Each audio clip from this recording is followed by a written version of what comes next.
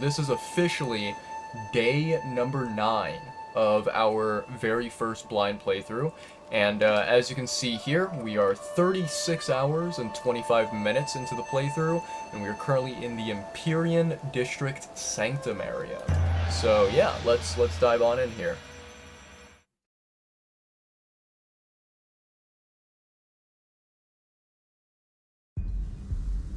Alright, very, very nice. So, let me take a look. Yes, we have the left areas that we need to go to, ideally. Yeah. If we can go to the left side, that would be fantastic. Although, I will say... yeah, like, these areas... how do I even deal with that? Because I don't think that I can... Can I actually... That's a good question, chat. Is there a way to talisman a door? I don't think that there is. I'm gonna be honest. Yeah, I honestly don't think so.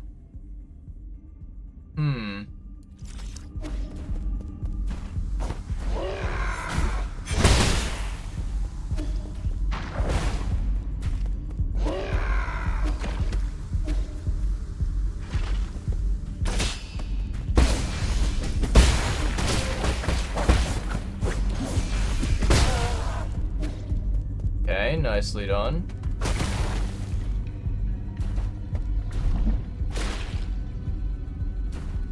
That is disgusting.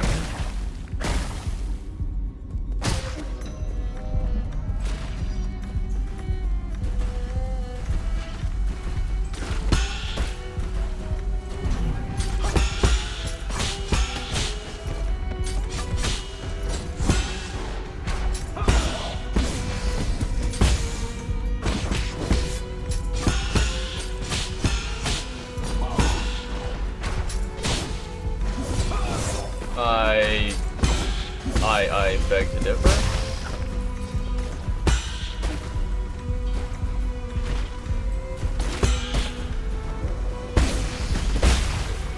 Nicely done. Ah, okay. That's how it works. So you destroy the plant, basically. Okay. I understand now. I understand completely, chat. Alright. Let's go ahead and rest.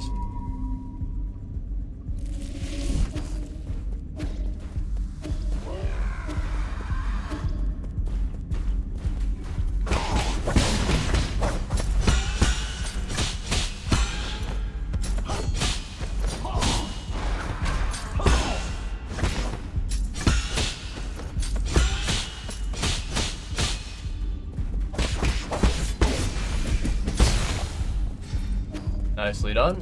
Alright.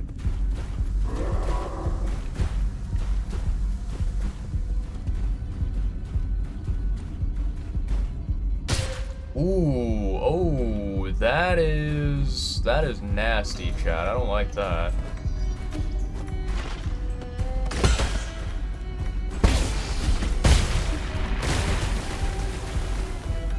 Okay, beautiful. We got past that. That is a lot of enemies. Okay, that's substantial, chat.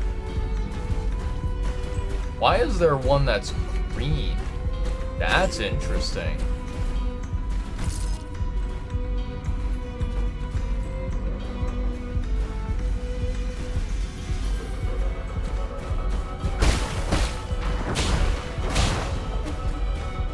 Okay. I beg to differ. Okay. I thought that I'd jump straight up and then, like, you know, attempted to smack at them, but that didn't seem to happen. Okay. That's fair.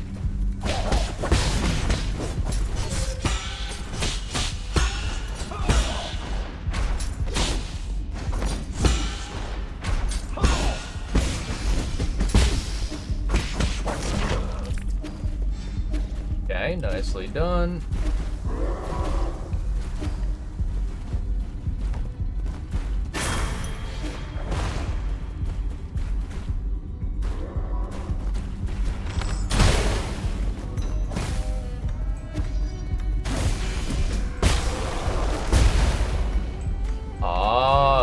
so he was kind of like a bomb. Okay.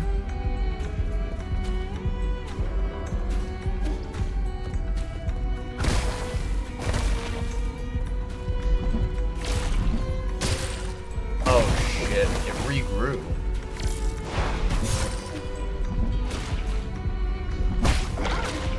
I am trying to dodge the other way, you dumbass game. Please and thank you.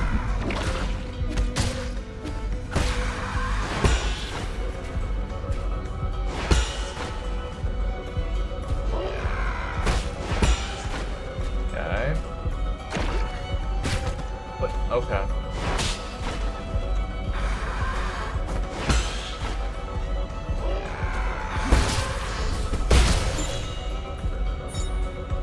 Passenger token, Steepoo. A token carried by Solarians used for identification and as a voyage log can be recycled at the 3D printer. New Kunlun's a great environment to be in, but I'm finding my bed to be a little uncomfortable. Good thing I brought my own small pillow. No one will be able to wake me once I enter hibernation, but if we do find the cure to Tianhuo, how will I know whether it's a dream or reality? It's a very fair question to ask, honestly.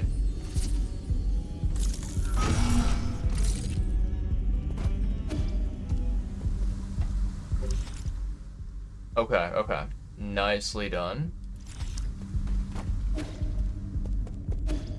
That's definitely not the correct area. Ah, I see you, sneaky little ninja. Yeah, I see him.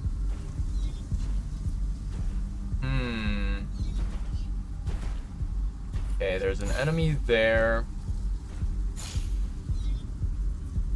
Ooh, okay.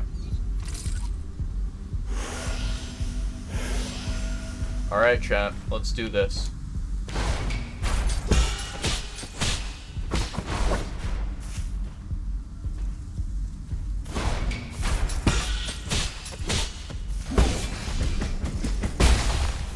Nicely done. Thank you.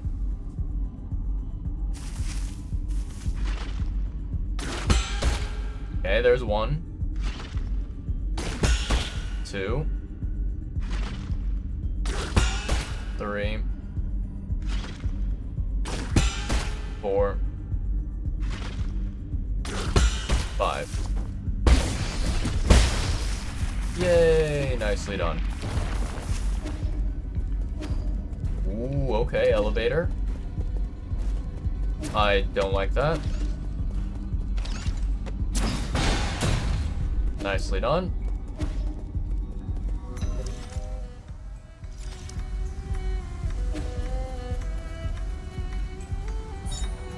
Elevator access token. An access card labeled Research Center. For security reasons, certain levels are only open to those with the requisite access token. Well, it's a good damn thing that I got here then, huh?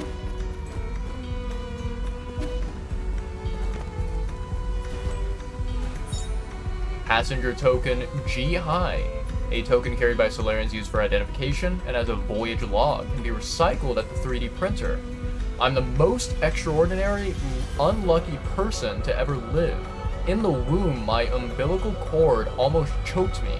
I've been hit by bird droppings, caught in sudden rains, and faced various dangerous situations. It's unbelievable that I got a spot here. Was all that misfortune the price for this one bit of good luck? Interesting.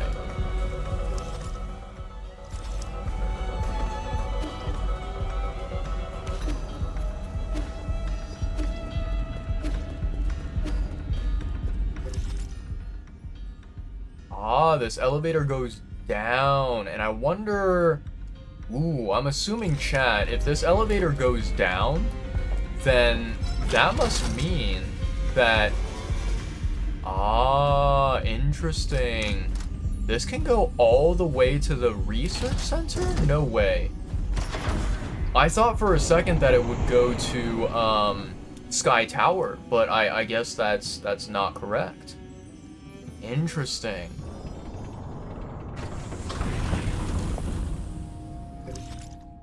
Tiandao Research Center. Oh shit, chat. Research Center chip? Main purpose of the research center was to find a cure for Tianhuo. The clinic in the Empyrean district also provided medical services to passengers in need. Interesting. Kind of freaky that the, robot, right? The map robot was already murdered. Kind of freaky indeed. Uh-oh, incoming signal. Sir. Yi, can you hear me? There's something I felt was off when I woke up, but we never had a chance to talk about it. What is it? Do you know about the Dusk Guardians? I don't know much, but I've seen them mentioned in some documents. The Dusk Guardians are staff responsible for maintaining all operations at New Kunlun. Over the past 500 years, while the Solarian passengers slept, they worked to ensure that everything kept functioning. I thought New Kunlun systems were fully automated. Well, relying solely on automated systems comes with risks. What's more, since you were in charge of developing the autonomous systems, A Gong was worried you might have tampered with it. After you were out of the picture, she greatly limited the scope and clearance for all high-intelligence systems, including Abacus. She then personally recruited the Dusk Guardians, which report directly to her. I never had the spare time to play petty games like this. How have these Dusk Guardians stayed alive for so long? Have they been genetically modified like Chio? No, they're Solarians. It goes without saying that they were also infected by the Tianhuo virus. A Gong's strategy seemed to be to use them in shifts which prolonged their lives. The weird thing is, when I woke up, I couldn't contact a single Dusk Guardian. It's like the entire organization had evaporated into thin air. That's the first time something like it has happened in over 500 years. That explains why everything's falling apart. Could the mutants have something to do with why the Dusk Guardians vanished? I don't know, but they were effectively Aegong's personal guard, so I wouldn't be surprised if they were conducting shady activities. Their headquarters is inside the research center. You might dig up something there. Interesting. Alright, nice. Let's go ahead and rest here. And then, I think what I want to do, chat, right? So we're currently in the research center. I think that it would probably be a good idea if we explored Sky Tower. I don't know how big that area is, to be completely honest, but I feel like, exploring Sky Tower, since we discovered it first, is better than jumping straight over to the Tiandao Research Center. Because I feel like the Tiandao Research Center, it has, like, very, direct, ties to the, the progressing storyline of the game. And so I feel like if we progress through the Tiandao Research Center, we will eventually get to, the next, the next part of the story cutscene stuff.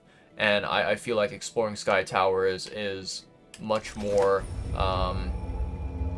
much more of an objective that I want to do before then, right? Just to see, like, what the heck that area is all about. Okay, so I need to go left, down, a little bit up, and then to the left. Okay.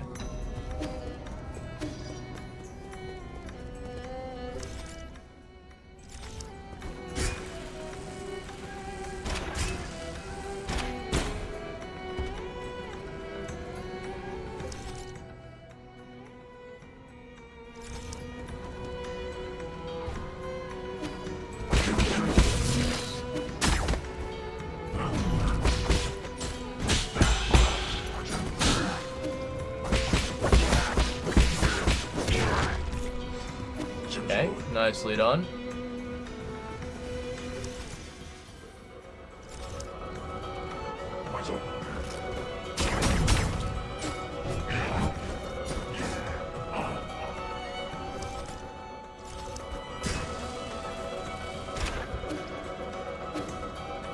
Alright, we made it, chat. Here we are at Sky Tower.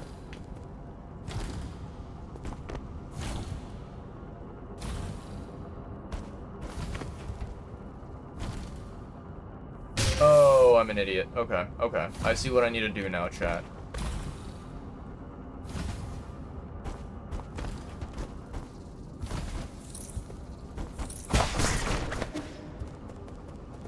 Okay.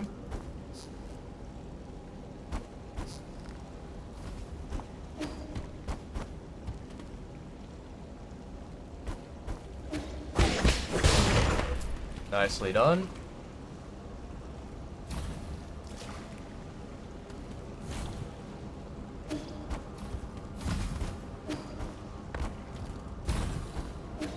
No, I'm an idiot, chat.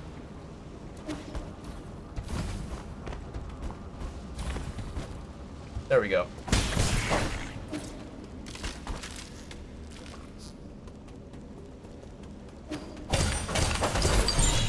Free money. That's what we like to see, chat.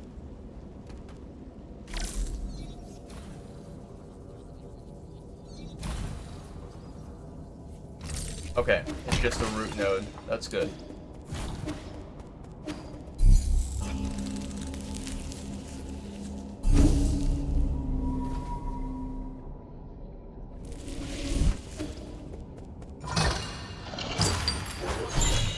Okay. What is this? Interesting. I found a fruit, chat, a tiandao, or sorry, like a tau fruit. That's what it's called. Completely fucked up the name there. Alright, let's see here.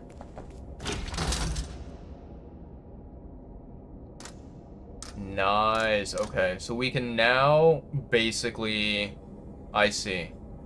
Yeah, we can travel between Sky Tower, the Sanctum, and the Research Center. Now the question is, how the hell do I unlock that?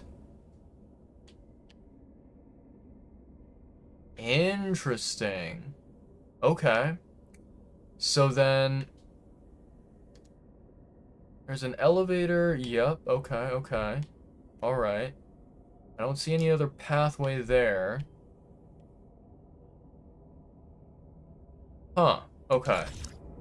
So chat, there has to be a pathway from the Tiandao Research Center, you know, all the way to the other side here of the Sky Tower, the other side that we can't get past currently.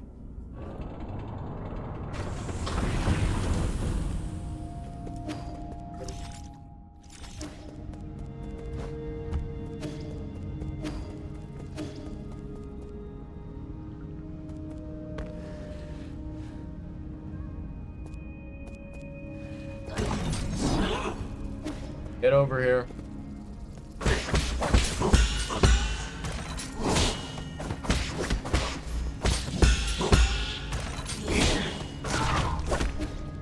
There we go.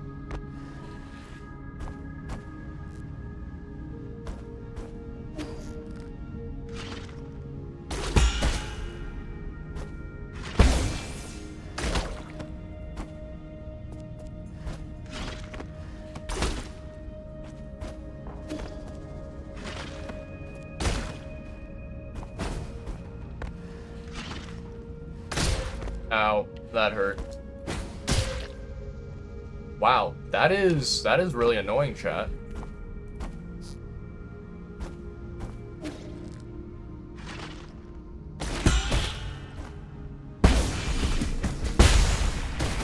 Okay, there we go. There we go.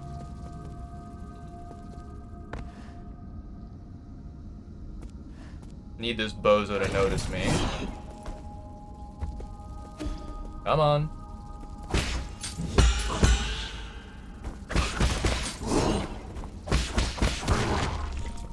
Okay, that was easy.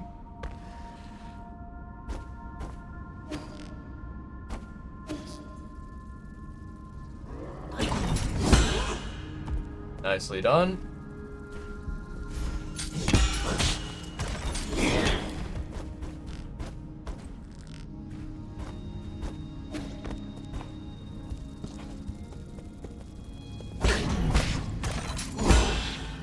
Okay. Alright, alright. No, you dumbass.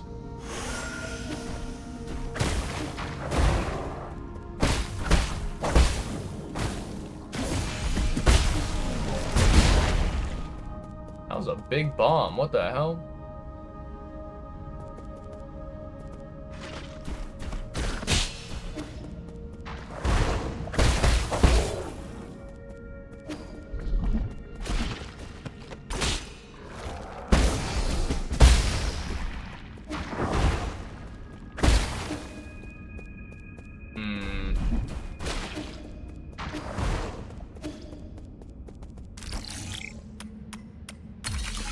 Okay, nicely done. Alright, alright.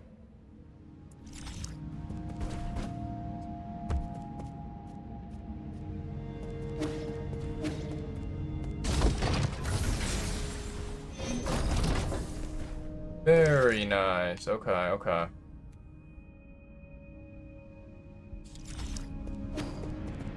think I know where we are, chat. I think I recognize this now.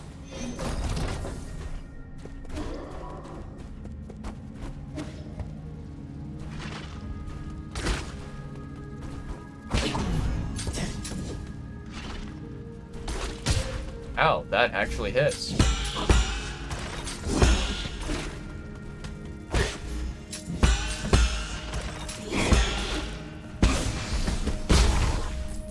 Okay, nicely done.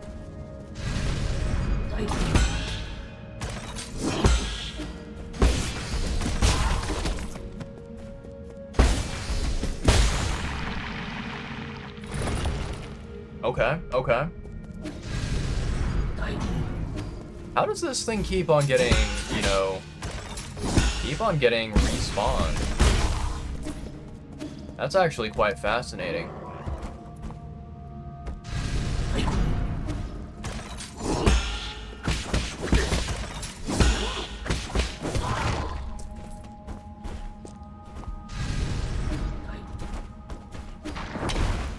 Ah, it can't be opened from that end. Okay, okay.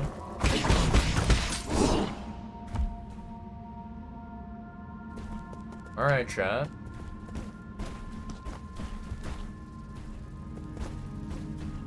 Ooh, that's so close.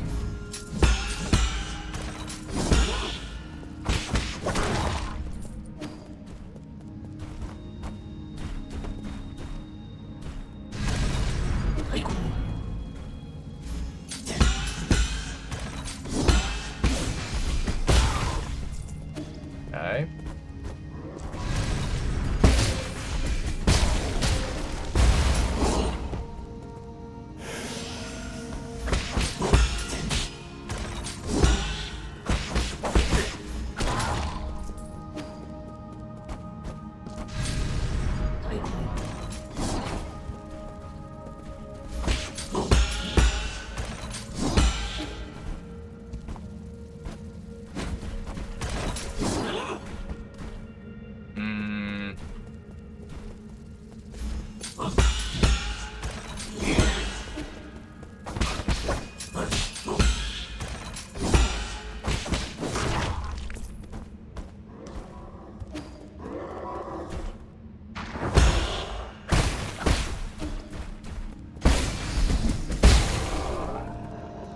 Okay, so he's gone.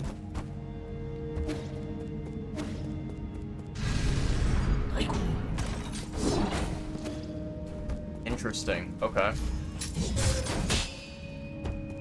That's annoying.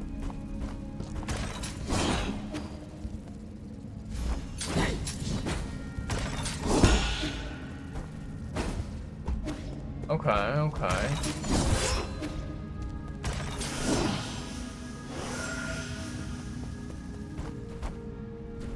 Man, I'm so close to reaching that.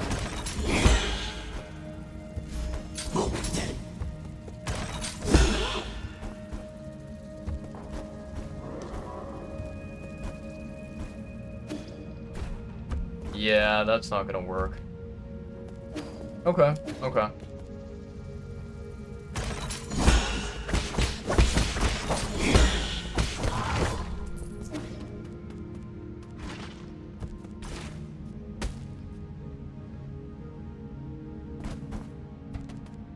Am I able to...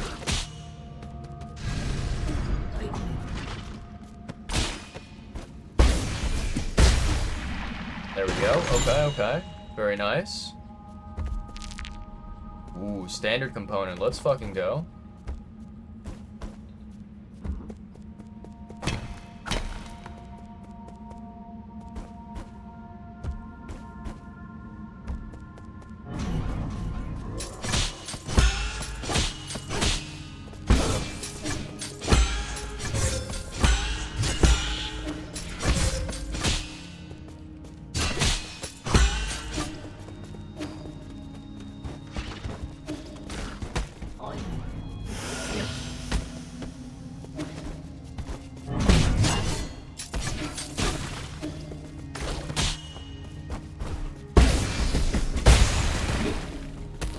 Nicely done.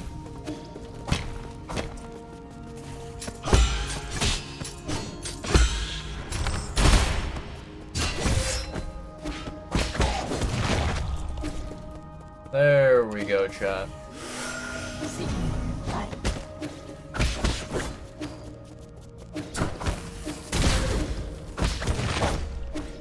I'm surprised that that ninja followed me all the way over. What the hell?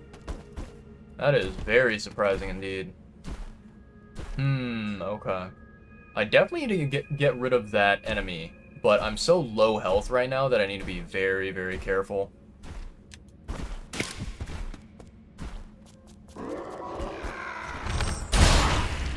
Nicely done.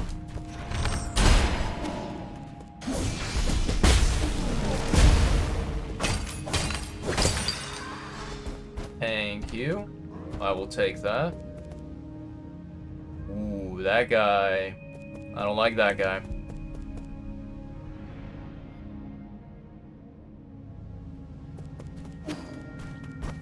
I can't tell if that guy was like aggroed onto me or not.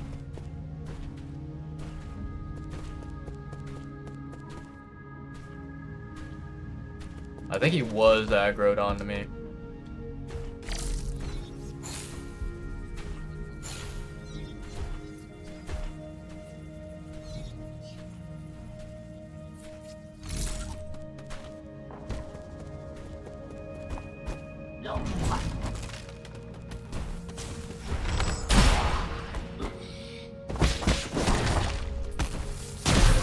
That was painful.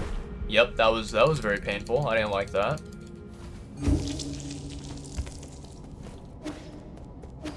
Okay.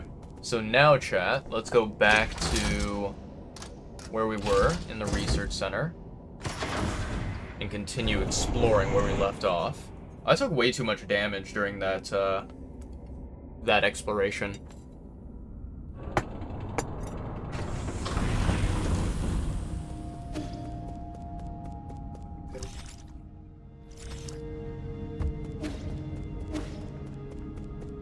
I see.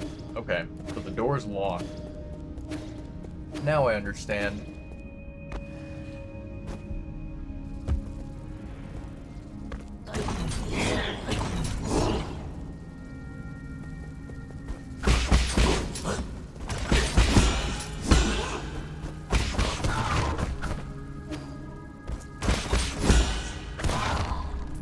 Ooh, that was clean. That was really nicely done.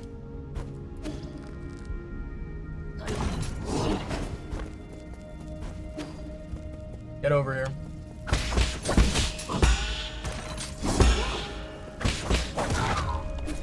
Easy peasy. Okay.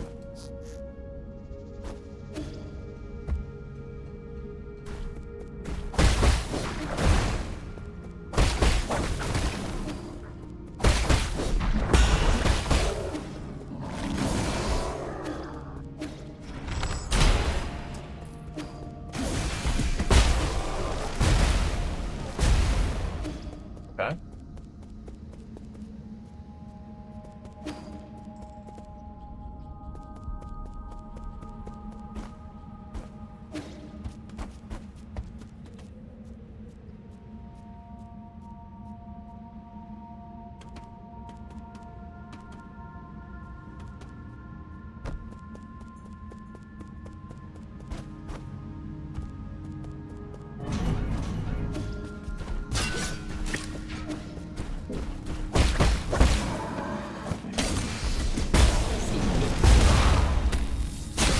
Ow, that hurt. How dare you? Very rude.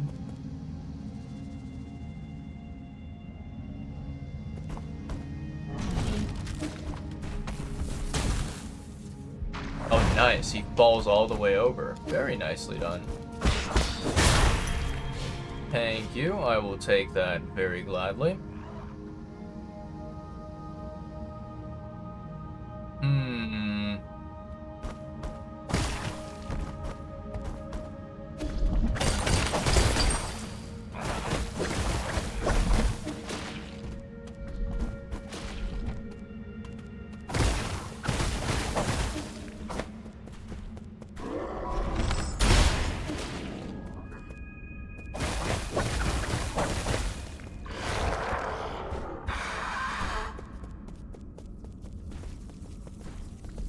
Well, this is interesting. Okay.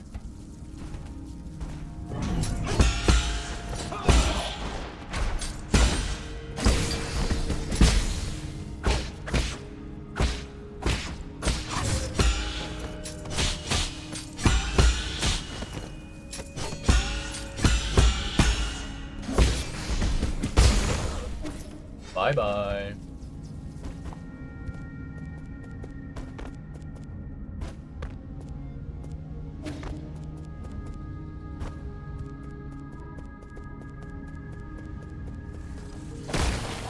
Ow.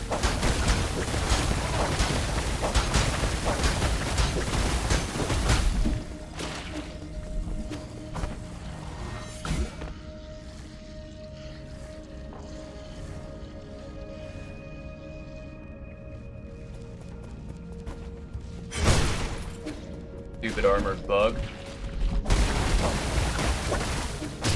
Ow, that hurt.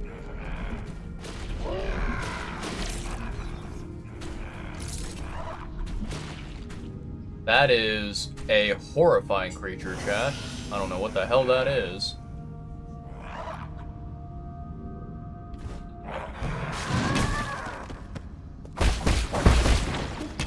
Ow, what the...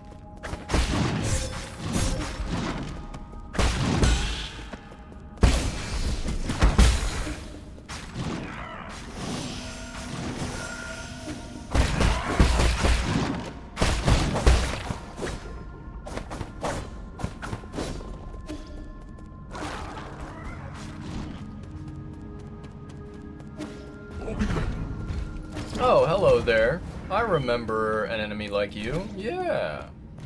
What's up? How you doing?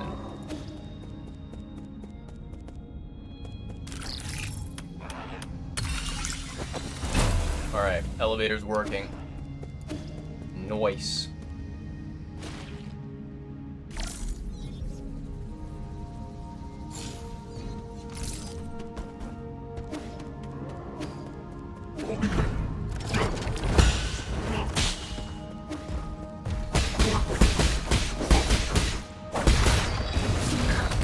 Ooh, that hurt. That hurt a lot, chat.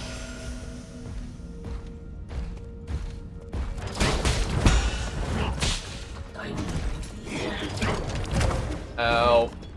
That was painful. I didn't realize there was going to be one of those flying enemies.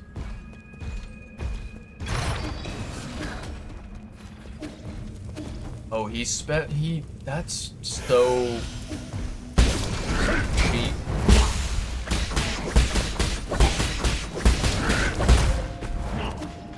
I thought I blocked. That was weird. Huh. Alright, dummy. I need you to come over here. Yep.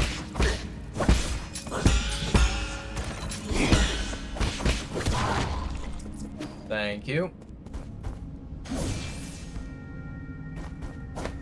Interesting. Okay, that doesn't work.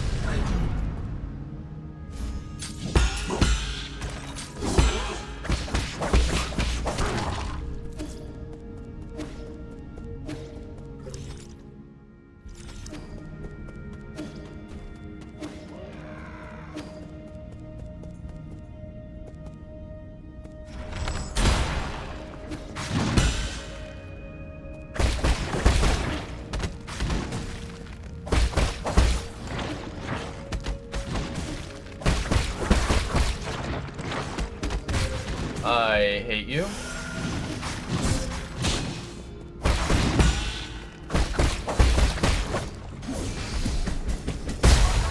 Bye-bye.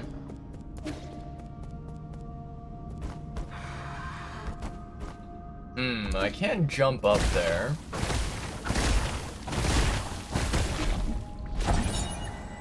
Dusk Guardian Recording Device 6. Dusk Guardian case file number 40. I am taking my senior officer to Ascension Palace. He already finished his Dusk Guardian service and was eligible to be discharged for hibernation. However, what appeared before us wasn't a hibernation machine, it was a killing machine. I saw all the others who had been discharged there. Some turned into monsters, and those that didn't were just being kept as experimental subjects. Was there no hope to begin with? We used all our strength to escape here, but now my senior officer is injured and all the medical equipment here is broken. How did it come to this?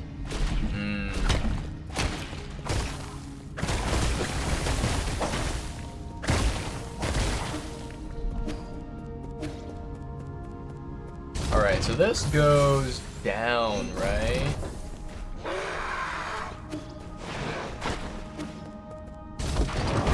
Interesting, okay. Have I explored down there or not? Kind of. A little bit. Okay, okay.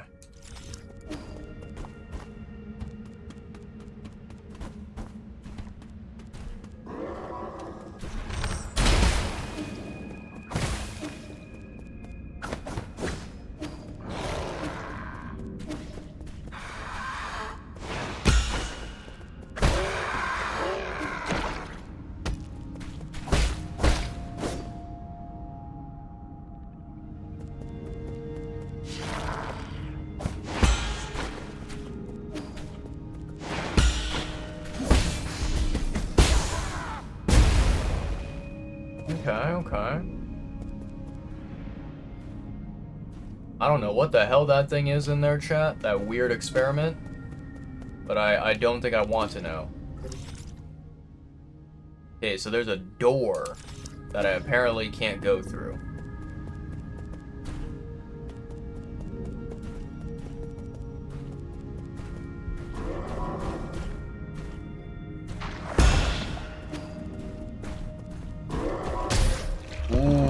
Okay, interesting. I didn't realize, you know, that was something I wasn't aware of, chat. I didn't realize that, like, you know, basically, with those enemies, when they walk, you are not allowed to, like, go near them, because just by being near them, their spikes will be able to damage you, and, you know, end up potentially killing you if you're low health, right? Very, very interesting. Okay. I think we should go ahead and rest here at the research center, since it's, you know, closer than taking the elevator every time. And then, yeah, let's go and continue our exploration.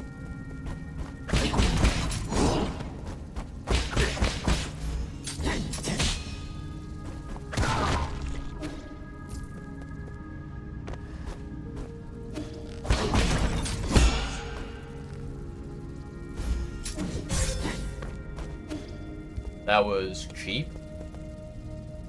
Get over here.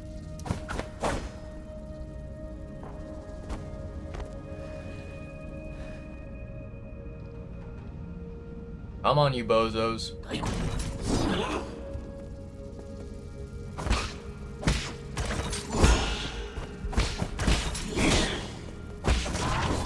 There we go.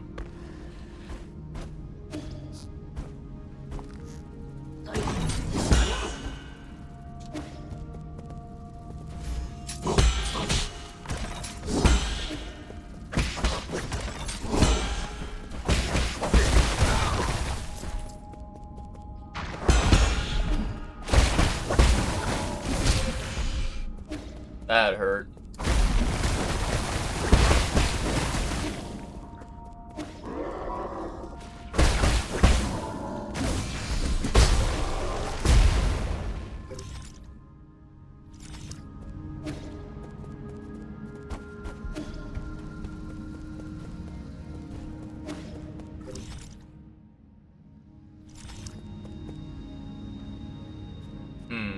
Okay, okay.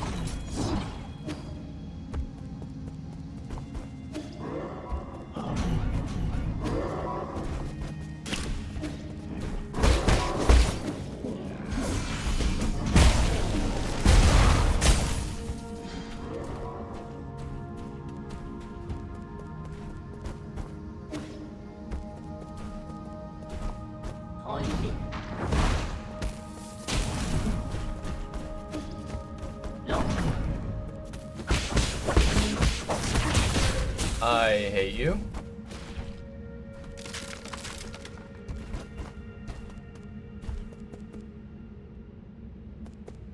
How am I supposed to reach that enemy? That's an interesting conundrum.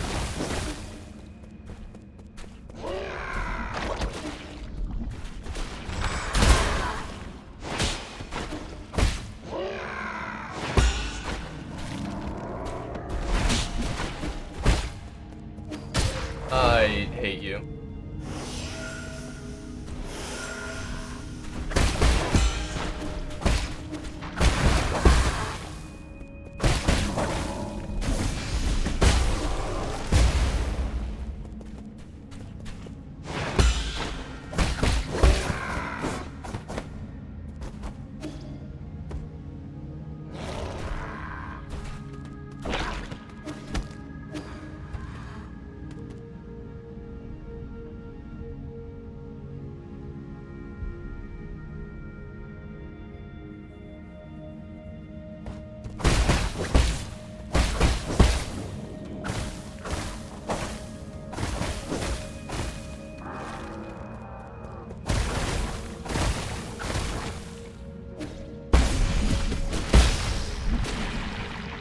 Okay, nicely done. All right. So we only have one more of these enemies. Or not enemies. Well, I mean they are an enemy, but like one more of these worm creature thingies that we need to deal with. And then after that, we can probably go down below, where I'm assuming that's the natural progression of this area.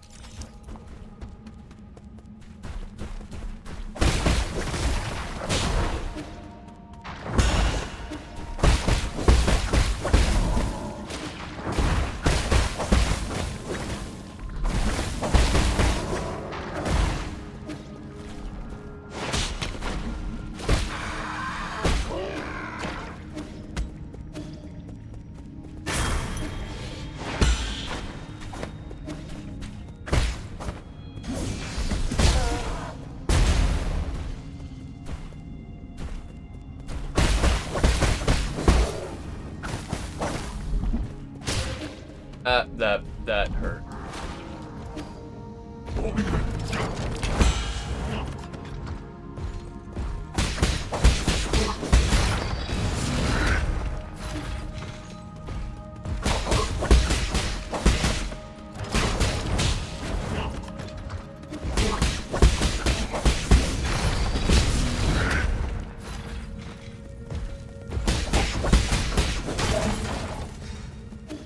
Okay, nicely done.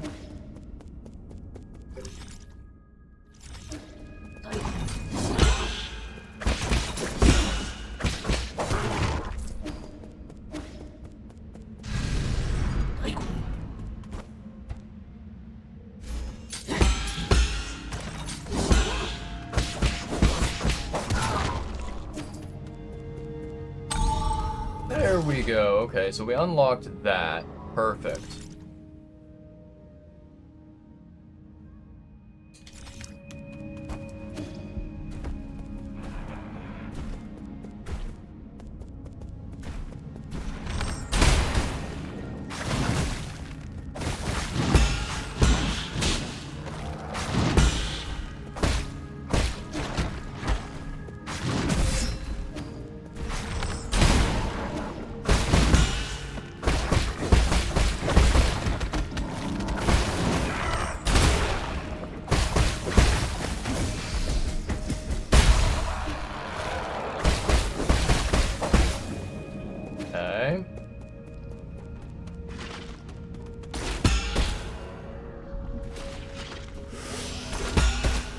Okay.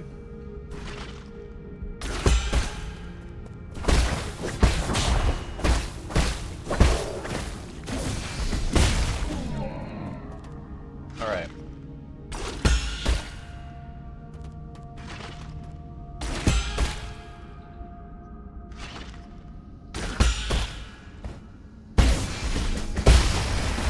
And there we go, chat.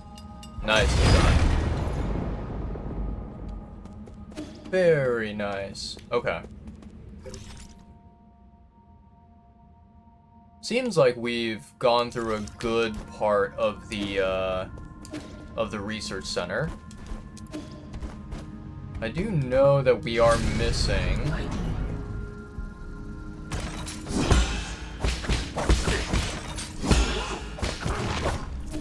Nice. Still don't know how the hell I'm supposed to, deal with that right there.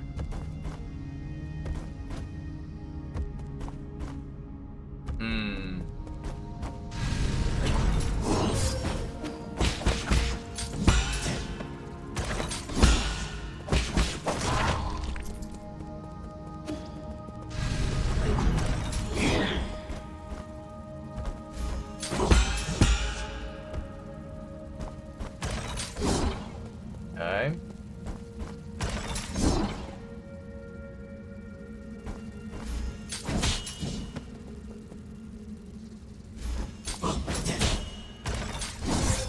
I swear I blocked that.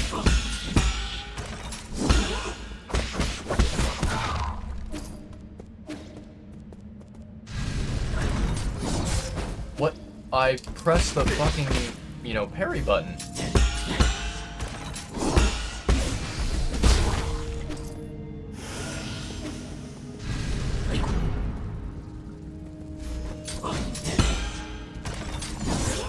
I beg your pardon?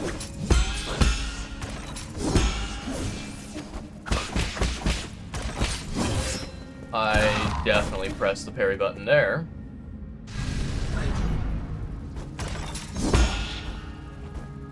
Okay, somehow I got up here, chat.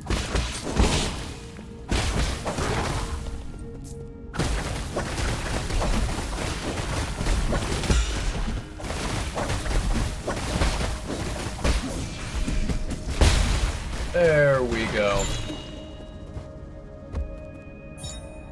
Dark steel, let's fucking go. Hell yeah. Alright, so now we've explored basically everything up here, chat. That's good to know.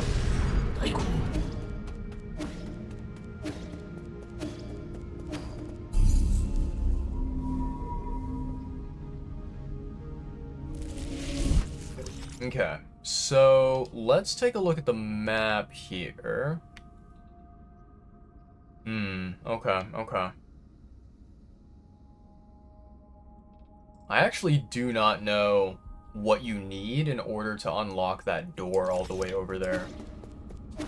We can try. We can see if it's accessible. But honestly, I have no clue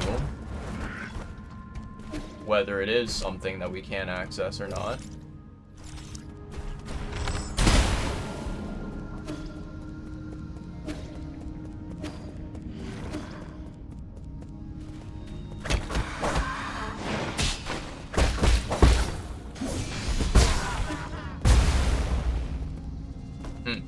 Yeah, doesn't seem like it's opening, chat.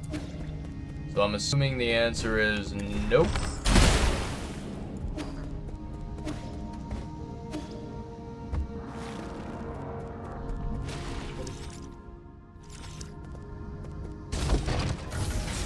Okay, down we go.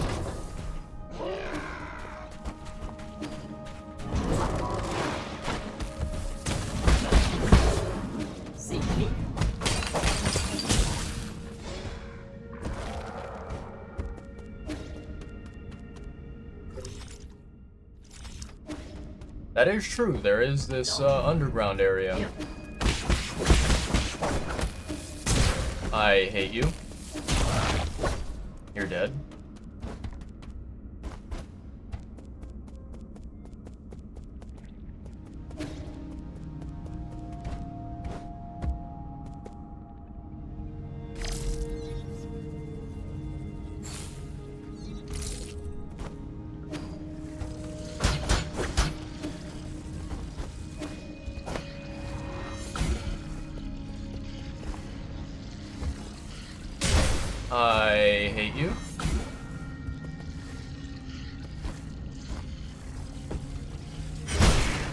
There we go.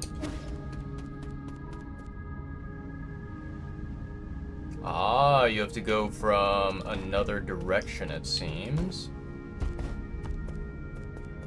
Yep, that's locked. Okay, okay.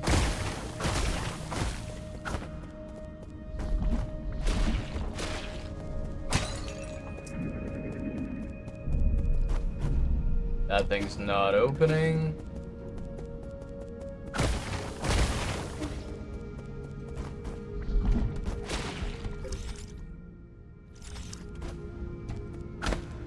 Yeah, that's not opening either. Okay, okay.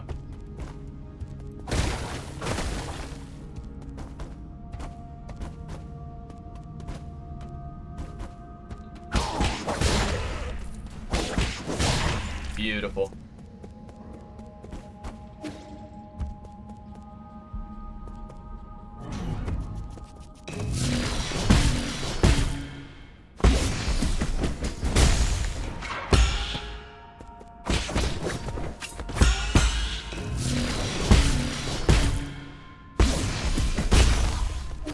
Nicely done.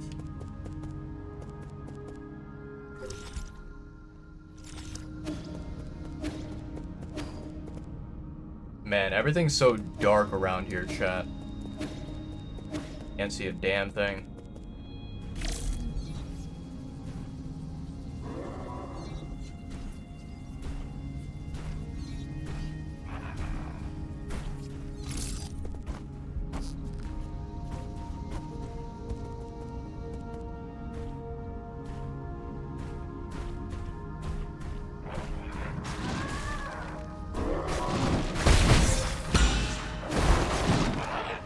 I don't like that.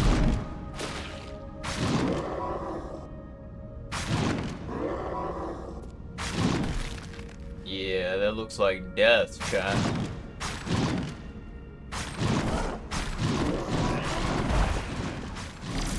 Okay, let me do a little bit of reconnaissance.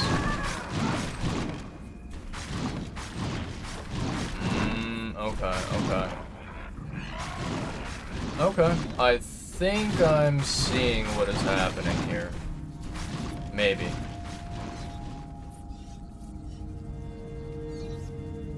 Ah, this is the room. Okay, okay.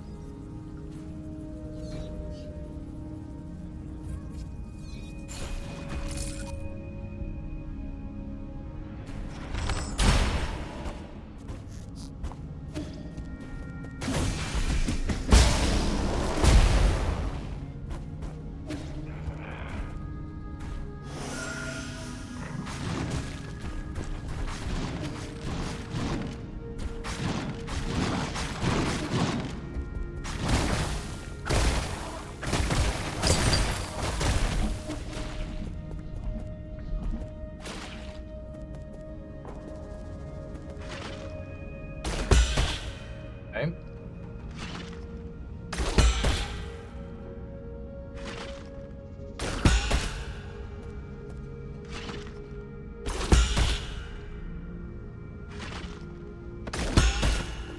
All right.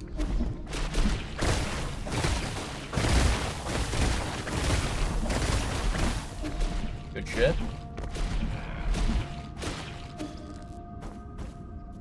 No. How did I miss that?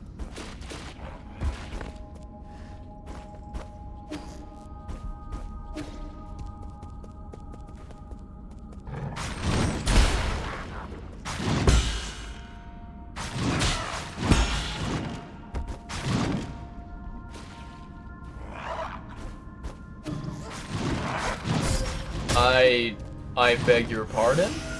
I thought I fucking, you know, blocked that in midair, but I guess not.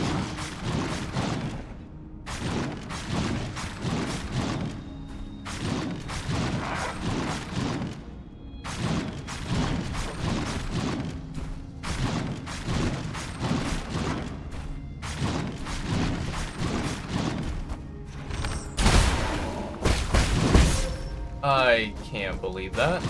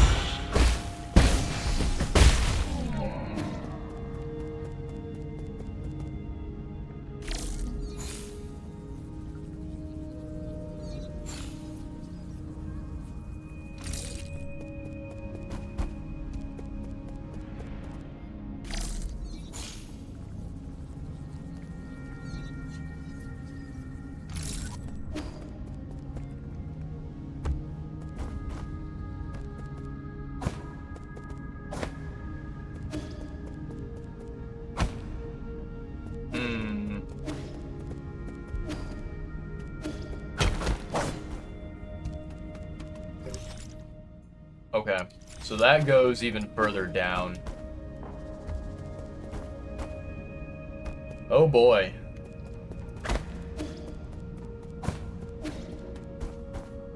And it looks like, chat, there is no way to go back the way that we came from. So it seems like we have to go down here.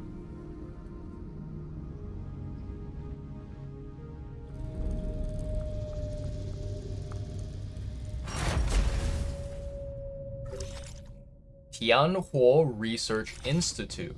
Okay. Nice. Okay, so we have a rest spot here. I'm gonna rest, and then let's go back to the pavilion, because I want to quick teleport to the previous area and go to the yeah, go to that spot that we completely missed out on, basically.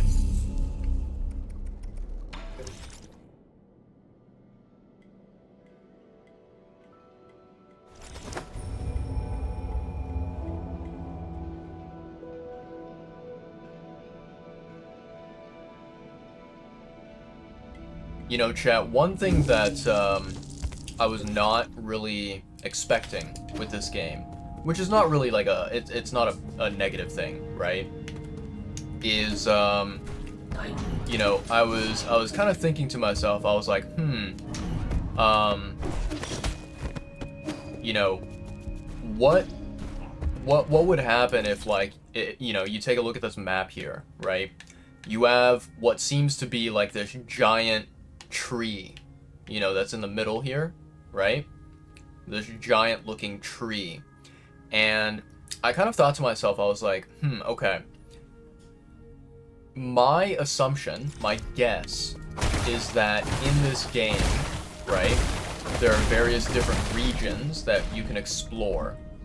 And I kind of thought to myself, I was like, okay, if there are multiple regions that you can explore, then maybe what will happen, you know, for story purposes, is that, you know, we will unlock various different regions, and it will all kind of like lead eventually to the very top of that tree, and we were like kind of making our way there, right? That did not turn out to be true, right? We seem to be going further down, but yeah, it was a very interesting thing where I thought, like, you know, all these various different regions would kind of lead us slowly higher and higher to where the tree is. And I thought, like, oh, well, eventually what will happen is we will get to a region that connects to the very top of that tree. And that'll be, like, you know, kind of the final concluding area for the story. But yeah, very interesting map design, I would say. Dusk Guardian headquarters screen. Dusk Guardian emergency message. Attention all Dusk Guardians. Due to the recent invasion of a large mob of unknown creatures, we are now on high alert. The mutant creatures are extremely aggressive and should be killed on sight. Squad members without arms should head to the armory and pick up some gear as soon as possible. Yan Qi, leader of the 7th Dusk Guardian Brigade. An emergency message can be seen on the screen inside the mission briefing room. Interesting.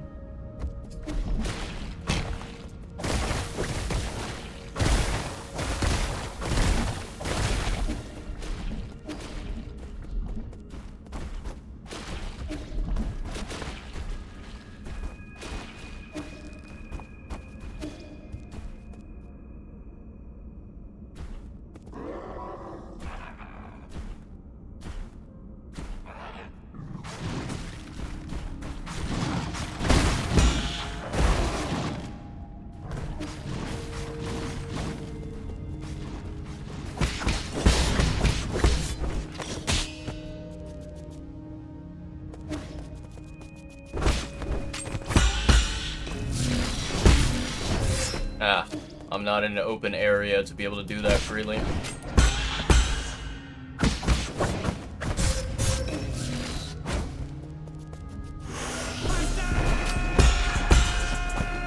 Ugh, that's annoying. What's going on, Quinn? How's it going? I should rename that to call it the Quinn Redemption. I feel like that's kind of like the main purpose of it nowadays. But I hope you're doing well, Quinn. Hope you had a wonderful stream. I don't know if you're still live. I'm assuming you probably ended your stream. I hope you had a wonderful time with Little Nightmares. You made a good, you know, substantial amount of progress in the game that I was very, very impressed with. We finally got to the end. Let's fucking go. Hell yeah. That's what we like to hear. Fuck yes. Absolutely. For once in your life, you finished a game. That's honestly fair. Ugh. That's cheap.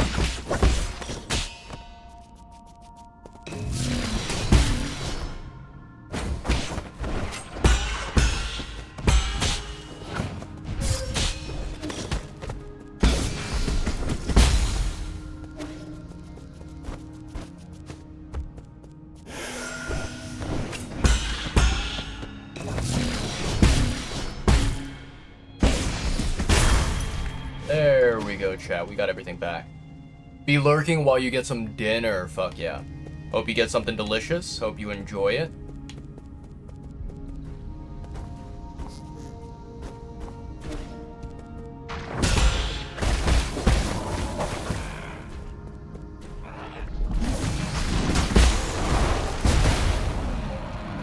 That was clean. That was real clean, chat. I like that. I think we did take a little bit of damage there, but that's fine. Overall, we survived, and that's what matters. Okay, so it looks like we've explored everything, chat. I don't think that there's any missing areas so far. So we're gonna go ahead and head down, further down. And then we get to see what kind of ugly secrets are they hiding in this research facility.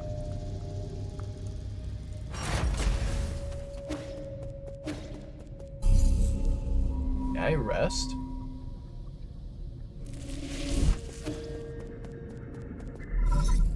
Oh, incoming signal.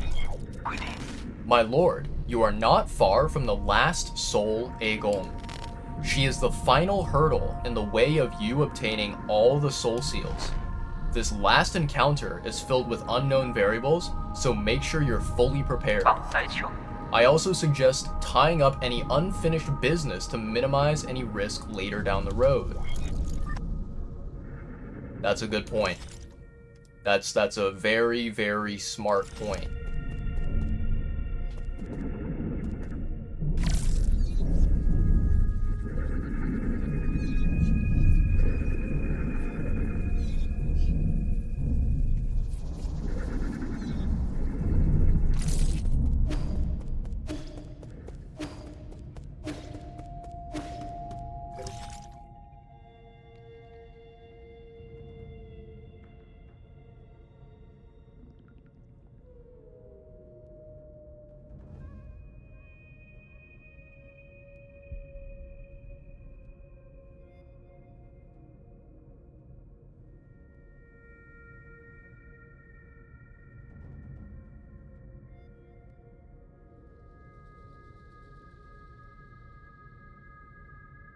Is there something down there that I missed, chat? No way that there is. Really? Let's go back up.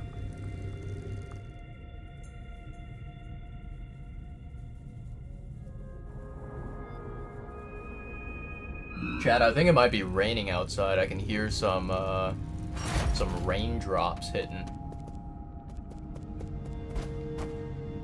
Oh, that's right, chat. Yeah, I can't go back up, can I?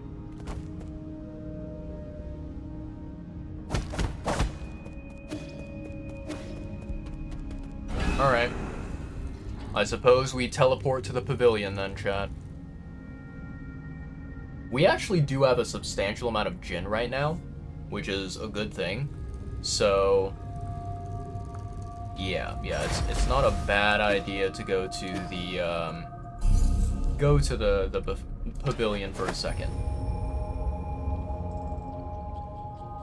But yeah, I'm very glad that, you know, Quinn was able to finish Little Nightmares, because, you know, for anyone who is unaware, Quinn was playing a game called Little Nightmares, and from what I've heard from other people who enjoy that game and that genre, it is a really, really, really well done video game, right? Very, very well polished and everything, right?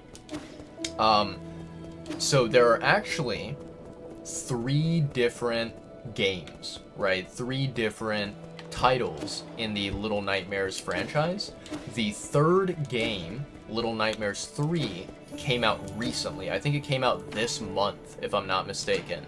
And so, you know, right now, basically, Quinn was playing the first game, and she wants to eventually start playing the second and go through the second Little Nightmares. And once she's done with that, she can try out Little Nightmares 3, which is a game that she got to play a little bit of a demo at PAX West 2025.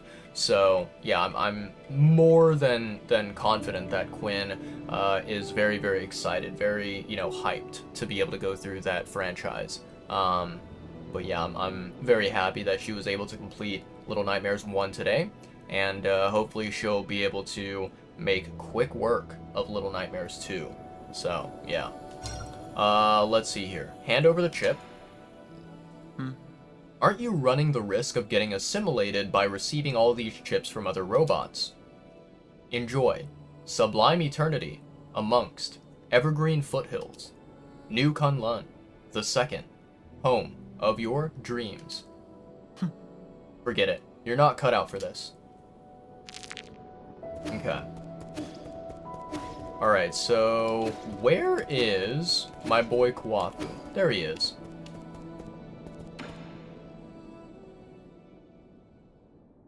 This is a pottery wheel.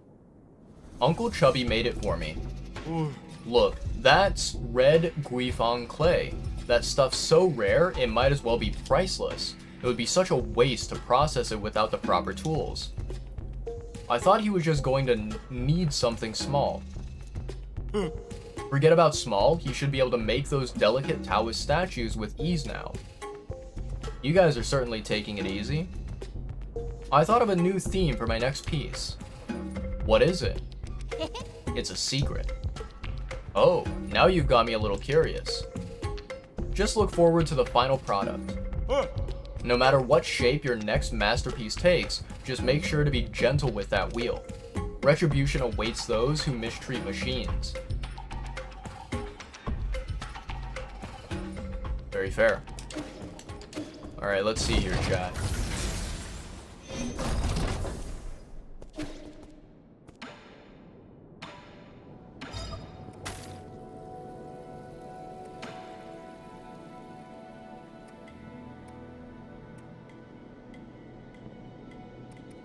It's a good amount of stuff that I can recycle. I like that.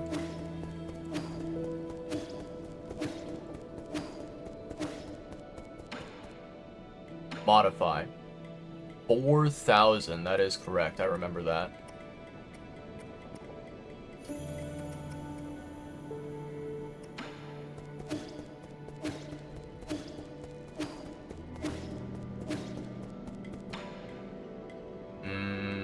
Recycle.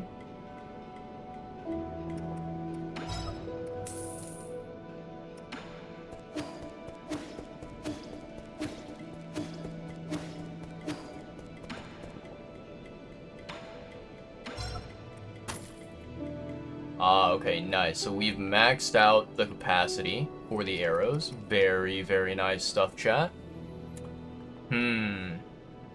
Okay.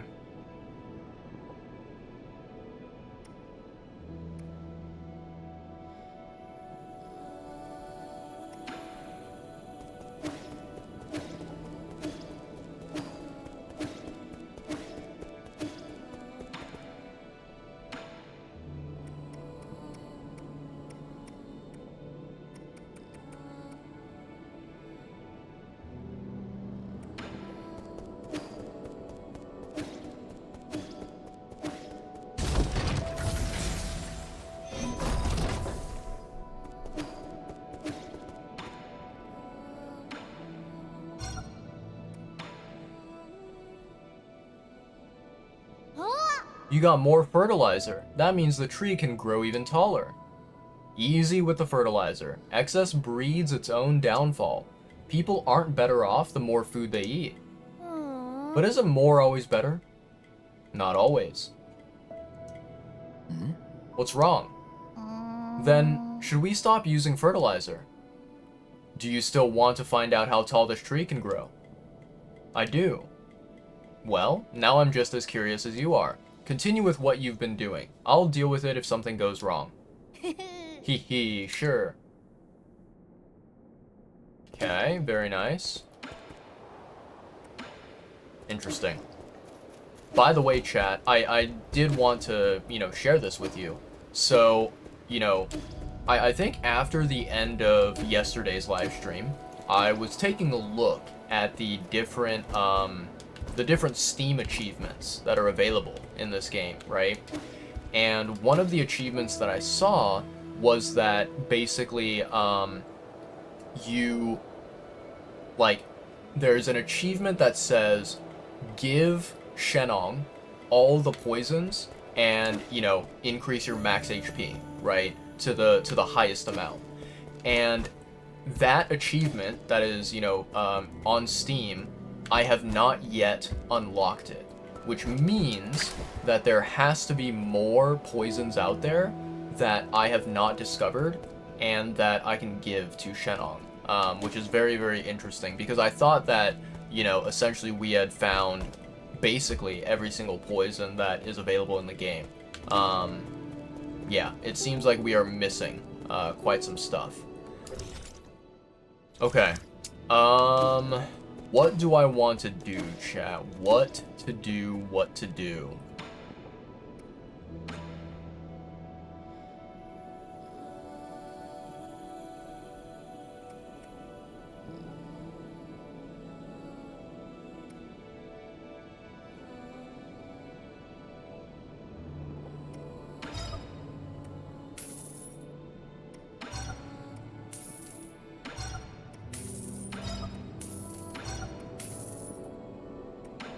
Nice. Alright, I suppose we should probably upgrade our arrows, shouldn't we? Now the real question is, which one is worth upgrading? That's the big question. I honestly think that getting at least one upgrade for Cloud Piercer is really good because it says here that it grants the ability to break shields, which is really, really nice. So I'm gonna grab this one. 2,500. Maximizes attack power and grants the ability to penetrate through shields. I can't speak, chat.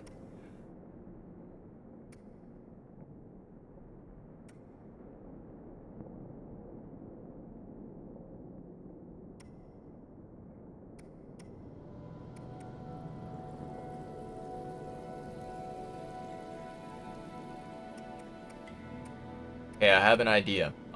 Chat. Yep. There we go.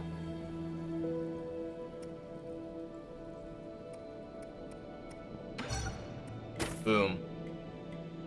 Nice. Okay. So yeah, rather than only upgrading, one arrow, by spending like all my Jin, I upgraded all 3 of these, and I also got 1 pipe upgrade, which is really nice. Okay.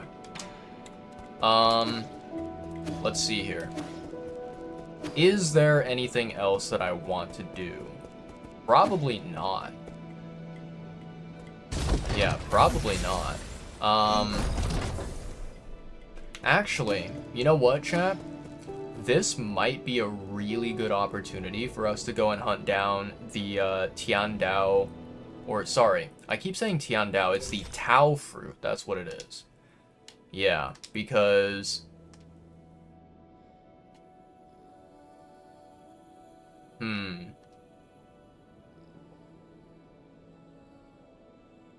Because it seems like there are areas, there are different locations that we have not yet picked up the Tau fruit in, and I think it would be really wise to get all of that finished before we encounter like the final boss fight, right?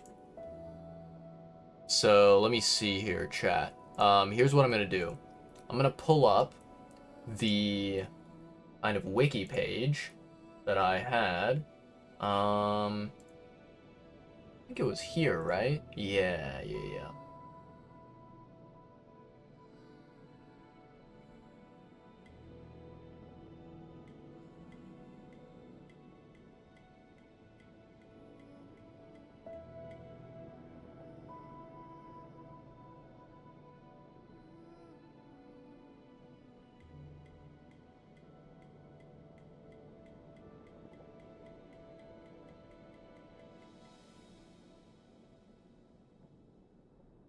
Have I already been in this area, chat? Nobility Hall. I think I have, right? Nobility Hall. Yeah.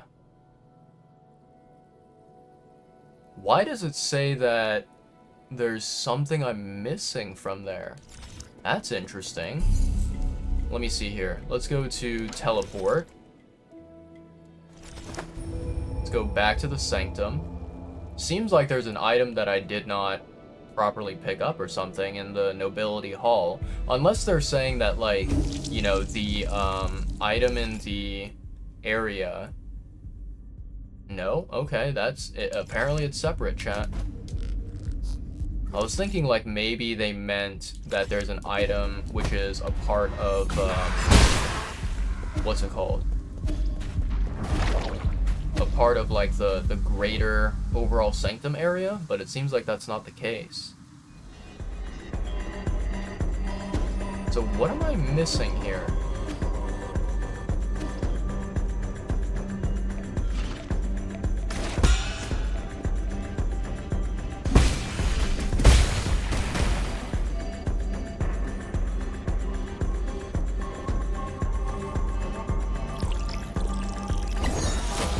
Oh shit, there we go, chat.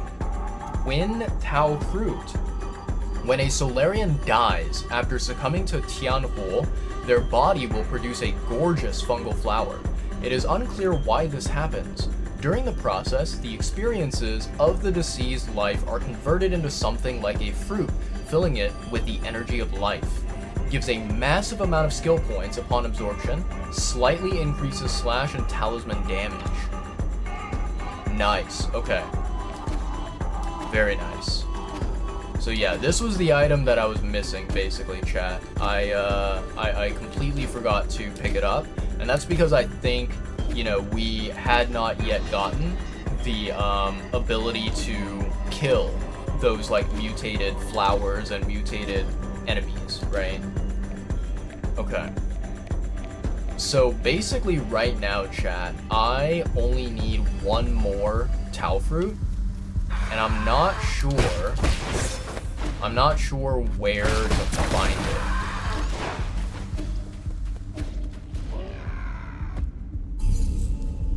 Because, let's see here, chat. I'm gonna go ahead and upgrade this one, and then we need basically one more point for this one, yeah. Let's go to Pavilion. You know, I remember in Sky Tower, you know, seeing that Tau Fruit, I believe. But I don't know how to get there. So, let me actually take a look at the wiki here and see, does it actually describe Sky Tower? Just below the top of the Sky Tower at the end of the main platforming challenge.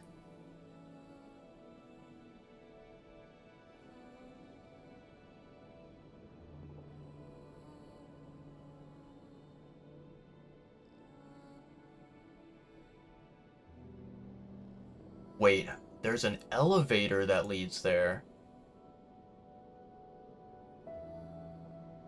Huh, okay.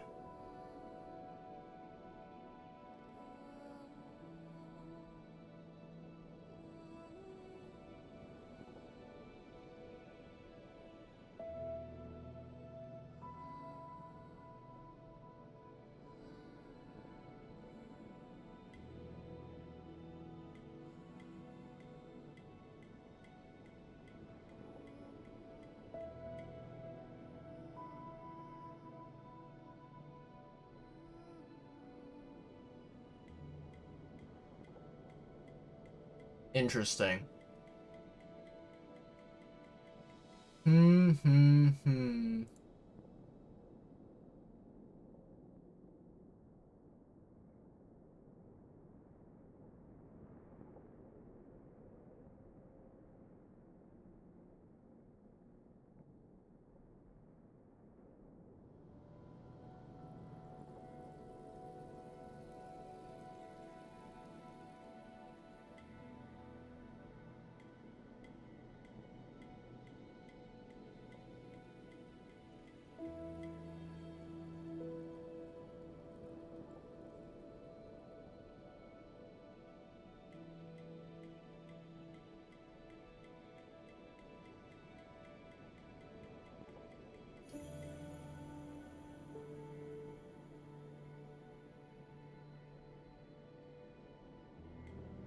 Okay.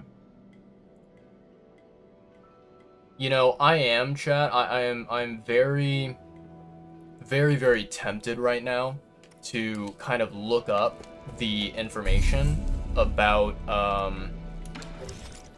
basically about, you know, how to access that, like, elevator, right? Um, how to get all the way up to Sky Tower, from the other side, because I honestly can't think of what needs to happen in order for me to, like, unlock that door or whatever. But I don't know. Maybe we will kind of just explore this area and see where it leads us.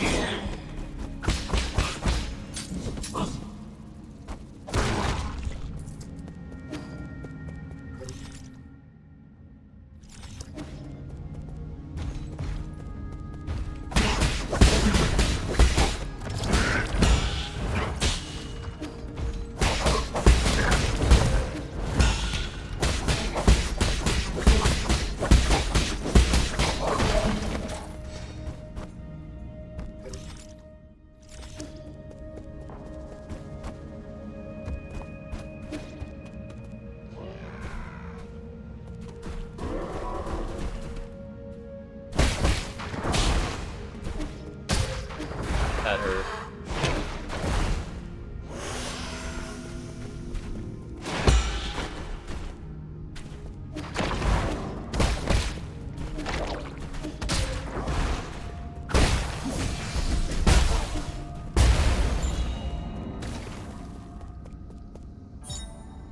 A passenger token, Shiyangwei. Before I knew it, I found myself far from home. The cramped cabin intensified my longing for the familiar street corners and the lively noodle shop nearby. Each step of this journey deepens my nostalgia for those simpler days. Right or wrong, it no longer holds significance. This cabin will be where I'll rest forever.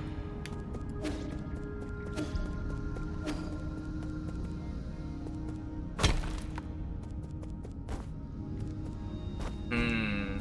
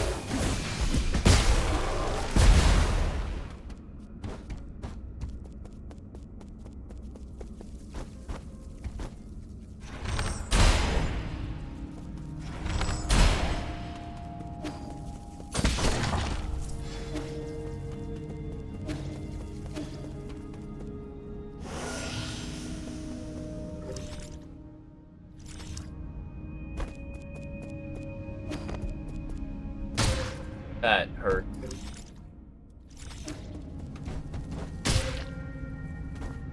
I don't know what I'm doing, chat. Like...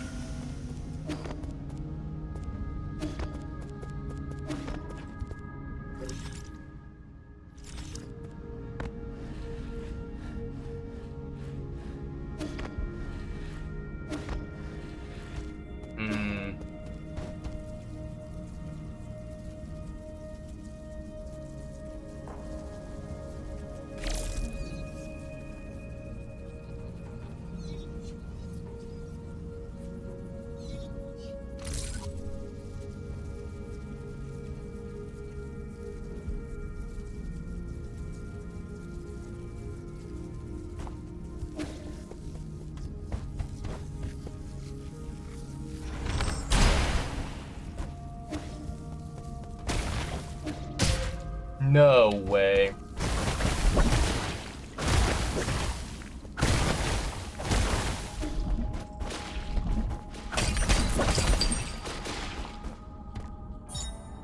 Passenger token Aimu. Today is my 25th day on New Kunlun. Are you all doing well, my masters? With all the rumors and conspiracies flying around, I believe it is my responsibility as a streamer and one of the chosen to let the world see the truth. I hope everything will get better once we wake up from hibernation. I will continue to keep you all in my thoughts and dreams.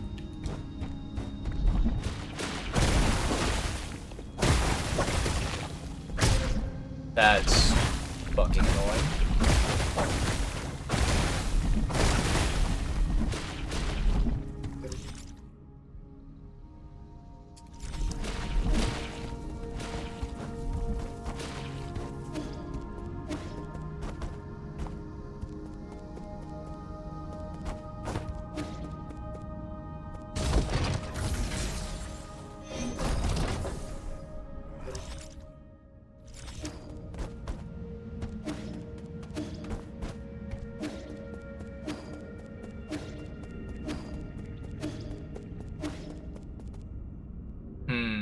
Nope, still not open.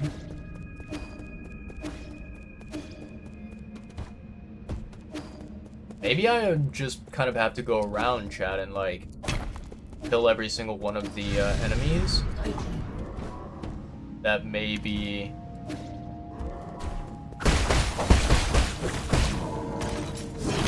I hate that.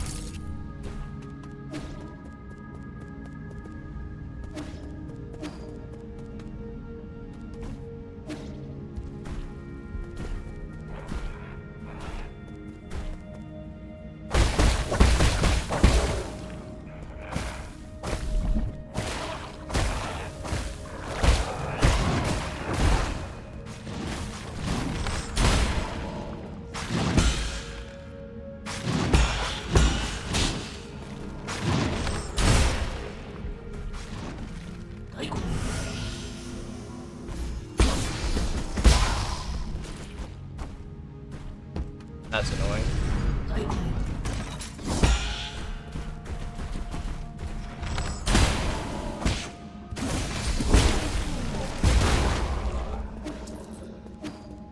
Okay, nicely done.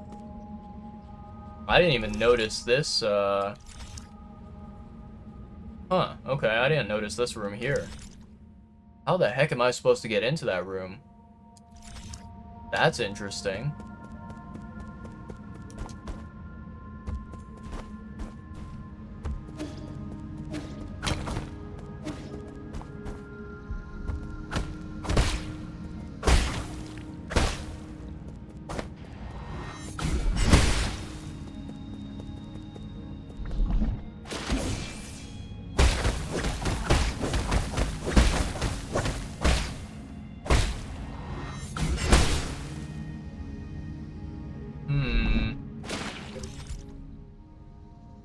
Something is strange.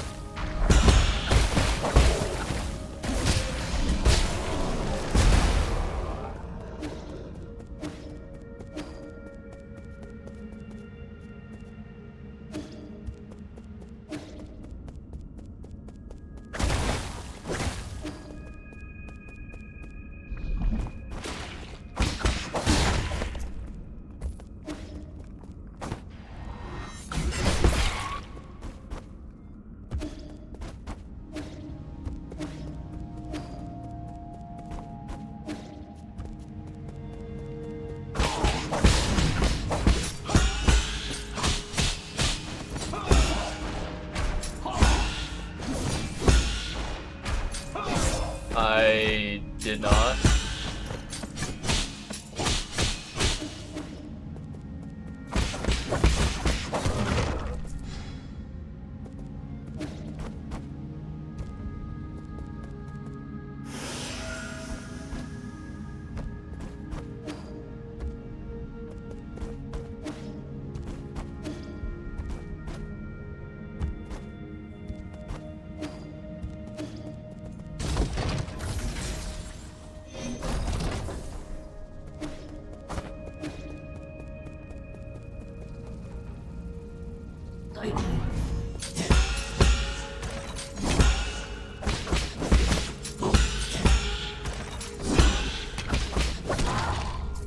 Bye-bye.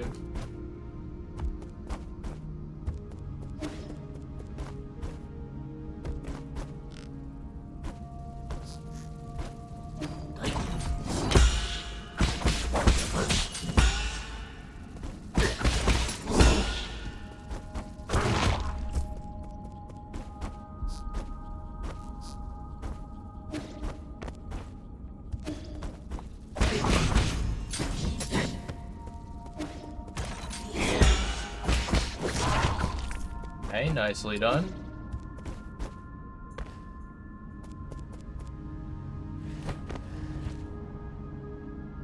That is a fantastic question, chat. How the fuck do we get into that room?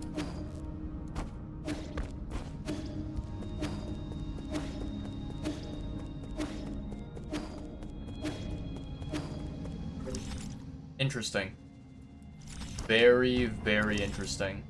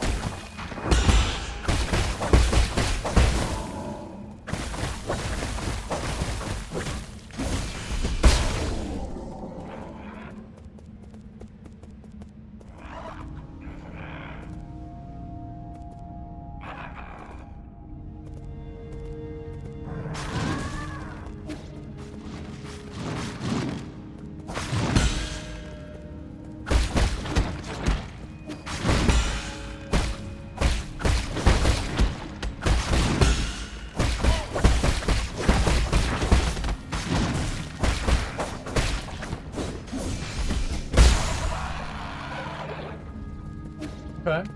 Nicely done.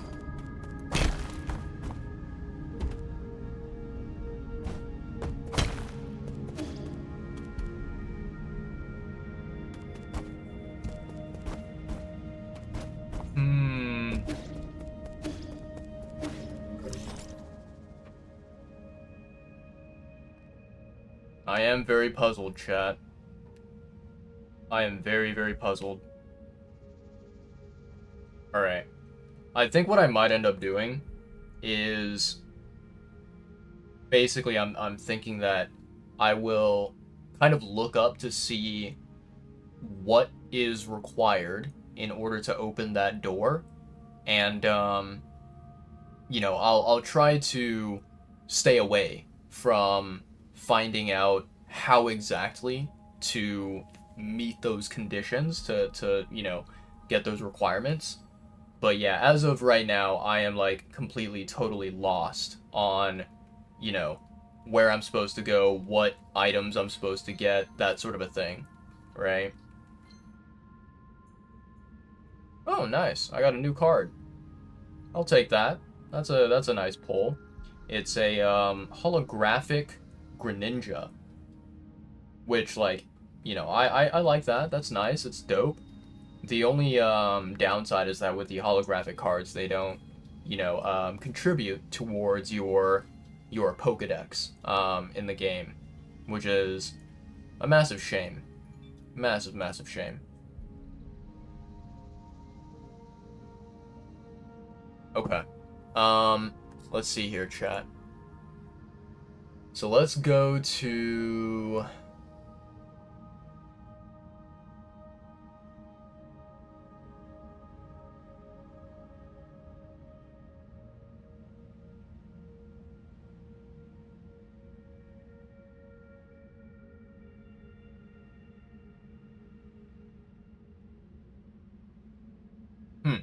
Interesting. You know, chat, for a Wikipedia, this website is basically not helpful at all.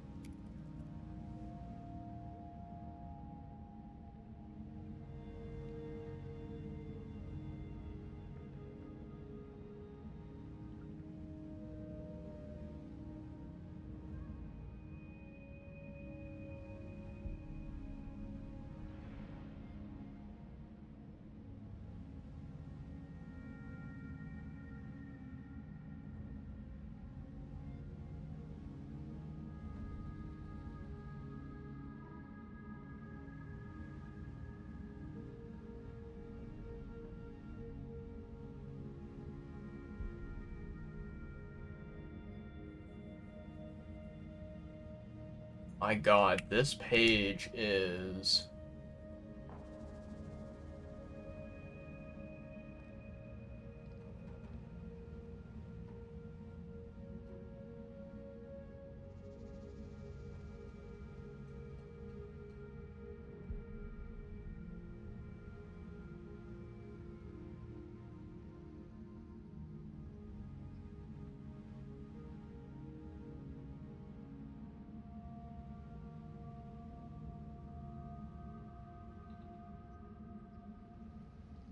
Lake Yaochi Ruins.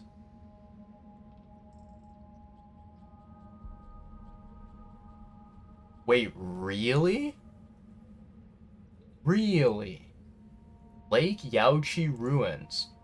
That is quite surprising. Huh. Okay, okay. I can do that. Sure. Alright, chat. So apparently, the location that we need to go to is actually Lake Yaochi Ruins. It's not the research facility like I originally thought. I mean, I will say that, you know, basically in this area, the research facility, there is stuff that we have not yet completed. So we still have stuff left to do. Especially figuring out that one door on the very left side. But, I mean, if that door is kind of more there for, like, lore purposes, then I'm fine with that. Like, I think it's nice to learn more lore about the game, of course, right? But, I think that getting the Tau Fruit is much more valuable, much more important, high priority for us. So yeah. But, yeah, let me go ahead here, chat, and I gotta make sure I exit out of the Pokemon app before that, you know, app ends up draining my battery. So we need to go to Lake Yaochi Ruins. Interesting. I have not been in this region of the game for a very long time.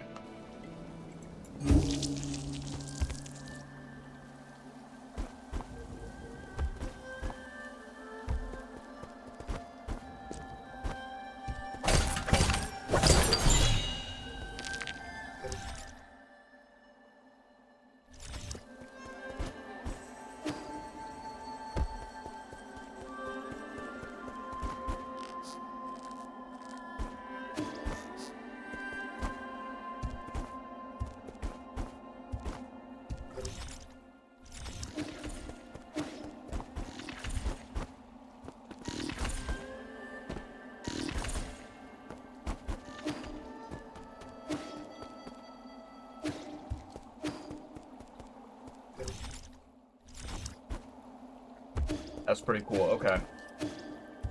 All right.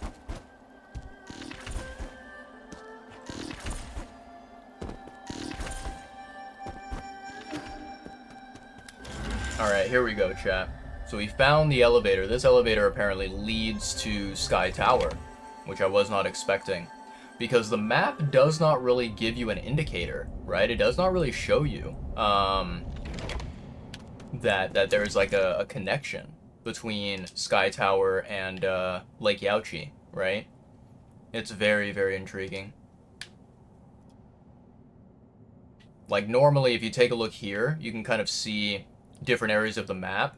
There are indicators of, like, elevators and pathways, right, that connect to different regions. And it's just, yeah, it's very fascinating that it doesn't really showcase it here.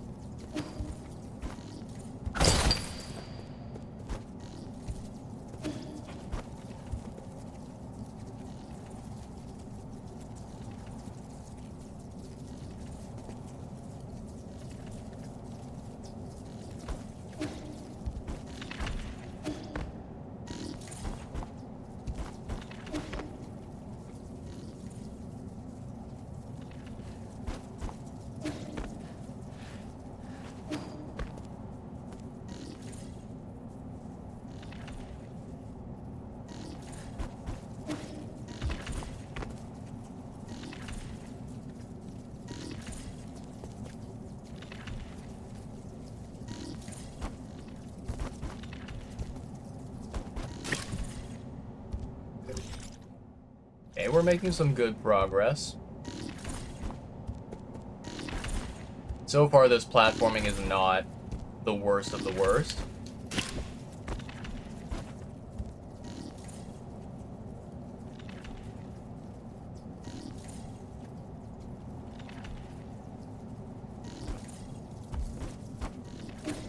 No way. That's rude.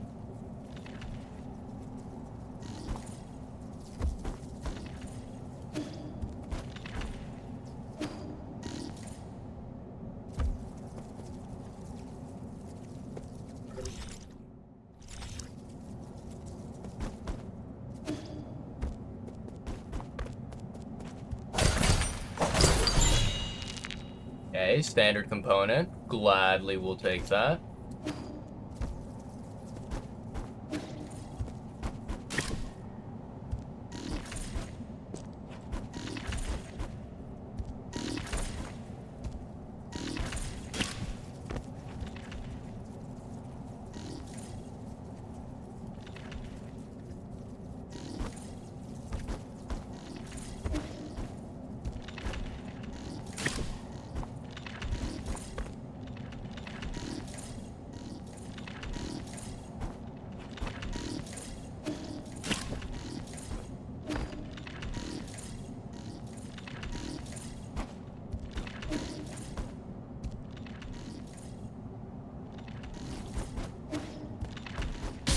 No, what? Excuse me?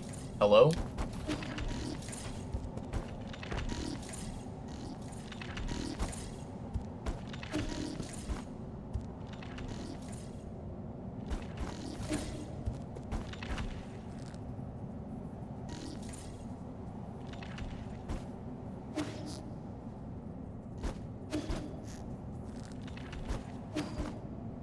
Holy moly, chat.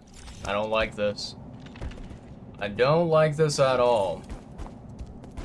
It's not like the most annoying platforming challenge I've ever done, but it is very, very challenging nonetheless.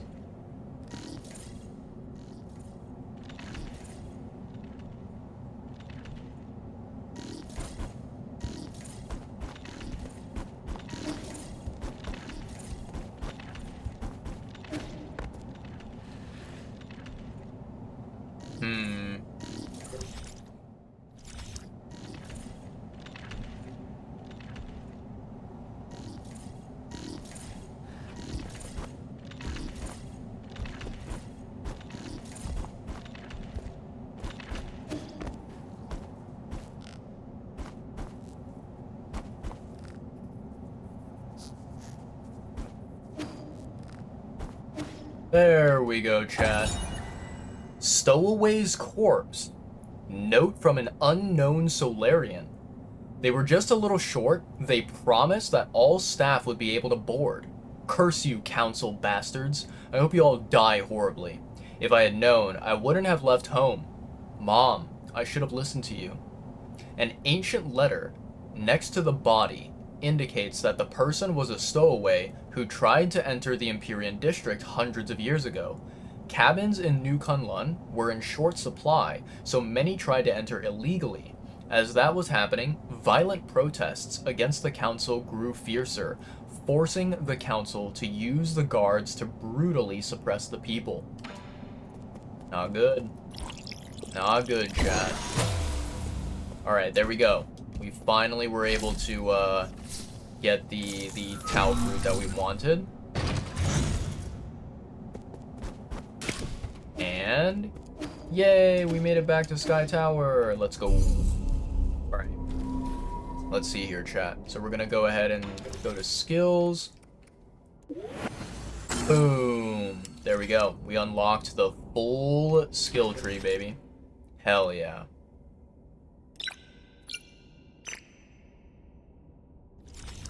Okay. Let's see. Pavilion. I think honestly now, chat, we should be ready to, you know, continue forward and go to the area where Aegong might be waiting for us. But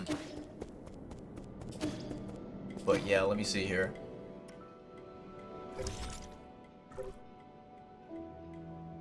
$1,300 Jin. Maybe we can upgrade our pipe vial? I'm not entirely sure how much it costs.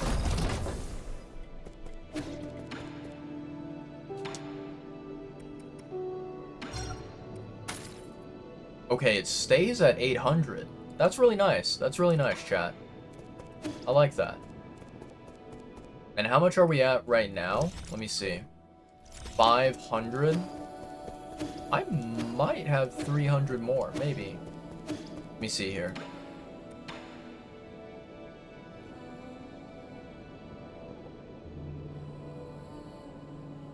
$1,200, 800, so that's 2,000. 2,500. It's a good amount, yeah.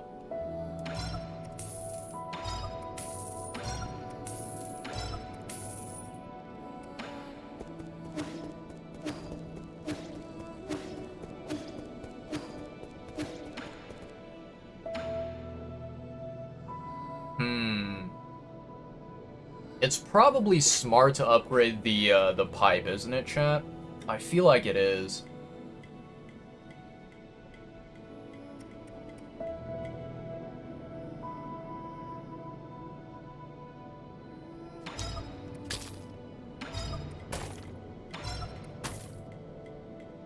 Level 6, 800. Interesting.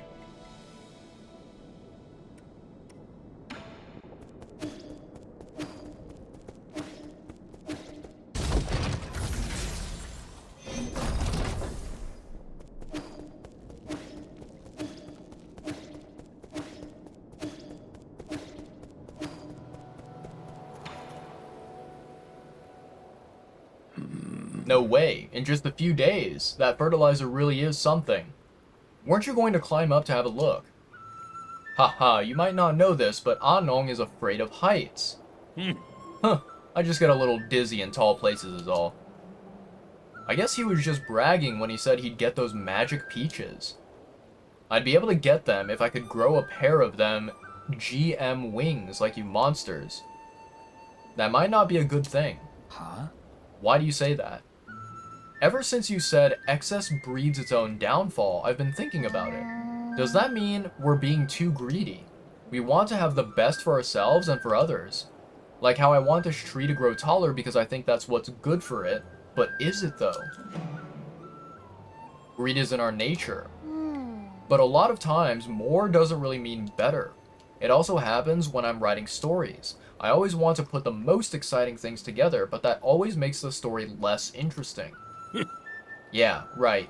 As if any reader wants to read the second most exciting story ever. I thought you looked up to the lives of Yi and those monsters. I want to be as strong, as smart, and as brave as Yi, but you shouldn't try to be me. And don't get the wrong idea, I am neither strong nor brave. In fact, the Solarians probably ended up the way they did because of their constant need to do more and more. That's why I'm not using any more fertilizer. I'll let the tree keep growing by itself, but if it doesn't, that's fine too. I wonder why my parents didn't use fertilizer for our crops when I was little. I never really put that much thought into it. My sister was much more skilled when it came to horticulture. Why didn't you learn anything from her? Why indeed, it's something I have come to regret. But perhaps I can learn from you. Well, if you have any questions, ask away. That was a very wholesome scene. I like that.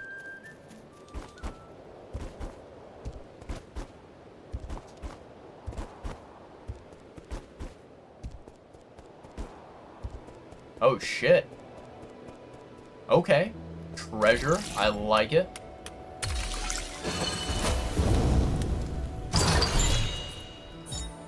Computing unit. Let's fucking go.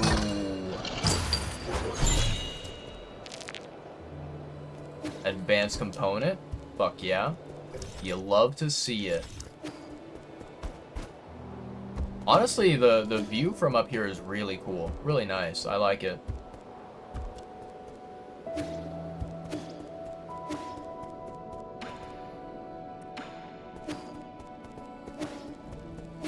Alright. Let's go ahead and upgrade our pipe vial one more time. From Uncle Chubby. And then we should be able to go to the area we were at before. Level 7. Interesting. I wonder if this maybe goes up to like level 10 and then it stops there.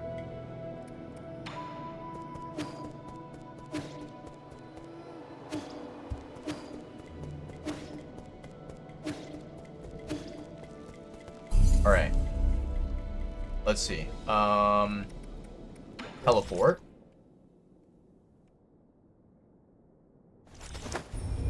Here we go, chat.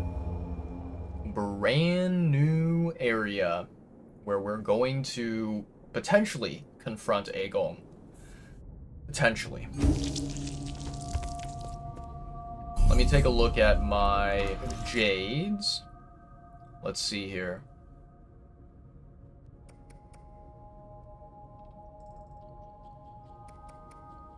I could take away this one and then could take Hedgehog. It's not a bad one.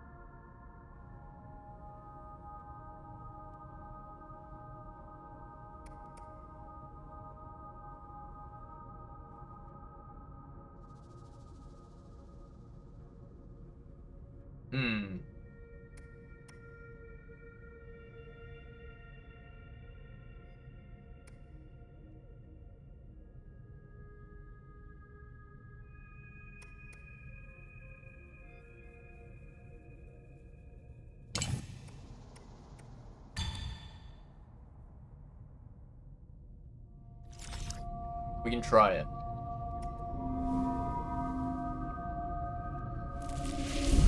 Alright, here goes nothing, chat.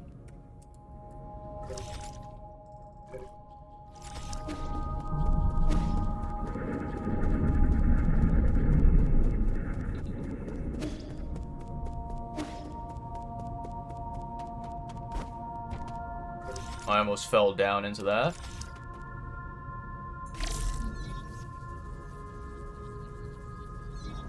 Ah, blocked passageway. Okay, okay.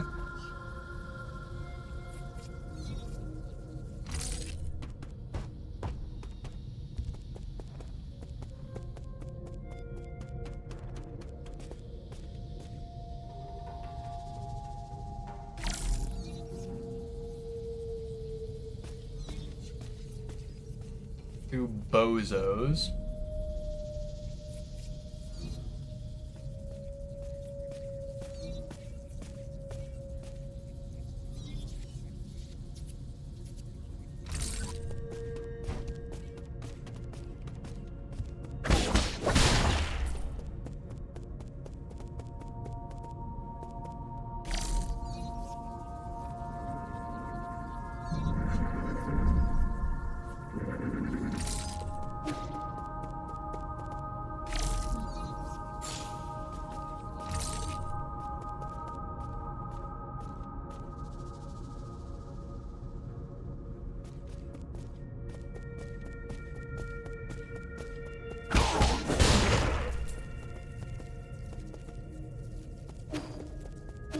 Alright.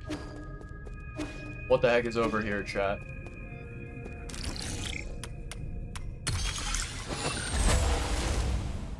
Recording device. Log 0184. Origin era, year 450, winter 1 out of 20. I have never seen a catastrophe like this.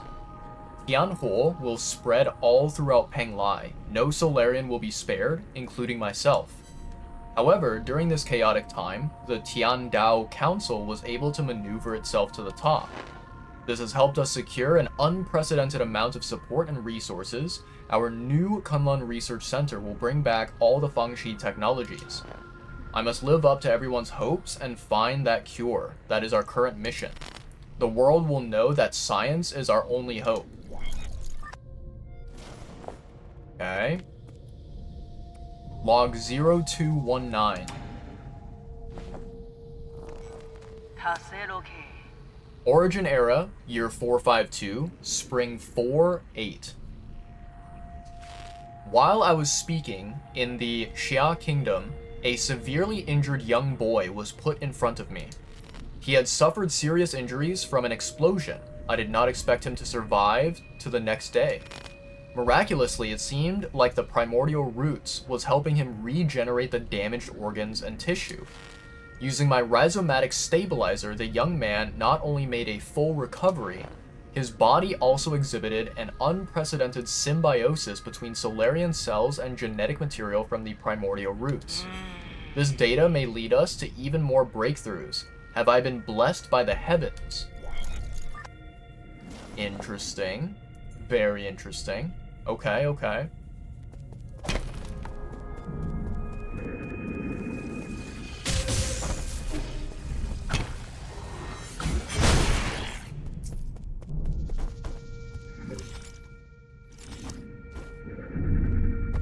There's something up there. Okay.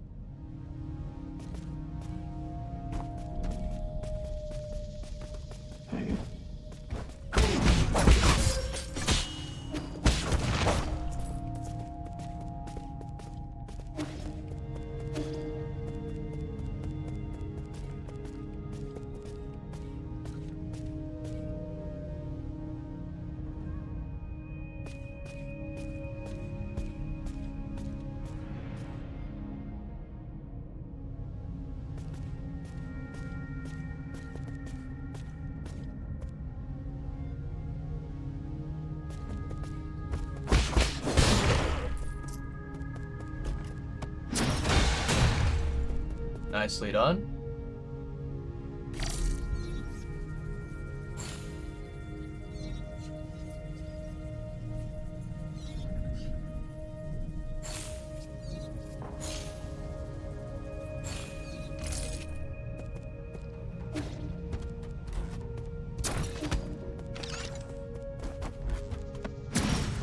I thought I blocked it.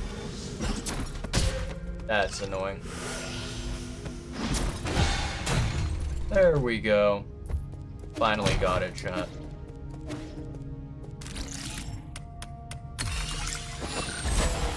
Log 0342.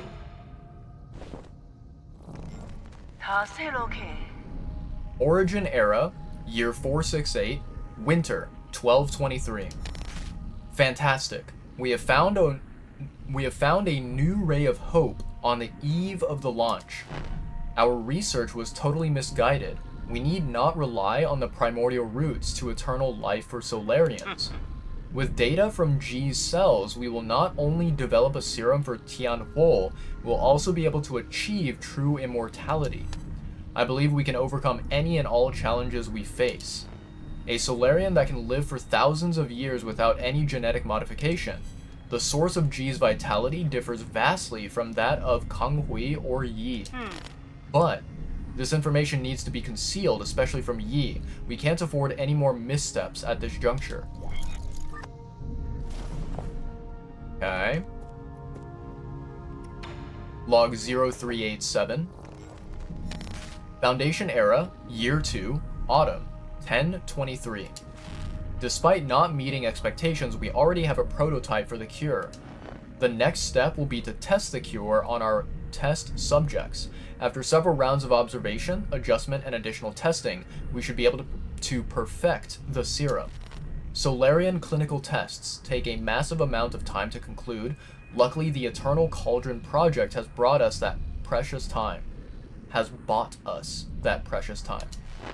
In the end, the credit still goes to Yi. Where did it all go wrong? As your mentor, I thought you'd understand.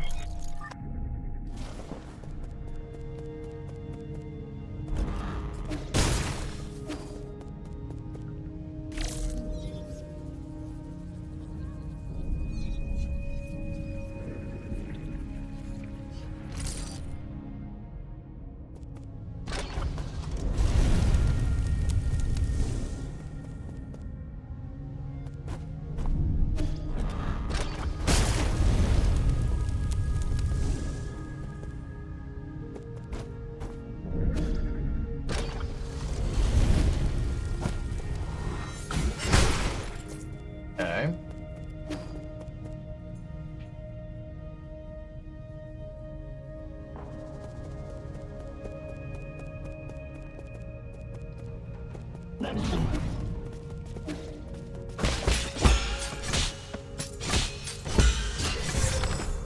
That hurt.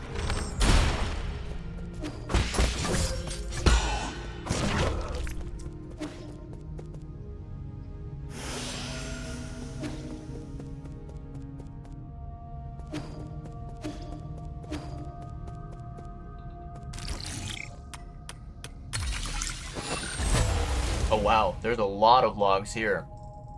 Log 0590. Foundation era, year 37, winter, 215. It's still unclear if one can be completely cured of Tianhuo, but there are no doubts regarding the effectiveness of the serum. Based on our reports, Tianhuo growth seems to have been suppressed in Dusk Guardians who have received the serum. However, it is worth noting that a very small percentage of test subjects experience secondary mutations. These mutations have led the affected Solarians to take on a new form. What follows is a loss of sanity and an increase in violent behavior. This is a completely new development that will require further observation.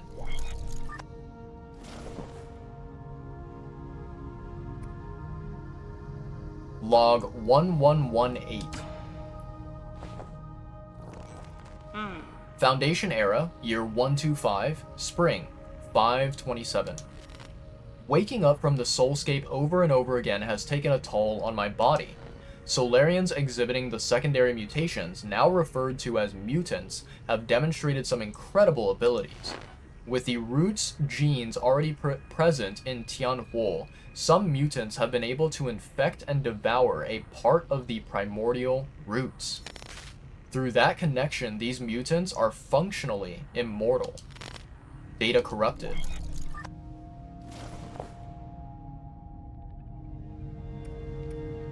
Log 1999. Foundation era, year 259, summer, 812. Damn soulscape. My head feels like it's about to explode. Returning to our report, the mutants seem to exhibit some collective consciousness. They share information and act as a group to the point of being energy efficient and coordinated to an extreme degree. This phenomenon goes beyond our traditional understanding of life forms. We may be on the cusp of discovering a whole new type of organism. Data corrupted.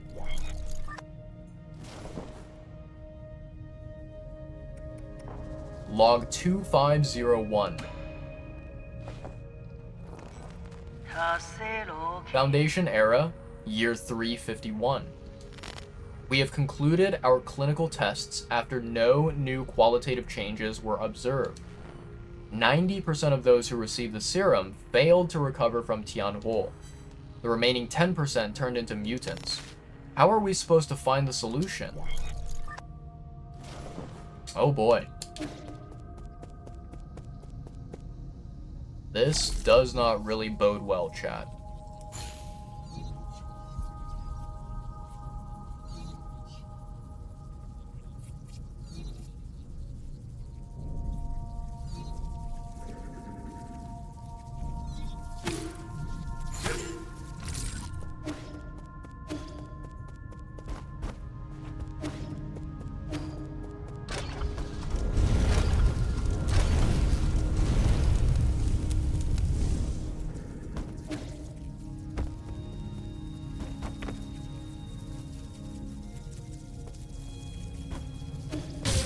That's annoying.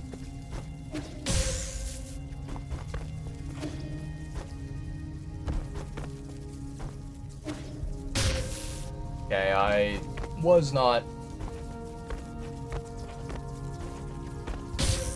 Okay.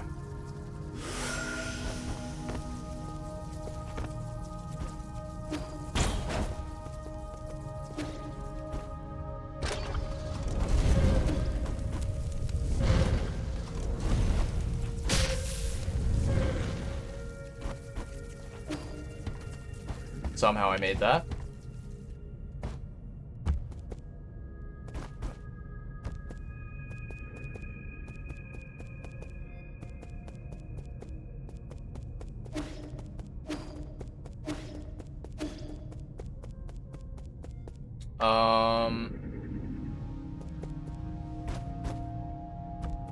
The hell am I missing, chat?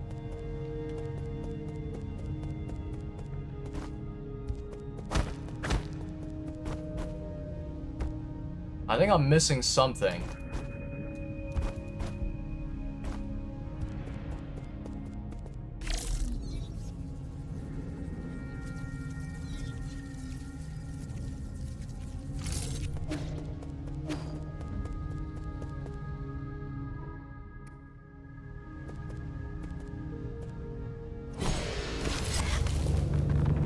Okay, I guess we're entering into this soulscape.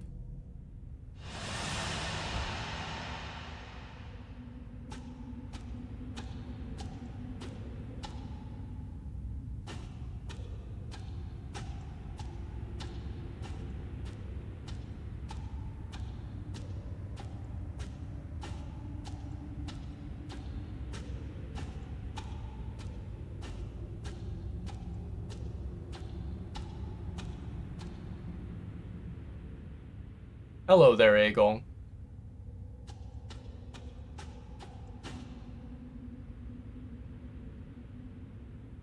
So this is where you were hiding. You weren't easy to find. I really didn't expect to see you again, Yi. I'm sure you didn't enter my soulscape just to say hello. No, I'm here to patch up my regrets. Have you forgotten already? We were separated in such a hurry, I didn't have time to properly say goodbye to my old mentor. Ha, what a sentimental disciple you are. It has been 509 years since we last parted, hasn't it? Back then, if I was able to convince you, things might not have developed this way.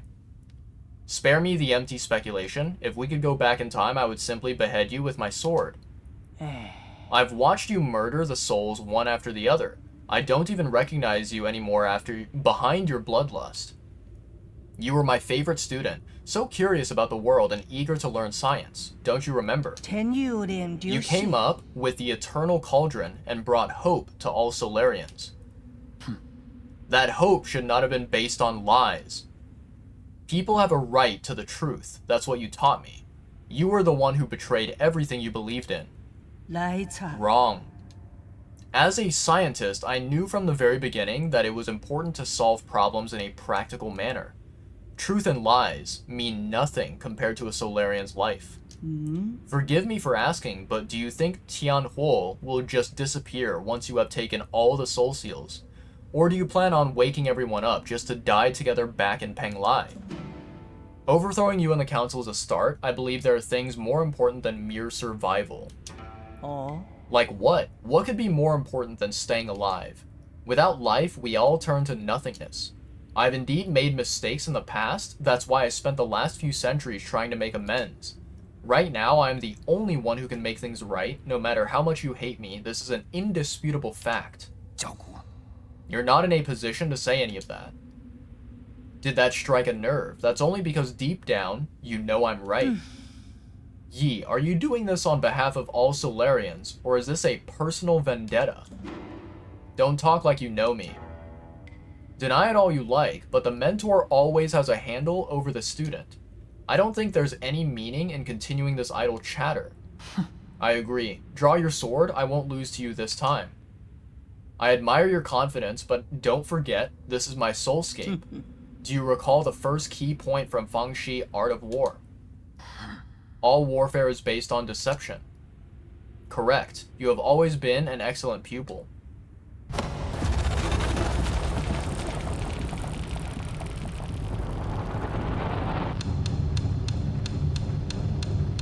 Well, now we're giving all the soul seals back to her, I guess. I seized control of your nerve centers the moment you entered this realm. You. Even I didn't think you'd pull such a dirty trick. In fact, I was just thinking about how I would obtain the permissions to usher in the new era. The heavens must have sent you to assist me, and for that you have my gratitude. You planned this from the start. So then, those mutants? No way. There were many accidents along the way, but I finally understand the purpose of it all. Everything, including your betrayal, ended up working in my favor. Sleep peacefully, my child, for this nightmare is about to end.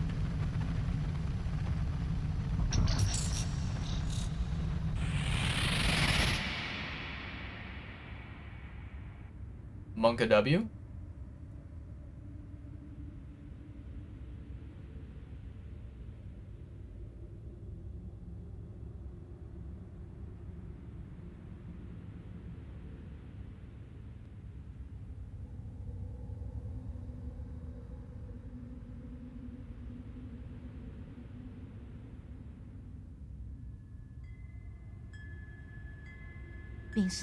Yi.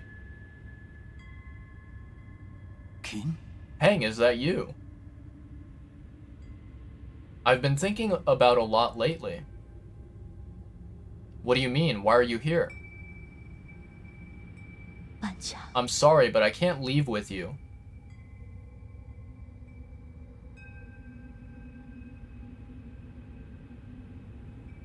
What did you say? I'm not going with you. I want to stay. What happened? What's making you say such a stupid thing? I'm serious. You will die if you stay here. Don't you know that? I know, but I can't imagine my life ending anywhere other than in Penglai. At New Kunlun, we will find a way to end this virus. You won't have to fear Tianhuo. But ultimately, we're all mortal, and I hope to complete my journey within the Great Tao. Wait. There you go again with that gibberish. Do you not want to live anymore? Of course I want to live. How could I not want to spend the rest of my days with you? But Yi, I don't want to run away. Life and death are part of an inseparable whole. We must live well and be willing to accept death's embrace when it inevitably comes. Back then, the primordial roots extended your life. The one that saved me was my mentor. Why do you think I worked so hard to study science for all these years? I thought you of all people would understand. Why would you betray me like this? I've always saved the best of everything for you. No, you just assumed what I wanted. You never bothered to ask me. You keep saying it's all for me, but really, it's always been about what you want. So everything I've done up to now was just my own wishful thinking. I get it now. Is that what's been going through your head? I should have known. I'm sorry. I didn't mean it that way. It's okay. I think you made your point loud and clear. Let me do the same. I will come back to visit one last time before takeoff. If, after giving it some thought, you still decide not to come, then you're gone to me, and I never had a little sister. Oh boy. Chat, I'm telling you, this character Yi, he's a fucking idiot. What? How could you say something like that? You're all I have left. I'd rather forget about you than approve of you rotting with the rest of the lunatics on Peng Lai. Why? Doesn't matter. You're not at fault, and I'm not at fault.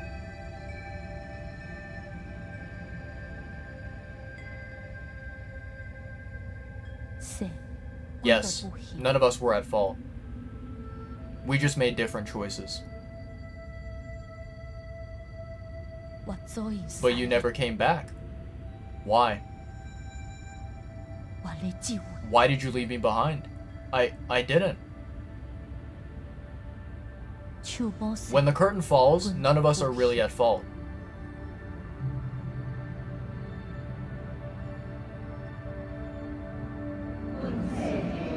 We are souls, outshining all species, never to be extinguished,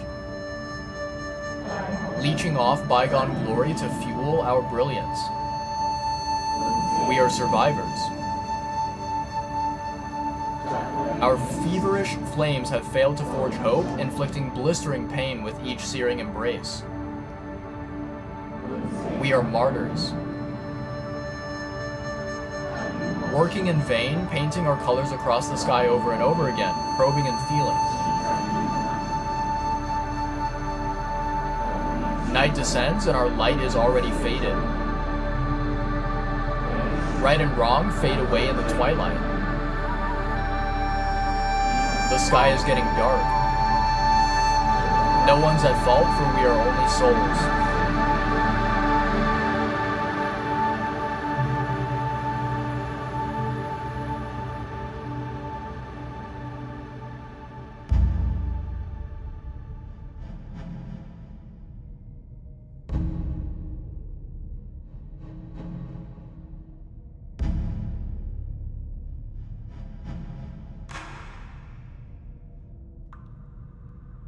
I don't know what's happening. I knew you were here, Yi. Aren't you excited for dinner tonight?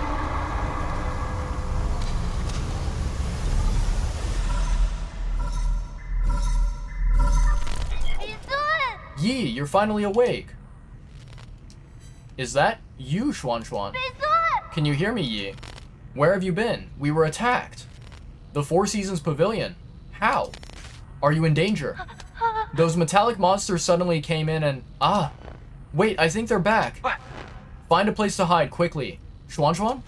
Xuan Xuan, are you there? Answer me. Ah, shit, chat. Ah, shit. We are royally fucked. Oh, what's this? Hack. So many logs. Okay. Log 3024. Foundation era? Forget it. It doesn't matter anymore. I have looked over all my past research data. Perhaps there was something we didn't account for. Why were we even researching immortality in the first place? Data corrupted.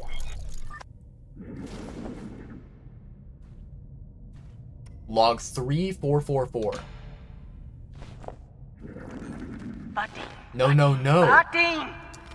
There has to be an explanation, and I will find the answer. Scientific questions always yield answers. I must have missed something crucial. There are Solarians and their soulscapes just waiting for me to save them. All my sacrifices will eventually pay off.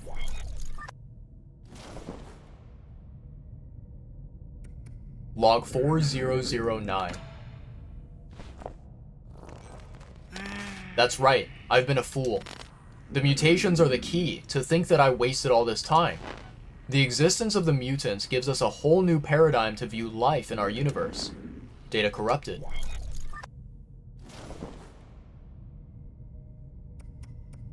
Log 4053. Data corrupted.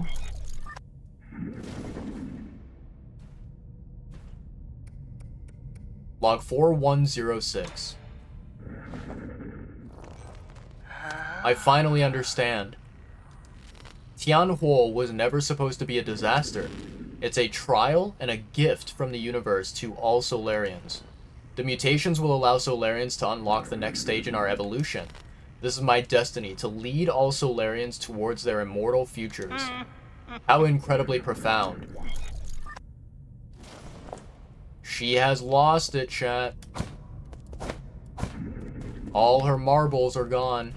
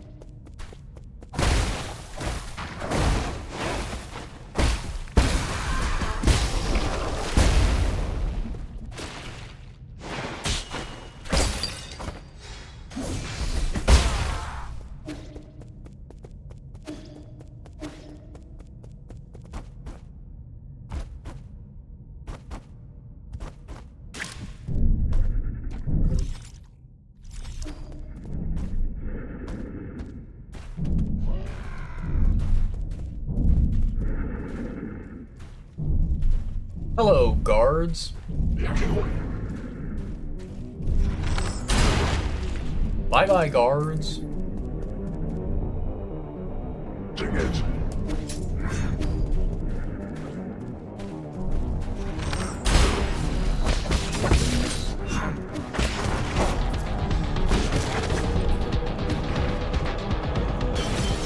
That's not good.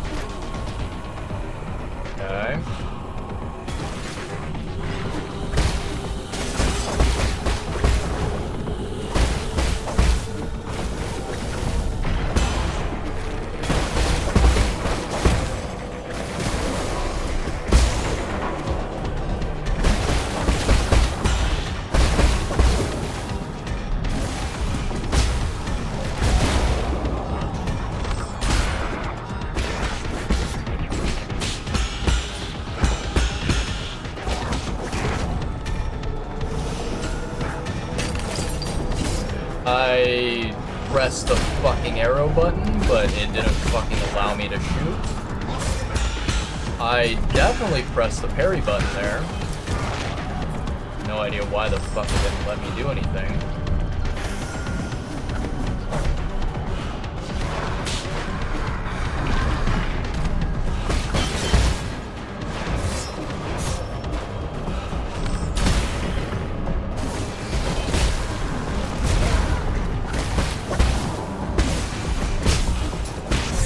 I hate that shit. Okay. Okay. Yeah, I really dislike that. I think what's really annoying about that part is basically the fact that, you know, sometimes your talisman, it ends up, what's it called? It, essentially it ends up tagging the wrong enemy, which is just very, very frustrating when it happens.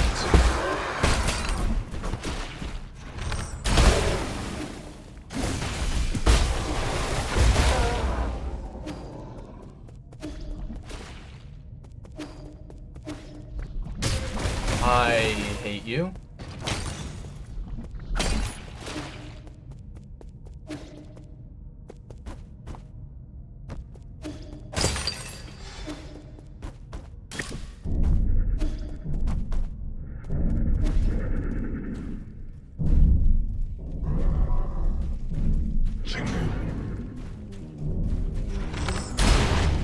Bye-bye.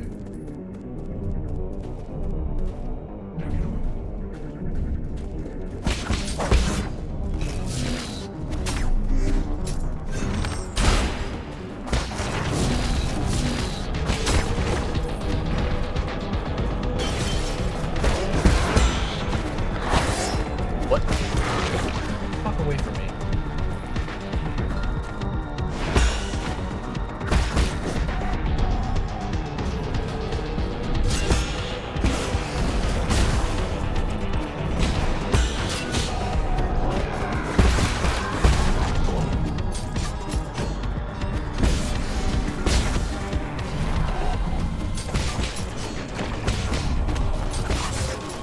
Fuck you.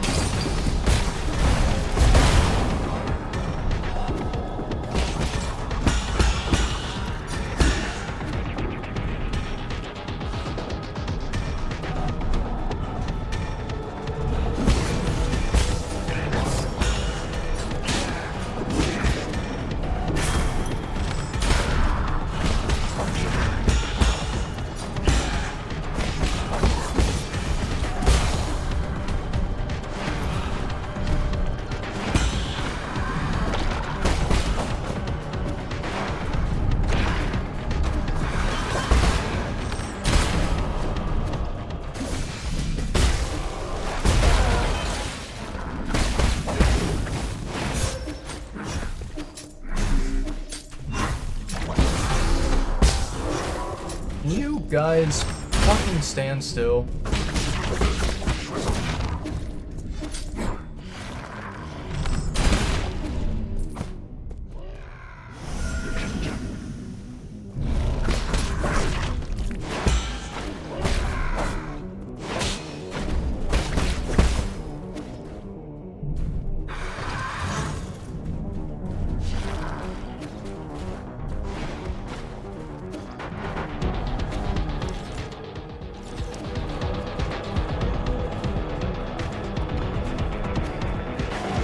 Oh god, it's that thing.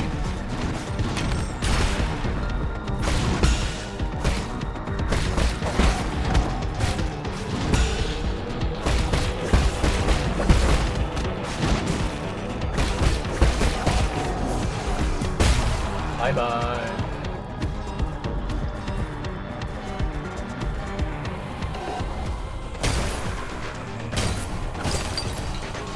I'll take that. Ow. I didn't even remember about that.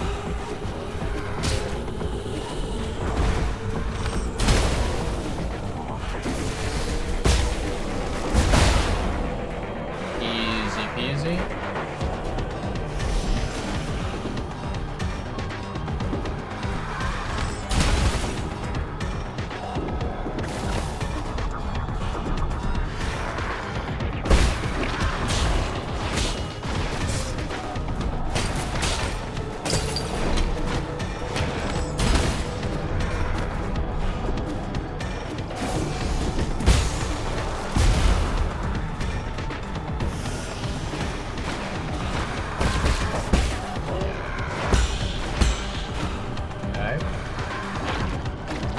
I'm gonna use these bozos to kind of like refill on my chi charges.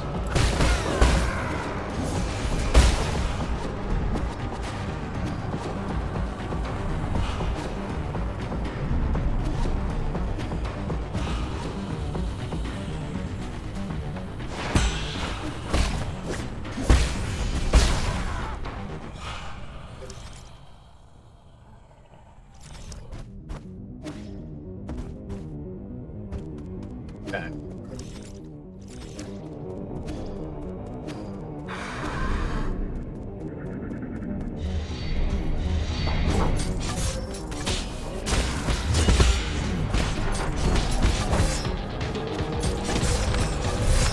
Fucking hell.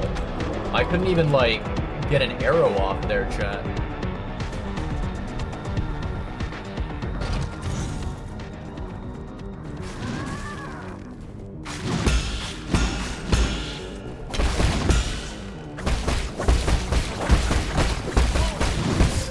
What? Hello? I fucking blocked that.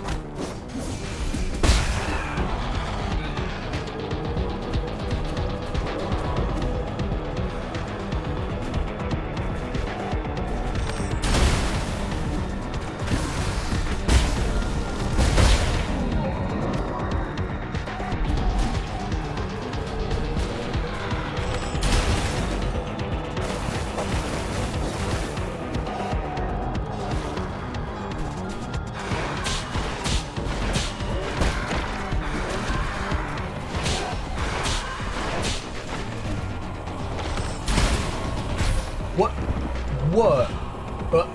What? Where did that fucking come from?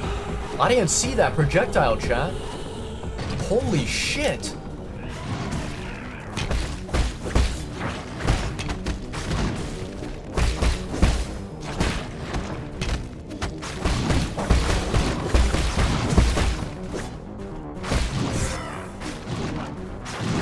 Excuse you. Fucking garbage enemy.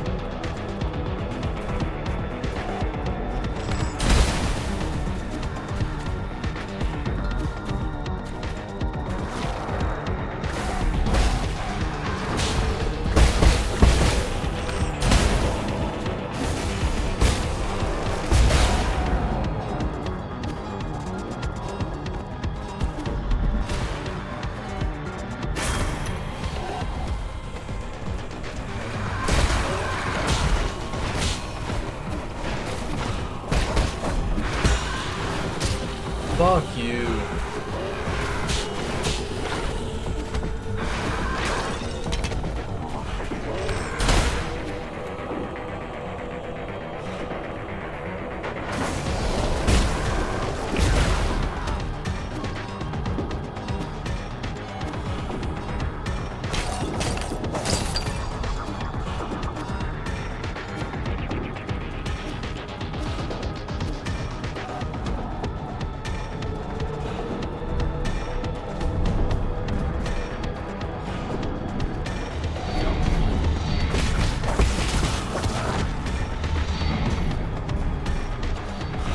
Okay, these bozos can't get me.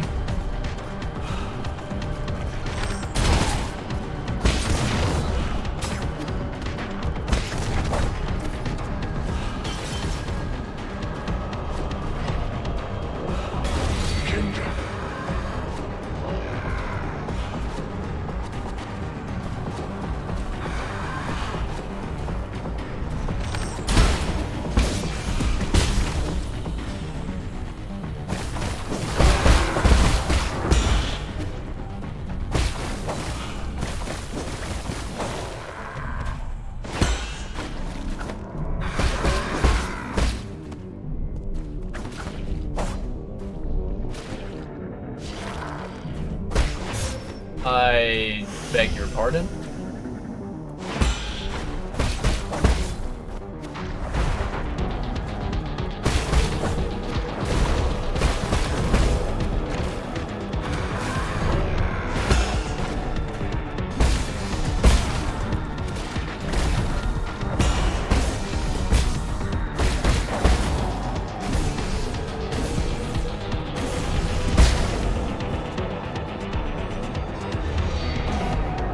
Hello, you.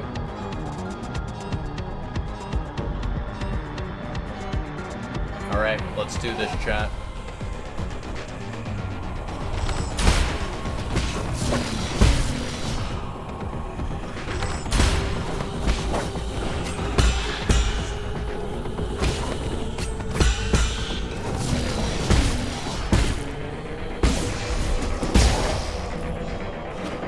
Okay, nicely done.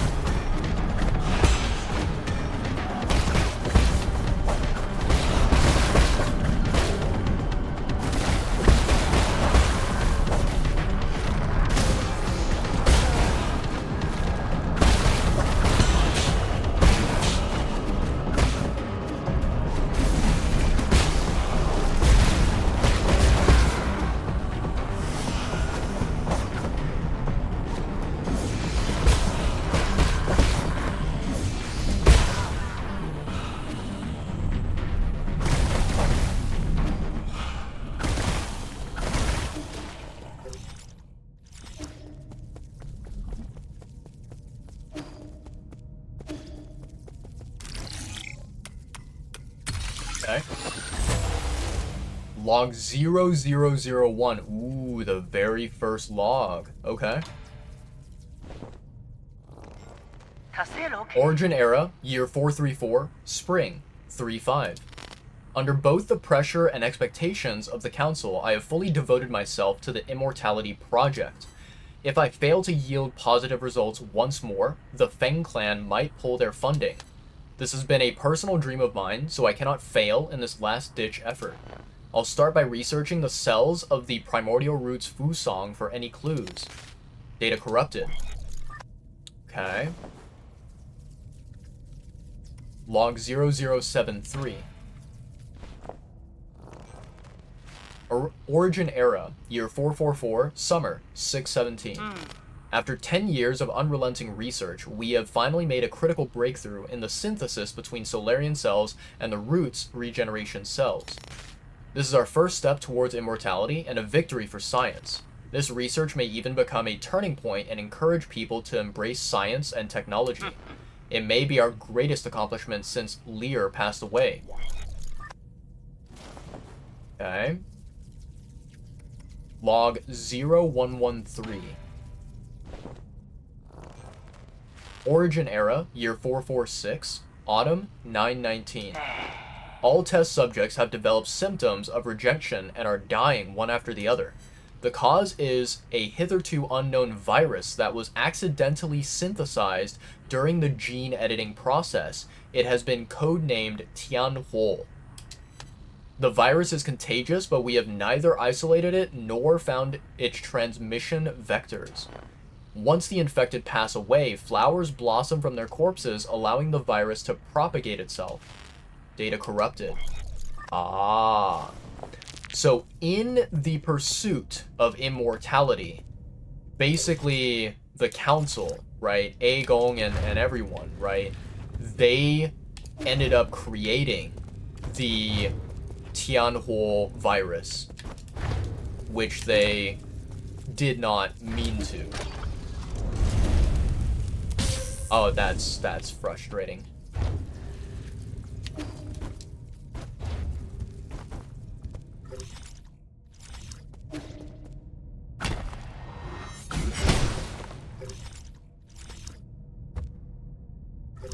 Okay, nice. So this leads us back to where we were before. Interesting. Okay, okay.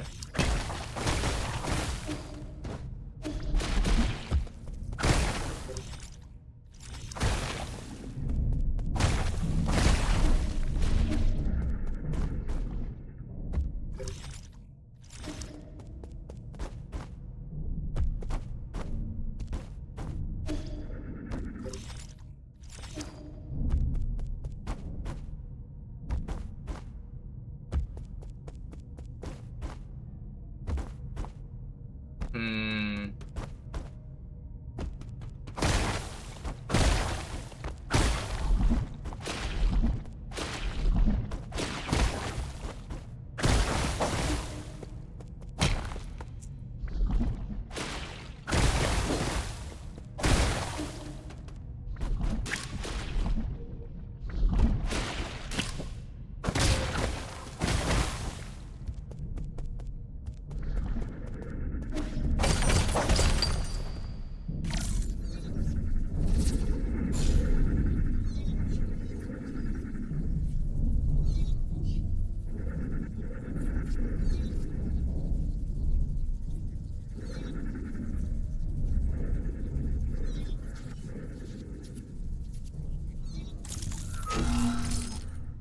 Okay.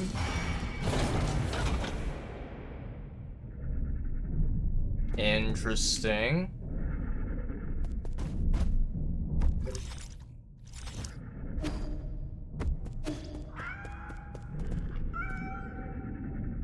Log 0301. Origin era, year 457, summer 81. I have been going through solution after solution only to find that I'm dead wrong every single time. When we isolated the Tianhuo gene from an embryo, the result did not resemble a Solarian in either appearance or intelligence, to say nothing of its incredibly short lifespan. In fact, we might not even be able to create a cure in time. It was in this fraught situation that Yi came up with the Eternal Cauldron project. It's risky, but it might be our last big gamble. Therefore, I have decided to move all our available resources towards the Eternal Cauldron project. Research on the cure is by no means terminated, just postponed. Interesting.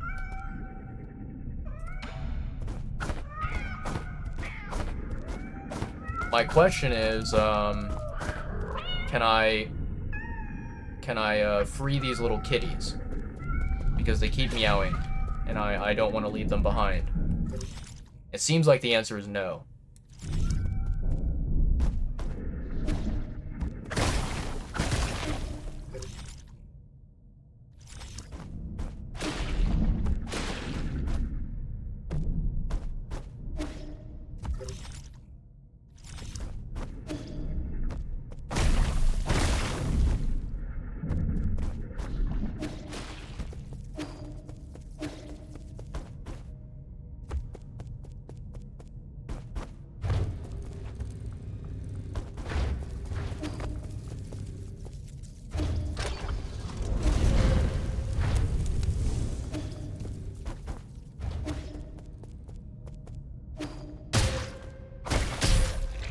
Wow.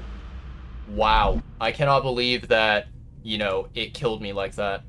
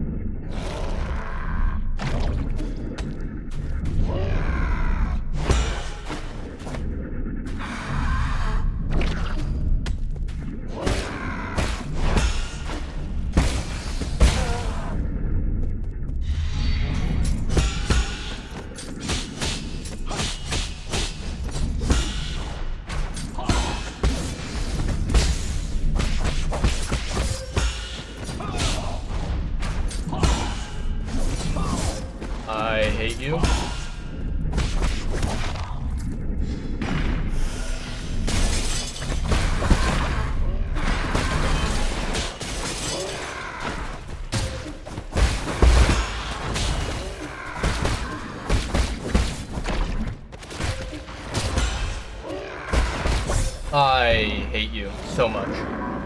Oh boy. Yeah. I probably should have used an arrow there, chat. I was being very, like, I was trying to be very cautious and kind of save my resources, but I definitely should have, you know, used an arrow in that area.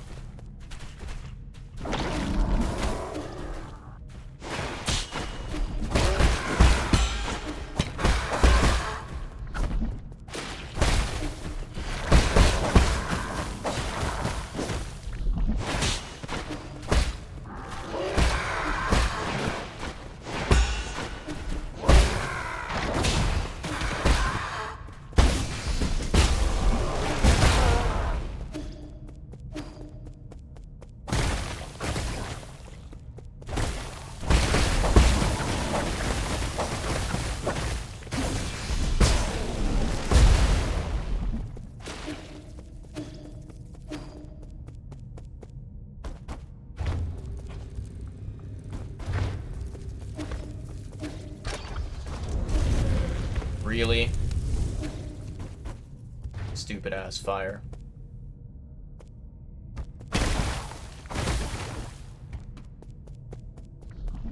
Alright, round 2, baby. Here we go.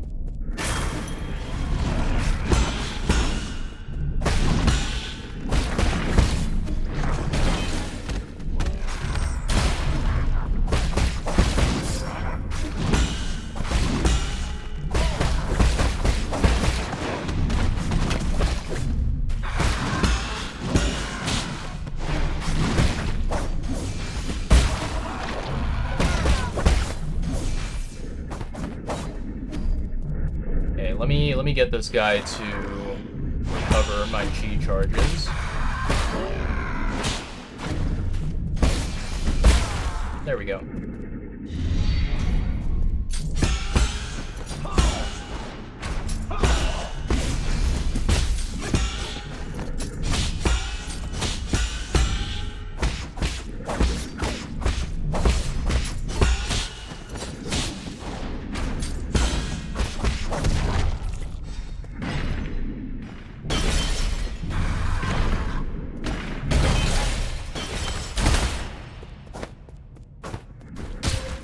I beg your pardon?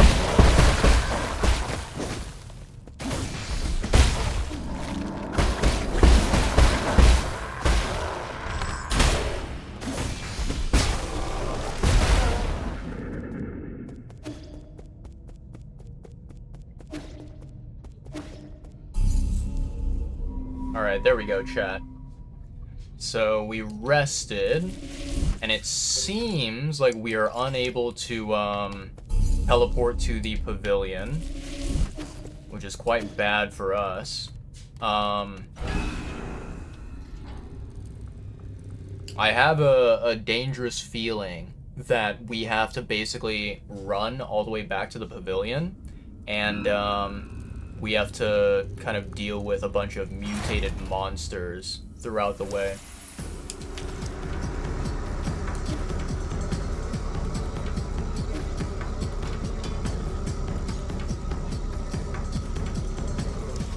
This is some good music, though. I do like the music.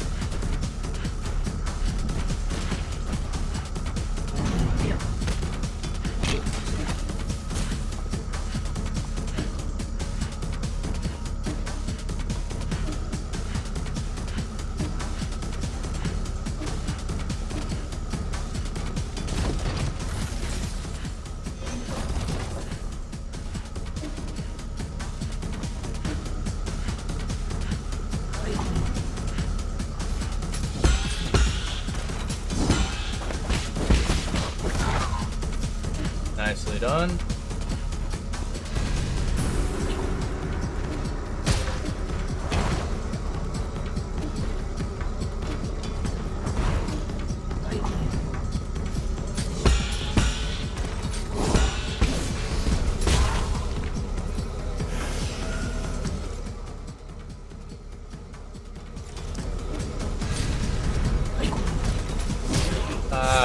That hurts.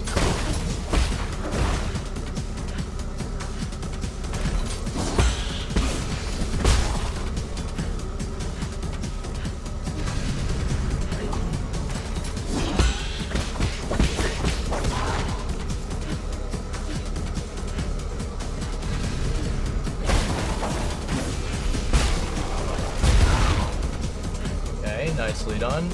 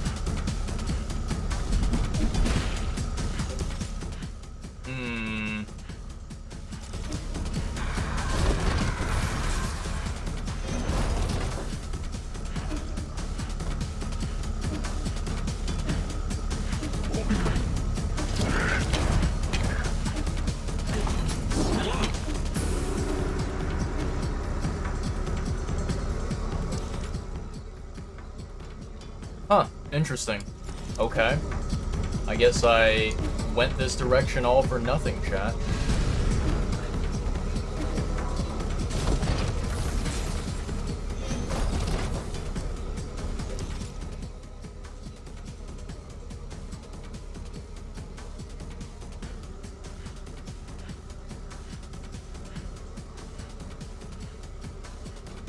Yeah, I suppose that would be a simpler way to go about it, wouldn't it? I don't know why I came to the right side. I think honestly what I was trying to do is I was trying to get to a root node over here. I think that was my intention, my goal. I suppose now I can just go to the left side and I can hopefully reach the pavilion faster that way. We'll see.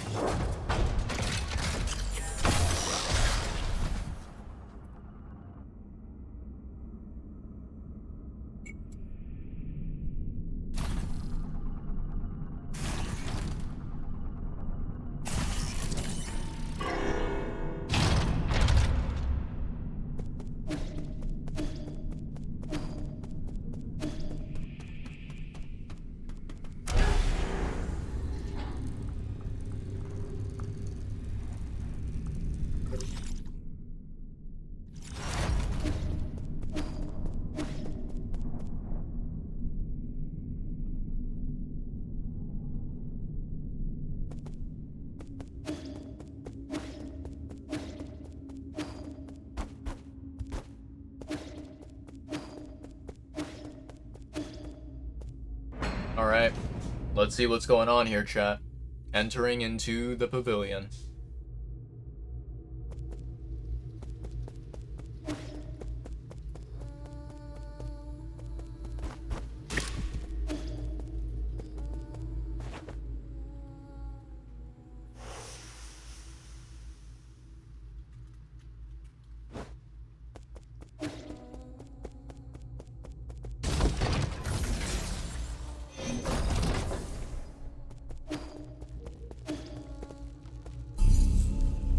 Rest here.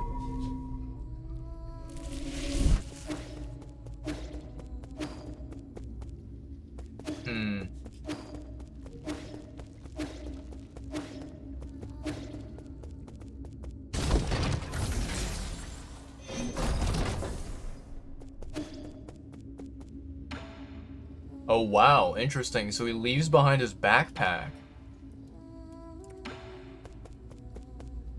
Damn. Poor Chio got absolutely obliterated. Where did Kwafu go? Kwafu's not over here. Okay, okay.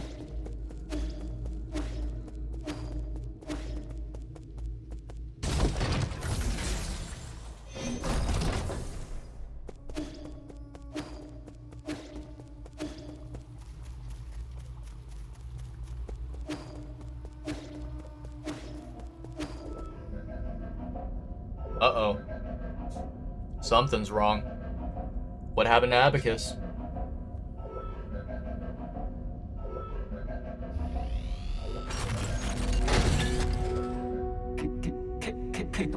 My lord.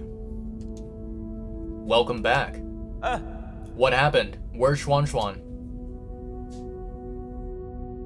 Oh. There they are. Yi, you're back. Those people came in and broke Abacus. Aegong brought her guards here and wreaked havoc. I'm sorry, there was nothing I could do. This is all my fault, my lord. This is all my fault, my lord. The alarms were disabled due to an exploit in the firewall. It's fine as long as everyone's safe. What's the extent of the damage? Most of our facilities are still functioning. However, Aegong took the soul seal in your vital sanctum. I tried all I could to stop her, but she succeeded. In the end, I deserved the most severe punishment. I was also stripped of all my permissions. So now she alone holds the power of all 10 soul seals. Why would she go through all this trouble? She must also be after the council code, and I can be pretty certain we won't like what she has in mind. I just didn't think she would also be the one behind the mutants. What do you mean? Does she want to destroy New Kunlun? Based on what we know, it's definitely within the realm of possibility. But why would she? I can perform a situational analysis and calculate probable causes. Warning, warning, analytical system failed. Core processor damage extent 97%. So it's not just your language processing module, your entire core has. Yes. Apologies, I will not be of much help anymore. I may be about to shut down permanently. Shut down? What's wrong with Abacus? Can you fix him, Yi? Uncle Chubby, we're not going to let Abacus die, right? Core damage is irreparable. No one will be able to fix it. Is this my fault? Absolutely not, Xuan Xuan. My shutdown isn't related to the actions of anyone. The winds of fortune blow every which way. No one escapes calamity, not even if they happen to be the world's most powerful computer. You know, I feared that I would never see you again, my lord. However, that cherished wish has finally been fulfilled. You've always been so sentimental, Abacus. Thanks for everything. I have stored your preferred tools and defaults in a backup database. They can be transferred seamlessly if you acquire a new assistant. Good luck, and may you... Processing limit exceeded. Permanent shutdown in 3, 2, 1. Abacus! Abacus!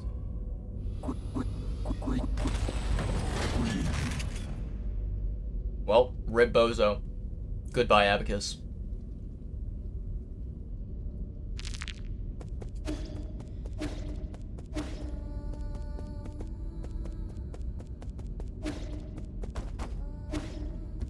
Okay, so...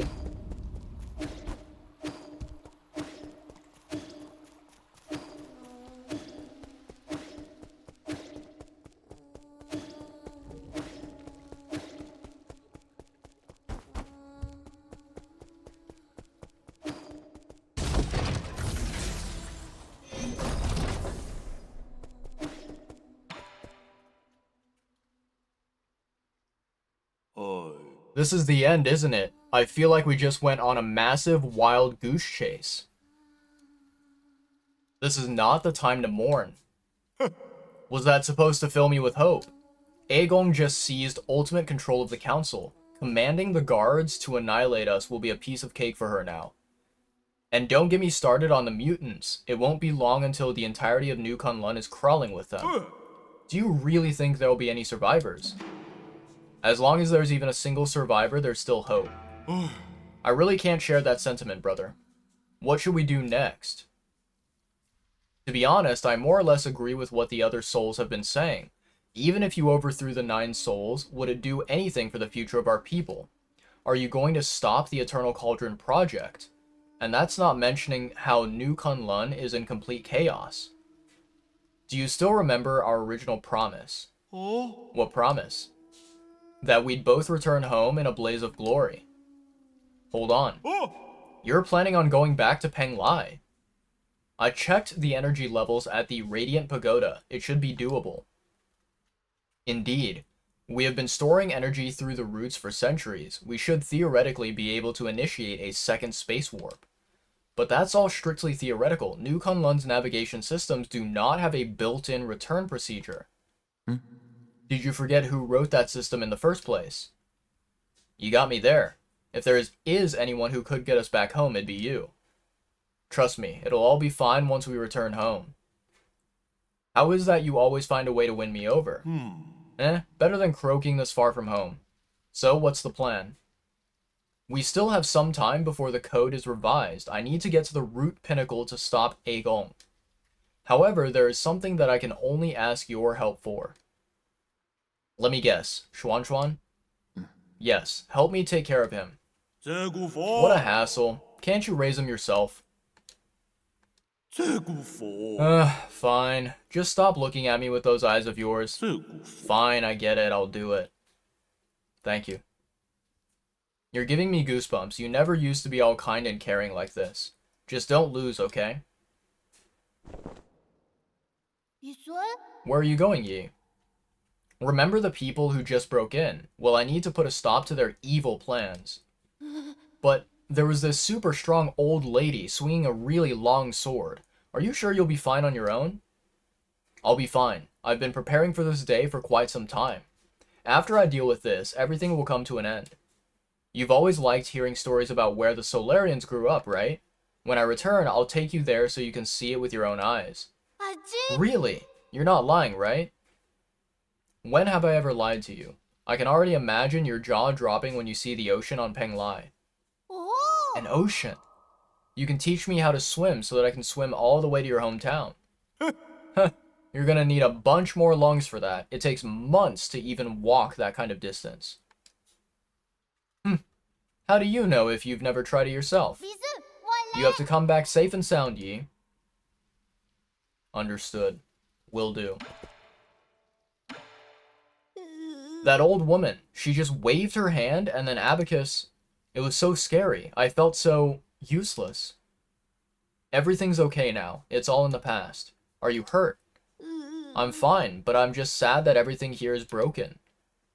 If we're all safe and sound, it doesn't matter how many things they break.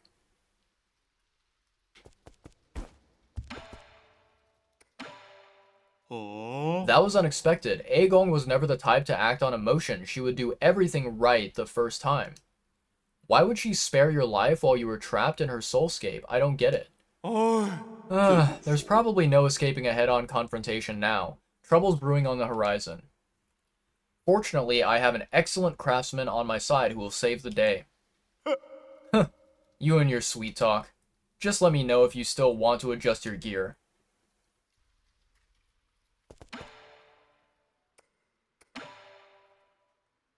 Not yet enough, chat. I can upgrade my pipe. That I can do.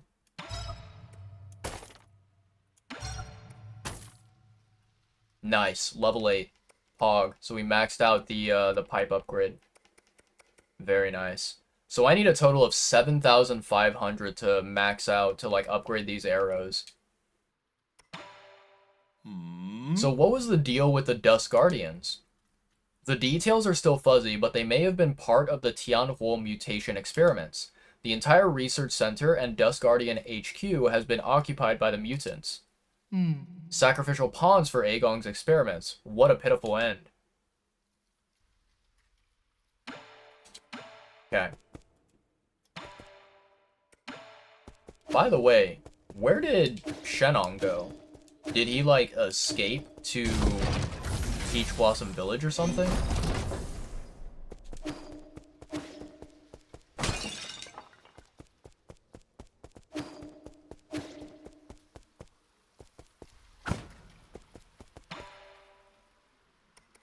Interesting. No dialogue from him, huh?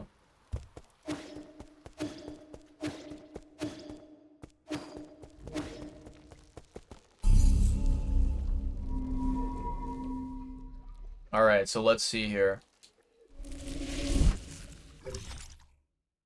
I need to go... Actually, that's a wonderful question. Where the fuck do I need to go, chat?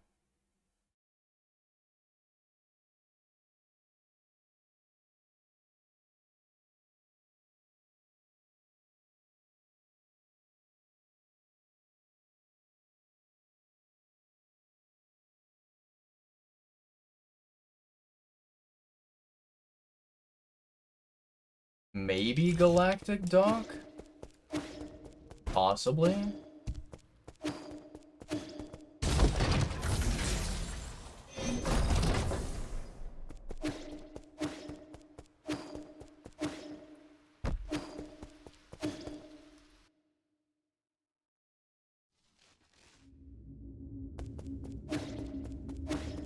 I honestly have no clue where I'm supposed to be going. Is this it? Maybe this is where I need to go?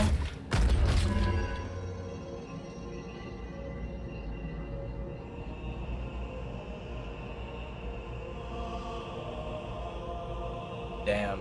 The sound of the holy church music.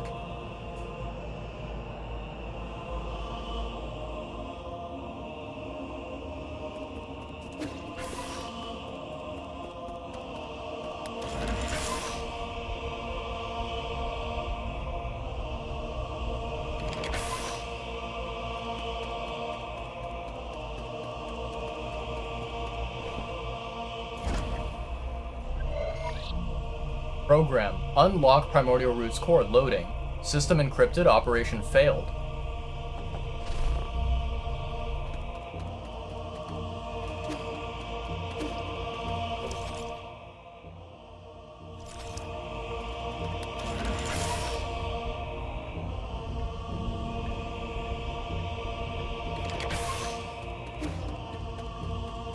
Root decryption progress 20%. Root core monitoring device. Root core decryption report. Fusong is breaking free from its seal. We're about to lose all control of the Primordial Roots network.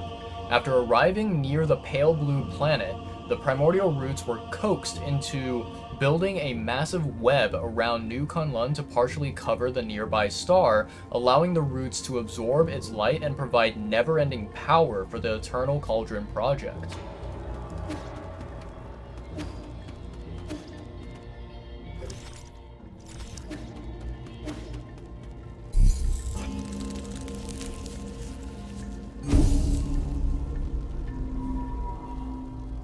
Interesting. Okay. So we got to rest there. That's really nice. Let's see if it's possible to hack this thing over here. I actually don't even know what this thing does, but let's see. Council Recordings number 9.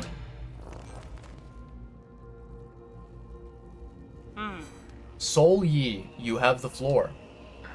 Thank you. I think my fellow souls will agree that it's time to face the music.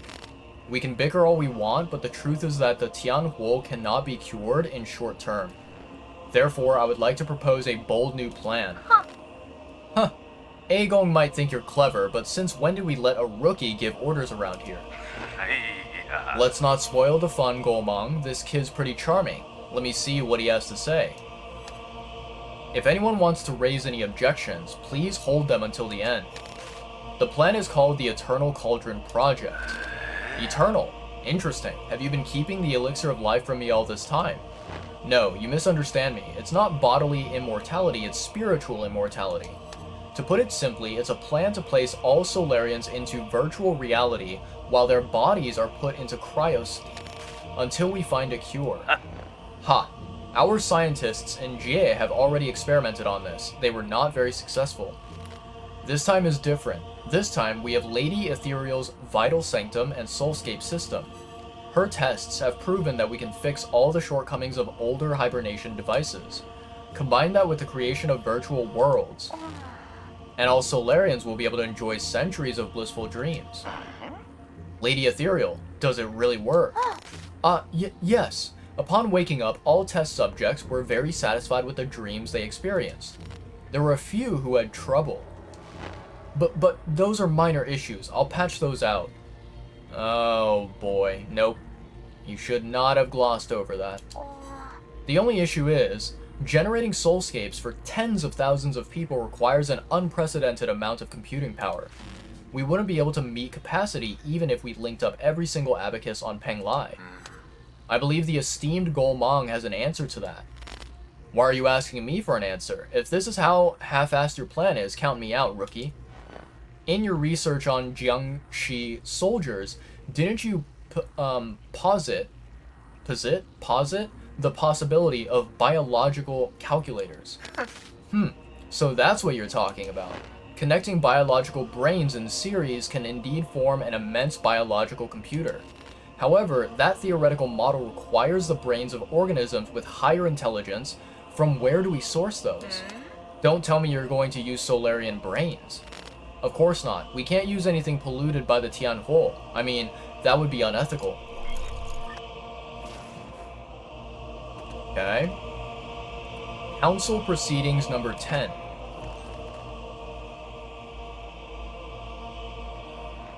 You all remember the Haotian sphere, right? The Deep Space Telescope has been running for centuries. It has collected massive amounts of information. Did it actually find a planet with intelligent creatures? Exactly. We have temporarily named it the Pale Blue Planet based on its appearance. Reports show that primitive humanoid creatures with large and active brains reside on the Pale Blue Planet. Show me the report. I want to see it. You can't just make up such a huge discovery, young man. I have read the report, so we need not doubt its veracity. They're still living beings. Wouldn't that be too cruel? That pity is totally unwarranted. If left alone, primitive species tend to wipe themselves out anyways. Better for us to cultivate them for our purposes. Hee hee. Are we opening a whole new hunting ground? The Jie clan is itching to get our muscles moving. You're all thinking too far ahead. The Pale Blue Planet is 500 light years away from us. What? So this meeting was a complete waste of time? The Feng clan didn't spend our money to listen to your fantasies. 500 light years. We don't even know if we'll make it to the next decade. Even if we did manage to gather enough food, how are we going to gather a vessel and the energy to get there? We already have a vessel, and what's more, we're sitting in it right now. The final phase of the Eternal Cauldron project, Kunlun Island, will be Okay, let's start over from that. In the final phase of the Eternal Cauldron project, Kunlun Island will be launched into the heavens. The entire island, with everyone on it, will warp to the Pale Blue Planet. You're insane. No, he's totally serious. I've done the calculations. There's enough energy stored in the primordial roots to make that trip. It will only take a few years to build the necessary rhizomatic energy columns and engines. As long as we have the primordial roots when we reach our destination, energy replenishment shouldn't be a problem. But what? Speak up, fatty. Easy. What Kuwafu wants to say is, once we make this trip, we will not be able to return for at least another 500 years.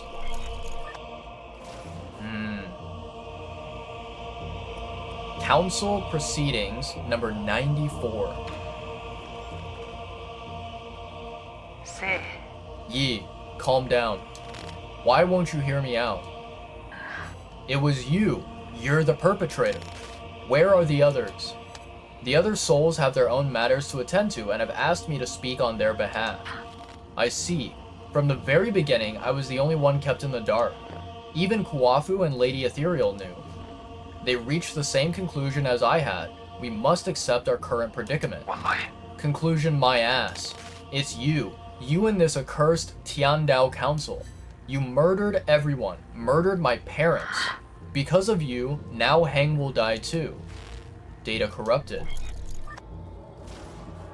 Interesting.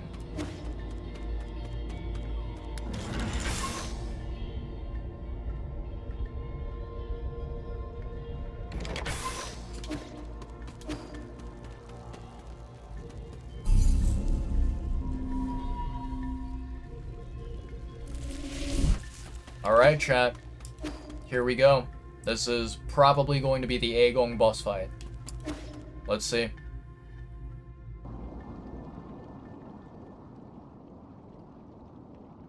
Oh god.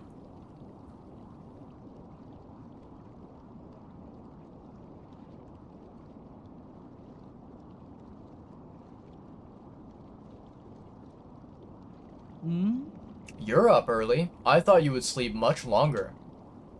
I realized that this really isn't the time for a nap. Shame. Why return to this pitiful place when you can welcome a whole new world in your dreams? A whole new world. I don't care what it is you're trying to do, but you better stop right now. What's all? Why?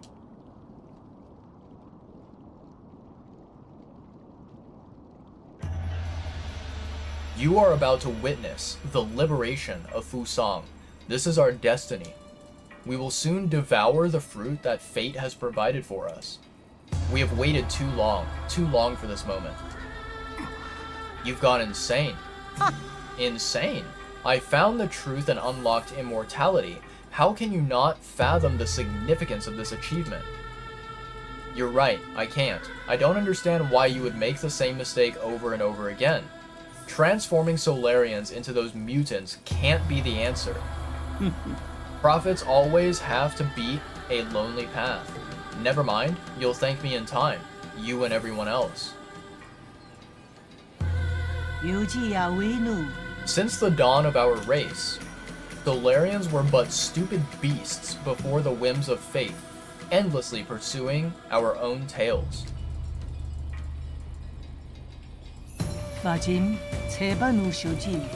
You should celebrate because we're about to break out of this cycle and enter the realm of the immortal. And you think this is what will free us? I'm not going to let you have your way.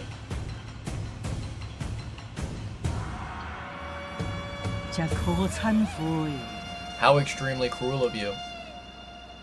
I hoped that by trapping you in your dreams, I could avoid this confrontation.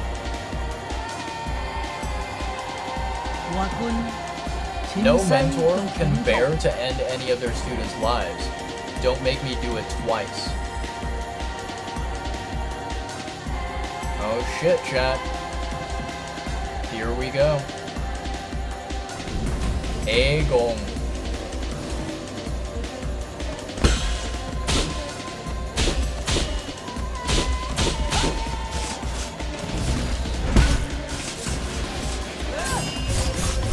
Whoa. Okay. Okay. Alright. I did not know that she fucking had some kind of teleporting ninja powers.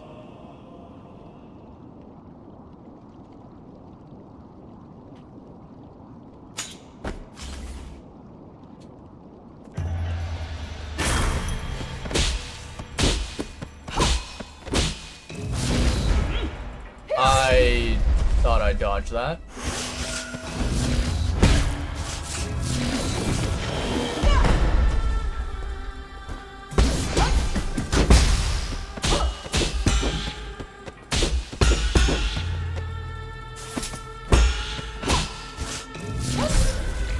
Wow.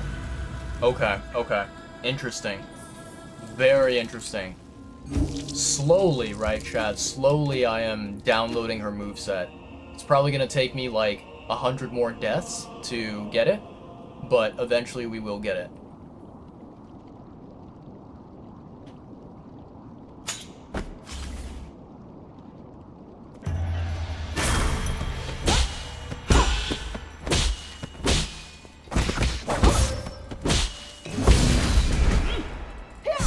Yeah, that's unfortunate timing.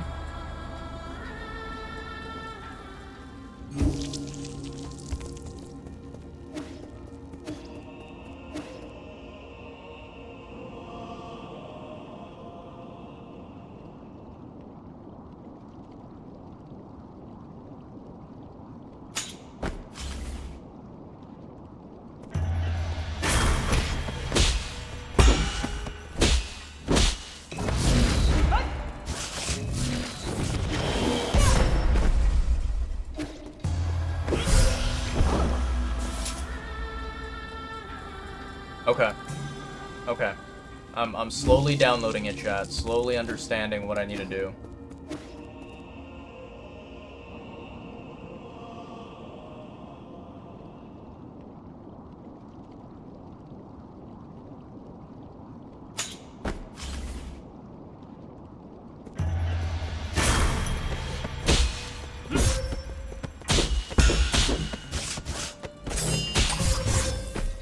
I don't know how to dodge that attack.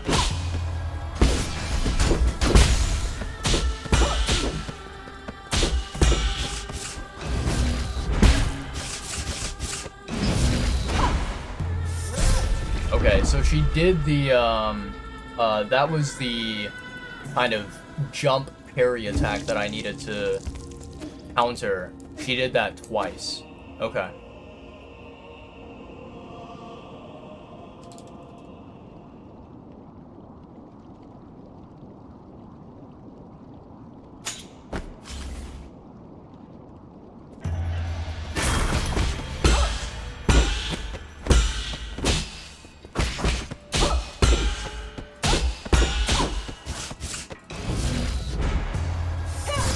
I keep fucking up the timing of that.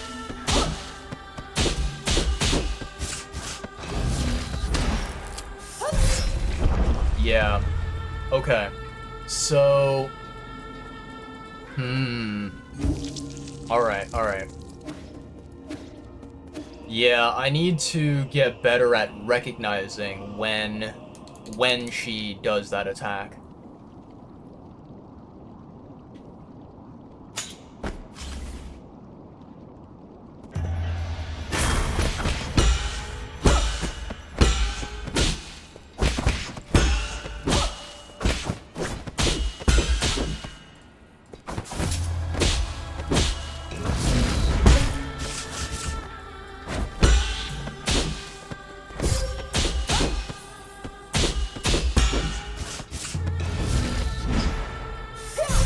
Okay. Alright, alright.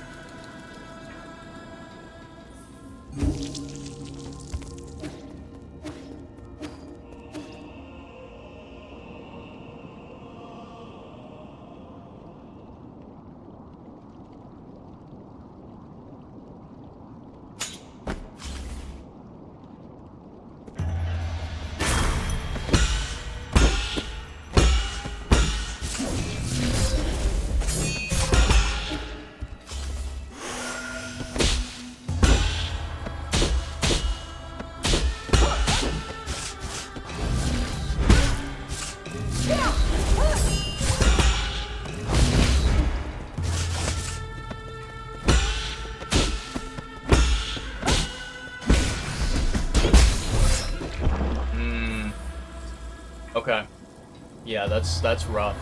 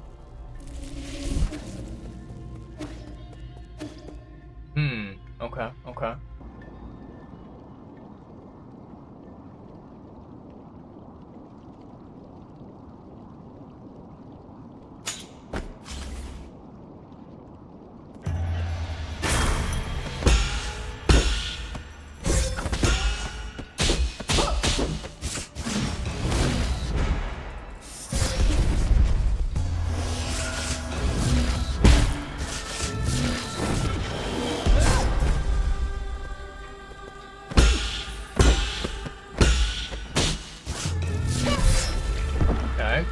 Alright.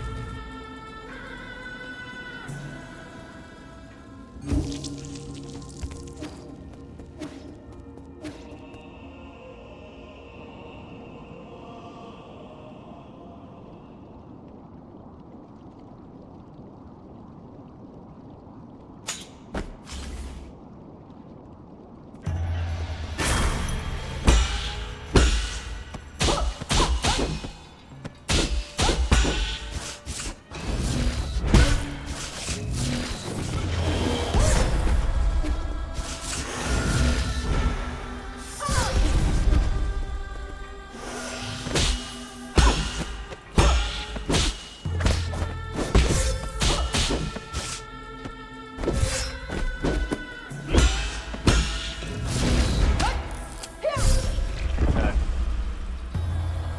Man, this is a really tough fight, chat. Really tough.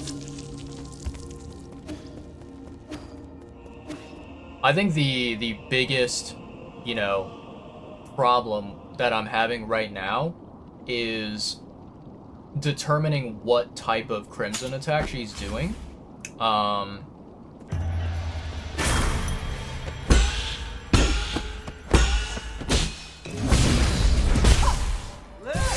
Yeah, I'm not able to, like, react fast enough to it.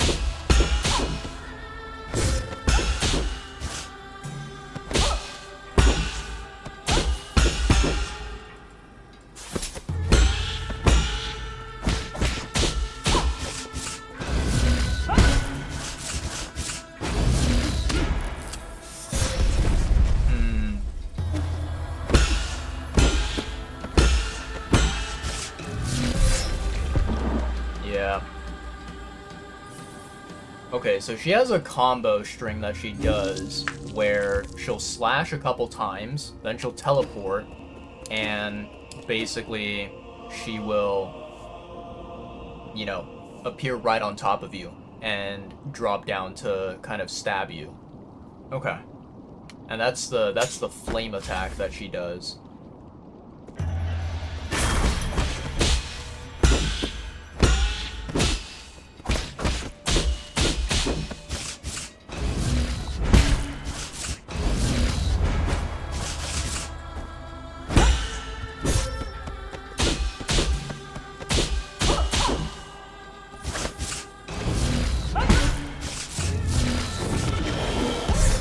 Okay. Okay.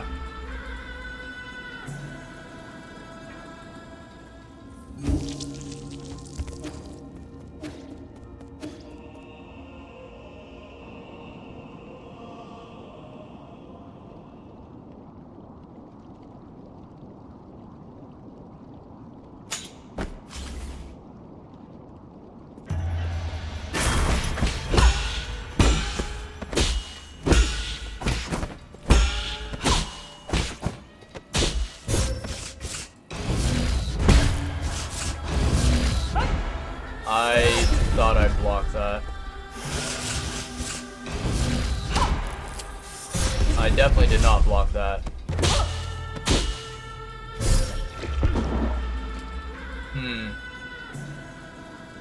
You know, it's really weird, chat. I feel like, there are many occasions where I'm pressing the parry button on time, but it seems like there's a delay where the game does not register that I pressed it until like 1 second later, and only then does it allow me to properly parry.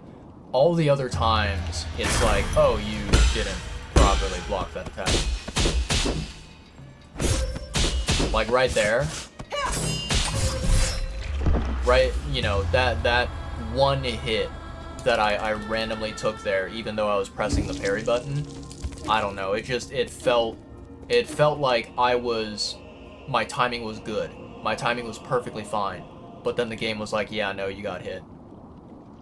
I don't know. It's very, very strange.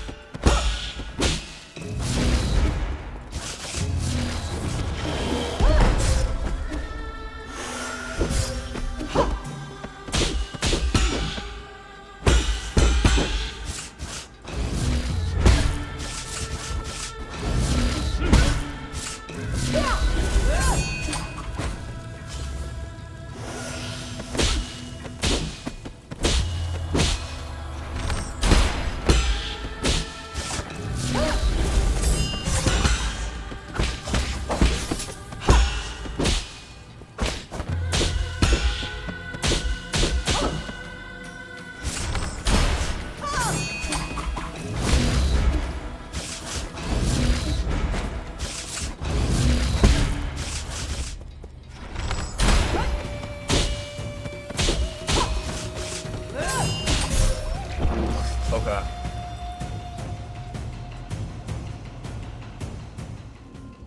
Yeah, the like kind of dash attack that she does where she leaves behind the sword swings, that to me, I don't fully understand it. I'm not sure, you know, what direction I'm supposed to be parrying.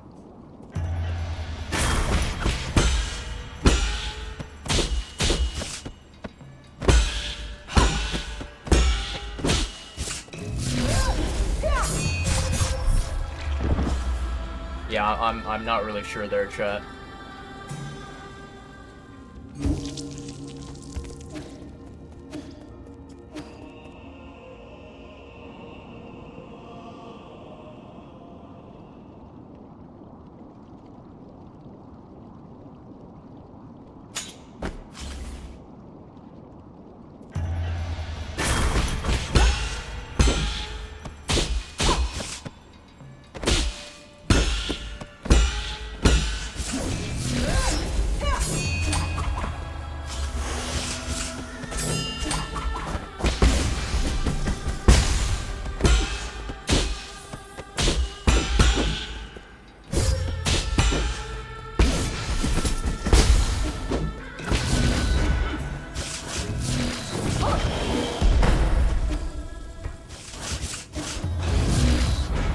I dashed that too early, I guess.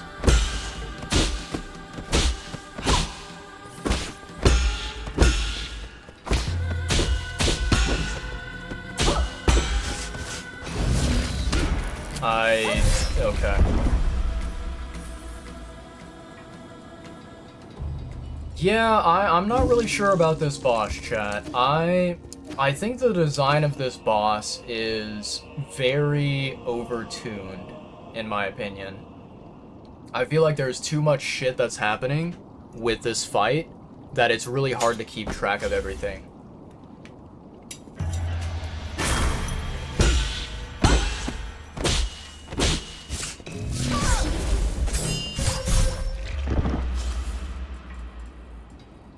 Yeah, I don't know.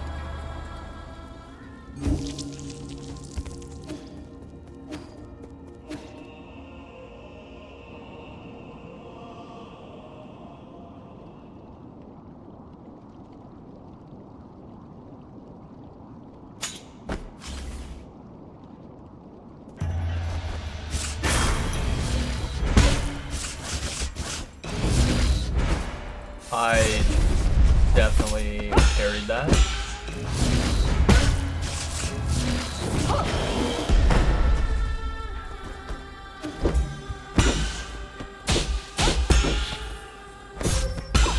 I definitely parried that.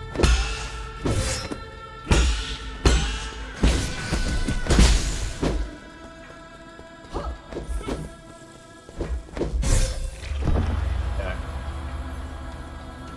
Yeah, there were two different moments there, two different attacks that I should have perfectly parried there, but the game didn't give it to me. I don't know why.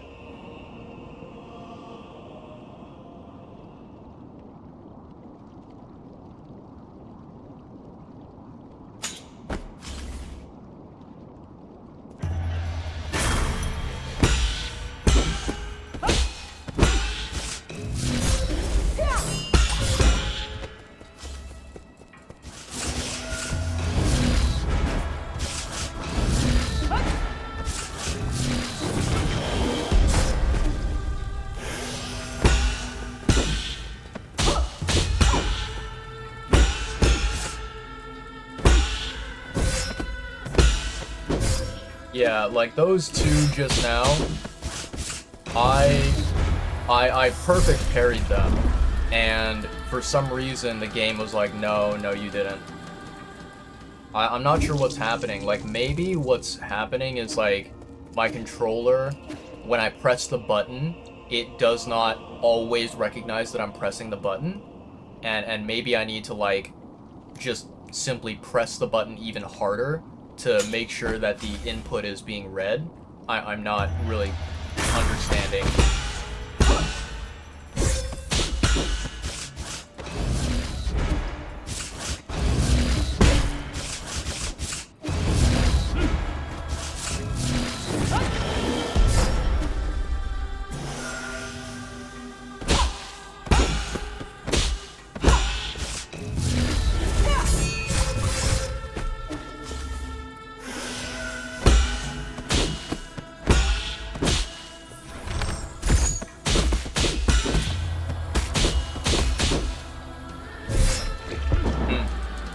Yeah, I don't know, chat. I really don't know. This fight is... Yeah, this fight is definitely very, very intriguing.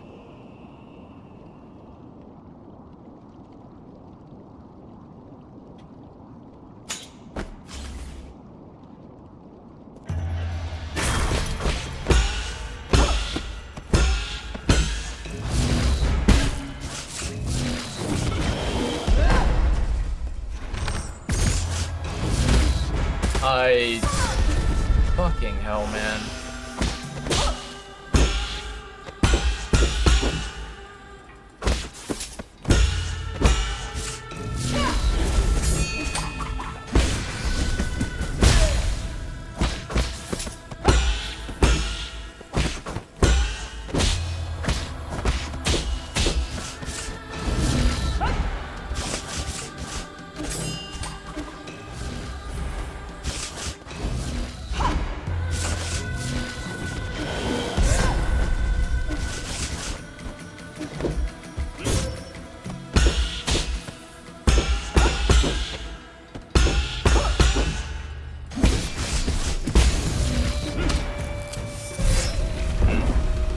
Interesting.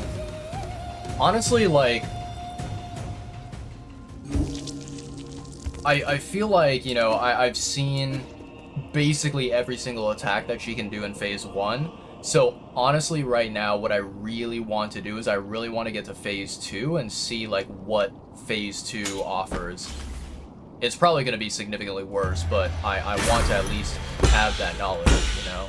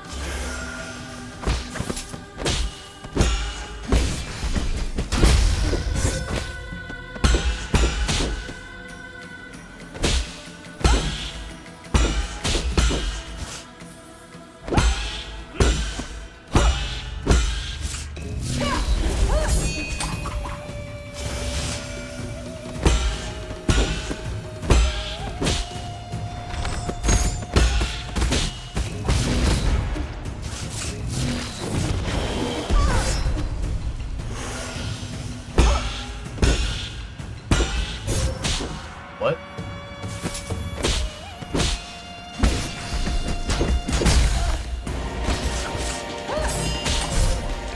Yeah.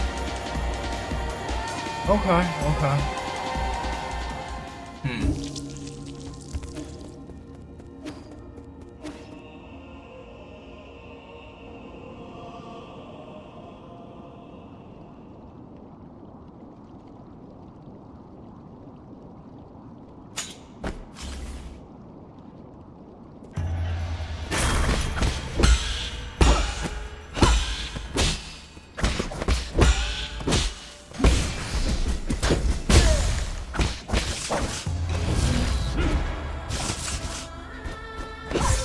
What? I pressed the fucking parry button there.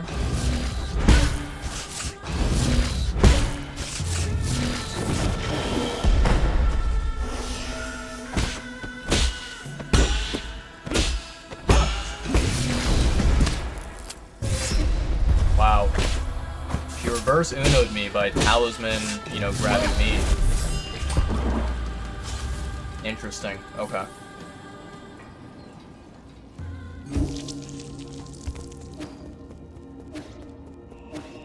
Yeah, honestly, chat, like, I do not understand this fight.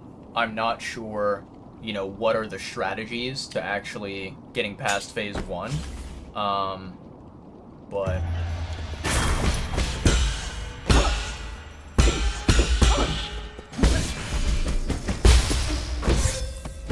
Okay, why is it that, like...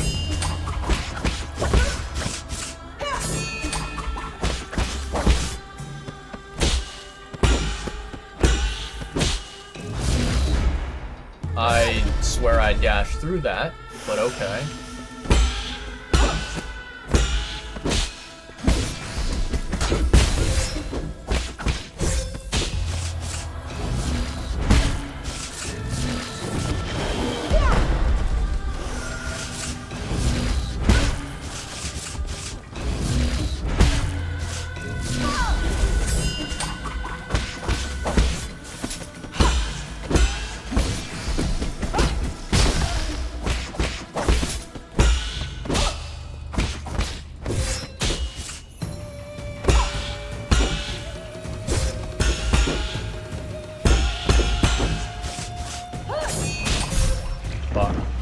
That attack is so fucking annoying. I think it's probably her worst one that she has. I'm not a fan of it at all.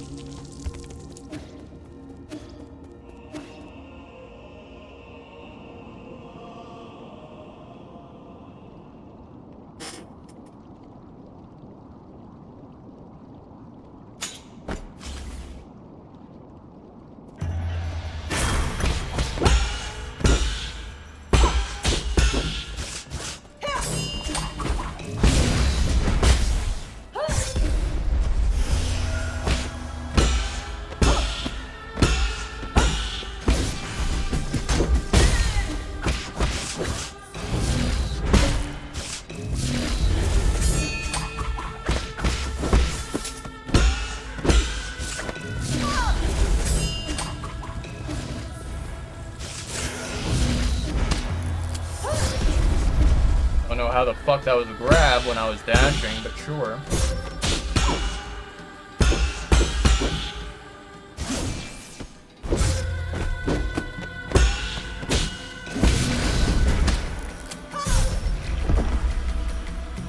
Yeah, that was really, really dog shit.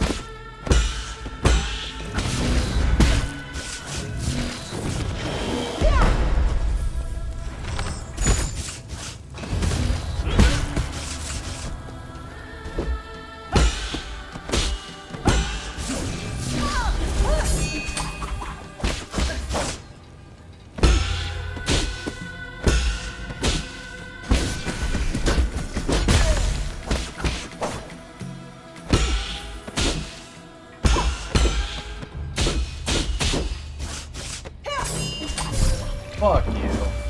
You and that dog shit attack, man.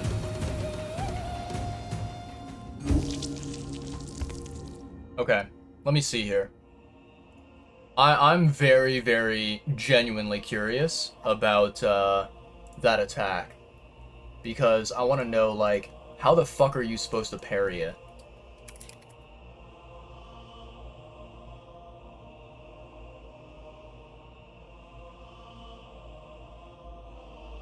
Nine Souls, A Gong. Nine Souls Final Boss Guide. So you've reached... I'm mainly just gonna focus on Phase 1 here, trying to figure out, like, what are the tips that they give for Phase 1. You're bashing your head against the wall with Icon. The final boss is so difficult that she rivals only the Sword Saint himself. If that's the case, then you're in luck. Nah, there's no way that she is the same as Ishin. Things about describing which jades and talismans I used, and lastly, providing tips I have for fighting in general. Round one, fight. Okay, Phase 1. Long slash with delayed attacks. Notice that her sword generally points upwards, as that's what you're watching for here. There's also a talisman opening when she attacks past your position or through you, so keep an eye for that, as that's one of your few windows in this first phase to do any damage. Next up, she's got a low stance, or short slash with quick attacks. Notice her sword points to the ground as she attacks with quick succession. You can basically spam block for these and make it through generally unscathed if you're having trouble with time. However, there's no openings here, so deflect only and wait for further opportunities to attack. She also has a slide slash attack where she dashes through you as she sheaths her blade, followed by 3 quick attacks behind her. Either block the attacks if you're in the danger zone, or otherwise dash away from her, then turn back quickly to hit with a talisman. There's always an opening here to do that, so make sure you hit it.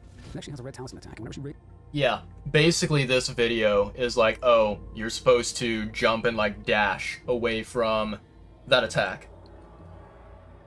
Okay. Alright. I honestly have no idea if, yeah, I have no idea if there's actually, like, a way to, like, parry every single hit there. 9 souls, and you're bashing your head against the wall, the ground as she attacks with. This is a red talisman, you need to jump and deflect. She'll often do this multiple times here to do that, so make sure you hit it. Next, she has a red talisman. There's always an opening here to do that, so make sure you hit it. Next, she has a red talisman attack, and whenever she raises a red talisman, you need to jump and deflect. She'll often do this multiple times in a row, so just keep an eye out for it. Sometimes she'll also do this red orb attack, and the tell for this one happens about as fast as the red talisman attack, but she'll quickly raise a red orb instead. You need to quickly charge unbound counter, and then release the counter right as she lands in order to deflect, but this will always give you an opening to plant the talisman. Lastly, she jumps into the air, then descends with a red fire down slash. When you see this attack, dodge away from her, then jump and continue dashing away. In the first phase, you will always pair this with a slash attack, so try to time it so that you're mid-jump when she lands, and slash dashes towards you. Then dash over her head and plant the talisman while avoiding the strike behind you. Note that while these two moves are always paired in the first phase, they can be performed interchangeably in the second and third rounds. Yeah, okay. This guy doesn't really mention anything about actually blocking the attacks. Alright. So yeah, it'll just basically come down to memorizing the timing, I suppose. What's going on, Wolf? Welcome on in. Hope you're doing well. Holding the parry button a little longer might help. You're talking about unbound counter. I honestly don't know if it will, because, like, I think that, to me, in 9 Souls, the unbound counter is probably one of the most dog shit mechanics that, like, I think should not exist. So that worked there. That was the red orb attack.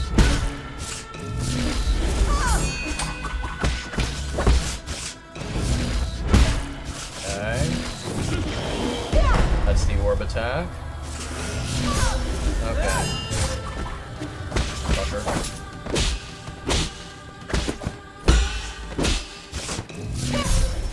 Yeah. Okay. Alright.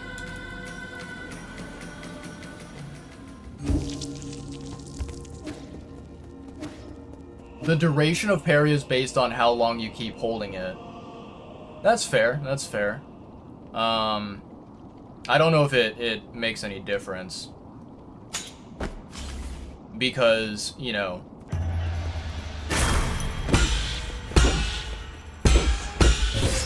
that's annoying. I'm literally pressing the B button.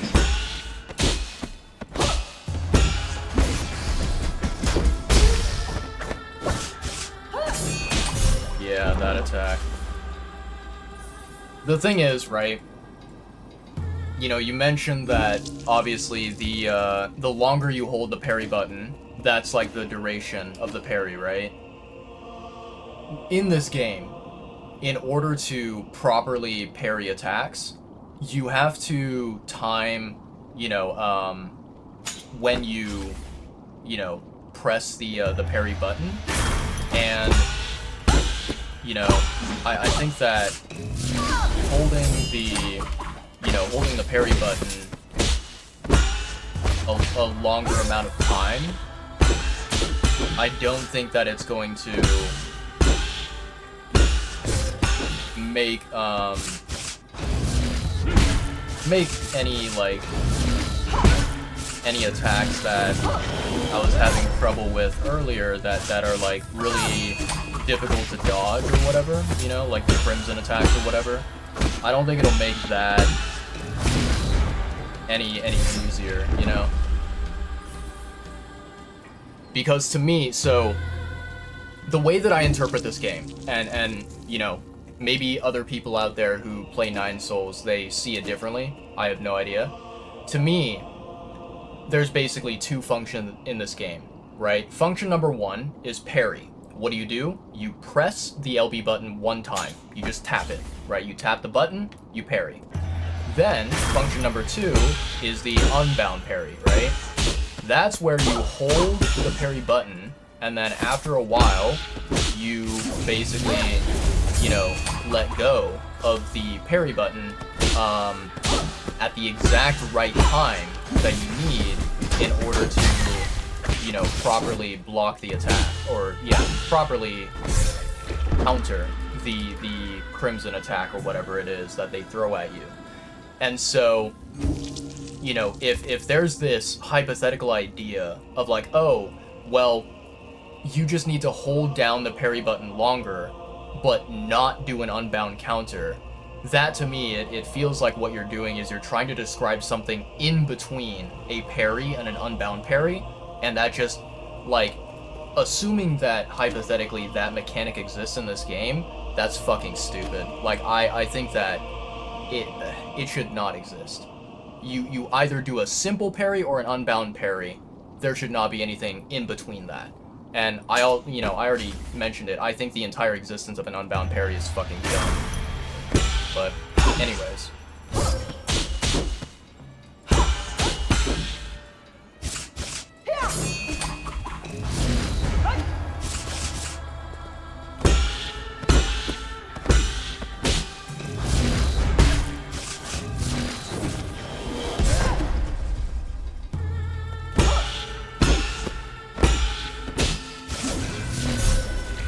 That's fine.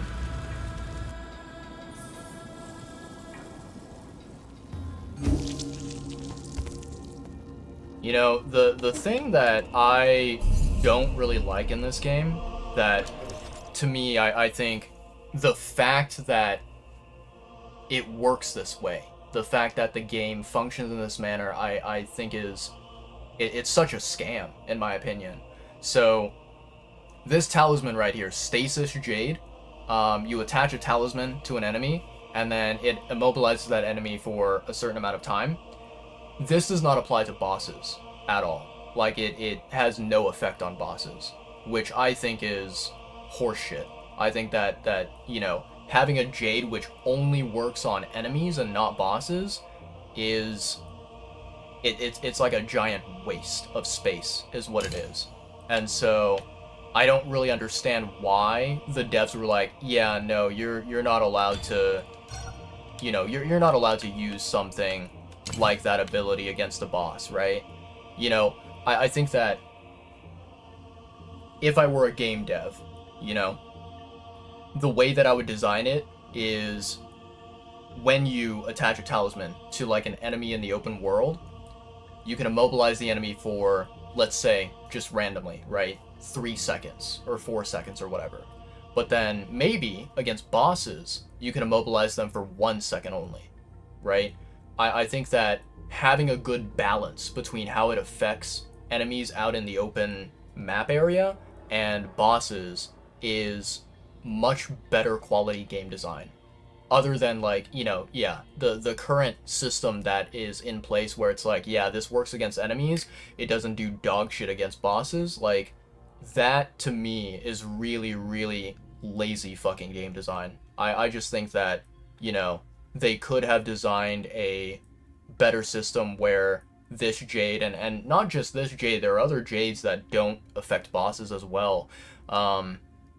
You know, I think that it would give more utility to these Jades, and it would make them more valuable, more interesting to utilize. But, yeah, no, they decided that they didn't want that in their game, and so they did not program it that way. Let me see here.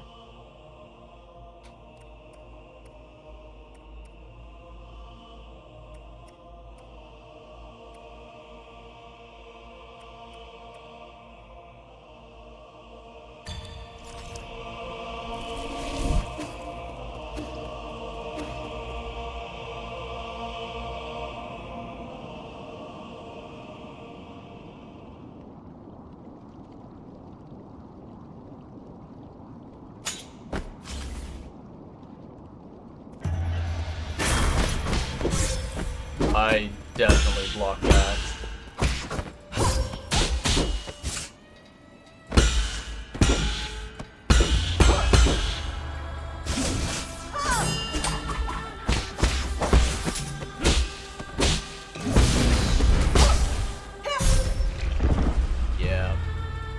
Yeah, there were attacks there that I swear I blocked. I swear I pressed the parry button, and the game didn't give it to me. I don't really know.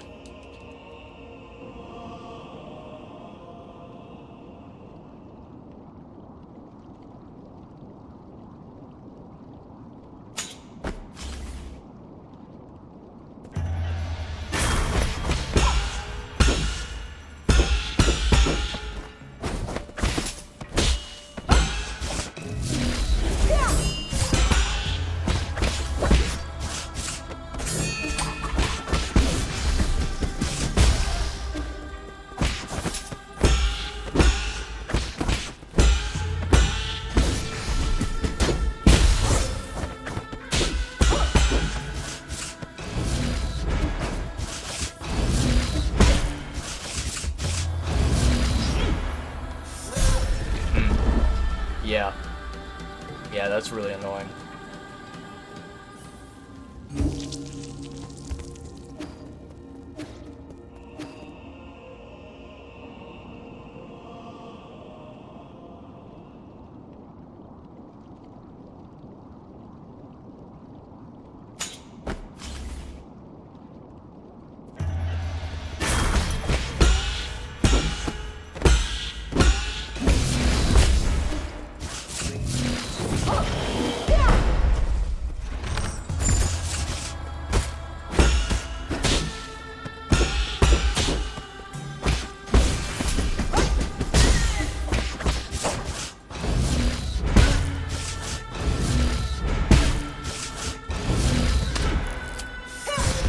I hate that she can do it like 3 times in a row or 7 times in a row or whatever. Like, it feels so trash.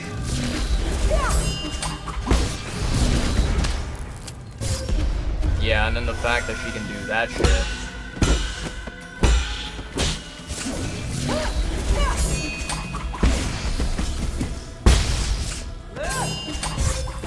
Fuck you.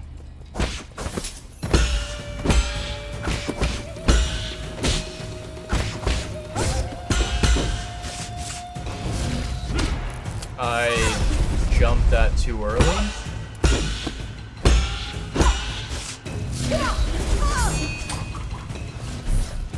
Yeah, so that attack, it's so annoying. You're not supposed to dodge, I guess, like towards the opposite direction of where Aegong is facing, where Aegong is kind of like attacking. You're not supposed to dodge behind, which I think is really crappy.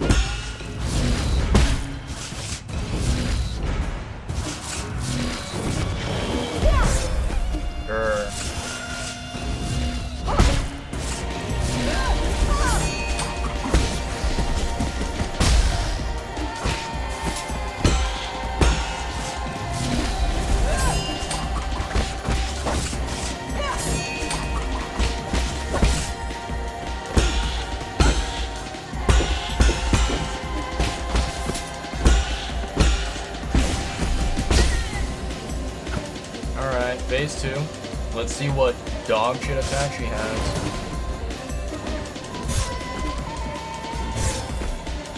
Yeah, that's dog shit. Okay, okay, interesting. So that attack... Huh. I wonder how you're supposed to do that, because, you know, what I'm thinking is, chat, is it possible to unbound counter those, you know, those, like, red crimson blades? Is it possible to do that fast enough as the boss kind of, like, throws them at you? Or is it not? Because, you know, I have, there's a jade that I have, and this jade is supposedly meant to make it easier to unbound counter, hypothetically. I don't really know if it actually does work like that. And I'm thinking that, like, maybe that jade could be, you know, a requirement.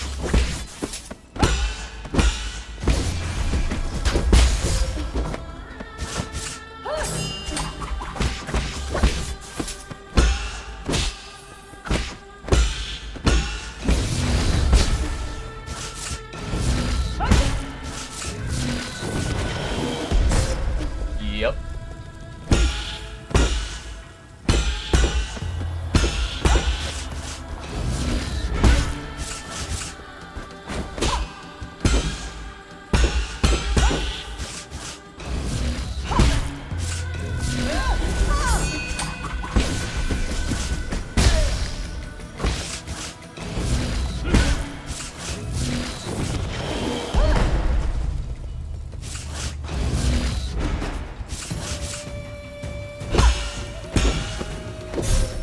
Sure, yeah. That was a really bad attempt.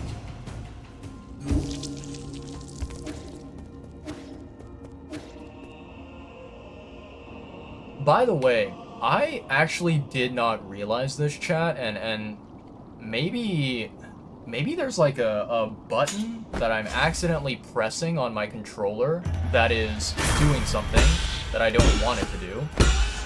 But,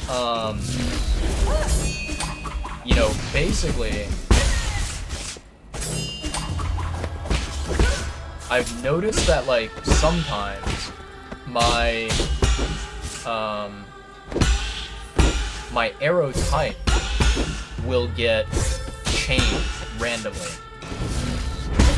without me, you know, wanting it.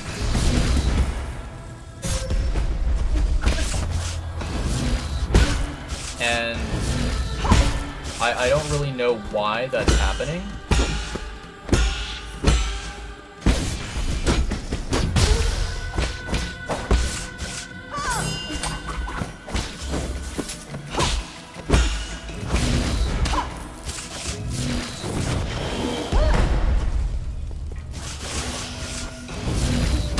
I definitely...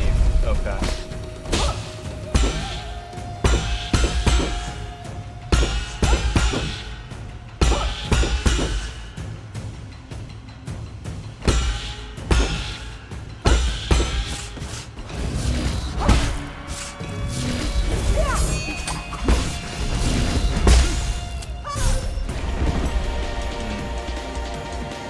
Yeah, like, for some reason, I don't really know why, sometimes my arrows, they basically just, change randomly, even though I don't want them to. And I'm not sure what causes it. Like, as far as I'm aware, right, just now, what I was doing is I was, pressing like the D-pad, right? The up, down, left, right D-pad. I was pressing that, but like normally I don't fucking touch any of those buttons whatsoever, right?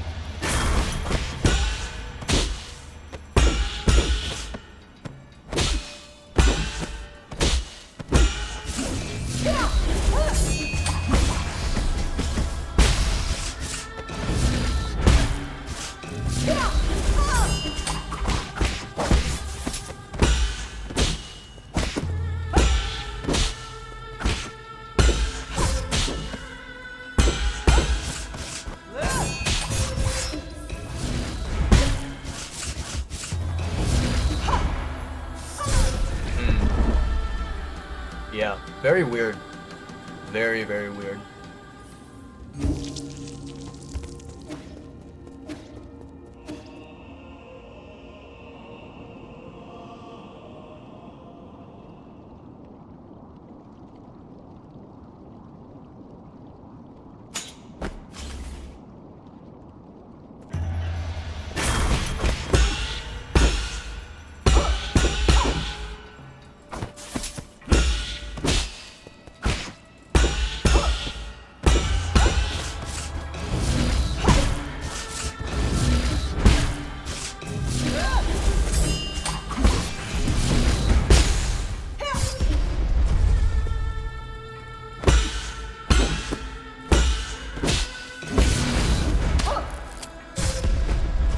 Honestly, this attempt is dead.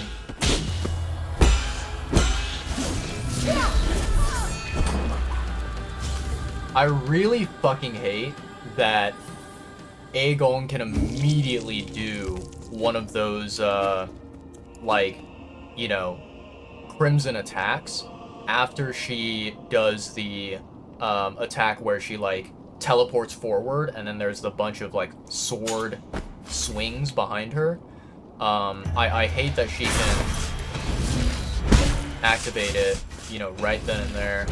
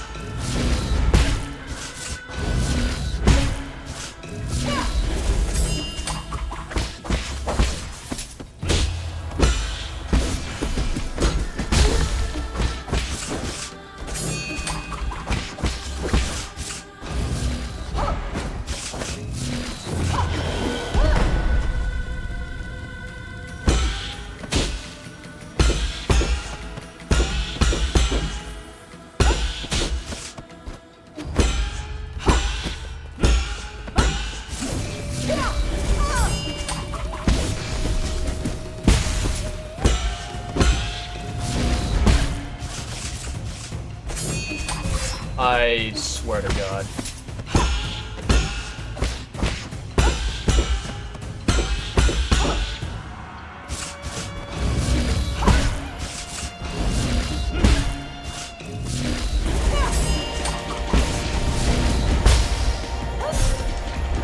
Ridiculous. I hate that she can fucking do that. I hate it so much.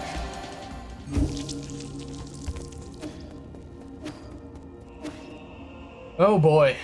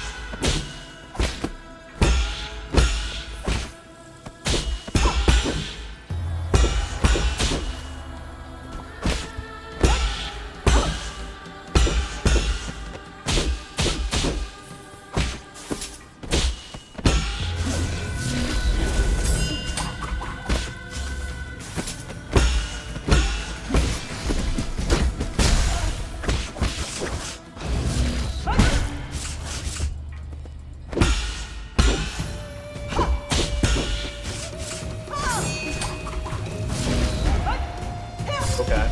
Yeah, I did not iframe through that, I guess. Yeah. Oh, man.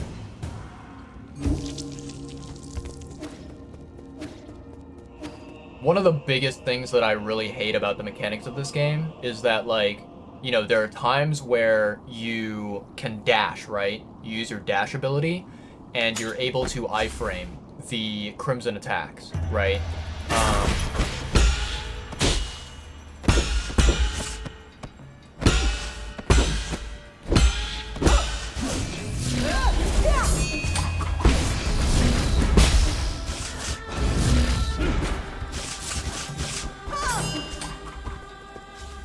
So you're able to, like,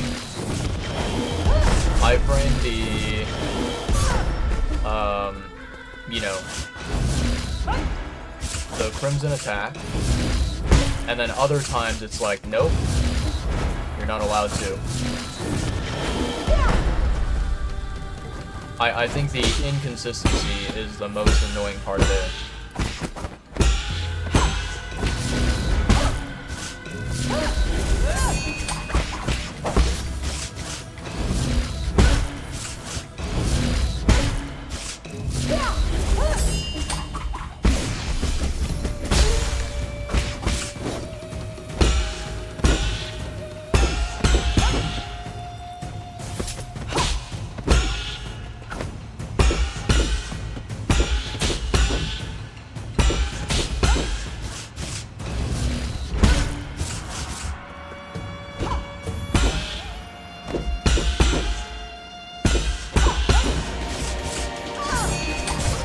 Fuck you.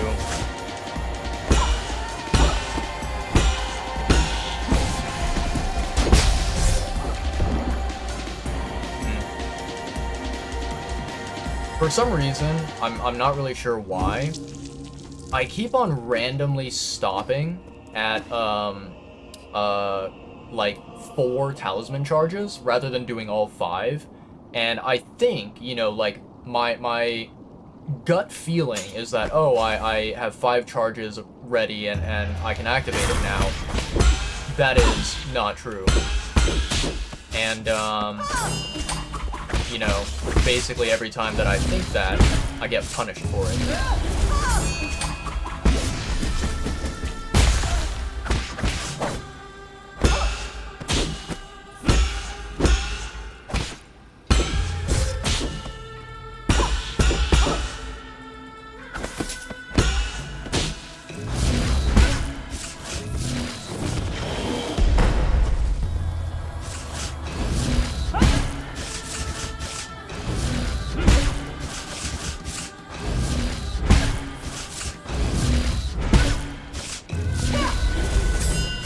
I dashed, you fucking cunt.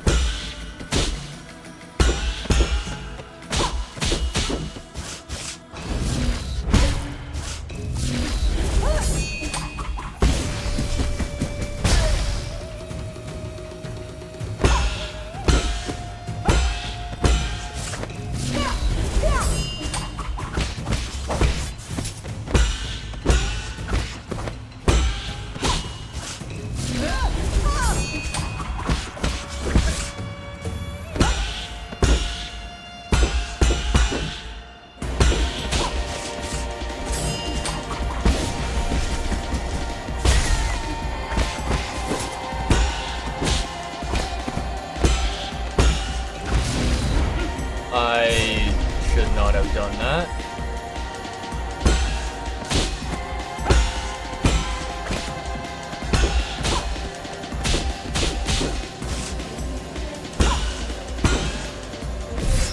Yeah, I don't really know what is happening sometimes where I press the parry button and then the game is like, oh, you want to parry? Give me like 3 seconds for you to, you know, activate your parry. And then other times it's like, oh, okay, you want to parry right now? Let's parry right now. It just feels like the user input is not being consistently recognized by the game.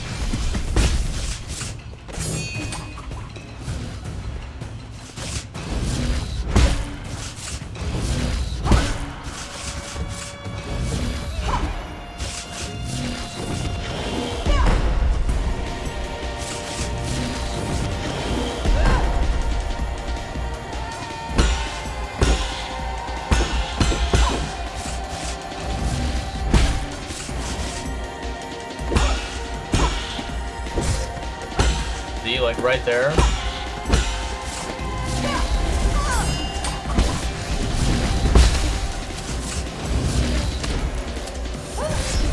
I'm not really sure why my input was not being read.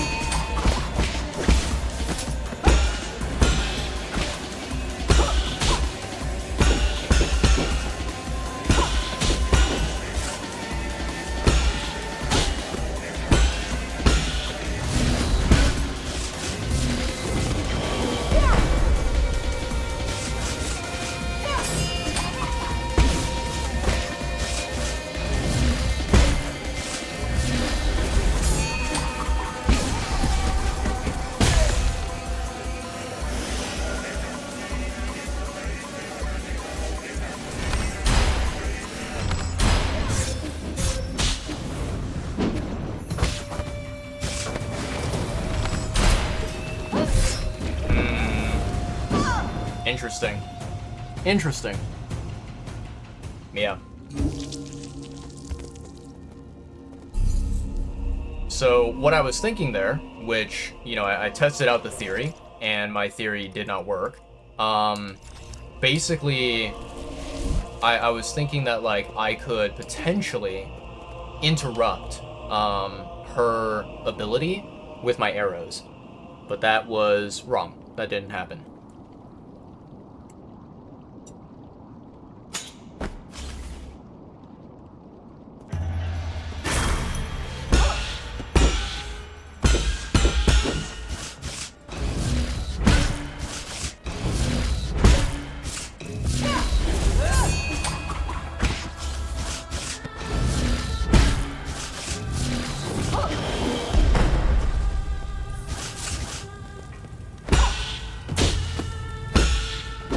I blocked that. I don't know what this game is doing.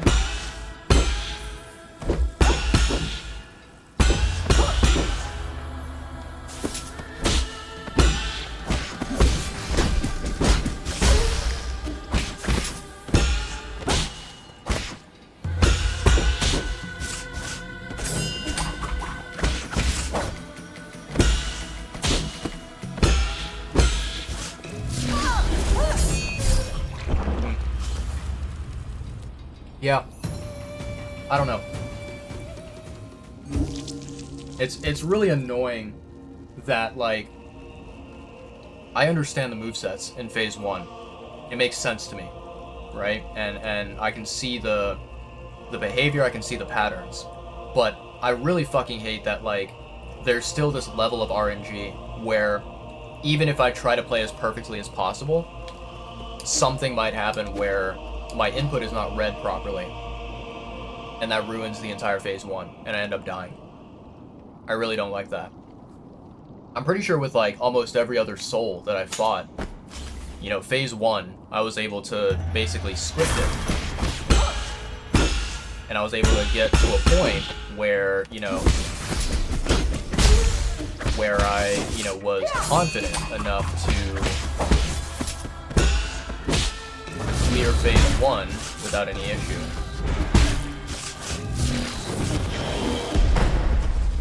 But her Phase 1, garbage.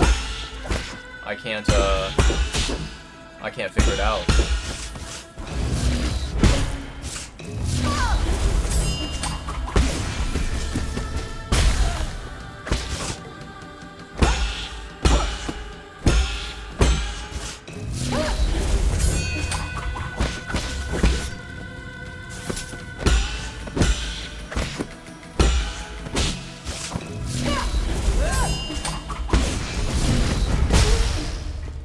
That was close. I almost died there. Or not died, but took serious damage.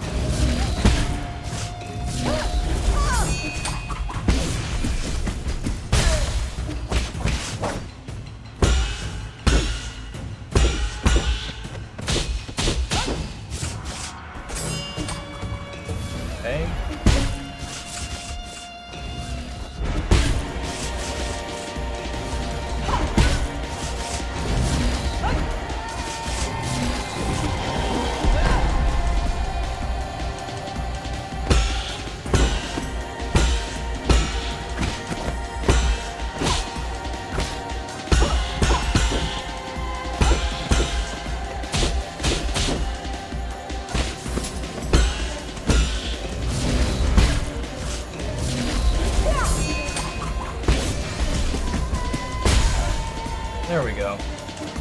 pretty clean phase 1.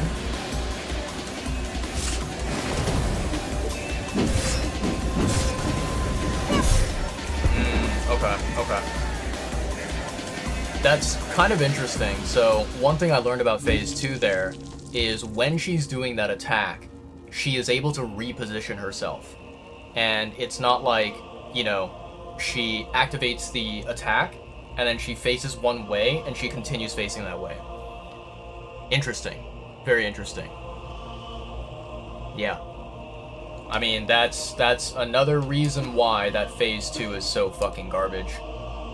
Is you can't find a way to, you know, iframe or dodge that attack. It basically forces you to unbound counter it.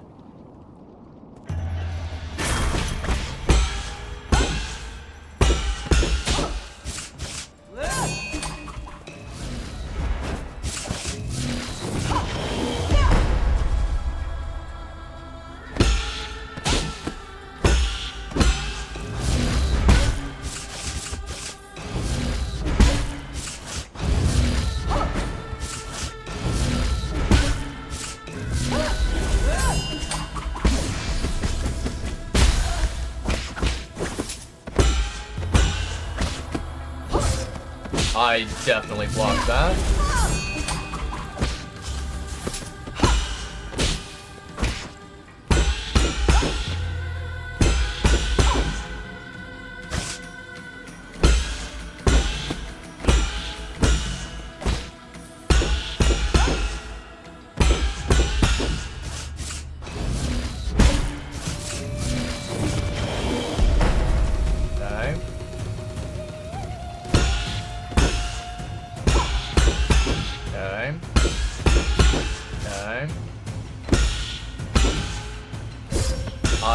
Block that.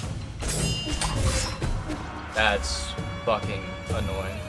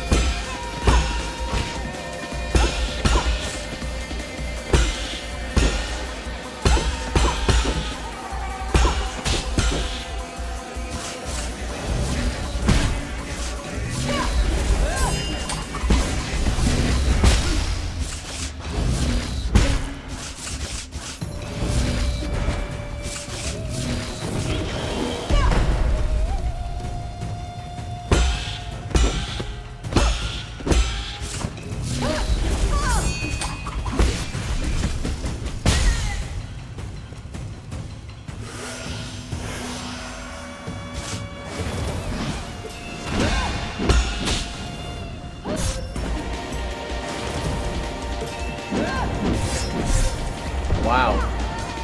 Interesting. Okay.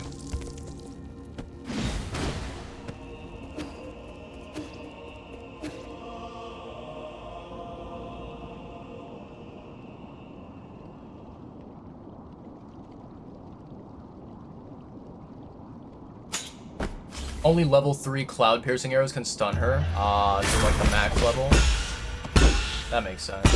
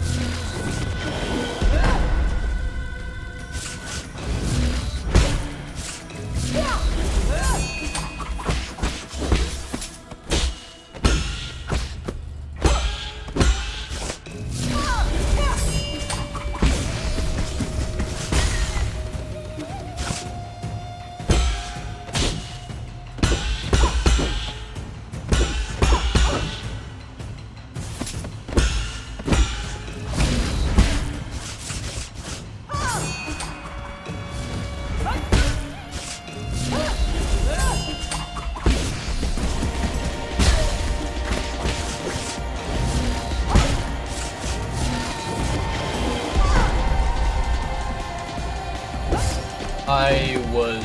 what? Hello? Why did my character face the wrong fucking direction?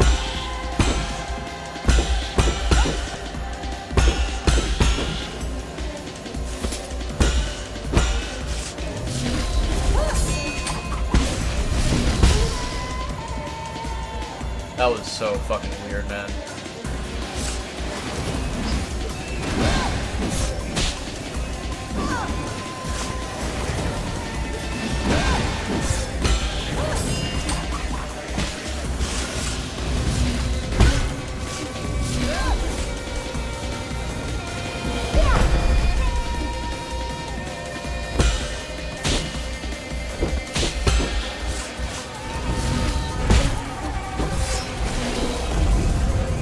Wow.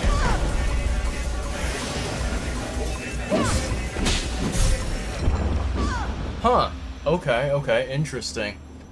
That is very interesting. So I learned a couple things during that fight. Number one, she has more attacks in Phase 2 than I initially thought, that I saw, right? She did some new attacks that I've never encountered before on that attempt. I think one of the biggest things that I learned is that, you know, the attack that she does at the very beginning of Phase 2, the first, you know, wave of the attack, you need an unbound counter. The second and third, you can just simply parry it. And then the fourth one, you have to unbound counter it. Huh, okay.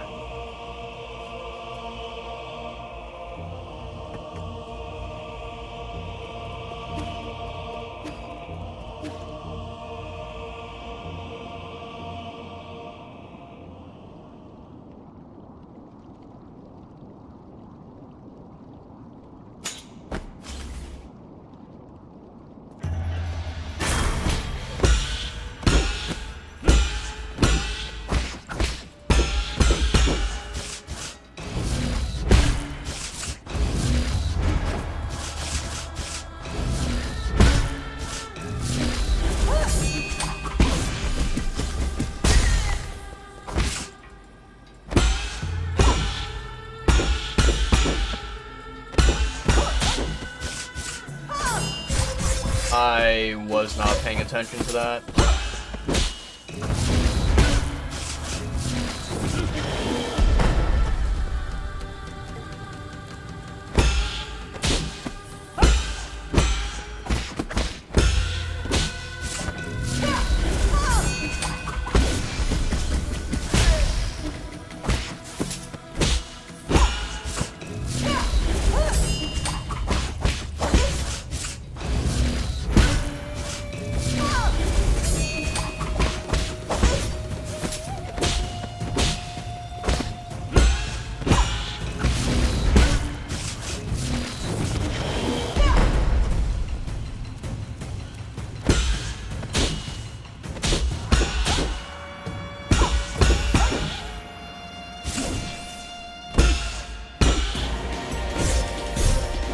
Yeah, I lost concentration there.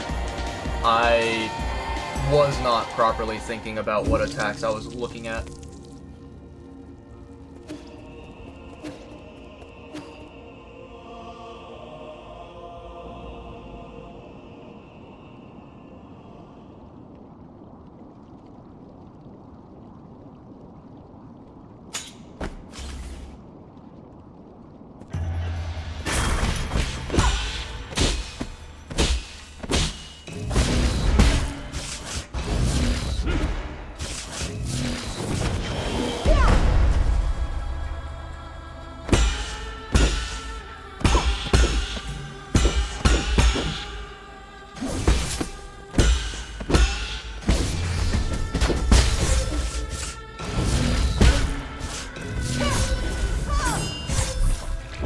Yeah, that was me just like not properly paying attention.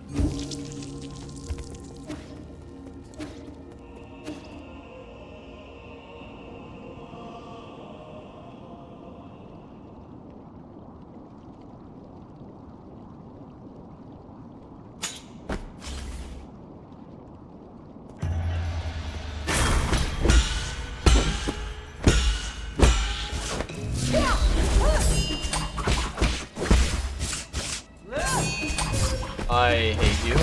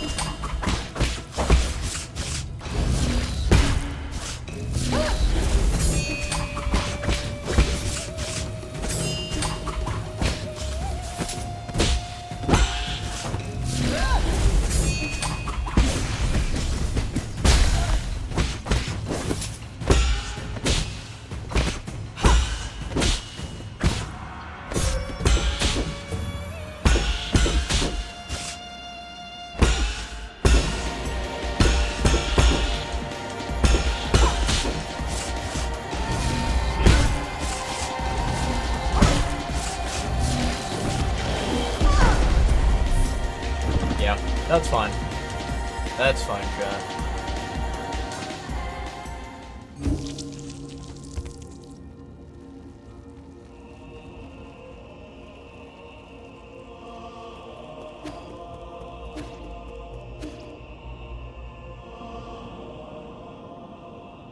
You know, after Wolf mentioned that very, very, very valuable piece of information about the arrow, there is a part of me that wants to,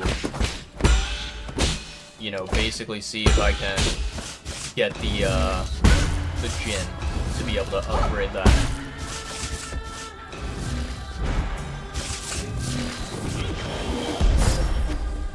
But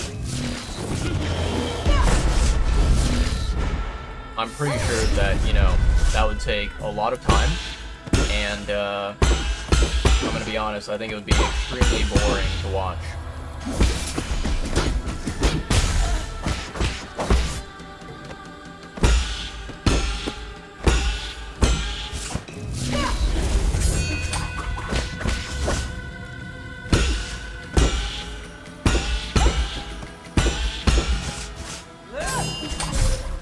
That's fair.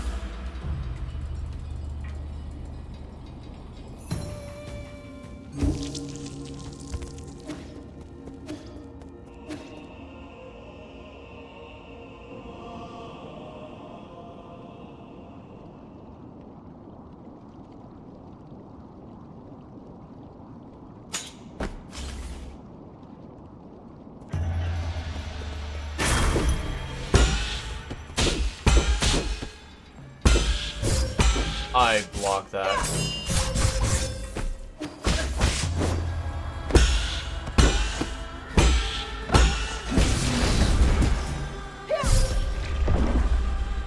That was like a really garbage attempt. I wanted it to be done with immediately.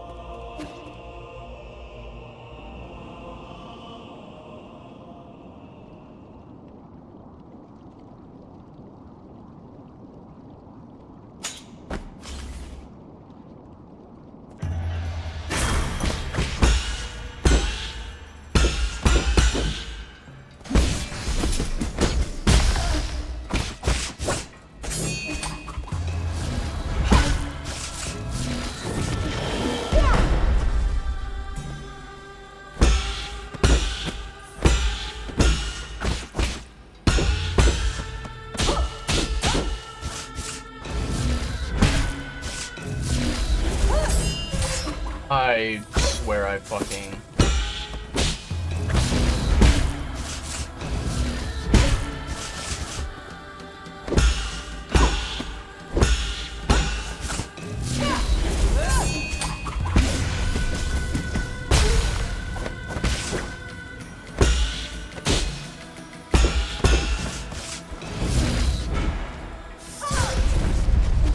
Yeah, this attempt is over.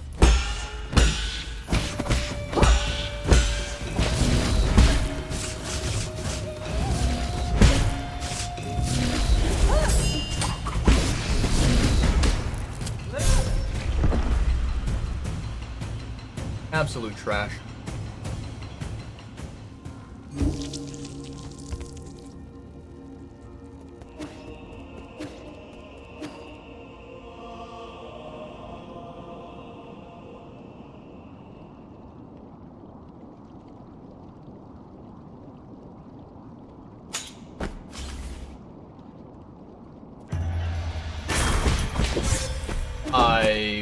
Hello? I fucking... What?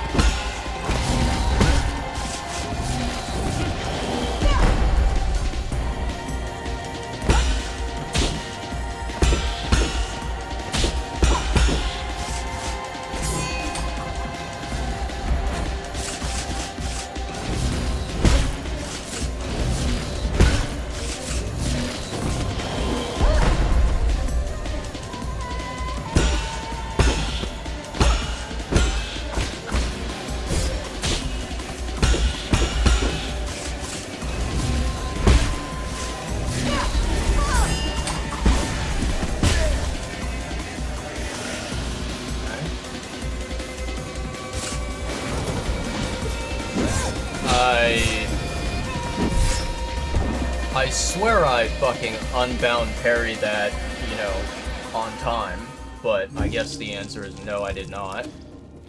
The game was like, nope, fuck you. You didn't time it properly. You were 1 millisecond off. I don't know. Boy, oh boy.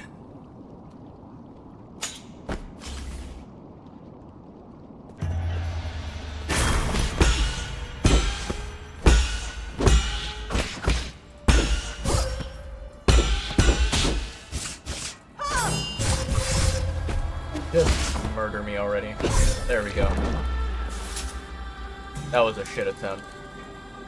Another thing that I think is really fucking stupid, chat.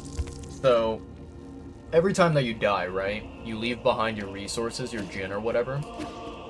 You can pick it back up, right? If you go back to the area where you died.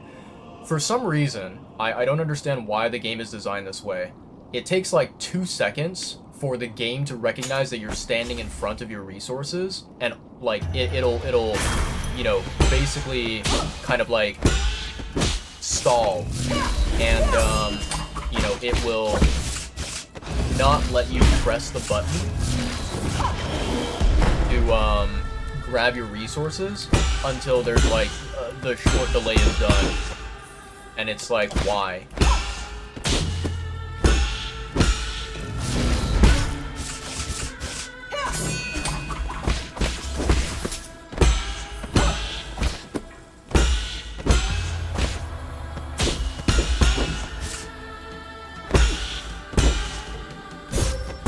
I block that.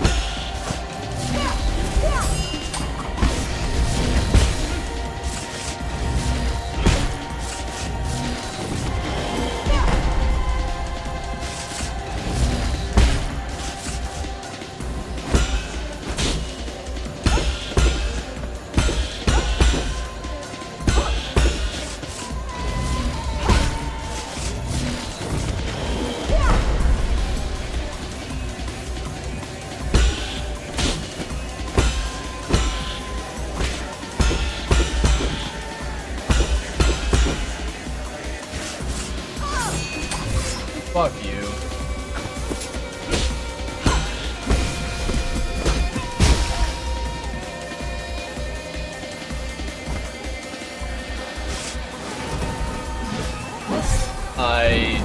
Okay.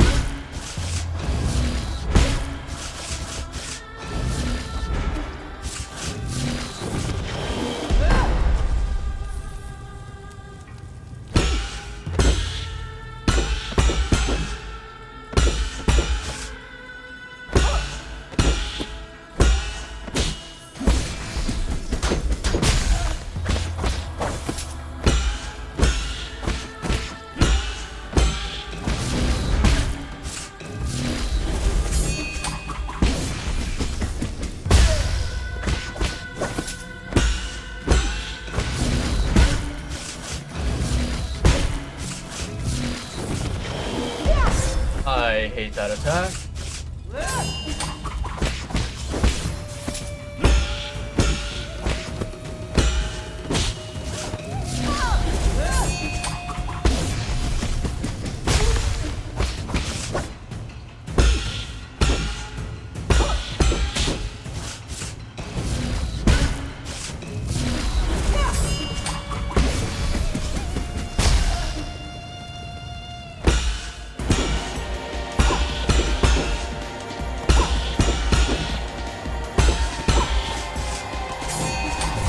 Fuck you.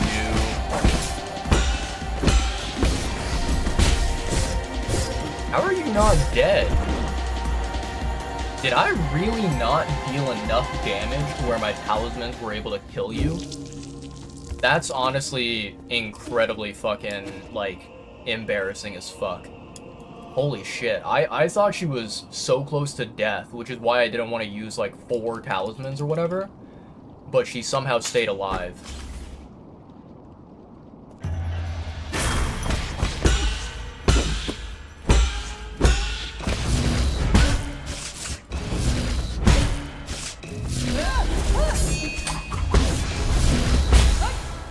I literally dodged that.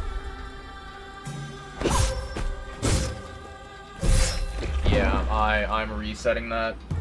I do not give a fuck. That was horseshit that I did not dodge that. Oh boy.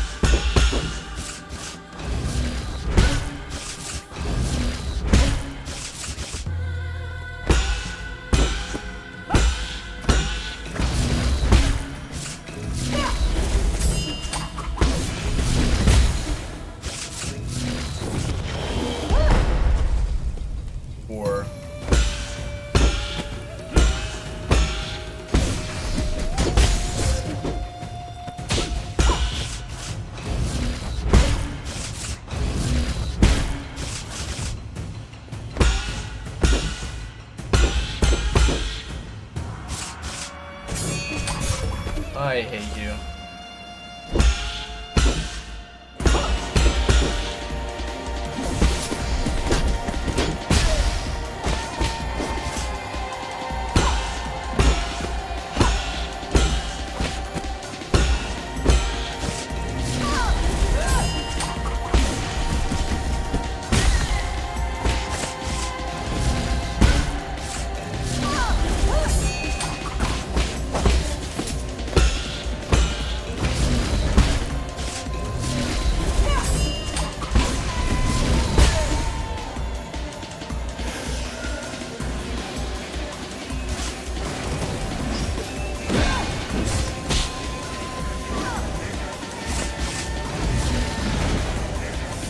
That's the grab. Alright. I thought for a second, you know, the reason why I kind of paused there and I tried to do an unbound counter is I thought she was going to do the fucking blade throw a second time. Which I'm pretty sure during one of my attempts she did it, like, you know, 2 times in a row. And it was like... It was so disgusting how she spammed it. I did not enjoy that at all.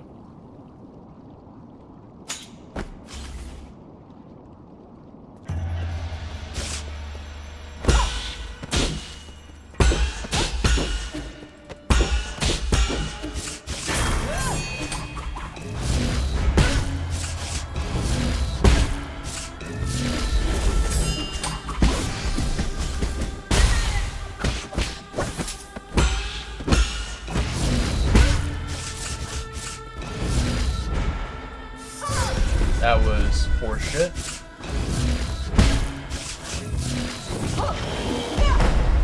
Sure. Another horseshit move.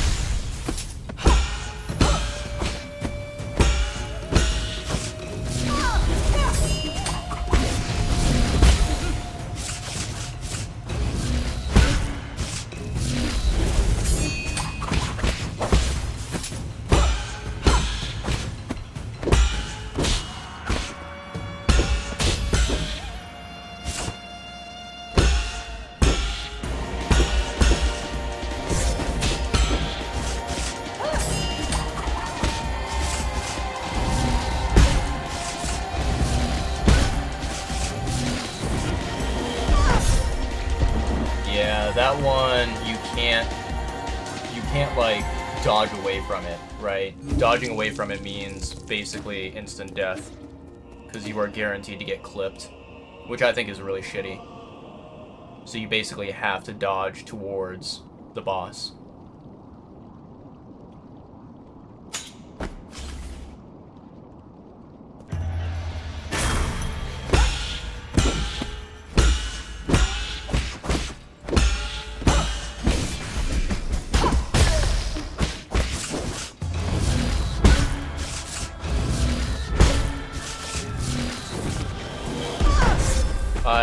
Hello? Did I not iframe through any of that? Are you fucking, you know, kidding me?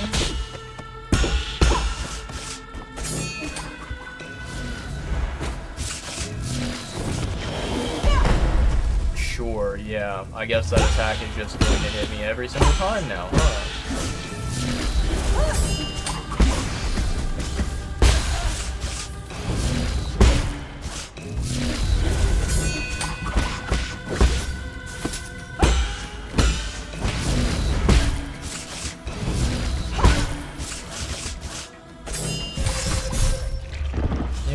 Yeah. What a shit phase 1. Oh boy.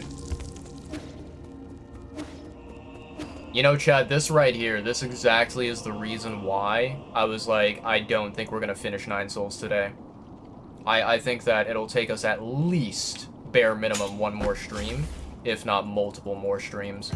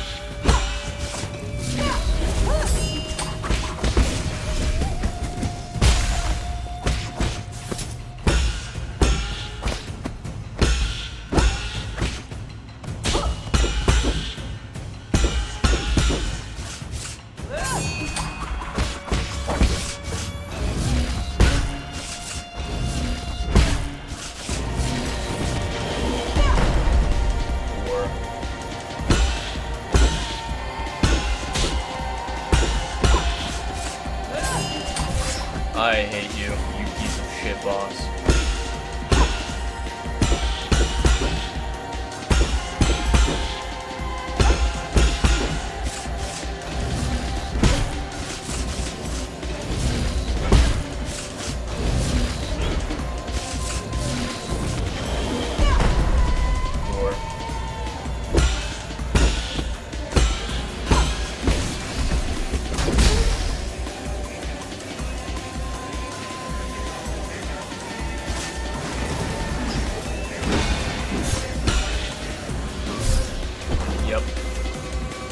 Yep. What an annoying piece of shit boss, man. Oh boy. I do not like this boss at all.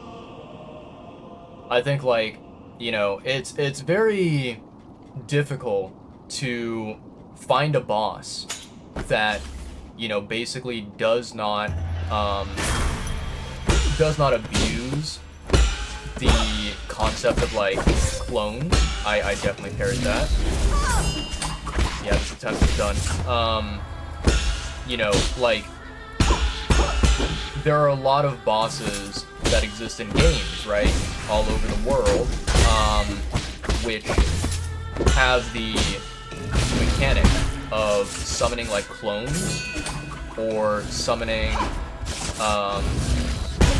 you know, like, mobs, right? And, I think that it's very, very, very difficult to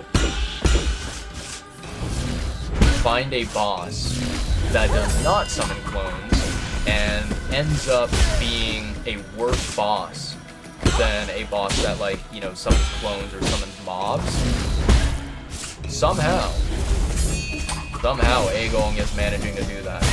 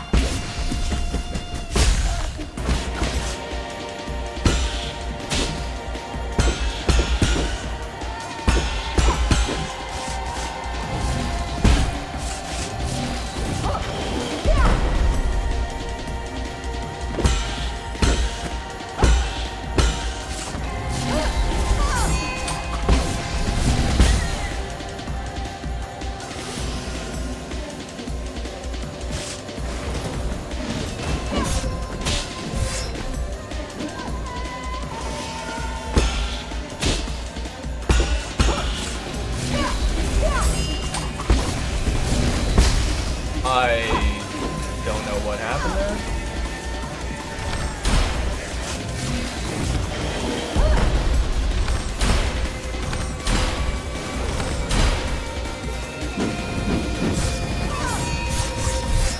Yeah. You know, that's actually, that makes a good point, honestly, now that I think about it. You know, I had Cloud Piercer as my arrow choice because I was thinking, like, oh, I can maybe interrupt Agong and I can, you know, kind of stagger her a little bit. Since Cloud Piercer does not work, right, because I don't have the final upgrade, that means that, honestly, I think Shadow Hunter is probably my best bet. I'm pretty sure that Shadow Hunter would be way more effective at dealing damage, because of its tracking capabilities compared to Cloud Piercer or the Thunderbolt, Thunder Blast, whatever it's called.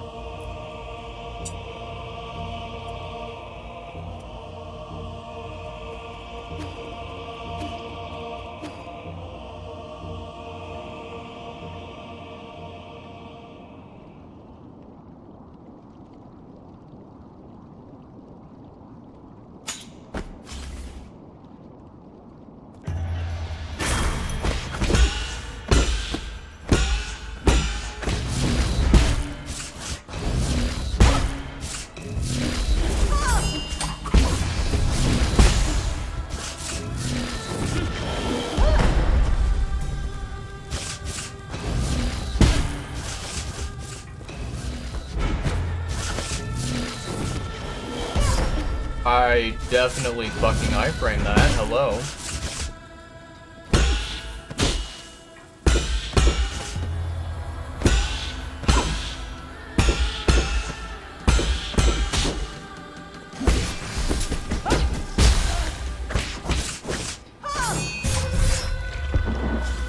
I don't know what the fuck happened with that one attack where I clearly was dashing. I was clearly mid-air dashing, and the attack somehow managed to clip me.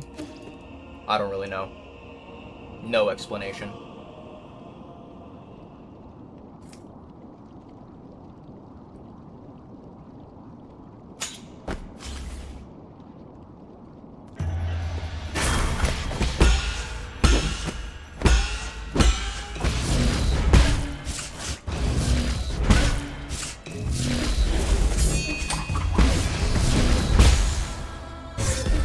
How the fuck did that grab me, man?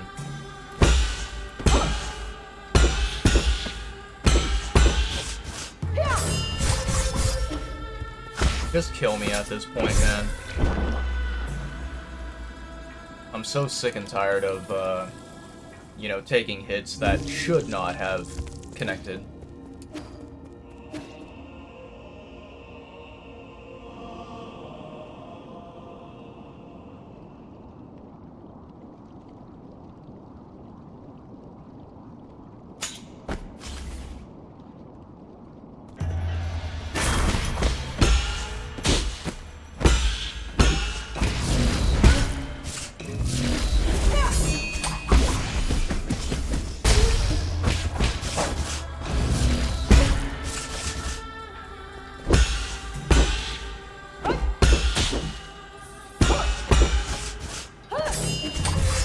Fuck you.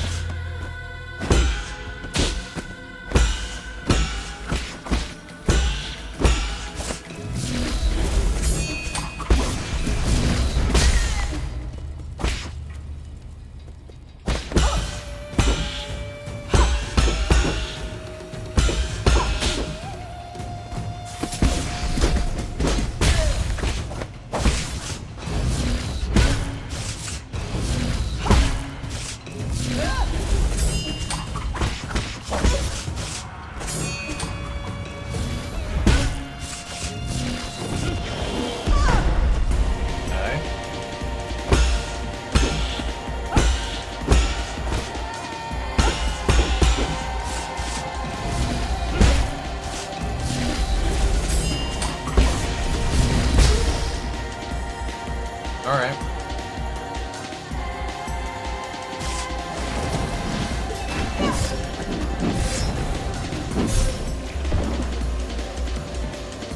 Yeah, I don't know, chat. It's so weird. I feel like, for some reason, I don't have any explanation. Every time that I am, like, in phase 2, right, at the very beginning, and I'm supposed to be doing an unbound counter, right? So I start charging up. I don't really understand why, but I keep on looking at my character, and kind of focusing on where he's standing, you know, rather than like focusing on the boss and what the boss's movements are. I keep focusing on my character. And I think the reason that I do that is because, like, I'm not confident in my character's ability to do an unbound counter. And so I'm like watching my character to make sure that he is, you know, properly executing the unbound counter, where I should be, you know, keeping my eye on the boss and, you know, watching her movements. I don't know why I get so distracted in that moment. Yeah, it's because, you know, this unbound counter mechanic, I just feel like it should not exist in the game, and so I have no trust, I have no faith that it will actually work, and so I like stare at my character, watching him and trying to make sure that he is properly, you know, properly standing there as he should be. And my attention is, you know, distracted, not focusing on the boss's movements when it absolutely should be.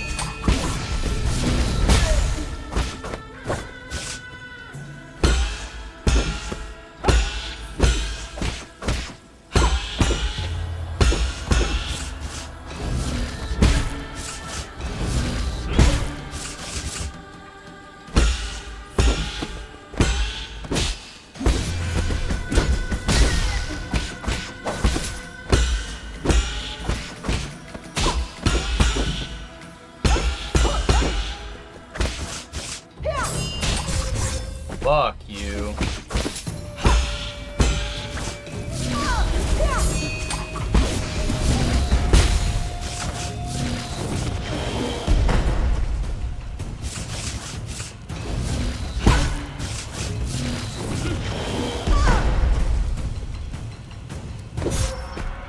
I very clearly parried that. This attempt is over, honestly.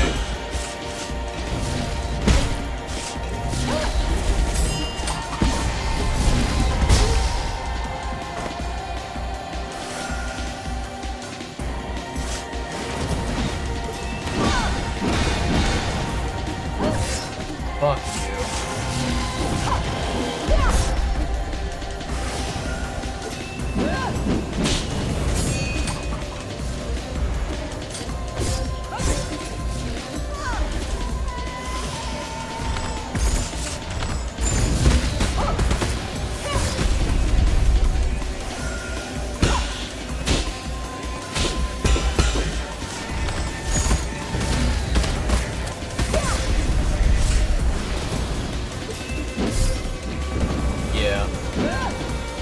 Yeah, okay. It's really interesting. I feel like I have no time in Phase 2 to, you know, get my arrows out and to fire, you know, the attacks at her. I feel like she gives me no openings at all. And the really annoying thing that I've noticed in Phase 2 is that a lot of her attacks are, you know, shrouded by fire. And,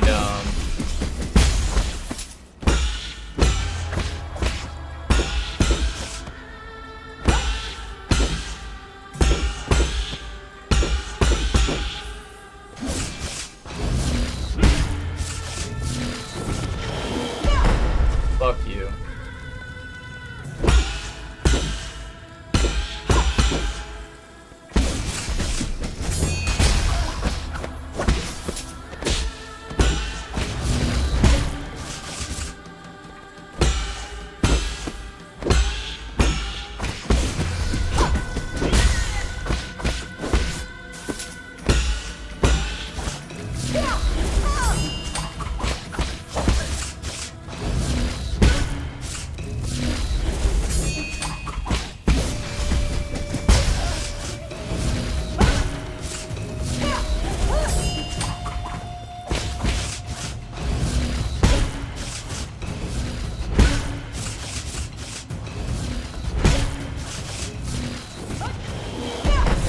Yeah, fuck you.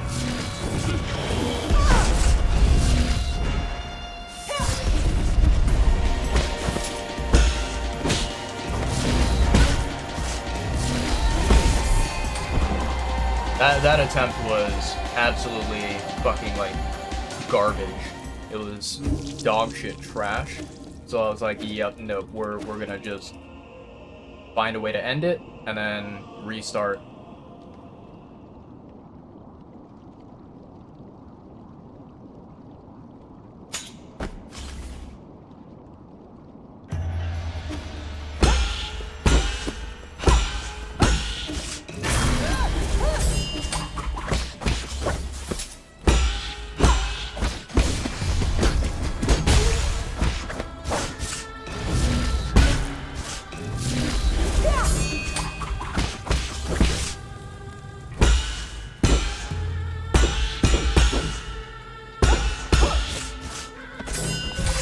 Fuck you.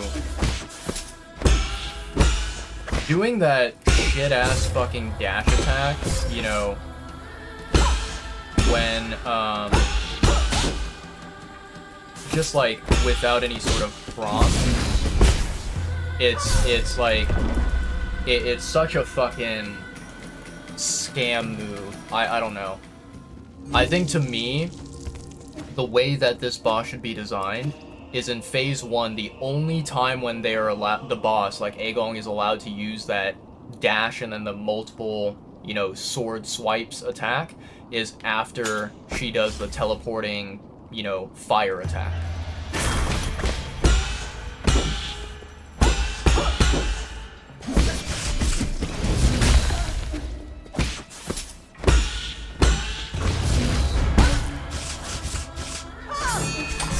See, like, that right there is fucking cheap.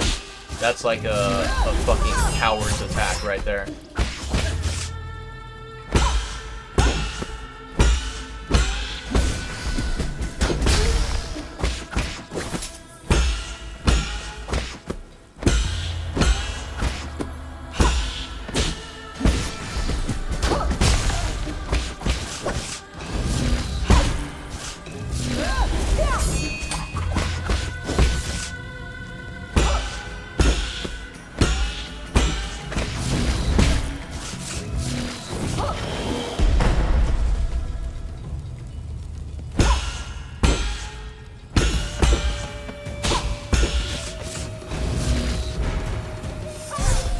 That's fine.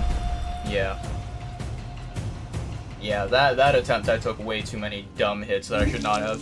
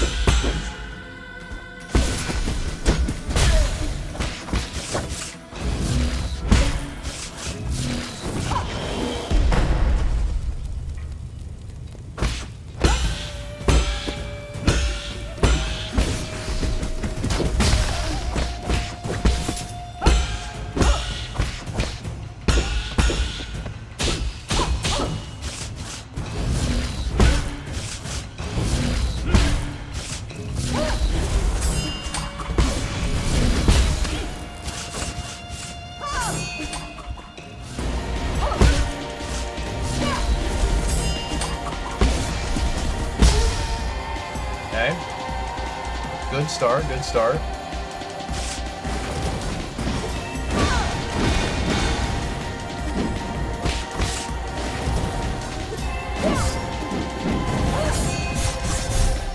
Man, that fucking combo is goddamn just fucking annoying.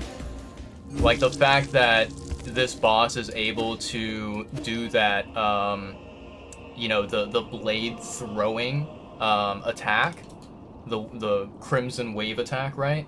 Doing that back to back right after each other is so fucking, like, scummy. That to me is, like, really just poor boss design.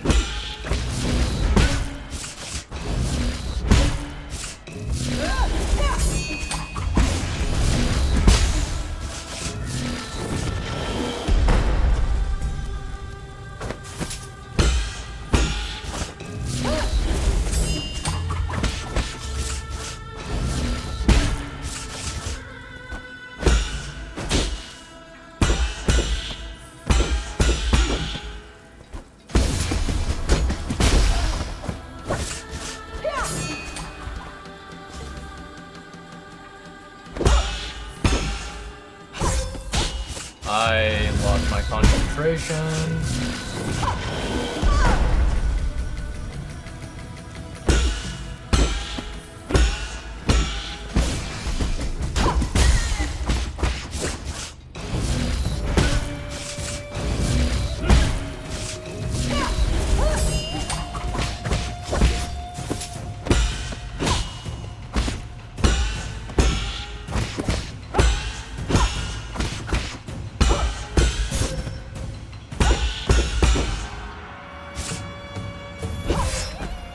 That was... Okay, yeah, that... Honestly, I'm fine with that. I'm glad she killed me, because that was a really shit phase 1. What's going on, Tito? Welcome on in, homie. How you doing? I am really fucking hating this boss.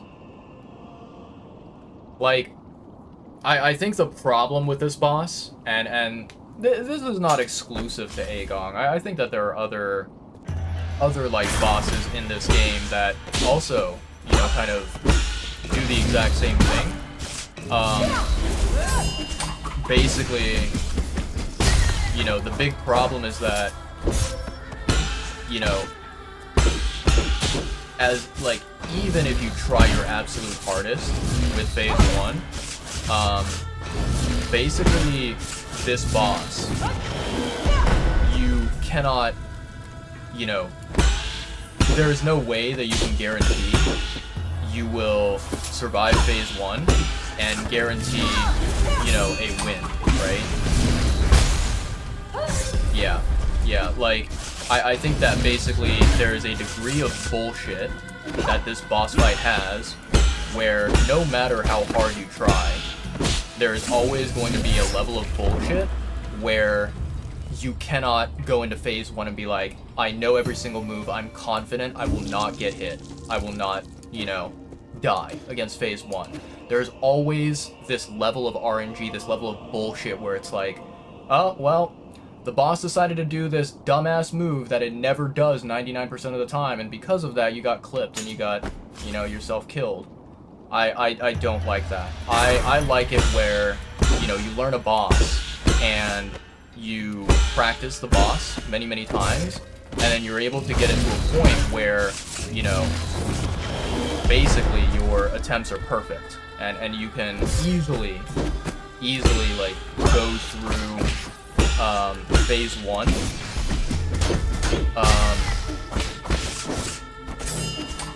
Yeah, it's just like, there are some bosses where they have no bullshit, and you can learn them, and it's nice.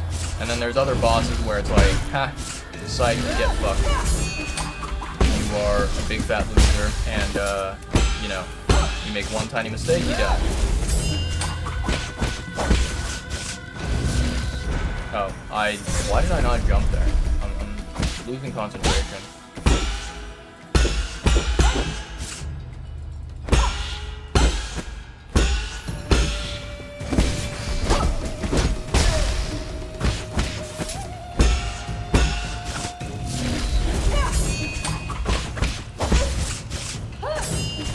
Again, a second time in a row. Like, that right there, that is a textbook dictionary definition example of what the fuck I was talking about. Like, so, here's how I would describe it. That move, where she dashes, and then, like, behind her there's a bunch of these random sword swings, and you can't really consistently parry them all, right? Like, that move, the way that I've learned this fight is that every time, so she'll do this move where she teleports above you, then she drops down, and she'll leave like a small, tiny little area of flames. You know, she'll leave this tiny little field of black flames or red flames or whatever, and then she'll immediately do that dash move afterwards, right? That I've learned, right? I understand that. It makes sense, and I'm like, okay, cool. When she drops and she does the flames, she's gonna do the dash. I get it, right? Like, it makes sense. The attempts that I've had where I will be fighting her regularly, and, you know, she'll be doing her normal, regular combos, and then out of nowhere, she'll just bring out the dash, just in my face. I'm like, okay, hold the fuck on. 99% of the time, you don't do this shit. And then randomly, you know, out of nowhere, on 1 out of every, like, 20 attempts, she'll be like, okay, I decided that I'm standing right in front of you, and I'm gonna dash in your face. And I'm like, why? Who designed you in this way? It's so fucking trash. I think that is something I really dislike in games, where I feel like when you are designing an enemy, when you're designing a boss, there has to be a level of consistency. You can't just be like, oh, la-di-da-di-da, bullshit, here you go, deal with it. And I'm just like, no, why? I don't know. To me, it's like, if you have a moveset, stick to that moveset. Don't fucking do whatever the fuck you please, you know?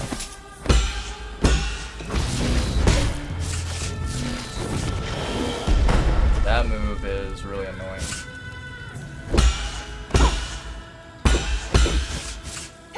See? Like right there. Right there. Textbook. Perfect example. Since when does she fucking randomly dash like that out of nowhere? It's so fucking trash.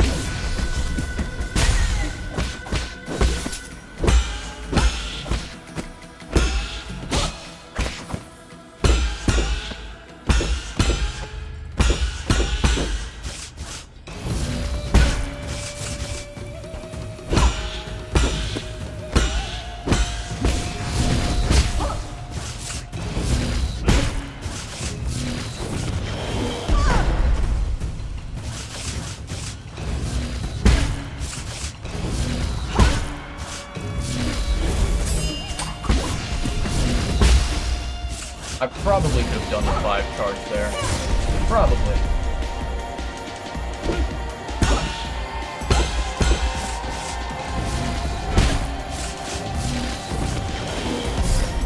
Yeah, that's fine.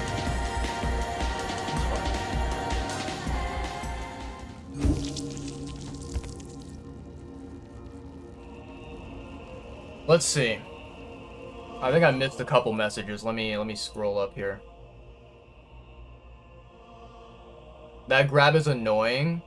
I mean, for the most part, if the boss doesn't do any bullshit, you know, la-di-da-di-da, let me make up some random fucking moveset that I never usually do, you know, if that happens, I'm able to deal with the grab, right? And the grab is one of, like, the least of my worries.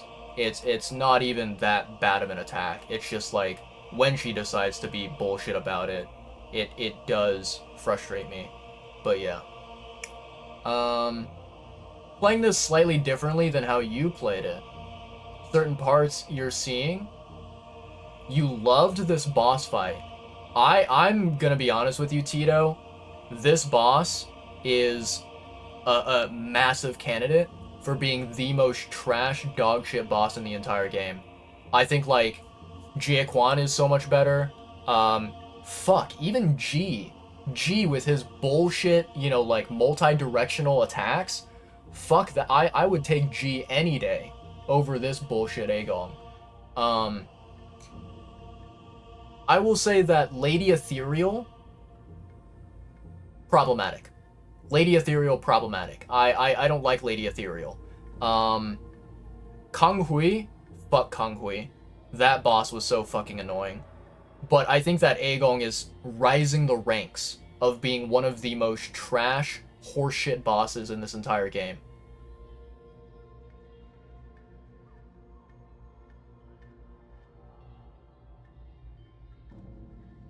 Let's see. You said you kind of did that, but you get what I mean? She does randomize her pattern. There was one thing you struggled with, but most of it is reaction time. Going for some really risky shit with the hold to blow up Talisman Chi charge. I mean, that is true, but it does kind of work when she doesn't, you know, when she's not a, you know, annoying, garbage, spontaneous fuck you attacker in phase 1, it works. You can definitely parry them all. Oh, you're talking about the multiple sword swings, like, that she leaves behind you? You can, but like, why would you? It's much easier to just get out of that way, you know, to not be behind her when she does that, and to basically be in front of her. The drop with the black flame, yeah. Sometimes do the dash with triple slash behind. It's the little shit you have to subconsciously pay attention to, yeah. Thing you struggled with was the triple thrust she does and the basic attack she has. You can never parry them consistently as I do. Yeah, I mean, the triple like stab that she does, it's pretty easy to parry that one. Like, you just basically, you have to see when she's kind of, what's the word? She's like getting her arm ready to do the triple stab. And then when she does that, right, you basically just you mash the parry button 3 times very fast, back to back to back. You don't like press the parry button, then wait, then press it again, then press it again, you know, with a delay. But you gotta spam it. Just spam it like a monster. And it basically works. And I mean, hey, like, even if you don't perfect parry it, right? As long as you only take internal damage and you don't take, you know, your health bar away. But yeah.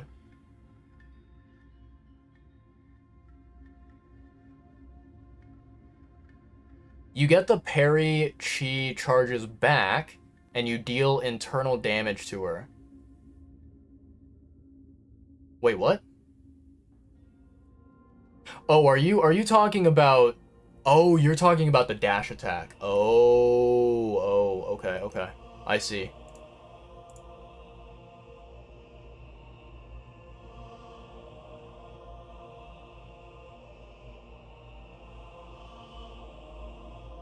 So more damage on the next chi charge talisman attack you do. Always got hit by at least one of them. Not hit, but you couldn't perfect parry them all 3 times. Do that parry spam for the triple slash behind her. Interesting. Interesting.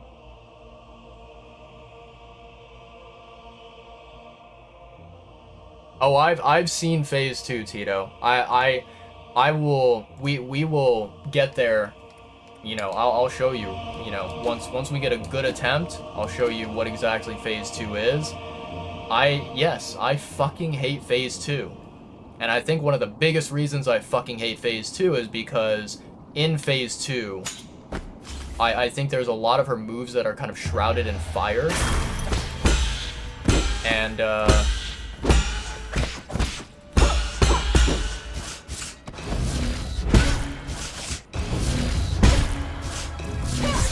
oh fuck, I'm not concentrating. I'm not concentrating properly. But yeah, as I was saying, like, we'll get to phase 2. I know the move that you're referring to, and I fucking hate that move. But yeah, like, in phase 2, I feel like a lot of her attacks, she kind of shrouds herself in fire all the time, and it's very hard to tell what she's doing.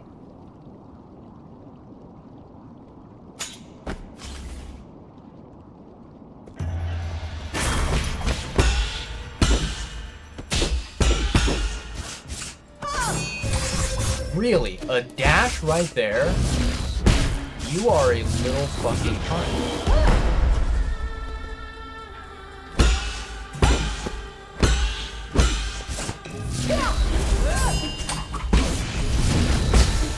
I probably could have 5-charged that.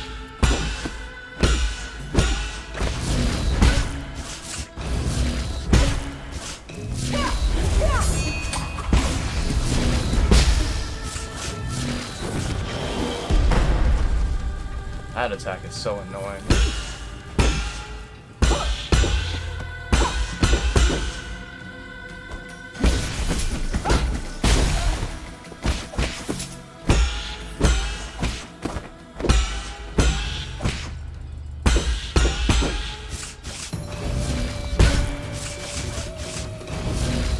I don't know why I dashed that early. I don't know. I thought maybe she might be doing the nuke. The giant fucking orb. Yeah, I'm not really sure what I was thinking there. I should pay attention more. I should focus more. The boss fight took you about an hour and 40 minutes to beat 2 phases. Haven't done the 3rd phase yet. There's a 3rd phase. Whoa, oh. Is that what you're talking about? Oh, that's what you're talking about. Okay, fuck you. Can you let me...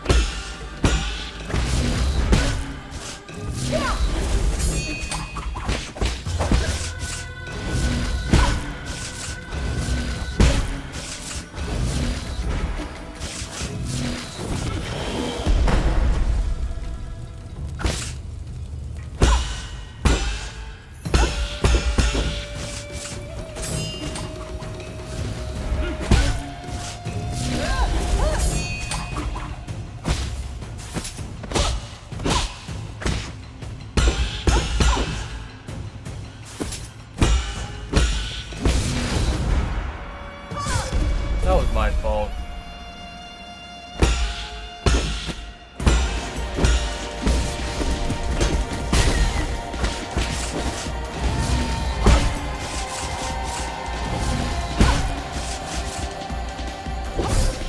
Oh.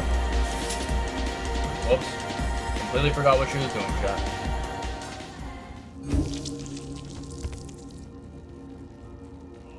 Yeah, I was wondering, you know, Tito, like when you mentioned getting like the true ending or whatever, I was like, I wonder what the true ending is. And then you were like, I haven't done the 3rd phase, and I was like, there's a 3rd oh my god, and then it clicked in my head, and I was like, oh, yeah, okay. The fact that I can perfect parry the triple poke is wild. Really, I find it to be one of the easiest attacks. True ending is 3 phases. Nah, fuck that. Nah, fuck that. Shock did it. Took him 7 hours to beat. Nope. No siree. Nope, not me. Reason you love this fight was because it definitely tested your reaction time and pattern recognition. You love reacting to stuff that's quick. I don't mind reacting to stuff as long as it is a part of, you know, an AI, like you know, character design that is kind of like, you know, it's understood, right? It's a pattern that you learn, and, you know, you learn this pattern and you're like, okay, I understand what the boss is doing, and you can now, like, you know, properly parry it, right?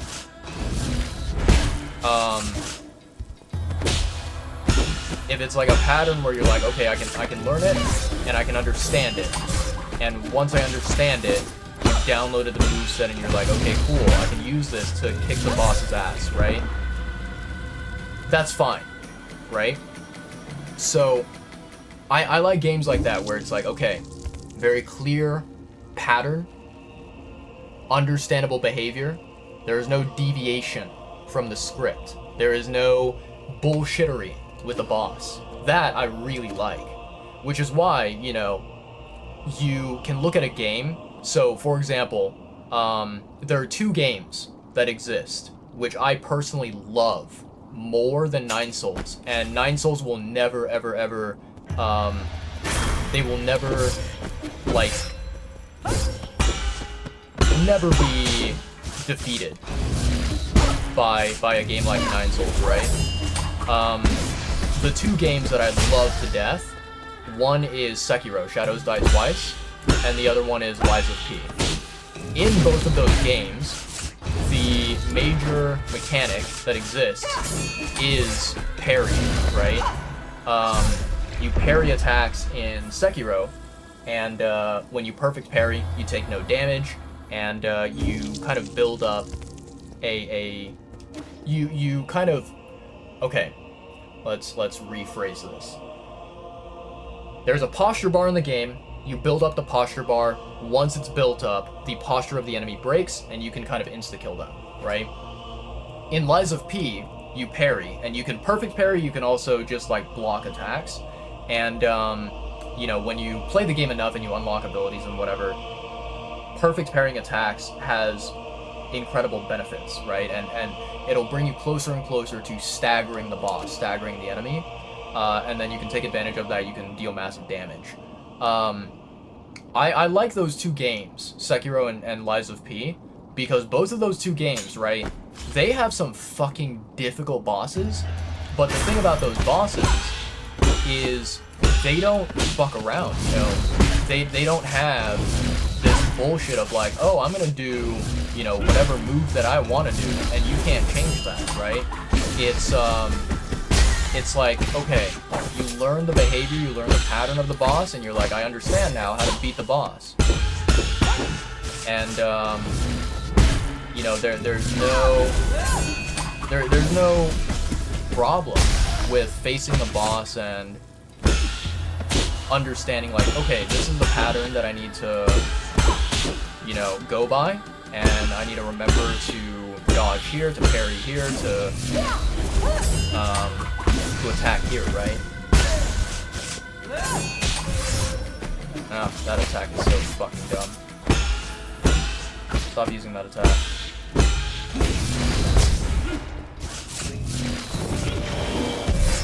Yeah, that was too early. Too early. Oh well.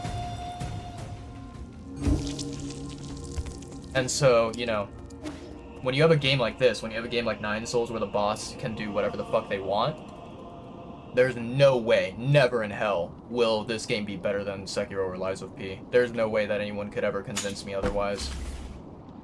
People in the Nine Souls community, they can argue all they want. They can talk, you know, about how this game is perfect for them.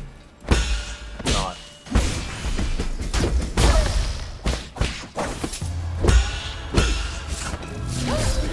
I am not thinking right now. Why am I not thinking? Why am I not reacting to the correct attacks?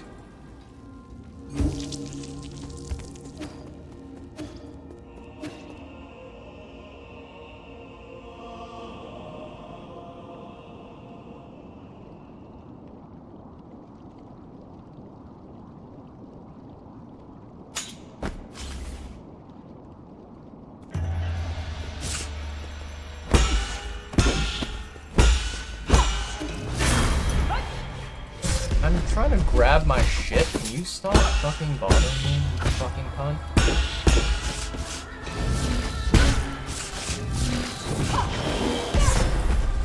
Yeah, whatever. This attempt is dead anyways.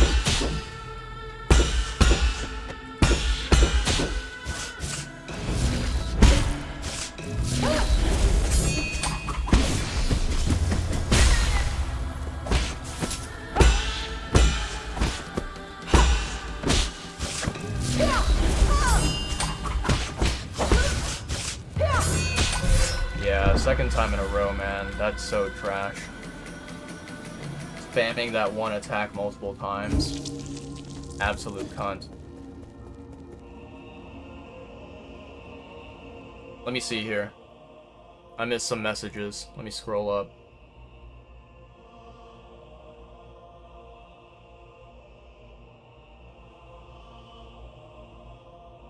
Give you all the little cues that you're seeing. Shut the fuck up, you stupid ad. Let me see. Give you all the little cues that you're seeing that are just making you smile as you remember how you fought Aegong, but that would be backseating. I mean, honestly, Tito, I don't mind backseating. Like, at this point, we're basically at the end of the game. You're not really spoiling anything for me.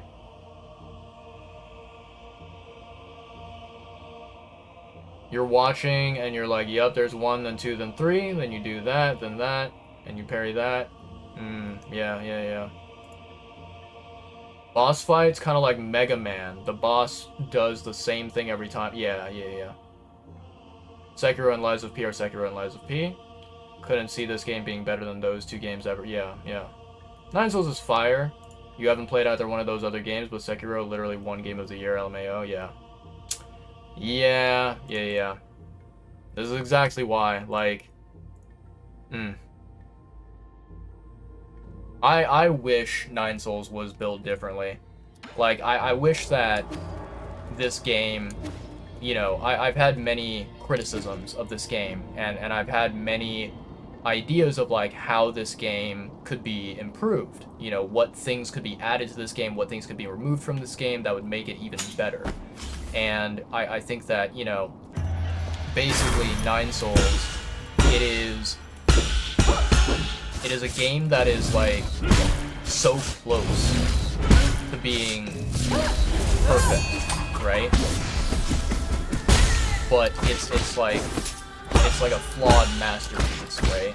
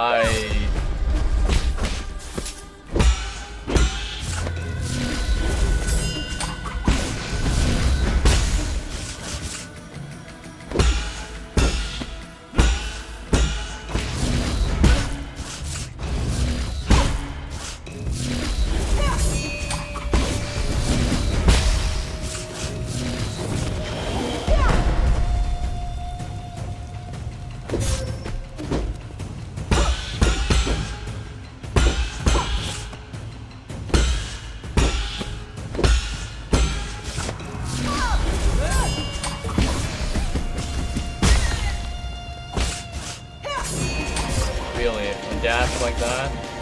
Again! Wow. You are a little fucking whore. You are an absolute piece of dog shit boss that should not be able to do that move like that. What a fucking piece of garbage.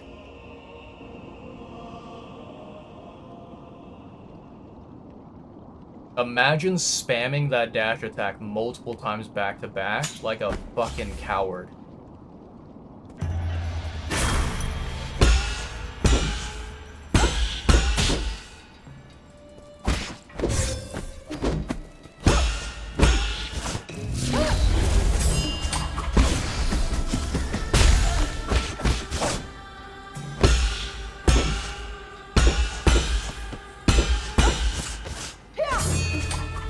Fuck you.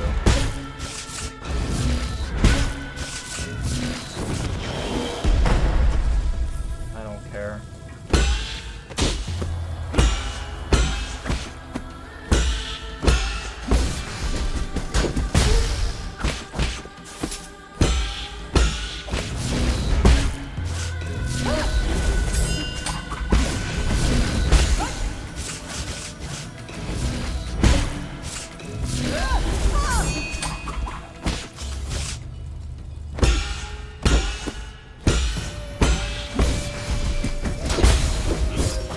Did I not do a 5 charge?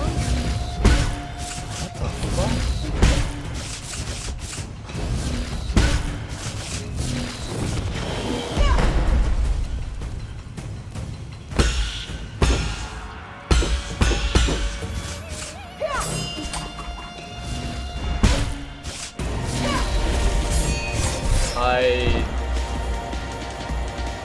What did I do?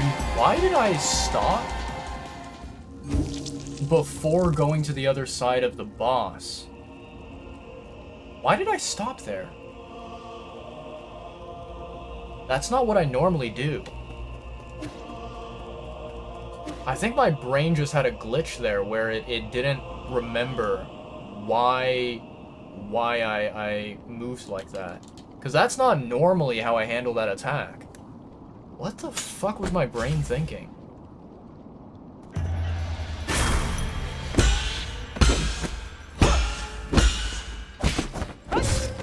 I...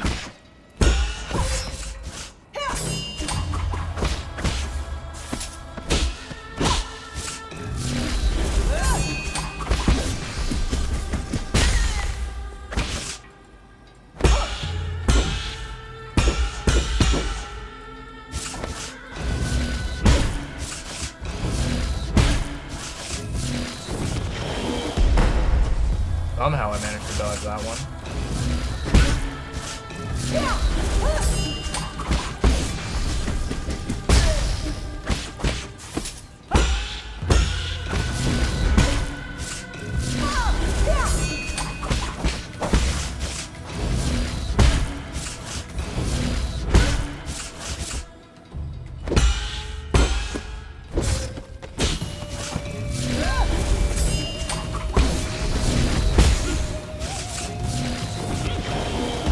Oh, it's that attack.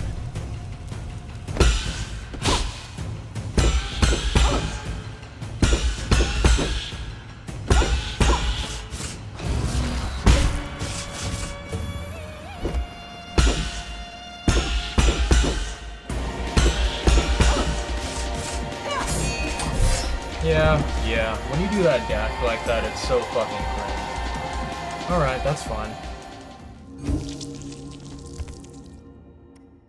As soon as you saw her little movement, you were like, oh, she's doing it again? Yeah. If you want one semi-important tip for the fight, let you know. Dash back and then turned around. I don't know why I did that. Oh, that was honestly very weird. But, yeah, Tito, I don't know if you heard whenever you were potentially stuck in the ads that were happening. I'm at the end of the game already. Like, Agong is basically the last obstacle for me. So there's literally no way that you would be able to backseat me, right? Like I've seen everything in this game that the game has to offer. Whatever you tell me, right, about this fight, it's not really going to be something where I'm like, oh my god, he told me that, now my entire playthrough is ruined, right? Like, if you have helpful tips and stuff to share, go for it. Feel free to send them all. I don't mind. Like, honestly, I just want to be done with this boss, and I hope that I can move on to the next game that I want to stream, because, you know, I've enjoyed, I think, 9 Souls I have roughly about 50, maybe 60 hours of gameplay, right?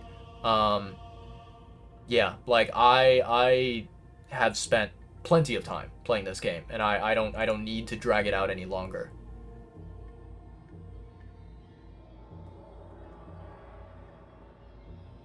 Alright.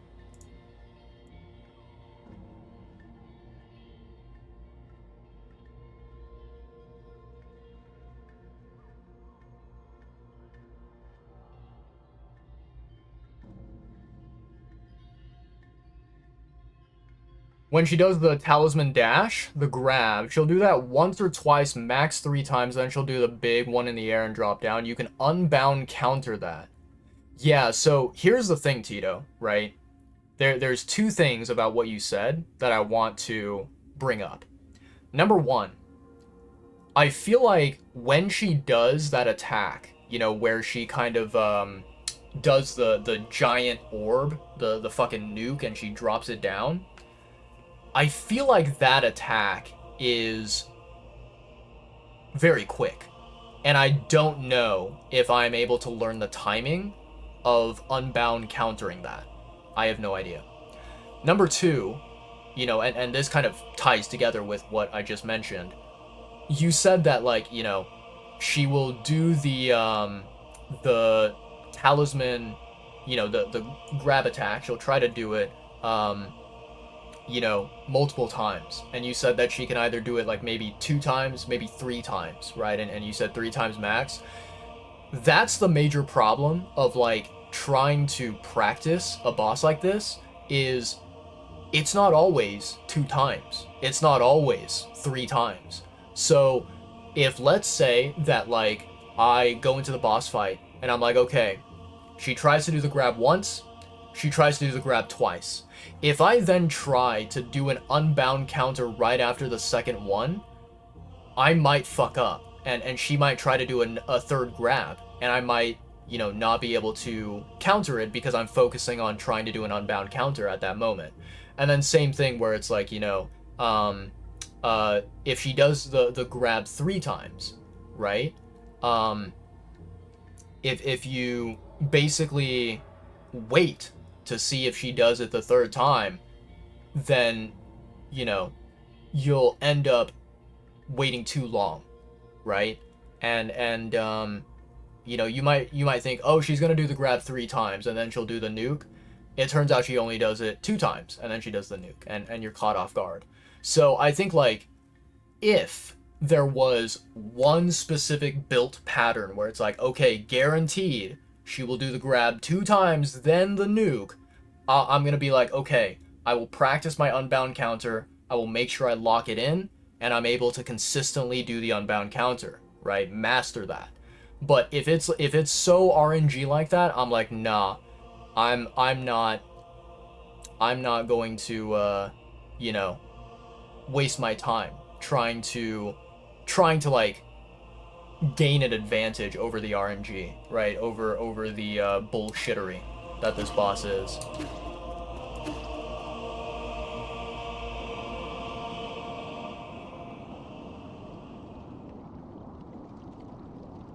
You just have to stare at her hand every time she does it.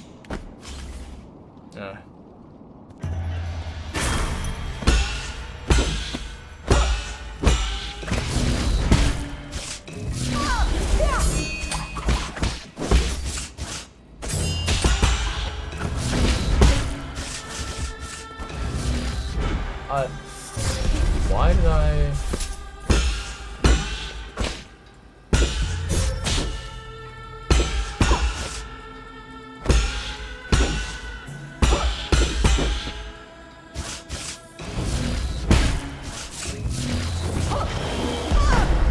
Yeah, so like there, just now, she only did it 1 time. And I don't know how the fuck you're supposed to predict that.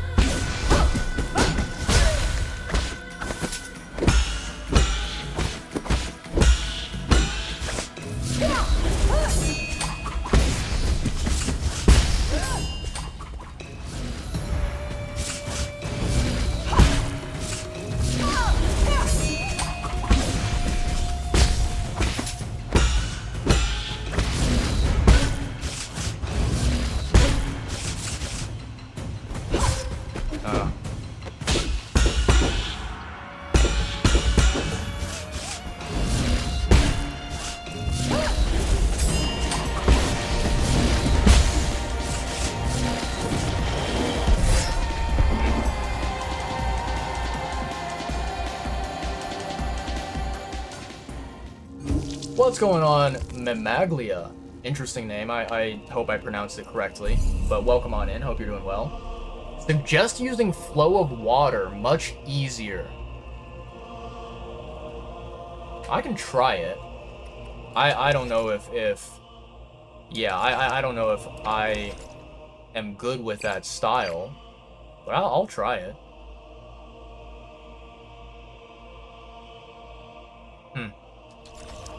Alright.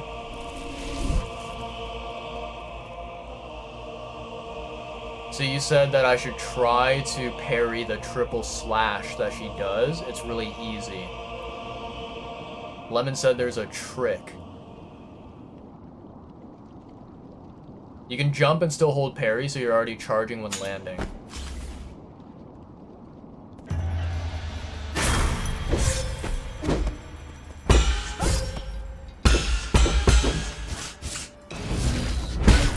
I don't know what the fuck happened there at the beginning. I did not.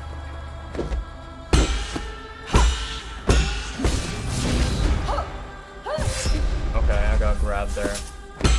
I'm so used to full control that I'm not registering water flow at all.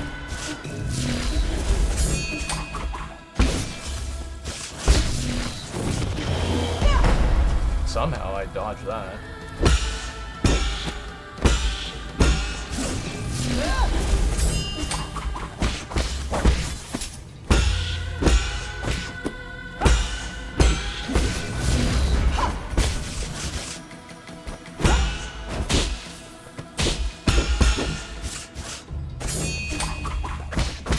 Fuck you and that dash.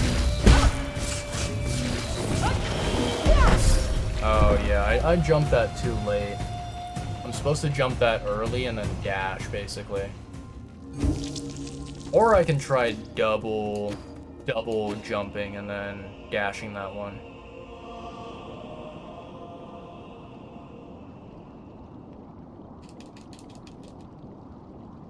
Water flow just feels so foreign to me.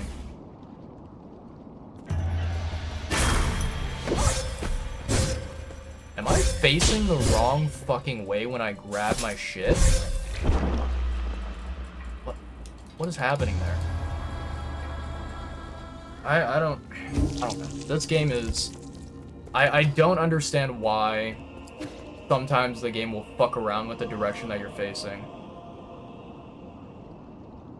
Like, just because I grab my items does not mean I want to turn around to face where the fuck my items were sitting. Like, obviously there's a boss in front of me, I want to face the fucking boss.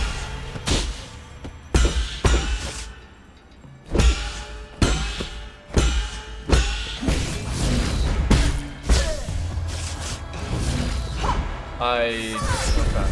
I reacted way too slow to that, I guess.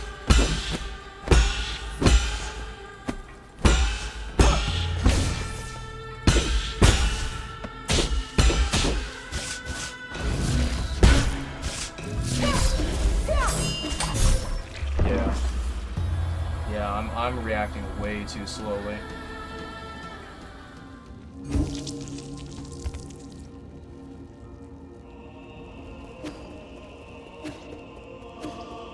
I don't know, for some reason, full control just feels familiar. It feels comfortable to me.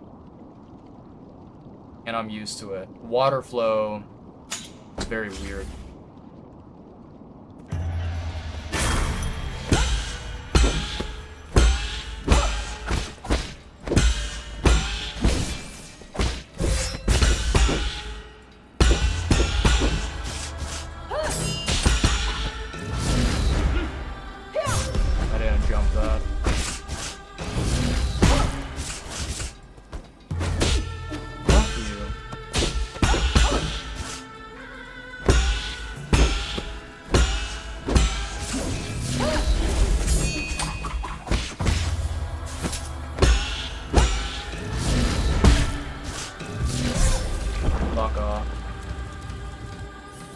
Yeah, I think that attack where she kind of drops down from the sky and does the small area of black flame, I think that one you cannot unbound counter it.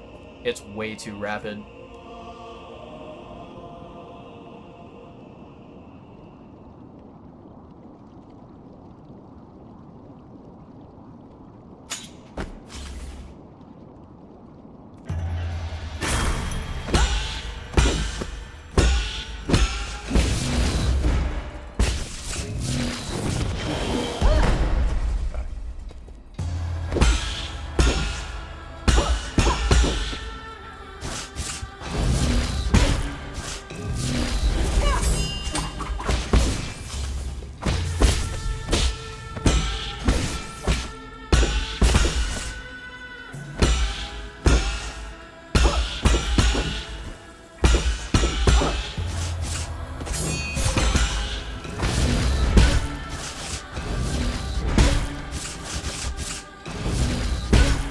Stop.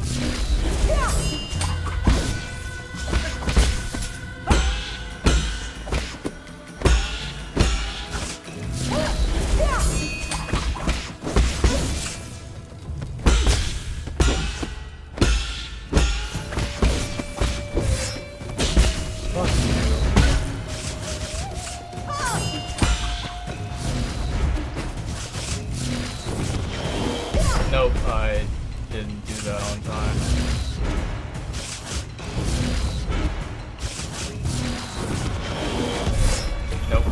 Nope, nope, nope, nope, nope.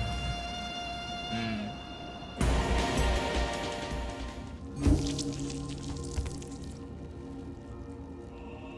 Gonna take you a second to water flow.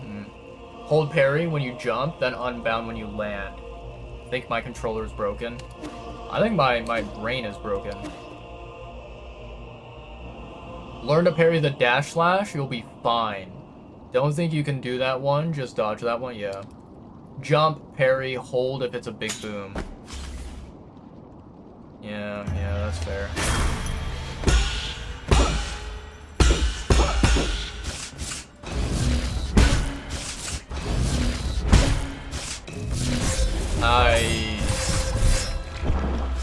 What am I doing there? I think I thought that she was gonna do like a nuke attack or a third grab. So I jumped up instinctively.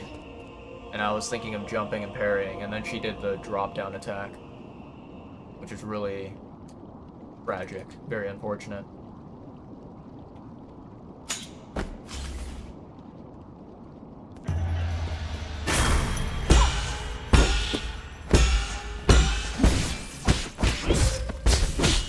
I thought I had more time to sneak in more swings there.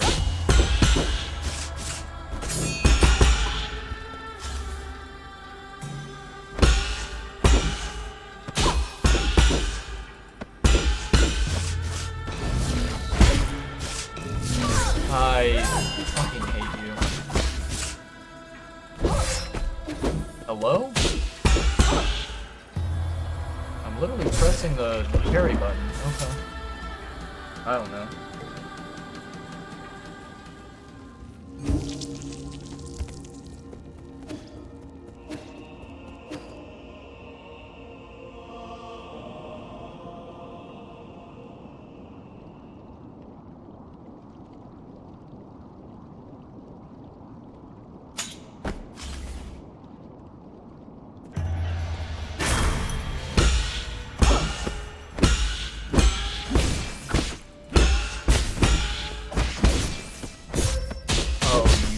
Ass game.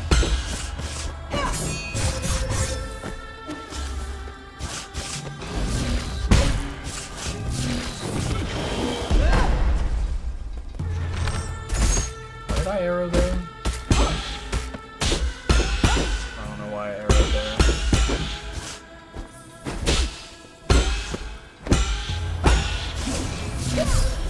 Fuck, man. Yeah. I'm not concentrating properly.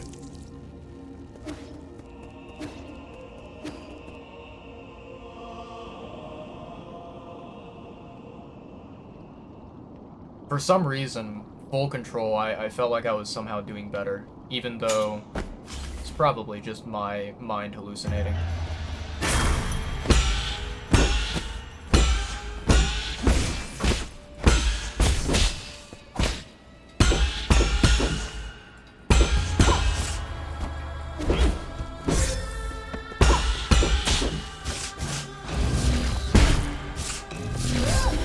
Fucking hell.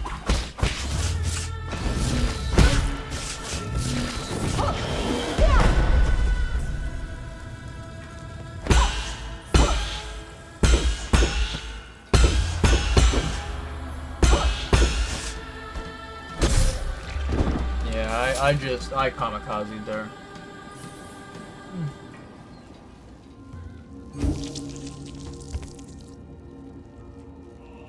Do more damage as full control. Yeah, that's the thing.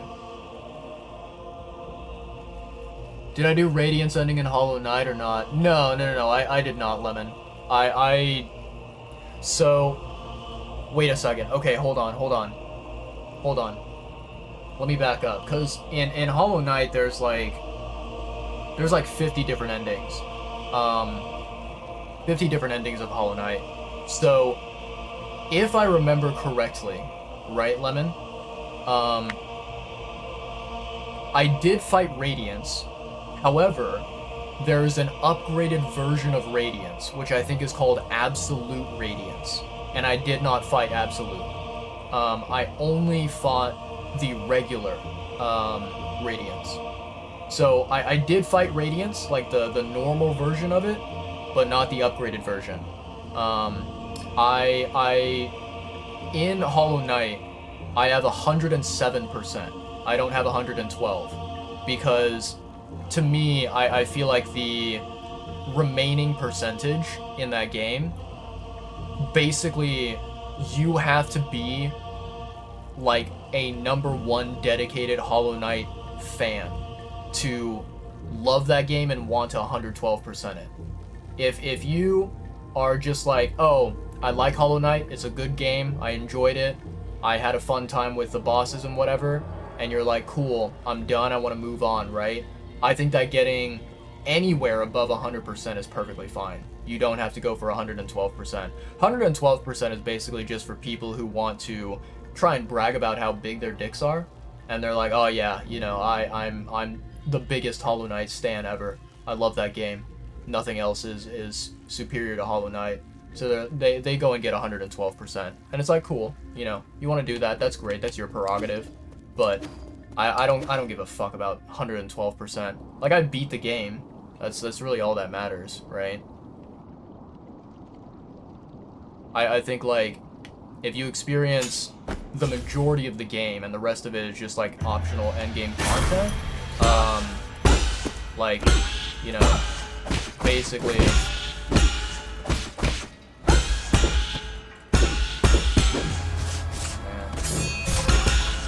Okay, block 2, sure.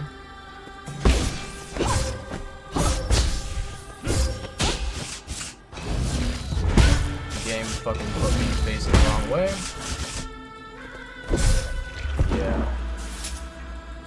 Yeah, anyways, it is what it is.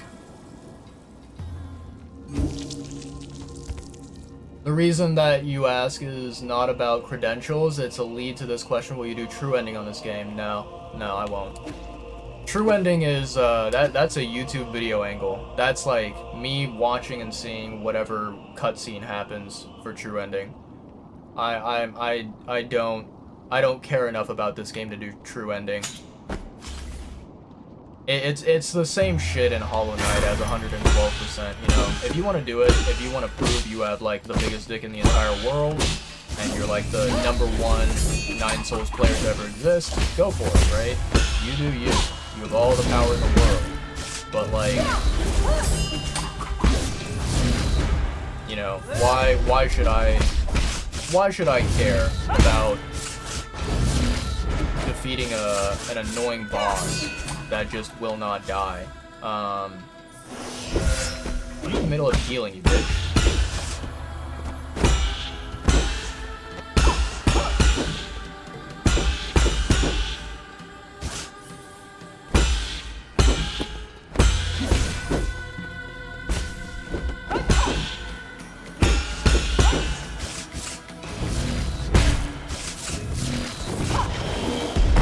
There we go.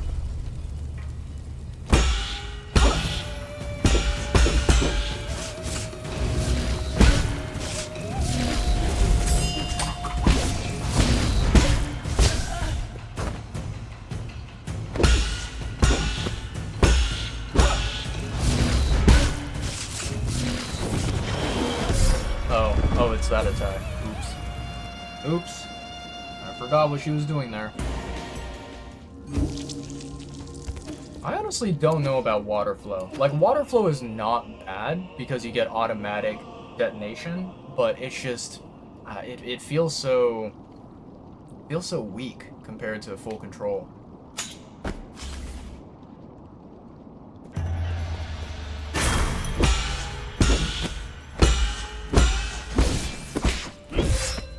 I press the parry button.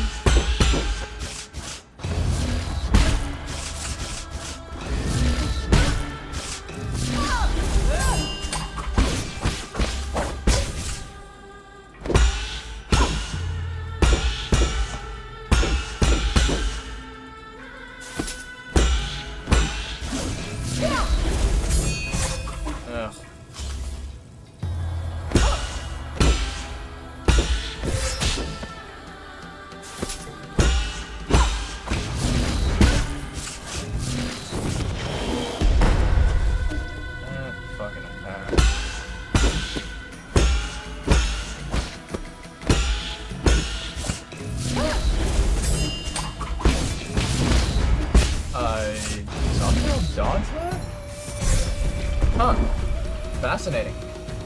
fascinating.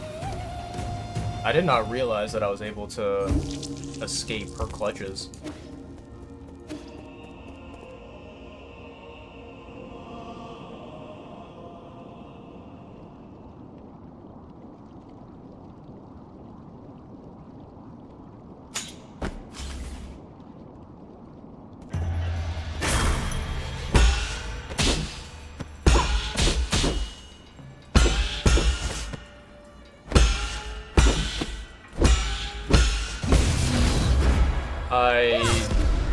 That's tragic.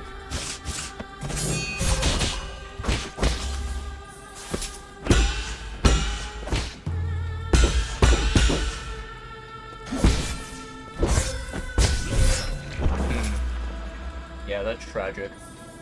I don't like that.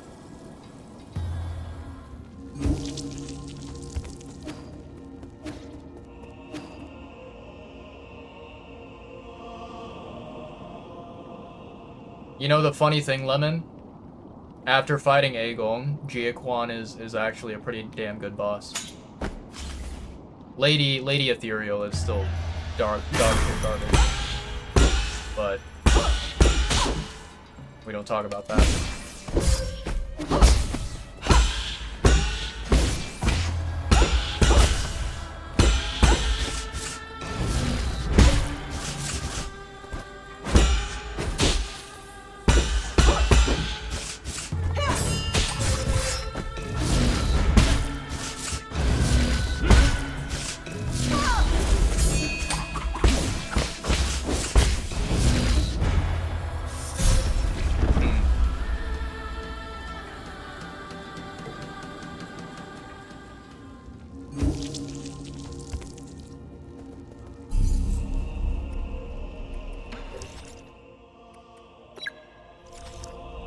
Let's try full control.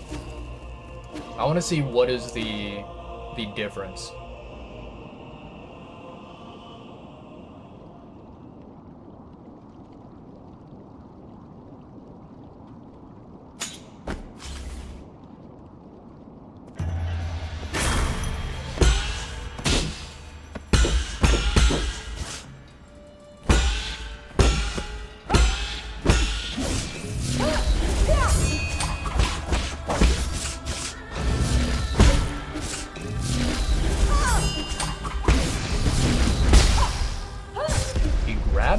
That's really annoying.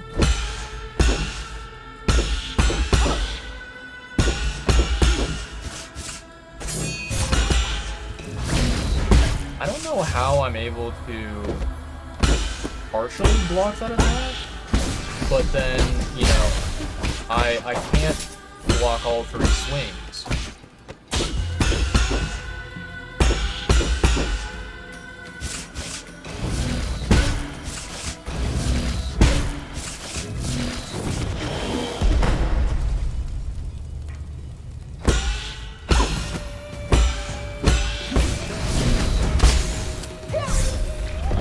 So I keep picking the wrong moment to do the talisman.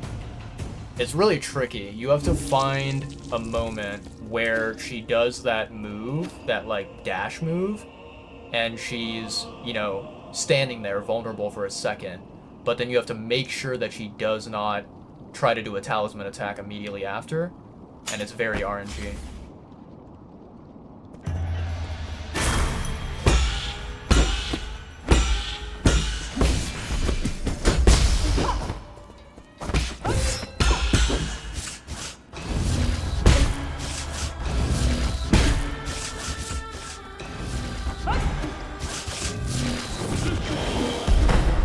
Somehow, okay.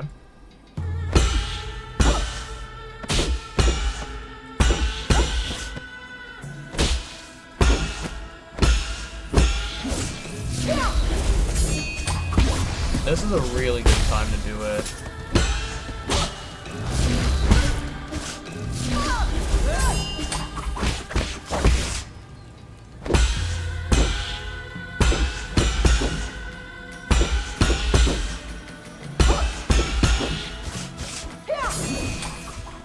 That was close.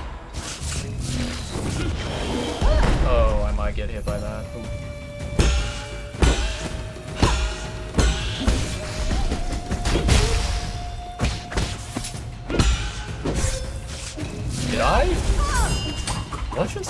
I swear I dashed.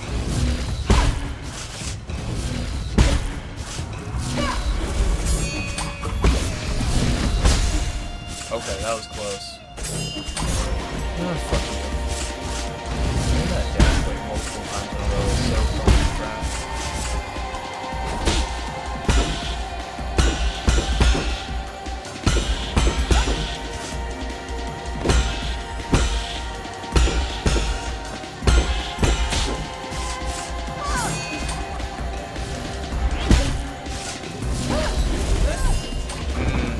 Yeah. Damage over time from the fire. That's fair.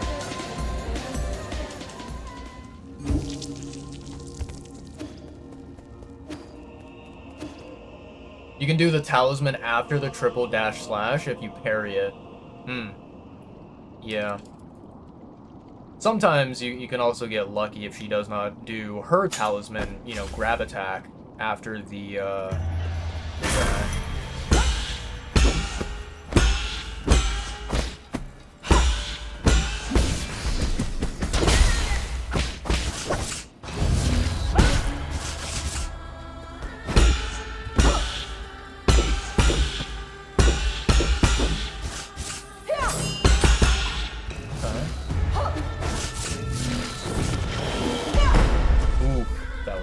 Close.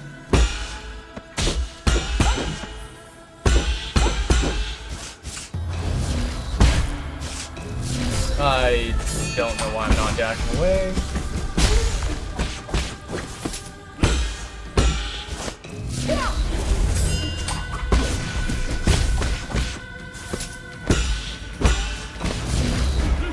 Oh, that was a jump parry that I was supposed to do. What the fuck am I thinking?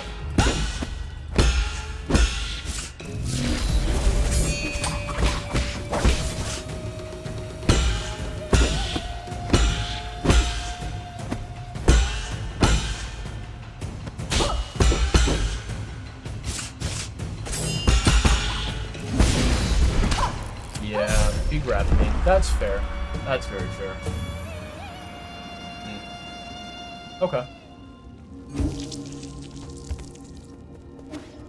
Normal parries do deal internal damage. You're blind. You were gonna say it would have taken you a lot longer to beat Aegong if they didn't. Not as much as Unbound or Jump Parry. That's pretty logical. Makes sense.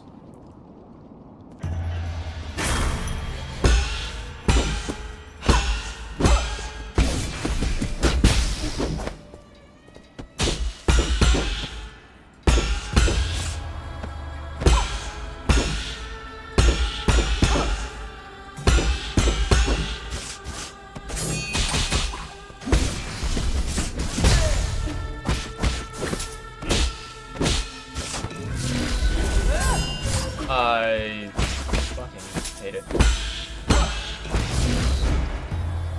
Why am I not jumping there? I think it's because I'm so close to her that I'm standing so close that I think to myself, oh, I can iframe through it. I can just dash through her. But it never works out. Okay. Dash fair. Dash fair. Bum ba-dum bum bum.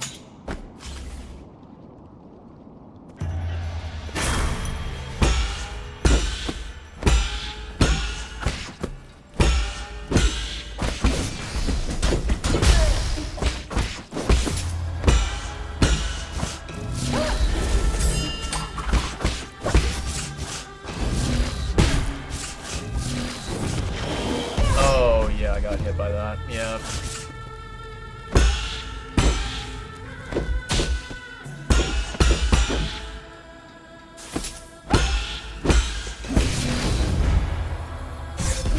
Nope.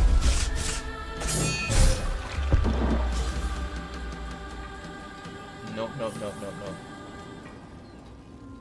Nope, nope, nope, nope, nope, nope. No, no, no, no, no.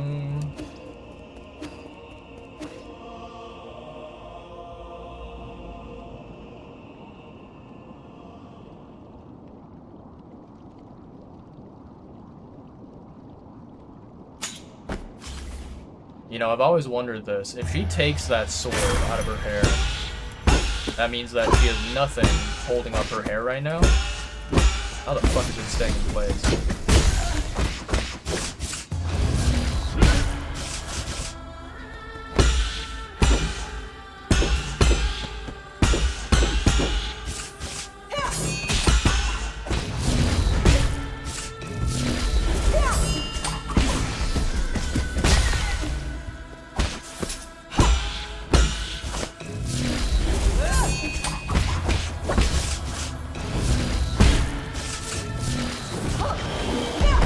Yeah, that's on me.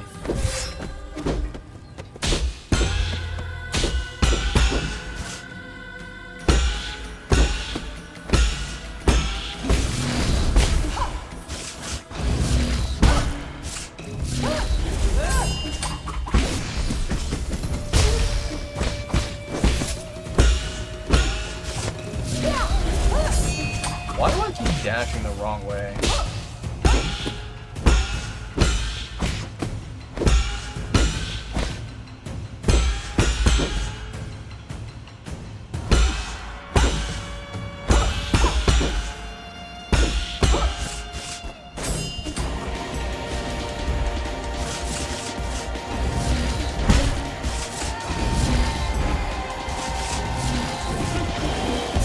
Yeah, that's fair. That's fair.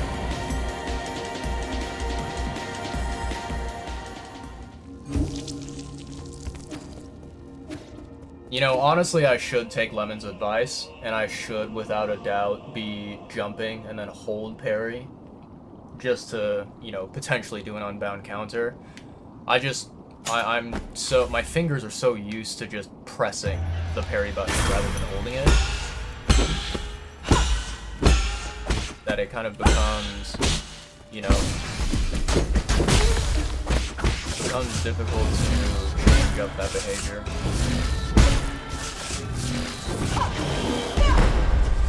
Dodge that.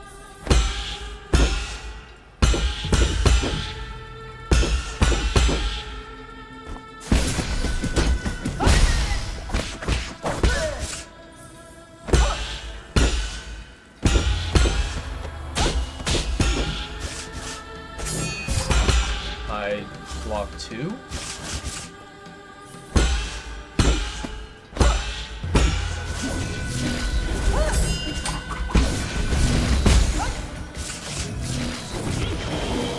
Yeah, that's fair. Ad attack is really, really tough for me to learn how to consistently deal with it.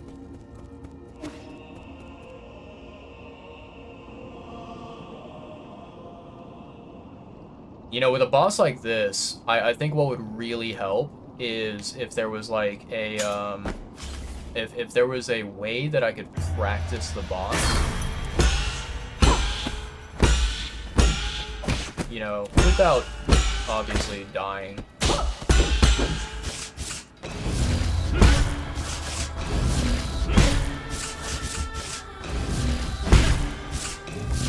I hate you.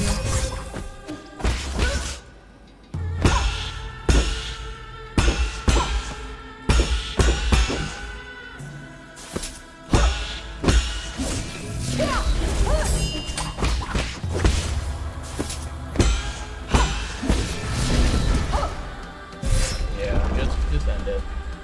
It's like, you know, with Souls games, the way that a lot of people are able to do no-hit runs is they have a tool, right? Like a modified version of the game where you can practice a boss and you can fight it over and over and over again without dying, right?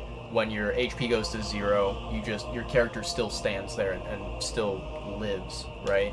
And so you get to practice the boss over and over and over again. And you can do things with the mod where, like, you can have the boss repeat certain attacks over and over and over again, just one attack on a loop, and that way you can practice the attack, you can practice dodging, parrying, whatever you want to do with it. I wish that this game had something like that, but I'm not gonna go and search online and try to download some kind of fan-made mod that someone made just to, like, you know, practice this one boss fight.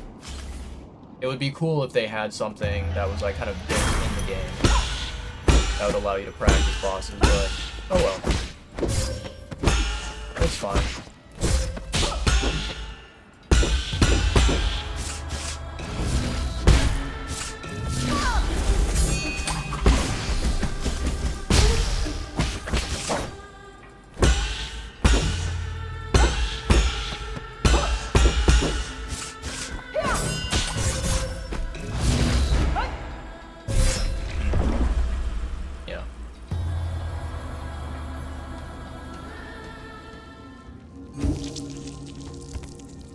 Alright, let me snack a little bit.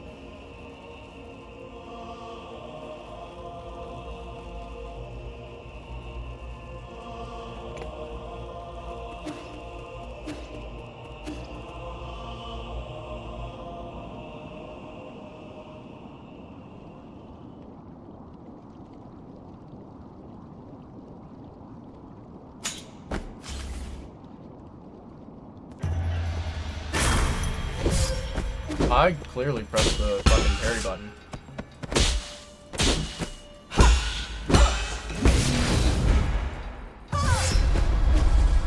Hurry up. There you go. That attempt was done from the very beginning. First hit.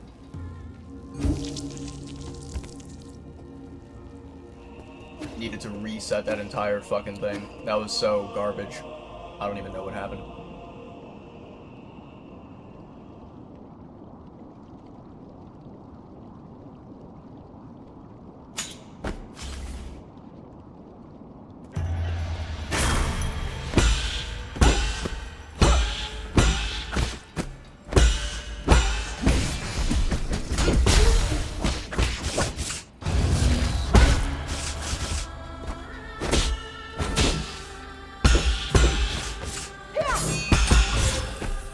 What?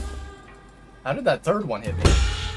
How did I block two, and then the third one snuck past?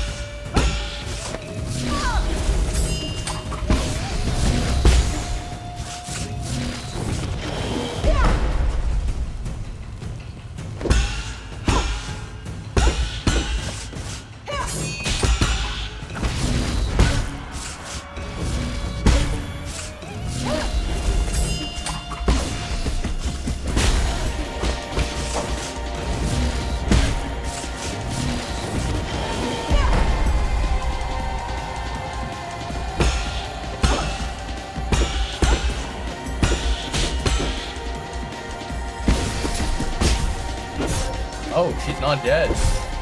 Oh. Huh. Interesting. You know, that's kind of the tricky thing about full control, is that, like, when I did full control just now there, I could not tell whether I was doing a 2 charge or a 3 charge for the talisman.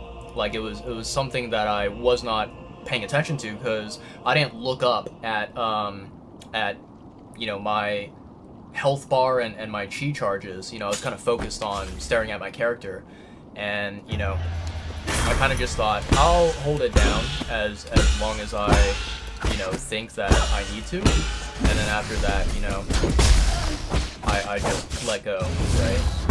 And I thought that I had...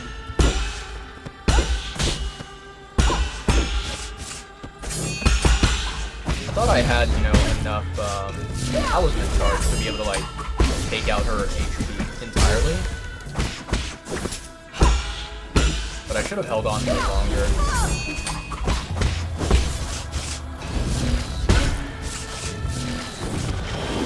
Oh, I'm dead.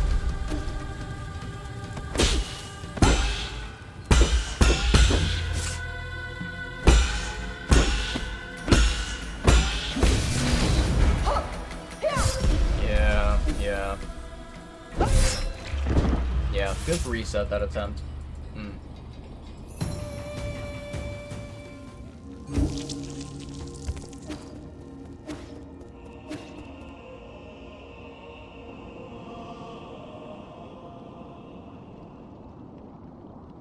La-di-da-di-da.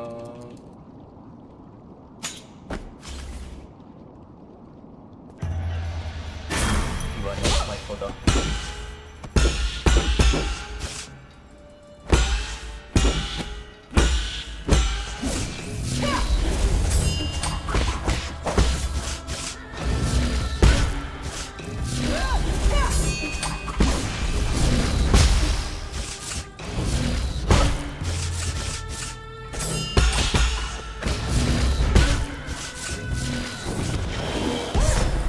Yep, got hit by that.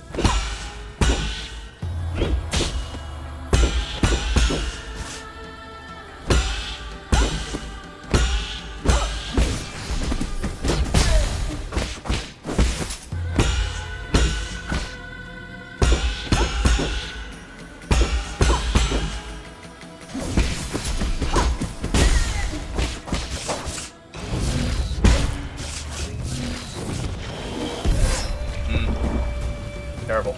Terrible, terrible, terrible.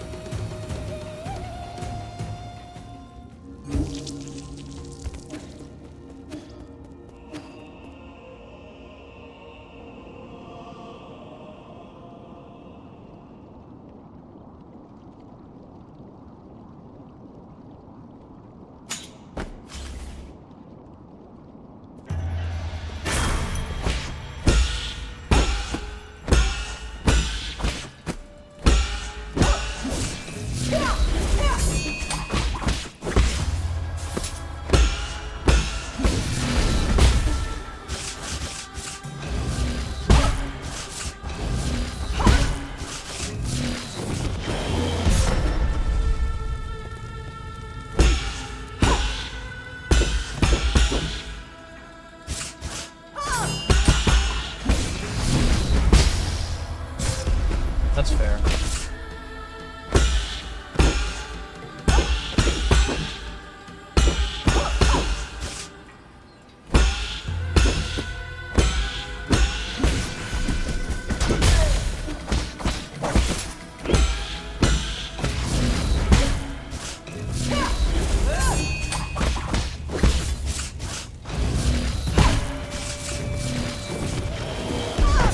Yeah. Hmm.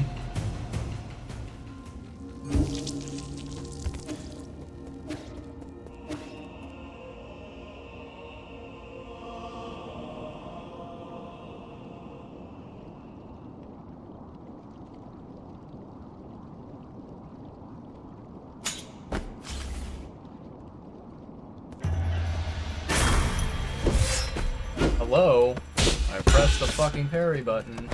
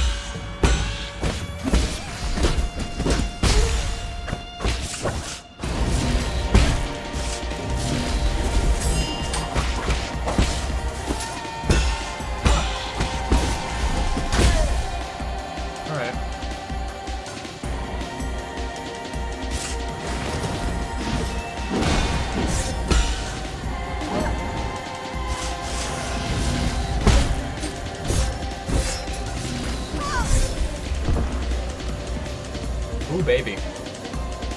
Yeah. Yeah, like I can deal with the first attack, right? The opening of phase 2. But everything past that, it's a complete mess.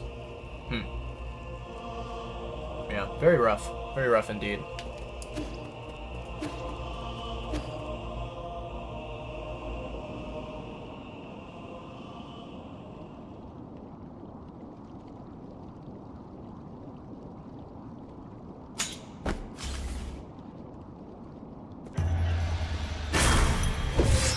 I pressed the fucking parry button.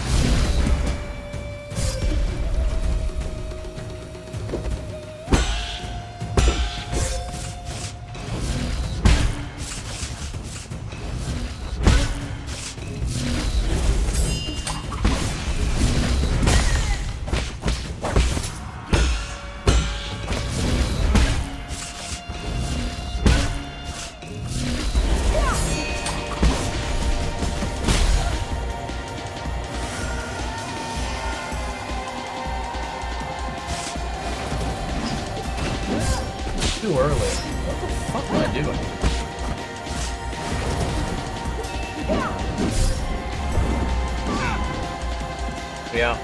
Yeah, that was way too early. That is, I think, one of the reasons why I really fucking hate Unbound Counter, is because it only lasts, like, you know, when you charge up Unbound Counter, it only sticks around for like a couple of seconds, and so you basically have to know when can you charge Unbound Counter, you know, to deal with an opponent's attack without it being too, you know, too late, right? Or too early or whatever, right? And I feel like, since every boss has different timings, it's just so annoying to try and figure it out. I definitely dashed there. I don't know why the fuck I got clipped, but okay.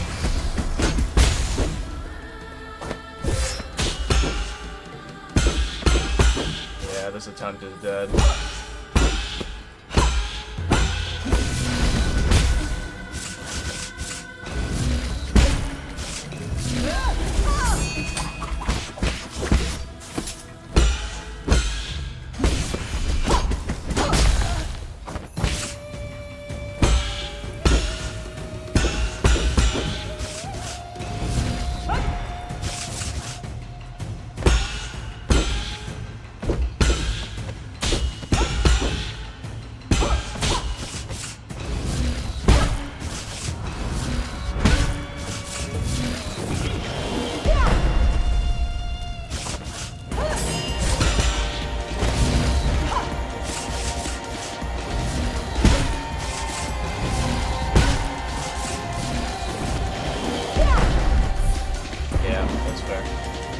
That's fair. I think what I might need to try doing is, like, don't even worry about getting to phase 2, right? Phase 2 is so far away at this point. I feel like I probably need to just try and learn how to unbound counter that giant nuke attack. Because right now, my brain just does not have the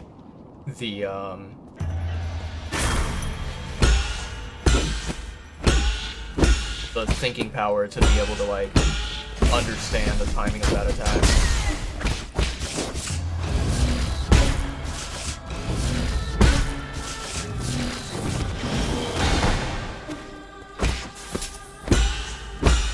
That was somewhat successful.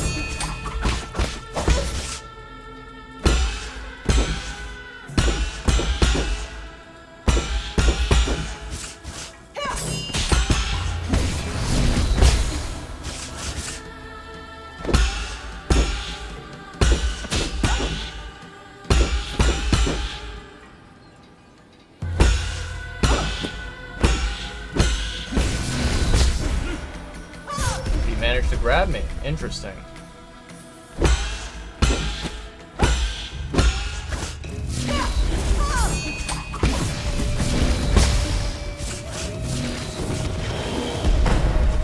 Okay, that's fair.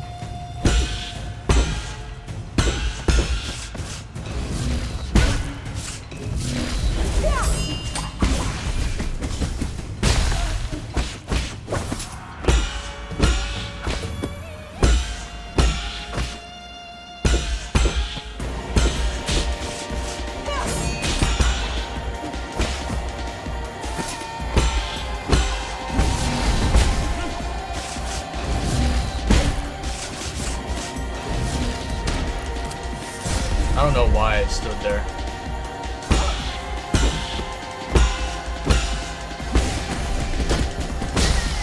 There we go.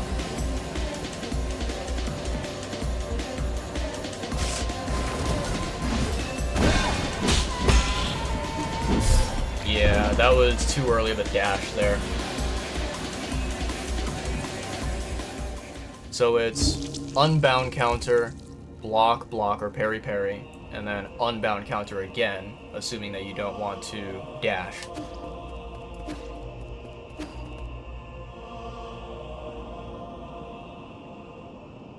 I do want to eat some more, so I'll probably eat after I die one more time.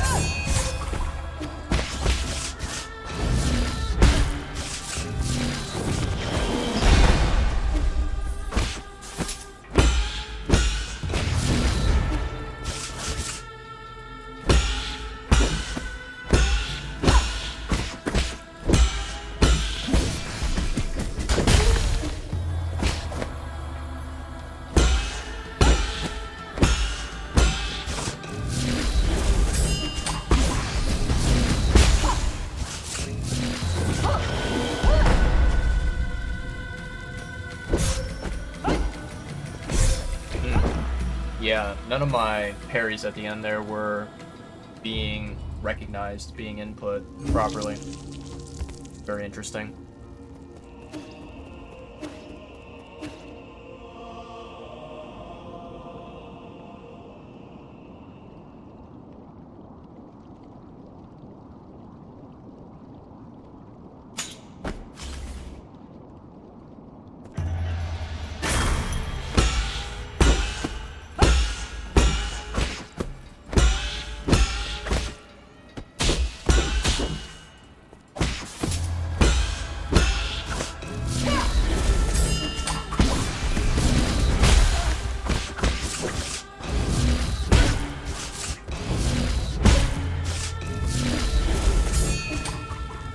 I fucking walked over the flame.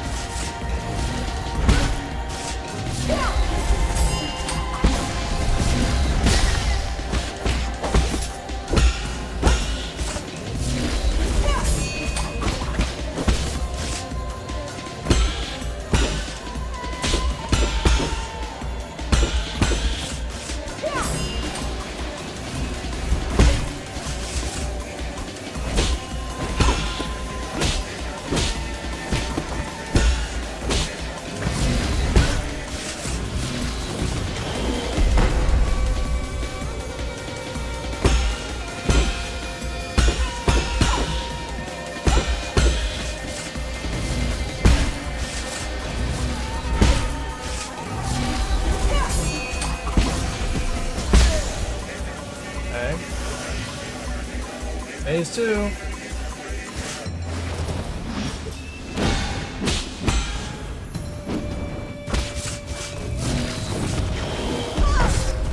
I'm supposed to unbound counter that.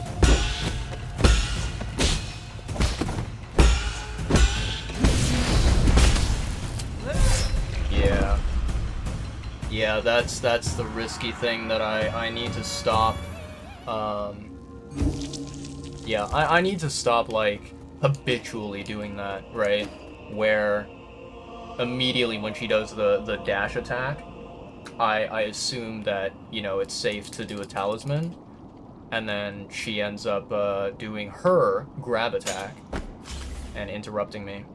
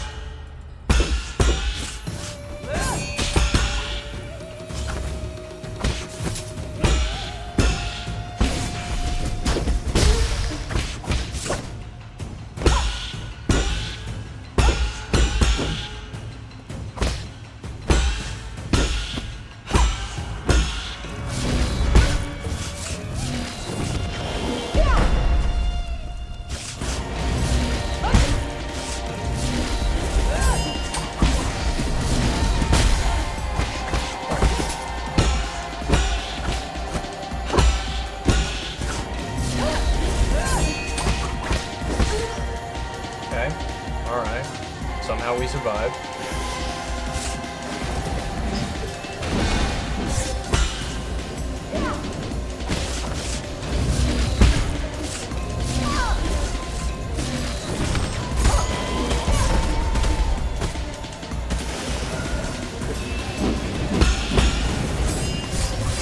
Fuck that.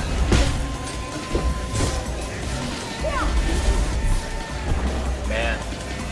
Her combos in phase 2 are so much more aggressive, so much faster. And it's really hard to keep track of it all. Yeah, her phase 2 is just pure evil.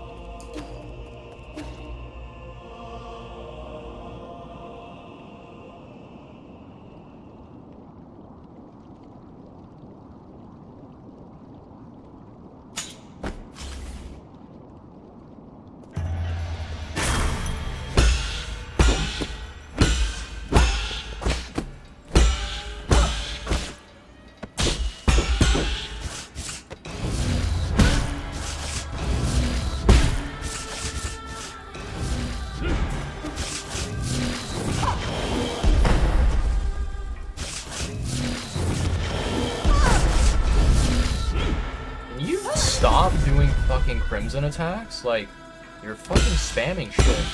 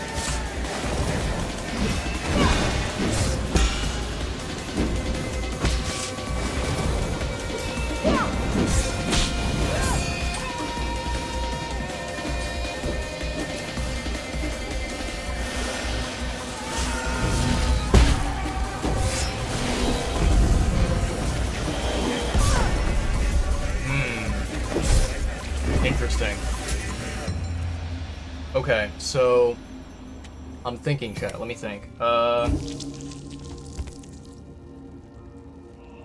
you supposed to... Okay, so she does the grab attack, which you jump and you parry. And then after that, she... It seems like what she does is she kind of teleports, you know, on the opposite side of where you are, maybe? And then she kind of goes for maybe like an uppercut slash or something. So I wonder if you're supposed to stay airborne and do a second parry like that. Okay. Let me take a look here at the moveset. So you've reached the end of 9 souls, and you're back. Your head against the wall with Icon. The final boss so difficult that your rivals only the sword sage himself. Alright, phase 2. At the start of phase 2, she starts off with a new move, the 4-wave slash attack, which goes red, white, red. And while you can try to use unbound counter against the red waves, I find it easier to jump over the red ones and block the white ones. After jumping over the first red one, you should be fine. Wow, you can jump over them. Okay. Good to know. And then able to block the next 2 white attacks. Once you land, immediately jump again to avoid the final red wave. There's also a variation of this attack where instead of 4 waves, she'll do 3, which go red, white, followed by a familiar forward slash and 3 attacks following behind her. If her sword isn't red following the 3rd wave, she's going to do this attack instead.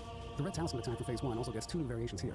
The first one, after jump deflecting the initial red attack, she'll then strike upwards once, followed by another red attack. After deflecting the first upward strike, dash out of the way of the red attack. A column of red fire will rise up from the ground when she lands. Wait until after this animation to start charging the unbound counter, and she'll immediately go into the red orb attack in phase 1, leaving her open to a talisman. For the second variation, after jump deflecting the initial red attack, she'll then strike upwards twice. If you successfully block the second upward attack, you should be sent quickly to the ground while she winds up for a red downward slash attack. This is your opportunity to charge the unbound counter, then release immediately as she lands, as it will leave her open to a talisman attack. And lastly, if she does not upward attack after the red talisman move, she will do another random attack from phase 1, and will do the red downward strike from the air, usually followed up by a delayed 3-strike slash attack. Jump as she dashes under you, and dash forward before planting the talisman. Let me out. Now we're getting to phase... Interesting. Okay. So it was jump, parry, then dash out of the way, and then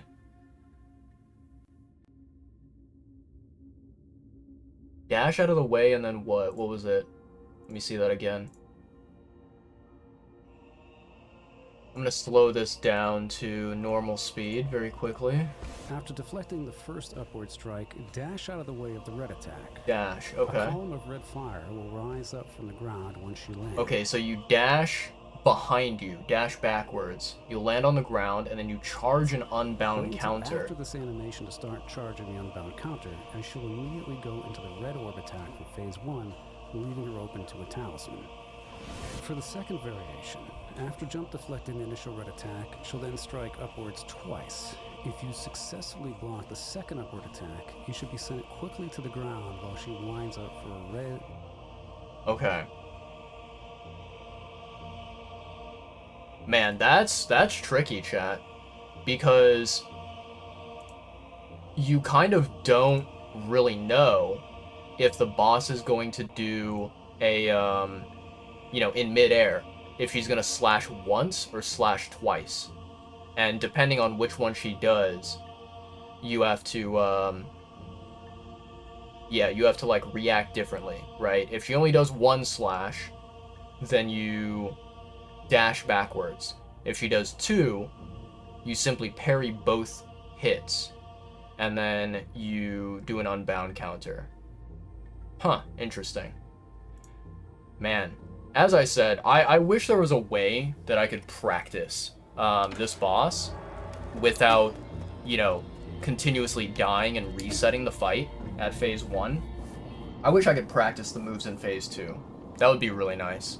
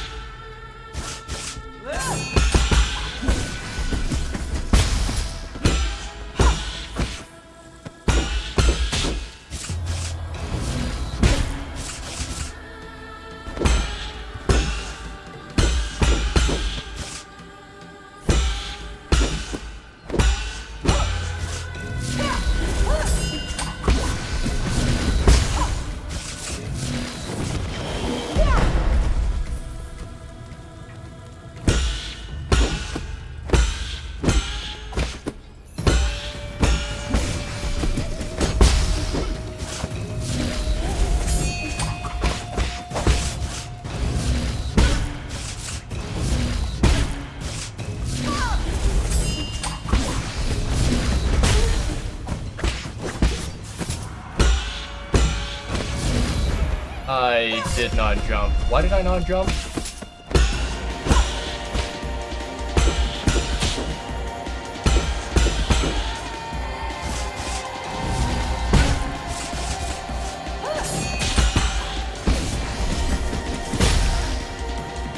Okay.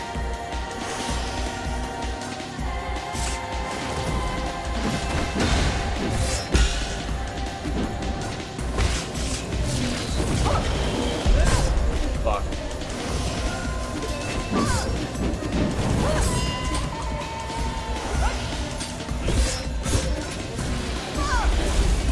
Yeah.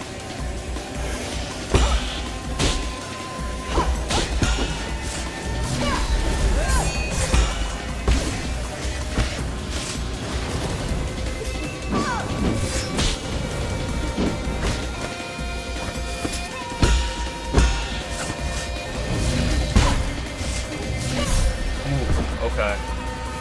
So that is... Huh, interesting. Okay. So that's like, you dodge the red attack, you drop down on the ground, and then you do an unbound counter. That I think that was the one sword strike variation. Okay, okay.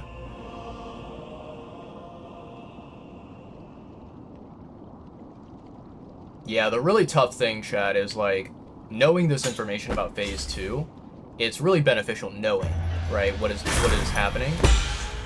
But at the same time, you know, it's kind of hard to, you know, predict what she's gonna do and respond to it properly.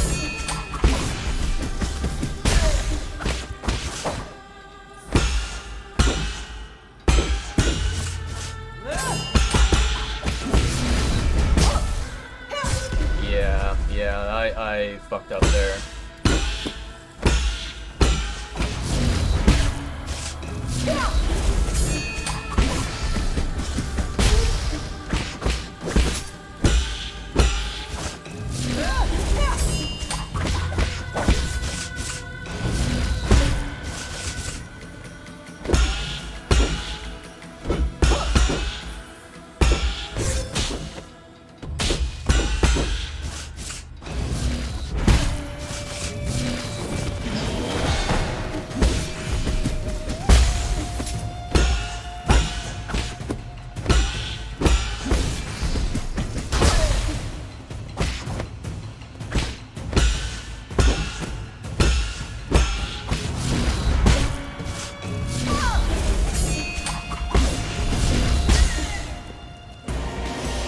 Okay, Phase 2.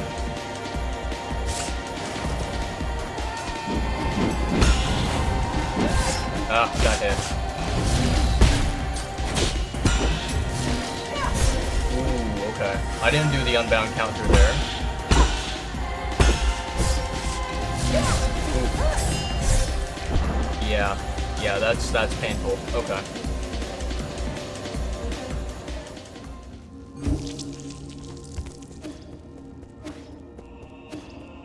Okay. Yeah, I basically just need to remind myself, like, mentally, have this note running through my head, just on a loop over and over again, is like, you know, parry, once, unbound counter, or parry twice, unbound counter.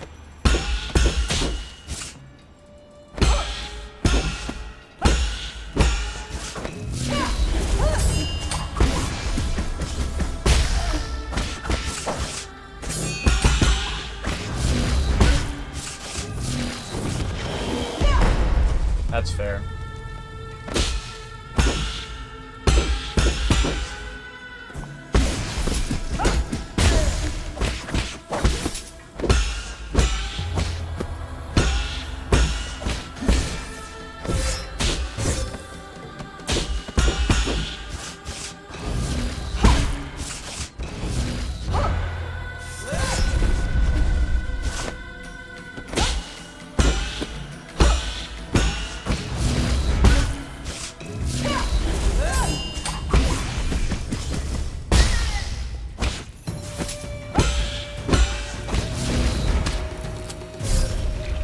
I'm not focusing.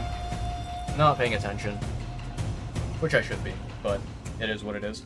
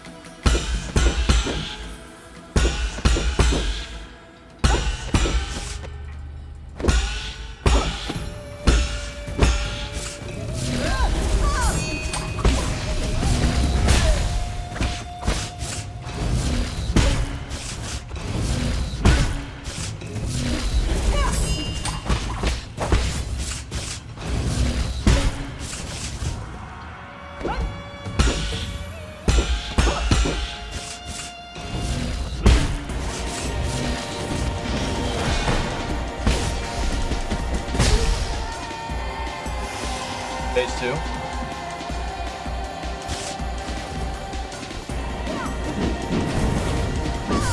Ow, that hurt.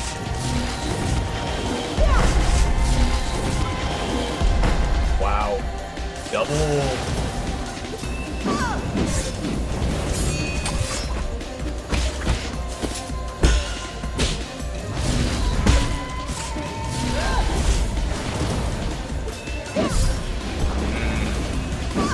Yeah, that's tricky.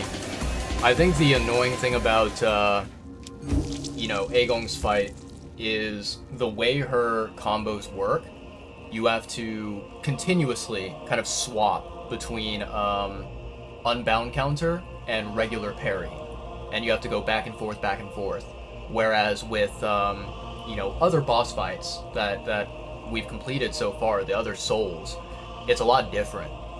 With the other souls, like, you maybe do an unbound counter once every 30 seconds or something, or once every minute, once every 2 minutes, but you don't do it like, you know, unbound counter, parry, parry, unbound counter, parry, parry, unbound counter. Like, you know, it's not frequent, it's not constant, which I think is one of the reasons I really dislike this fight.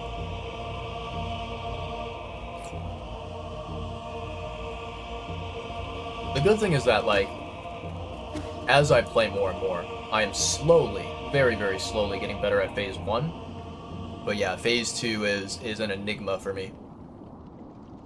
Can't seem to figure it out.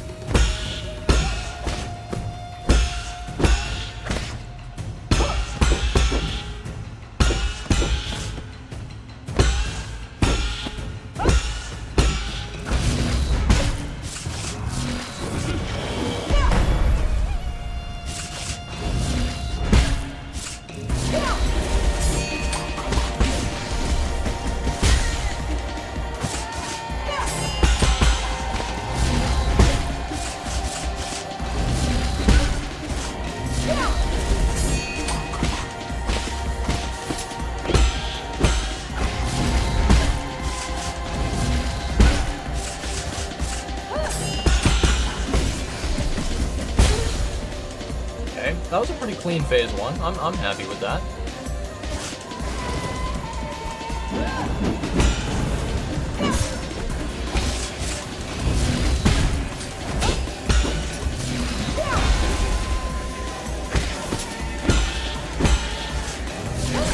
Fuck. Yeah. I should have jumped over that. Like, I should have done a double jump, but I only thought about doing a single jump in the moment.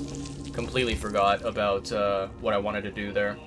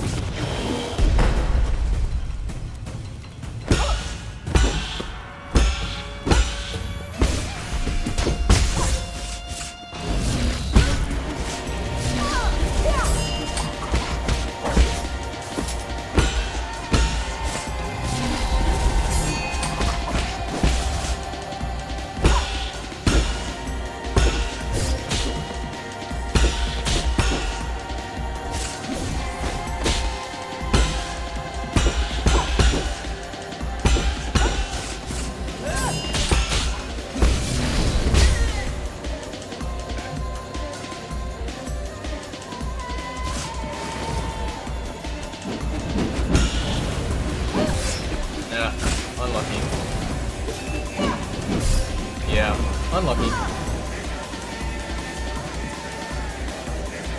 Doing that, you know, multi-slash attack back-to-back, very, very dangerous.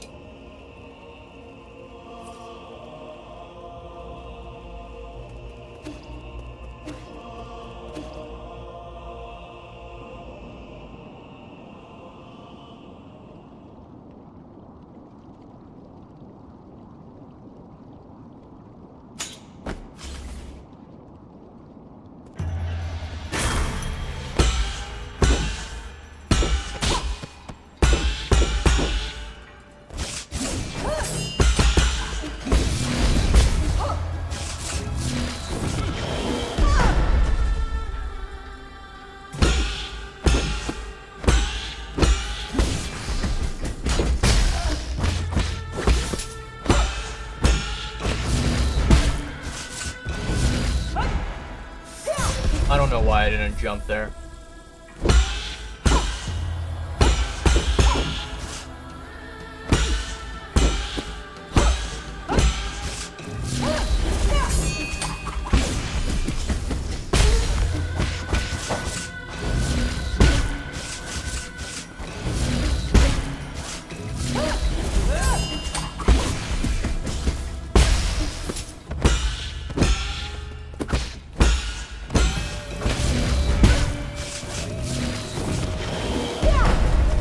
That's fair.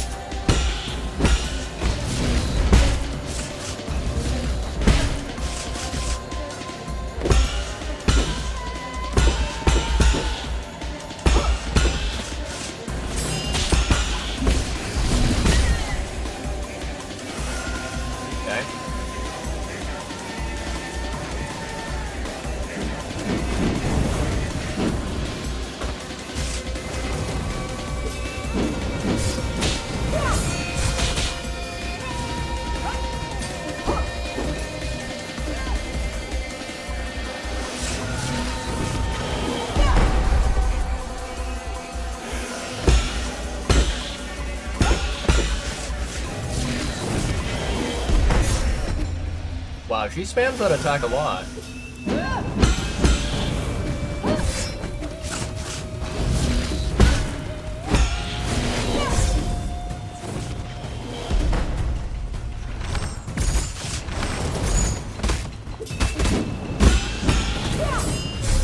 Ooh, okay. Okay. Interesting. Yeah, I feel like in phase 2, man, it's so tough to you know, get the arrows,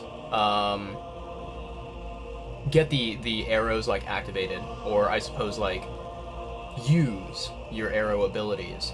I think if I were to try and make it efficient as possible, what I would probably do, and I can try this out, I wonder if it'll work, it's a good test to run, is like, you know, at the very beginning of phase 2, she does that multi-slash attack, right?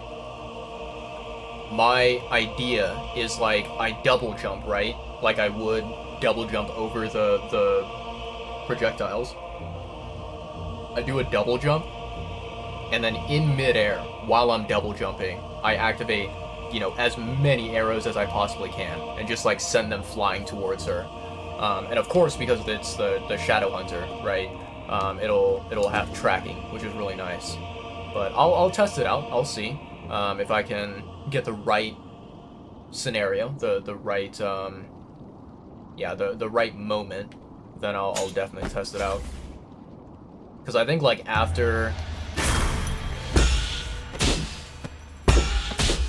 after the beginning of phase 2, it's very hard to find the times.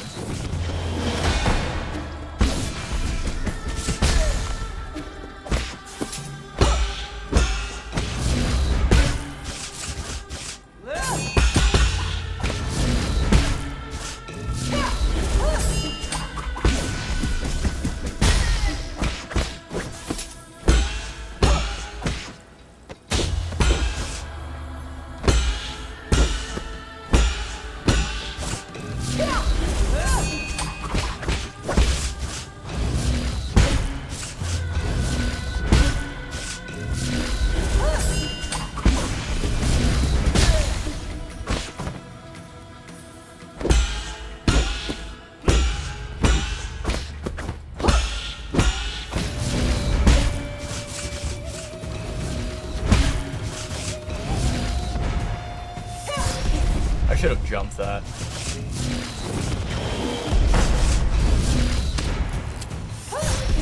Now she's just spamming the Crimson attack.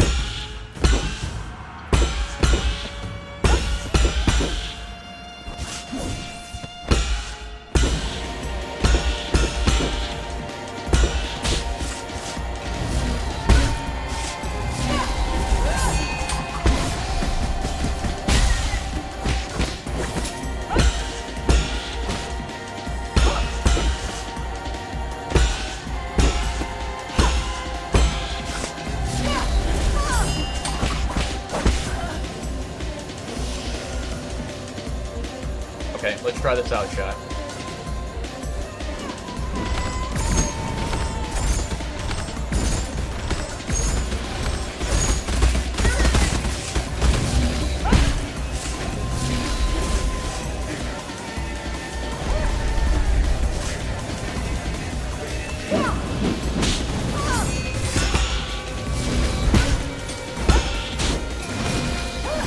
Oh man, that's interesting. So, in that moment, chat, when I was back on the ground, I had, I had my Unbound counter, and I was like, kind of charging it up, but then I didn't realize that I was charging it up. I thought that I only pressed my parry button, and so instead of continuing to hold the parry button and charge, I pressed it again, thinking that, you know, I needed to start the Unbound counter, and you know, it basically fucked up, and it didn't yeah, it didn't properly charge the Unbound counter. It kind of tried to do a second parry instead.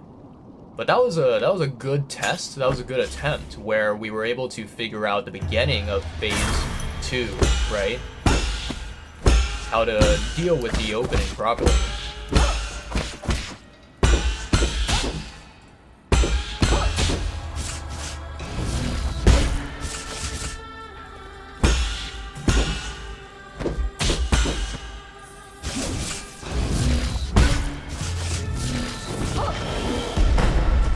That's fair. Should have jumped that.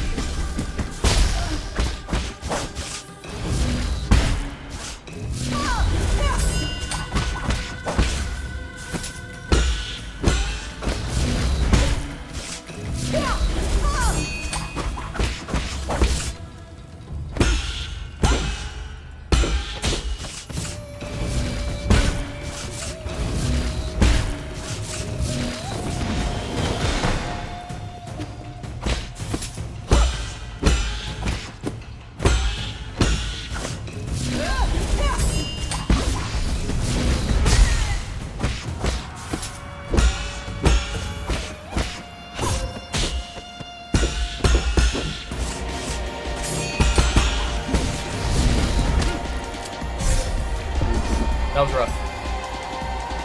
I did the Unbound? Yeah. I'm slowly getting better at it. Slowly. It's really tough to, kind of like, always be on top of things and always be spontaneously reacting to what's happening.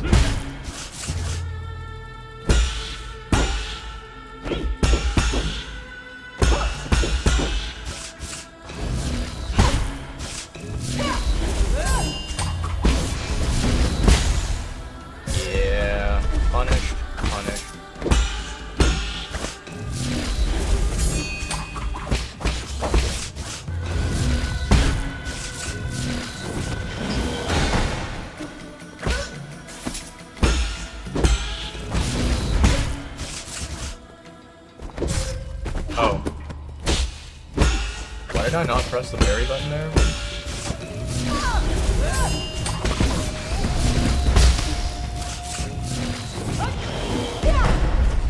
Yeah, that was my fault.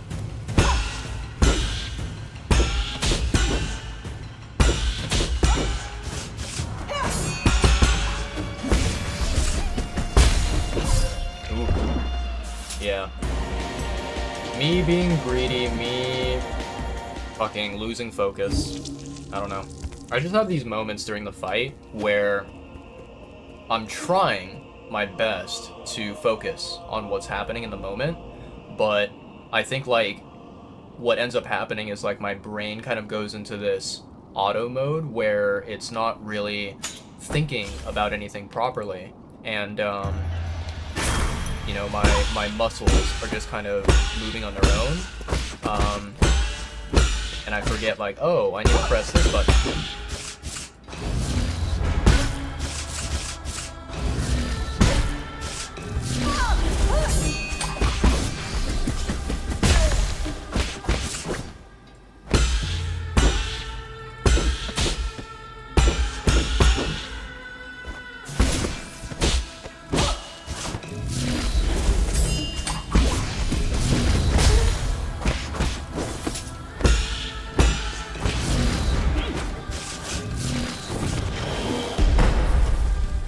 That was not good.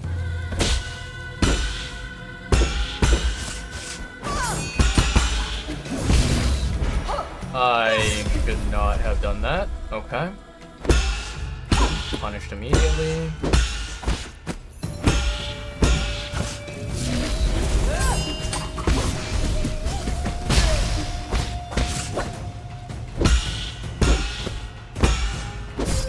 Ow, what the fuck?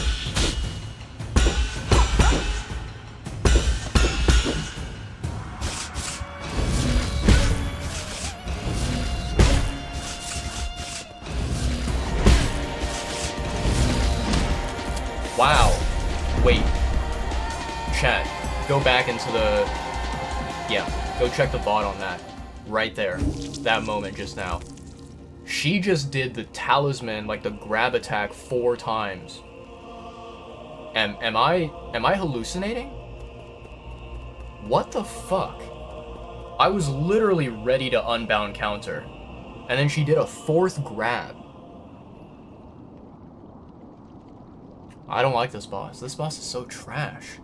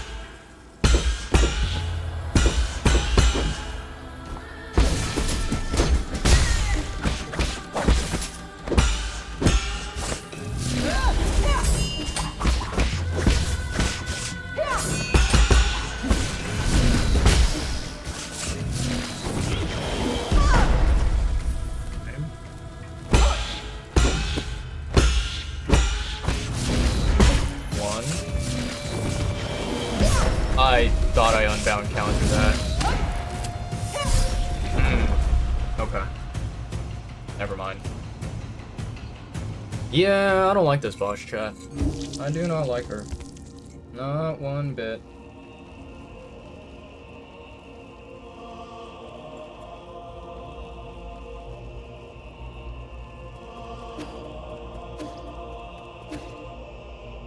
Holy shit, it's 5 a.m. in the morning. Oh, I'm so fucking cooked.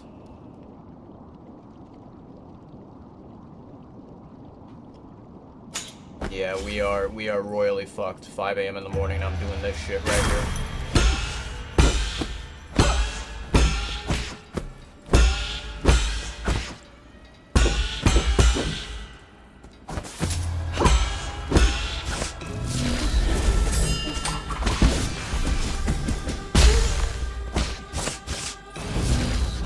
One.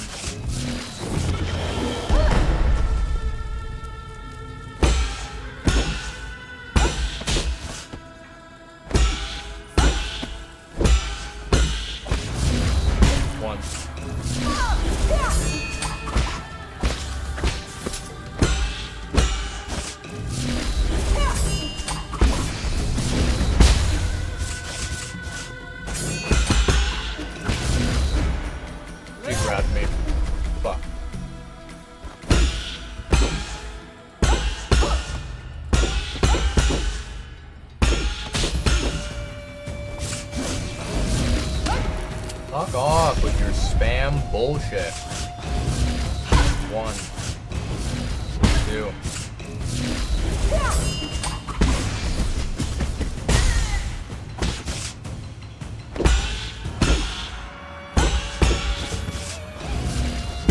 God, my face is itchy.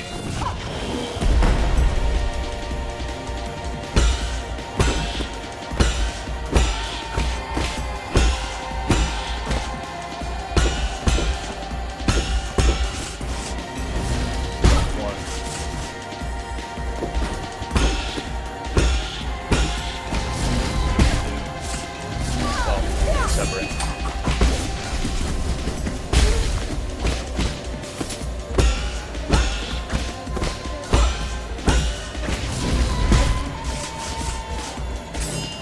Oh, no problem.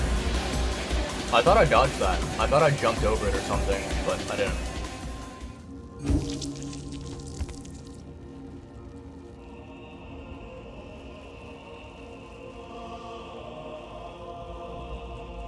Wait, she did it 4 times? What? Exactly. Yeah. Yeah, exactly, Tito. Feel like that's rare as fuck. Slightly late on the Unbound. You were caught surprised by that 4 talisman grab attack like twice in your entire run. Yeah. Yeah, it does seem to be a very rare occurrence. But, I mean, this boss does have its bullshittery, so unsurprised.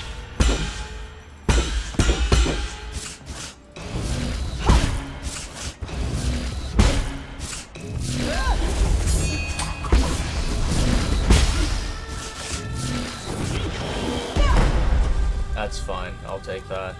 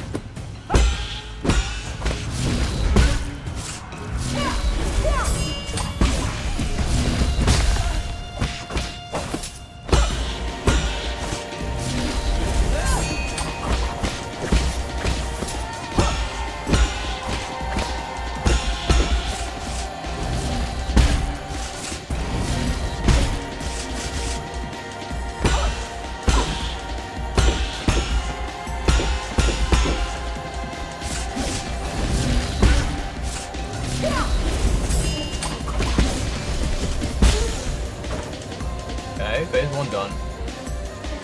Alright, phase 2.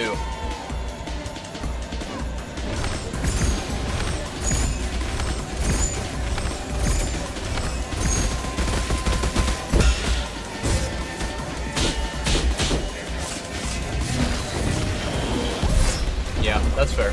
I should have unbound counter there. I just panicked and started jumping around.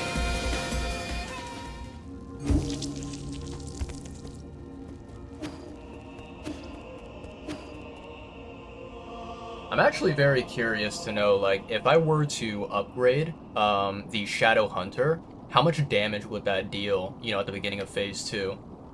That's something I could, you know, potentially work towards if I want to do a little bit of farming.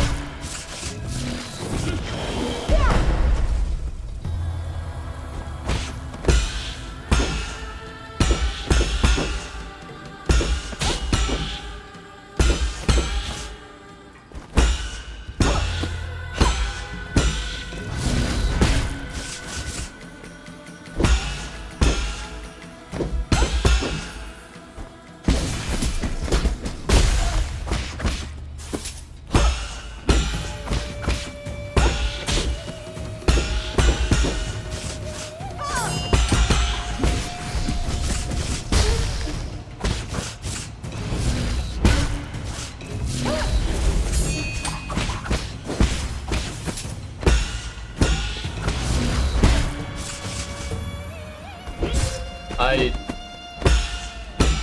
tried to jump parry there. I don't know what happened.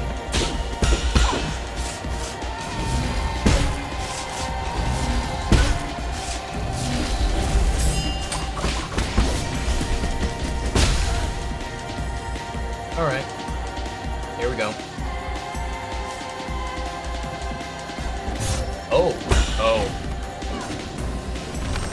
Whoops, I didn't jump. Yeah, I didn't jump fast enough. I delayed it too much, and then, you know, I didn't do the double jump on the correct timing there.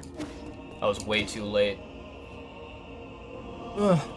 But I think the arrow strategy works decently well. It's not too shabby.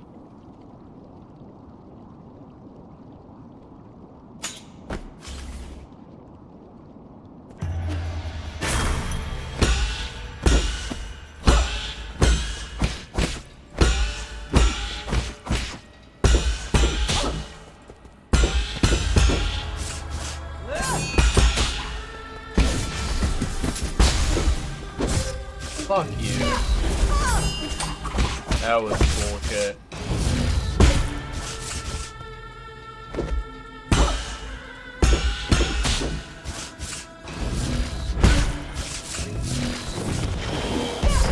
That's, yeah, just, this attempt is done.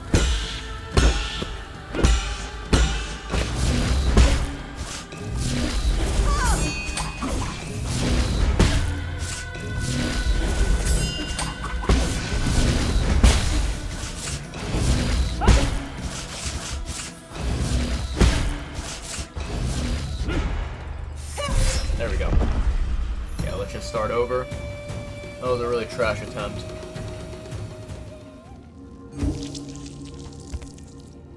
It did significant damage in phase 2. You didn't use all 5, you don't think? There's a way to cheese that very first 4 slash attack she does. I mean, I did find a way myself, right? I found one method. But, if you have a different method, you can feel free to share it, Tito. I don't mind. Was that another 4? It might have been. I honestly was... I was not counting. Was not really paying attention.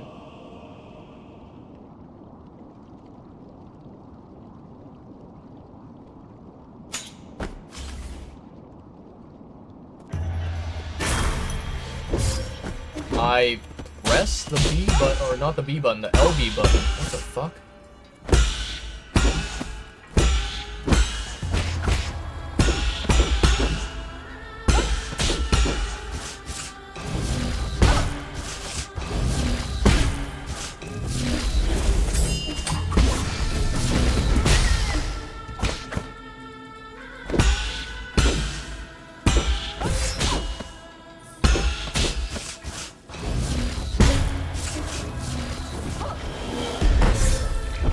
I'm not really thinking right now. I'm not really focusing on the fight.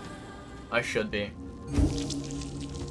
I just keep, like, randomly going into autopilot mode and not really focusing properly.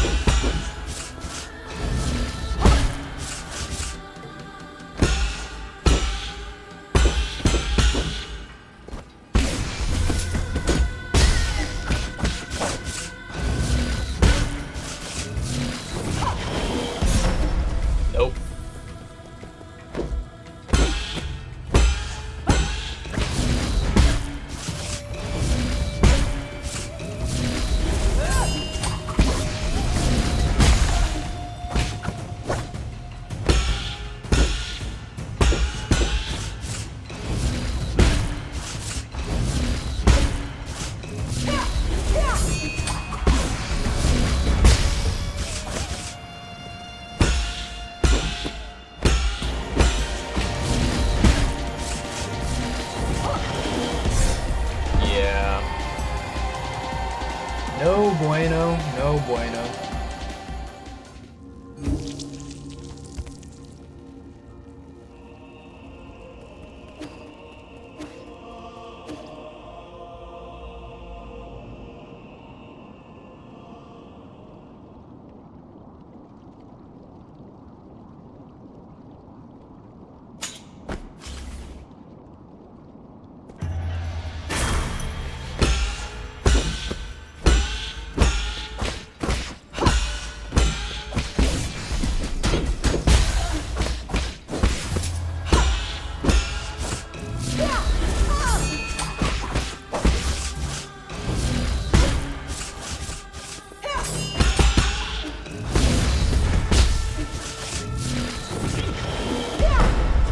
Okay.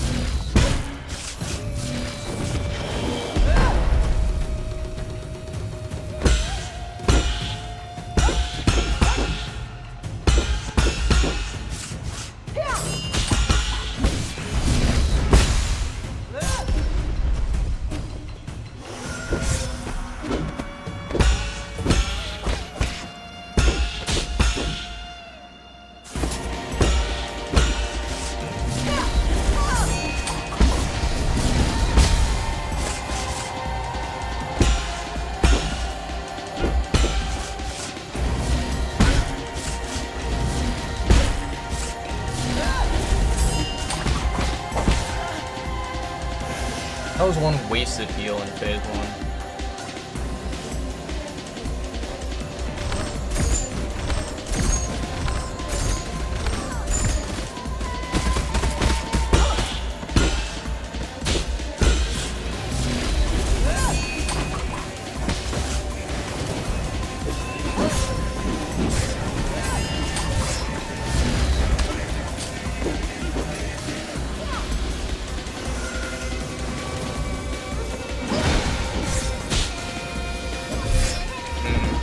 Nope. That right there is the really, really shit RNG of phase 2, where she has a chance of doing that fucking wave, you know, slice attack back to back to back. Really shitty.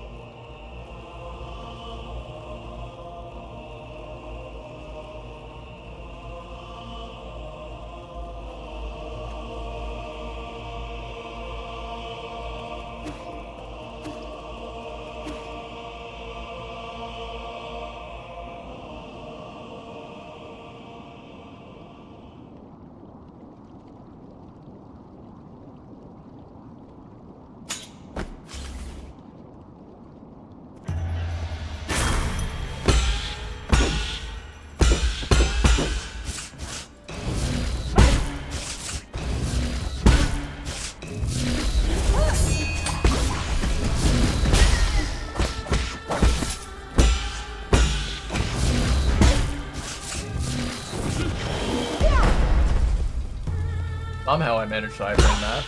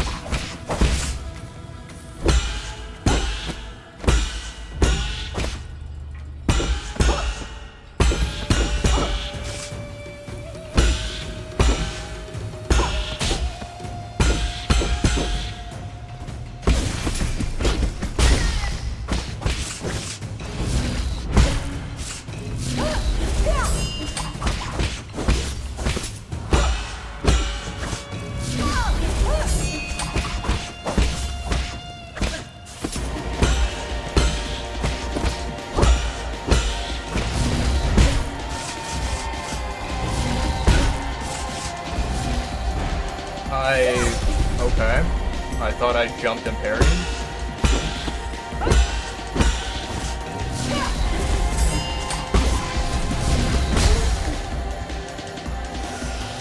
Alright.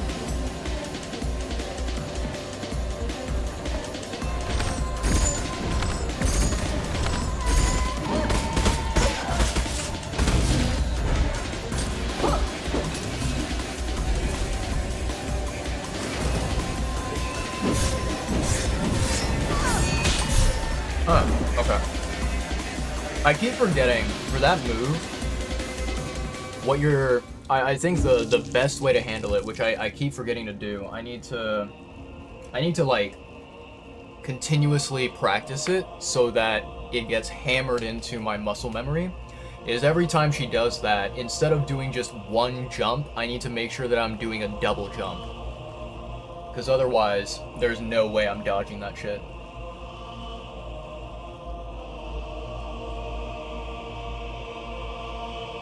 Alright.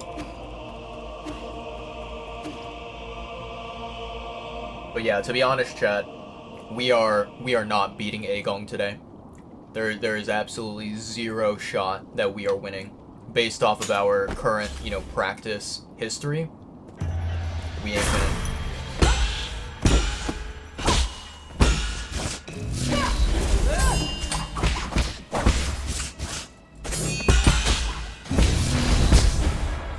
How do you grab me when I literally dash through you?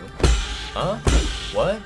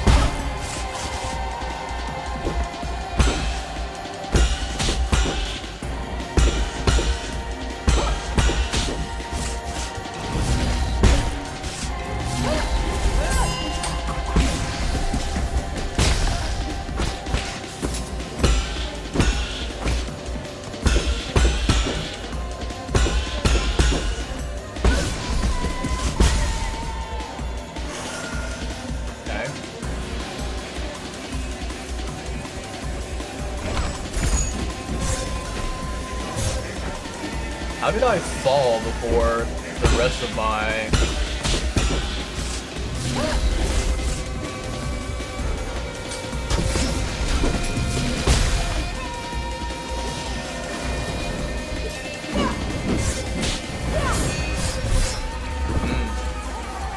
Yeah, that attack is really annoying. I think, like, instead of trying to dodge that attack, or, like, you know, make sure that I'm not in that position in relation to Aegong, I need to just learn to try and if not perfect parry, then at least try to block some of the damage. It's really tricky though, because I have no idea when Aegong is using that dash, you know, multi-slash attack.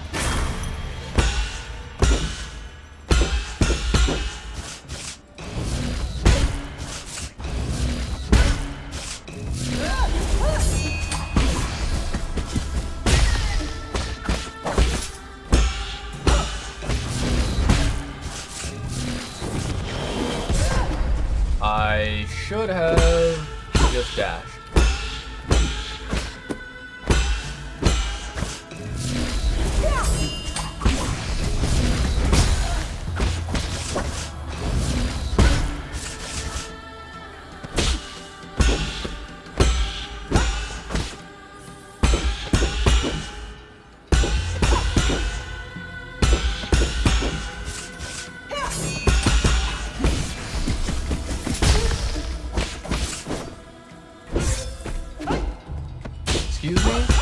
Why the fuck did my parry not work there?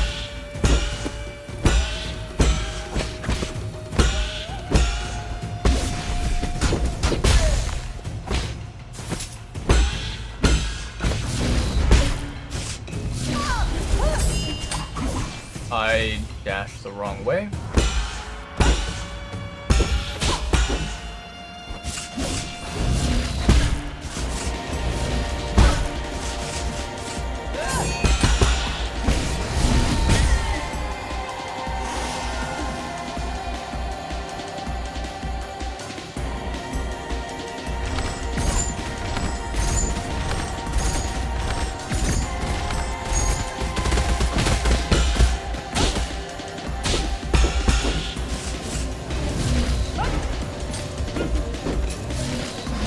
I thought I unbound countered there.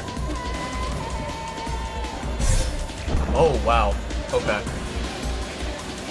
Okay. That comes out a lot faster than I anticipated. I thought I had time to double jump there. Okay, okay. Never mind.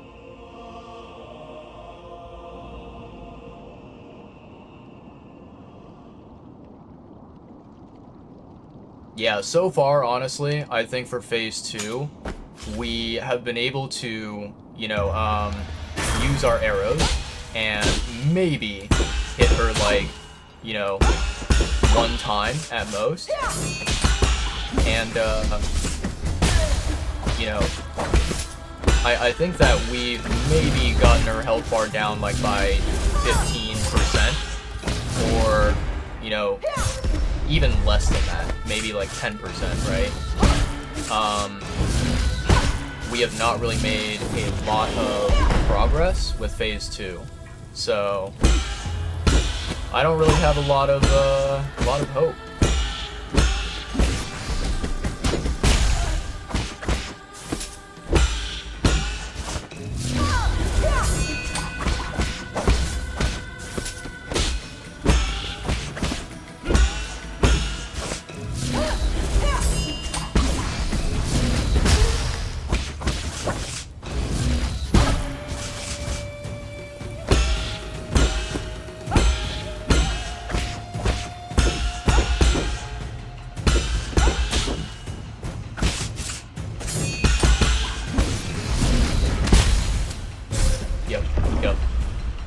That was a really, really bad performance for phase 1. Yeah, I think we've only done a tiny percentage of phase 2's HP bar, and we have not even gotten it close to like 50% HP at any point, I think.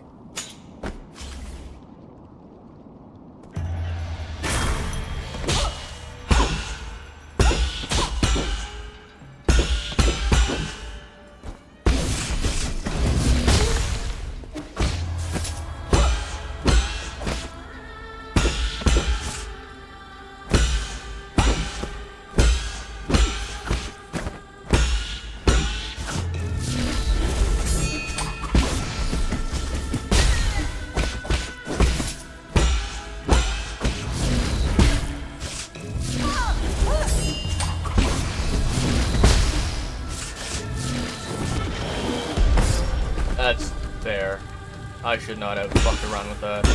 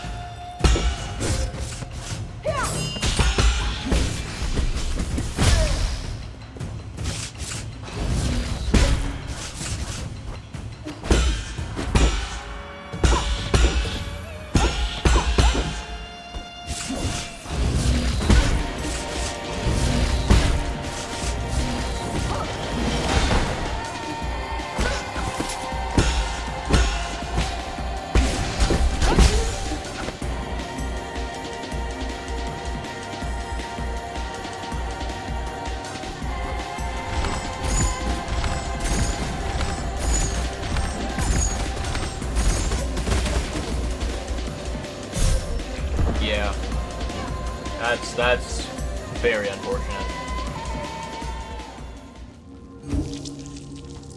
Double blade attack, man. Double crimson attack, back to back. Absolutely just pure evil.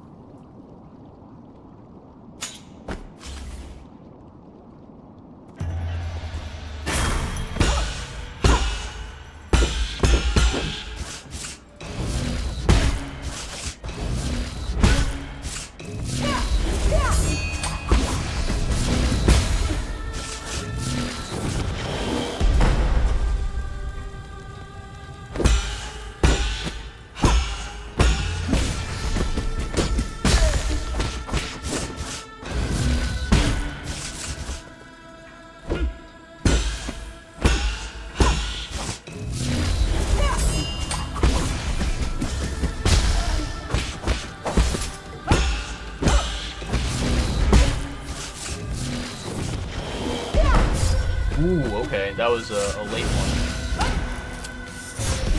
Shouldn't have healed.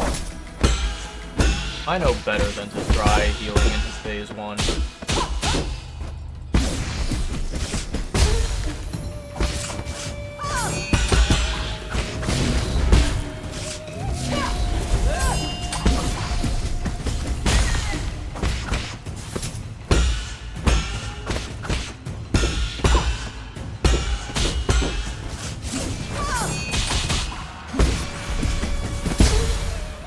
There we go.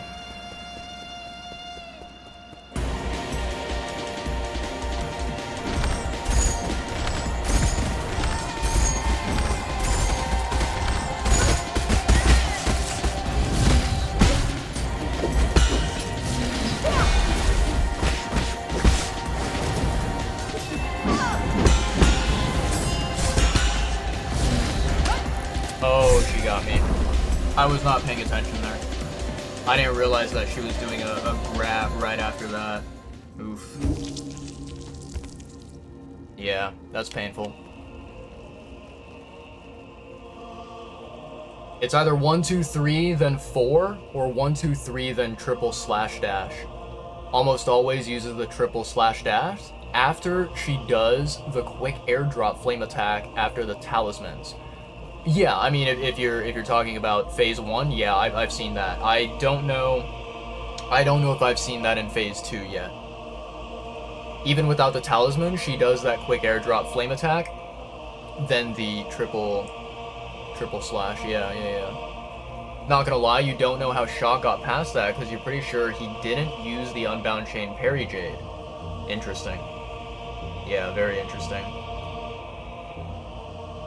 It's honestly a good question. I am curious. Let me see here. I think, if I'm not mistaken, Shock told me that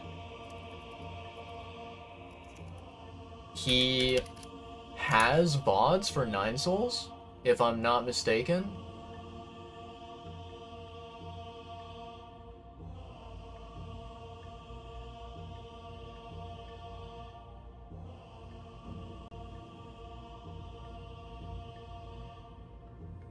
I'm curious. I want to see this.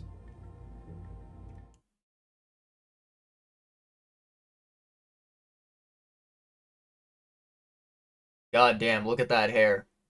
Look at my man with the fro. Rocking the goddamn beautiful, beautiful locks of hair.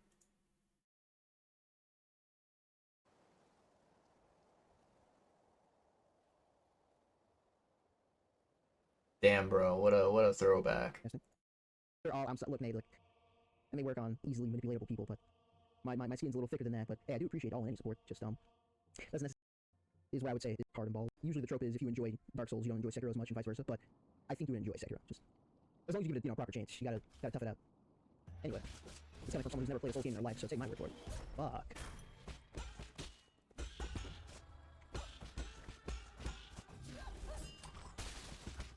Oh, he used arrows in phase 1. Wow. Can't be doing that. Okay.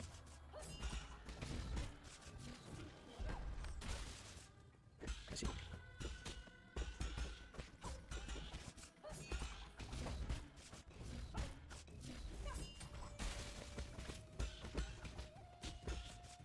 throw.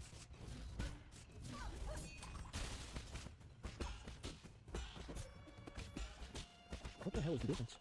What is changing? That should be working way more consistently than what it is.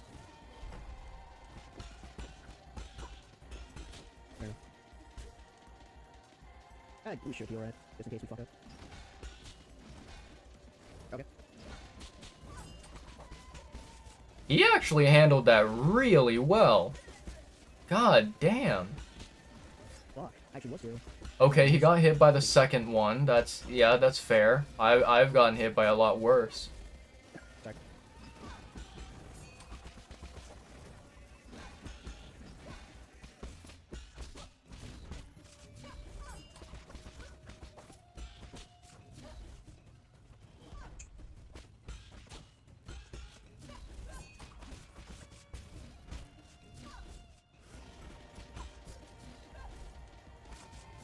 He's doing real good. My god, compared to me, he's fucking roasting the shit out of her.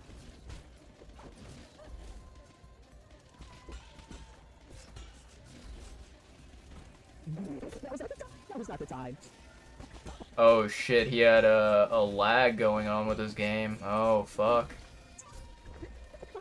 Ooh, he was holding on really well there. I love that. That was a fucking really solid Man, attempt. that was hilarious. Okay. Funny joke. Fuck. Dude, half HP, that's even more than I've gotten. Less than an hour. Let's try to. Okay.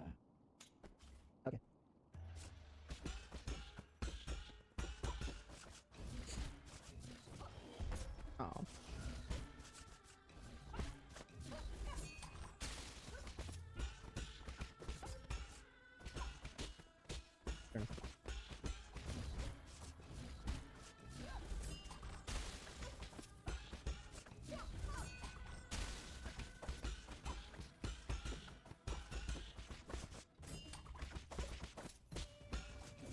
Classic.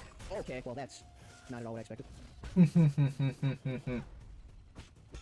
It's funny that, like, I mean, obviously this is very early on in his VOD, so I'm sure that as it goes on, he improves immensely compared to what he's doing now.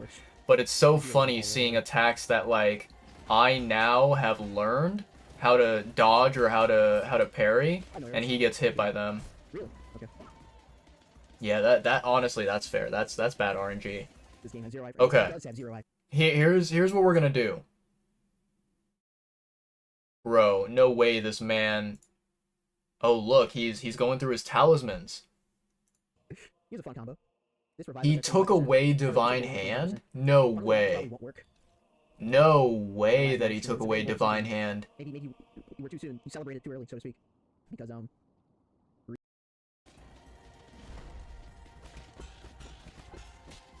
shit. This is phase 1, right? This looks like it. Oh! Oh. This is the end of phase 2. What the heck? Why did I think that it was phase 1?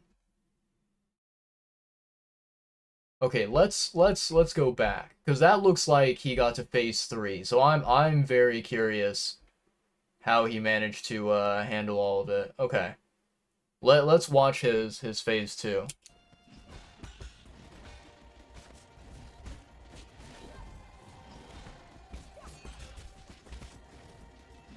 It's on me. Started doing it way too late.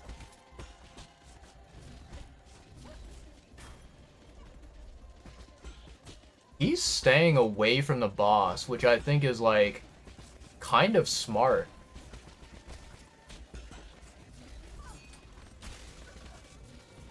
Using arrows? Okay. Didn't jump. Oof. Yeah, that's painful.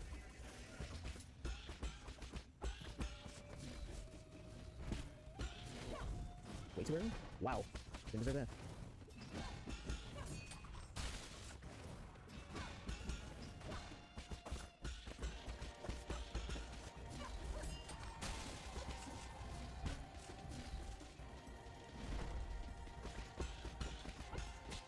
Holy shit.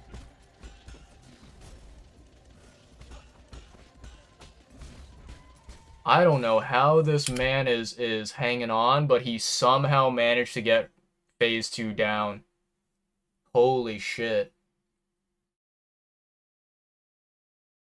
I don't even want it. I don't even want it.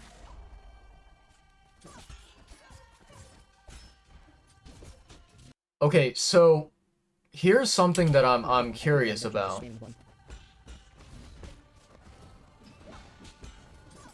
Nope. So apparently there's a regular ending and then there's like the true ending, right? And from what Lemon described, from what you described, Tito, phase 3 is optional. How the fuck do you like how do you end the game after phase 2 is done? Is there like some kind of a dialogue that he clicked on? Like maybe in an earlier attempt, he got her to phase 3, and then there was like some kind of a dialogue option that allowed him to either continue the fight or not.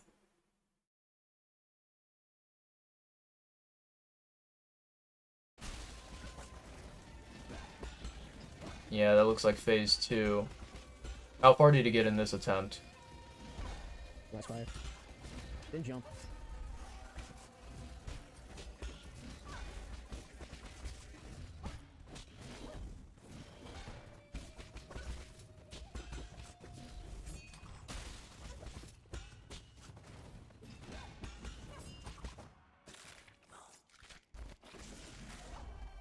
Okay, okay. This one he had 4 heals. Wow. That's impressive. Interesting. Interesting. Let's see. So Tito, you said okay,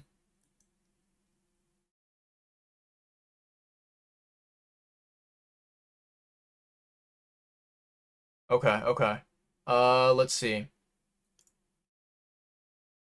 You just check to see if your VOD is still up because you don't know how long it takes for Twitch to delete them. You haven't streamed in a while. That's phase 2 he beat. 3 heals left. Nice, yep. Hey, you're in the video. Mom, you're mom, look, I'm famous. Mom. Mom. I'm on TV. Alright. Phase 3 is optional. Yeah, you have to 100% everything collected before fighting Aegon. Ah, okay, okay. So if you don't 100% everything, then basically after phase 2, it's like boom, you're good to go. She perishes. Okay. That's good to know. Interesting.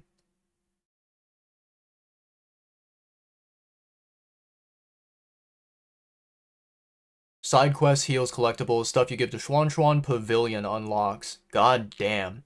That's a lot of gameplay. That is a lot. Not gonna lie. Yeah, that's a lot of work. A lot of dedication.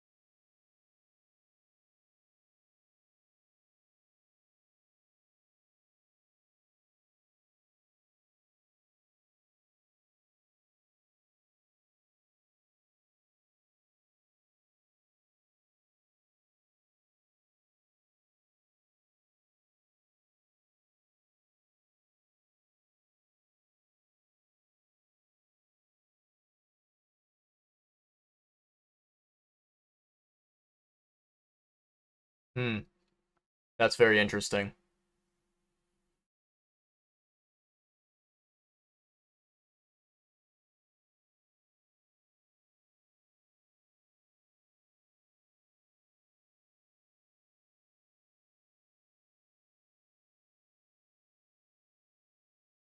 So Wolf Totem said 3 door secrets, maxing out your HP, and all 3 Shenong side quests. God damn. I think I've maybe done like 1 or at max like 2 of the Shenong quests. Because if by Shenong quest you're talking about how, like, you know, at first Shenong says Peach Blossom Village has been invaded, please go and help them. So you go and help them, and then you bring everyone to the, well, you don't bring them there, but they're already in the Galactic Dock. So if that's like quest number 1, and then maybe quest number 2 is the weird yellow worm enemy that you have to go and, you know, easily kill in the cave. If that's, you know, quest number 2, then I've done that. But I don't believe I've done the 3rd one. I don't believe I've done anything else with Shenong after that. And then yeah, I do not know what are these 3 door secrets. Like, I've come across several doors, you know, in the entire vast map of Nine Souls. There's been many, like, secret doors and whatnot, in various different areas. But I don't know if there are, like, 3 of them that are interconnected with one another and that, you know, resemble one another. Maxing out HP, that one is very interesting because, you know, so, like, right now in the game, I can pull up, let me pull up my screen, right? So I think that my HP is pretty close to maximum. I don't really, you know, let me back up. I know for a fact that this is not max HP because if I go into Steam and I check my achievements, there's an achievement for getting max HP with Shenong, and I do not have that achievement. So that means that I'm missing, you know, some poisons. The problem is that I do not have any more poisons in my, you know, inventory.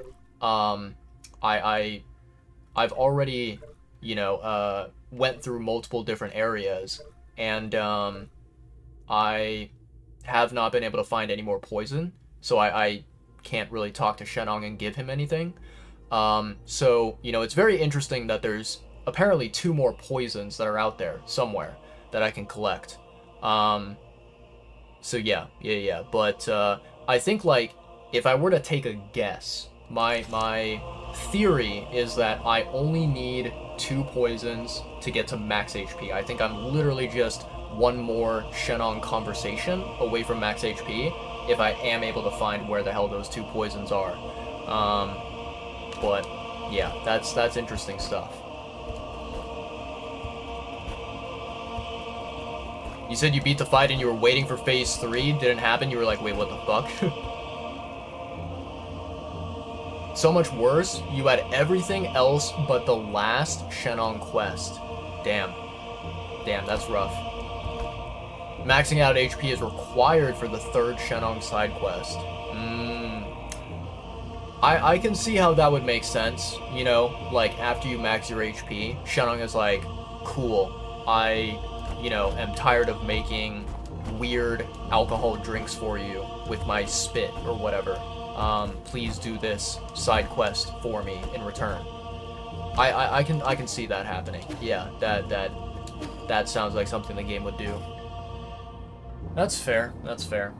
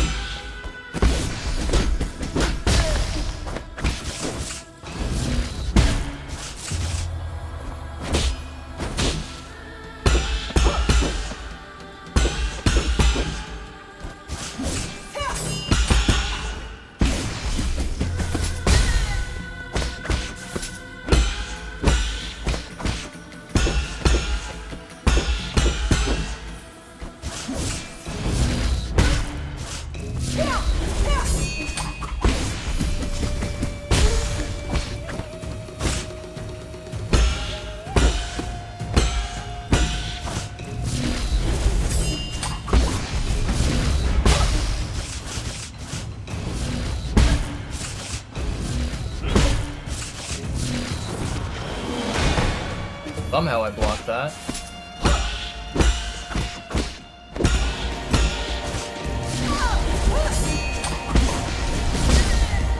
Okay, that was a really nice, clean phase 1.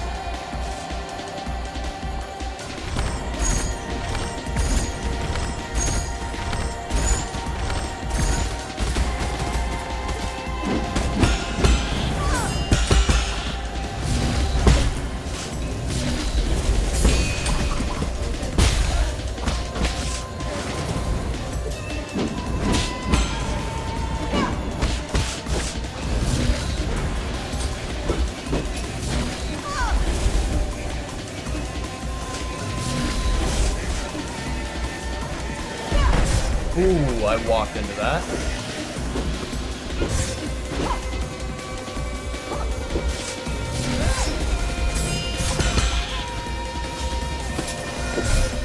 Fuck, I was trying to heal there. Yeah, I don't know. I thought that maybe I would be able to squeeze in 1 heal. And I think if I had the time there to squeeze in 1 heal, I probably would have survived a lot longer. But, oh well. Oh well. It's over with. It's dead. We go again.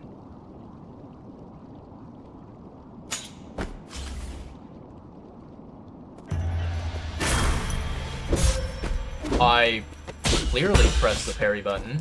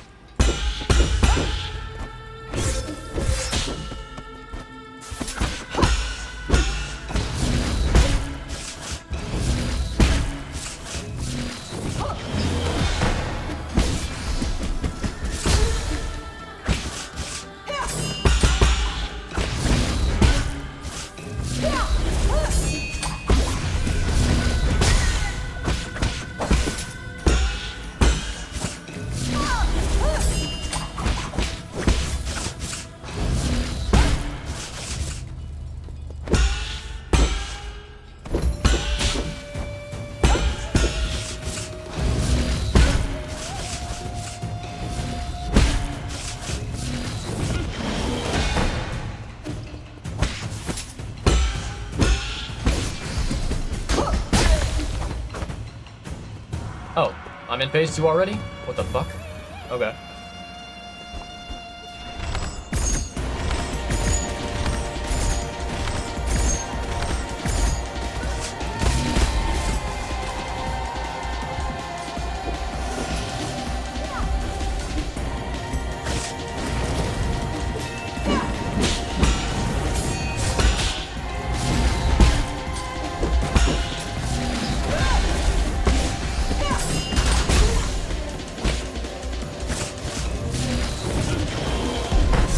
Yeah, okay. That was an unbound that I needed to do there, and I completely forgot about it.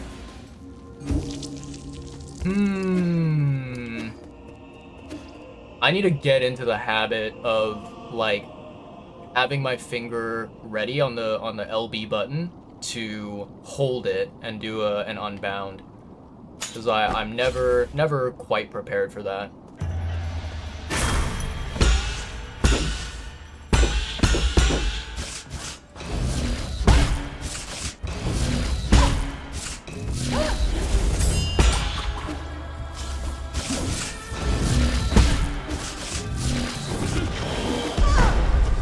That was a close dodge. Excuse me, I hit the fucking parry button there.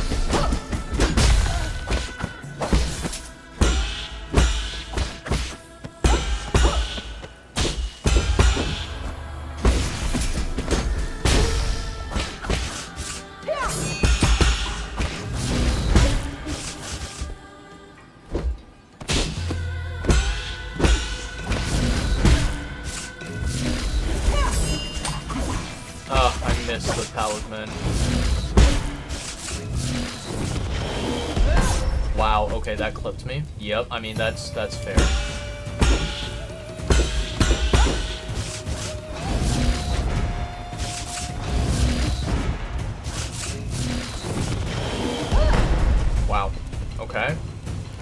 dodges.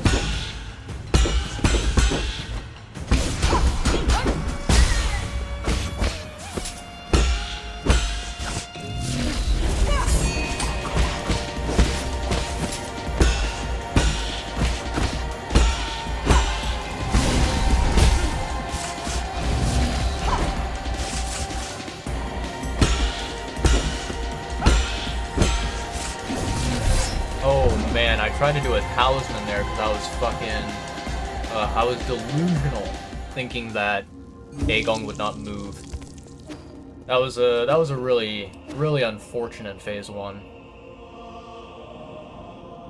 Beautiful unbound into big damage. Yeah, that was a really clean attempt like 2 deaths ago or whatever. That was a good fight. But classic me, I fucked it up.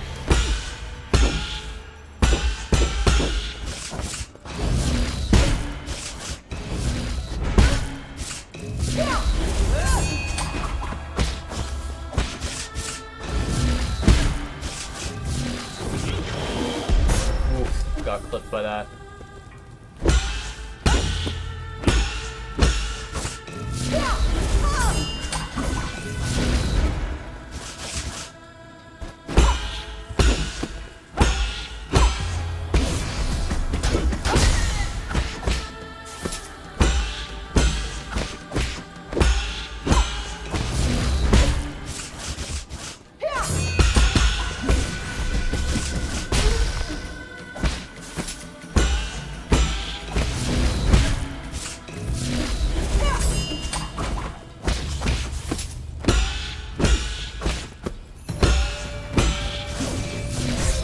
Yeah, that was my fault. That's my fault. Oh, you checked the videos. I solved the 3-door secret and got the rhizomatic... Oh! Yes! That is correct. Yes, that is true. Wolf, now that you bring it up, honestly, I'm so glad that you reminded me of that. Because I remember, I found that rhizomatic bomb. And I was like, okay. And it said to, give it to Lord Kwafu. So I was like, okay. I gave it to Kwafu.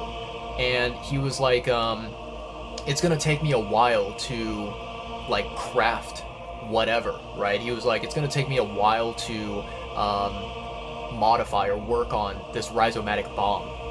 And I was like, okay, you're gonna turn it into an arrow, right? Like, that's what he's done with all the other weapons that I brought him. He turned it into arrows. So I was like, okay, I'm getting a brand new type of arrow, which is supposedly going to be different than the Thunder Blast one. And the entire game, right, I've come back to Kwafu multiple times, and he never once, updated me about that rhizomatic bomb. So I was like, huh, what the hell happened to that item? Like, what was the purpose of it? And that was something that, like, it was an unanswered question that I never really knew about. So knowing that it is like a requirement for phase 3 of Aegon, that's a very interesting piece of information to know about.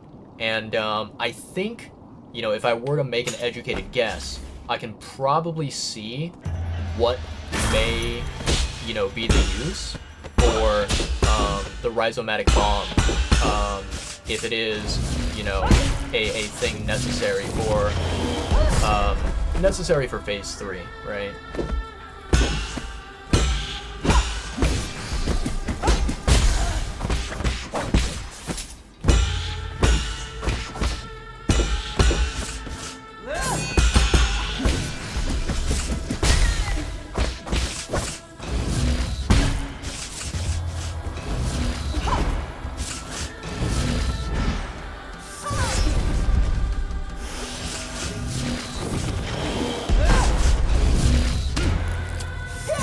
I'm not concentrating at all on what's happening.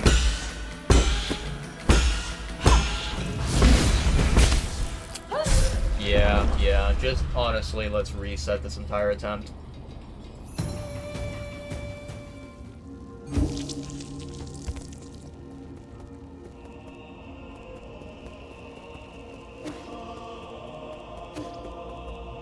Now that I think about the rhizomatic bomb, that reminds me of something very interesting. So, if I'm not mistaken, and maybe I'm misremembering, and this is like a different puzzle, a different area.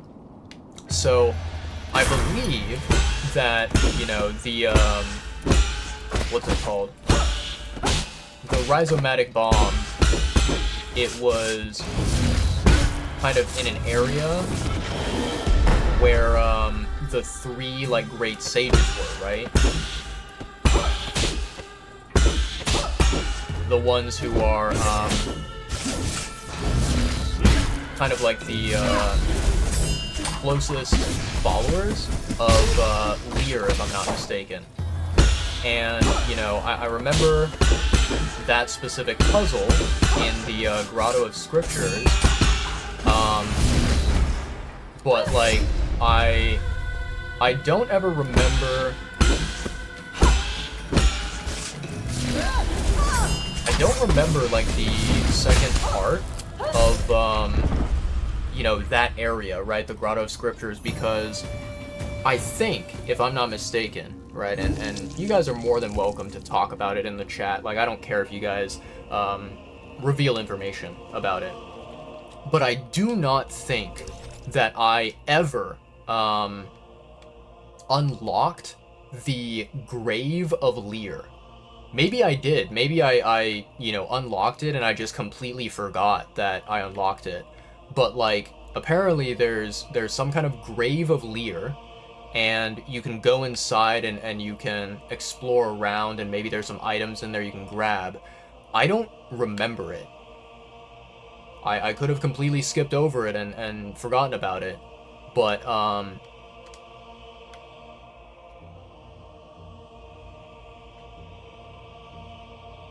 like, I don't really know where Lear's grave is located. Is it in the east? Is it in the west? Is it in the entry area? I'm assuming either east or west, but yeah. Rhizomatic Bomb is a true ending item, but you don't get anything for it until you get the true ending. So close to the true ending, you should go for it. Deal with 3 phases, Lamau, fuck off. No, absolutely the fuck not. No siree.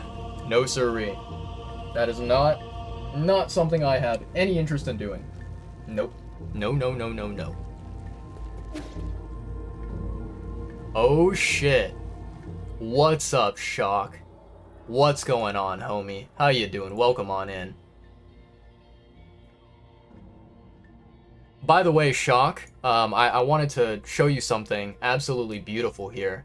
Let's have a movie presentation very quickly. Okay, let me... Where the hell is my webcam? There we go. Get rid of my ugly face. Look at this. Look at this beautiful, beautiful hairdo here. My god. What a throwback. What a legendary time when my boy Shockphobia 9000 had hair. Ugh. I remember it very fondly. Don't even want to look. Oh, this is beautiful. Man, that fro, it's so glorious. It's just, you know, standing tall and proud. You love it. You love it. But, yeah, so, Shock, since you are, you know, anything but a still image. True, Tito, true. Damn. Shock, since you are here, I thought I'd mention to you, right? So, I don't know if you go back and, like, watch old VODs of people that you follow, and I'm gonna be completely honest, if you don't watch my old VODs that are published, don't do it. It's not that interesting. It's really not that fascinating. So, you know, I definitely do not recommend that you go and do this, right? But if you have seen my previous VODs of Nine Souls, the really funny thing is, I remember it was, yeah, you were doing your Smash stream, right? Smash Bros. And you know, I popped in and I was talking about the Fang siblings, right? I was talking about what's her name, Nuwa and Fusi, I think are the two siblings. So at the time when you were doing your Smash stream and I popped in and I was talking about those siblings, I had already I had already defeated them. I didn't tell this to you, right? I didn't tell you that I already beat them, but I did beat them, and I don't know if this is like the intended strategy of fighting those two and winning, or if this is just like maybe one of the multiple options that you have. But basically, I found out that from what I, at least heard, the only good strategy for dealing with the Crimson attack and then the two dagger projectiles, that fucking horror show of a combination, is you need to basically use your arrow to stun Fusi, right, the brother, and then you need to obviously turn and face the projectiles and parry them, right? So you stun the brother and then you deal with the projectiles, and he no longer is going to do a crimson attack. Um, at least that is, the strategy that I discovered and that I used to win that fight. I don't know if it's the only method, but it is a very effective one. And so it was actually quite tough because I think basically when I fought the siblings, I only had two arrows with me, right? I didn't have any more ammo capacity. And so, having to essentially get a really lucky RNG run with the siblings where he does not continuously get into that situation where like he does a crimson attack and then there's dagger projectiles, that was a pain in the ass. I managed to get very lucky. I think with my winning attempt, my final, battle against the Feng siblings, he did not do the crimson attack that much, and I was able to interrupt him. And I didn't, run out of arrows and whatnot. So it was very nice. Getting that winning attempt. But my God, like if I had not discovered the fact that you can essentially cancel his crimson attack by stunning him, I would have probably gone bald, pulling all the hair out of my head, and I would look like you now. Not like this beautiful version of you on the screen with the head full of hair and looking healthy, looking real nice. But yeah. Tito said that's a fucking thing. Wait, Tito. Do you not know what I'm referencing?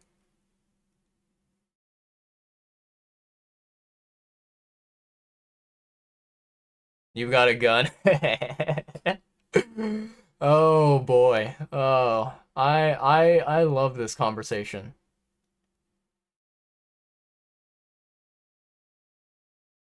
You didn't know you could stun him with an arrow? Yeah. So I think, if I'm not mistaken, you have to maybe upgrade the Cloud Piercer arrow one time, because Cloud Piercer, when you upgrade it, there's a kind of extra effect that you unlock where it is able to break shields.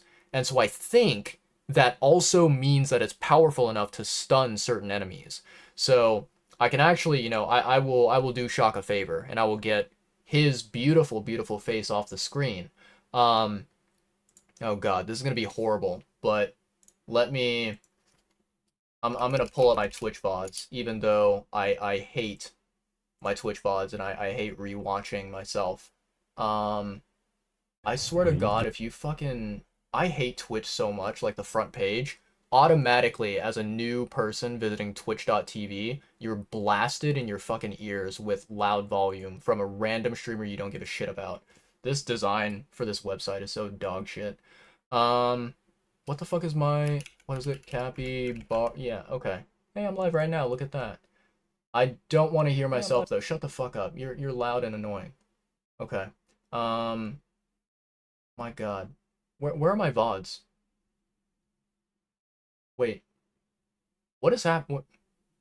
Oh, I need to click this. Okay, there we go. I know how to navigate Twitch. I'm not an idiot, chat. Trust me. In fact, I am, but trust me.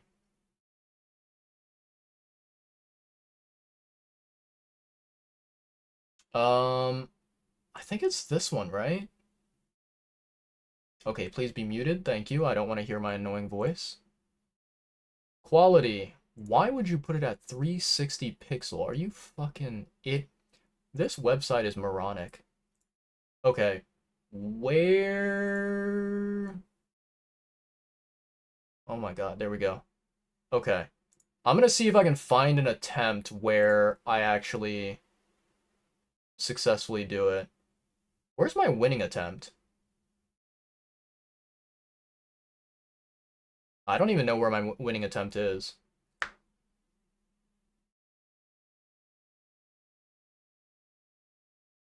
Wait, is this it? This might be it. Hold on.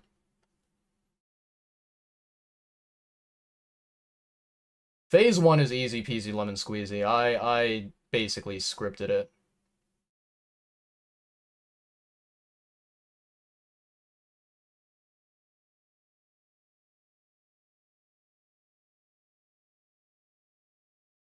You use the oh yeah, the speed up slash Jade. Yeah. I use the exact same thing here.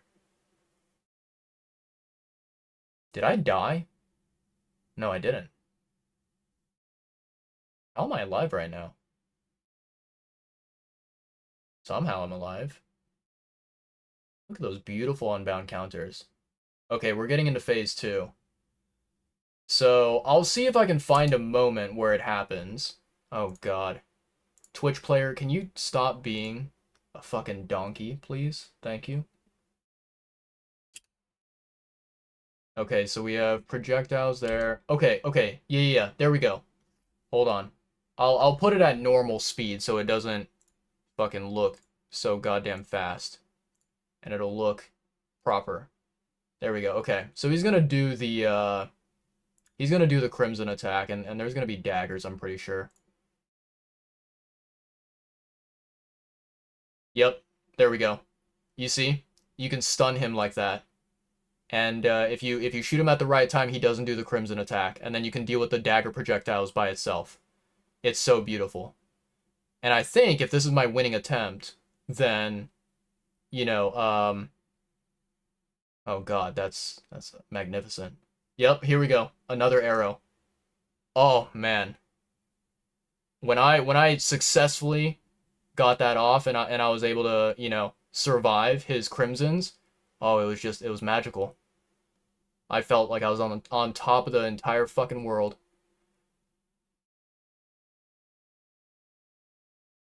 Should I speed it up? It's kind of slow right now.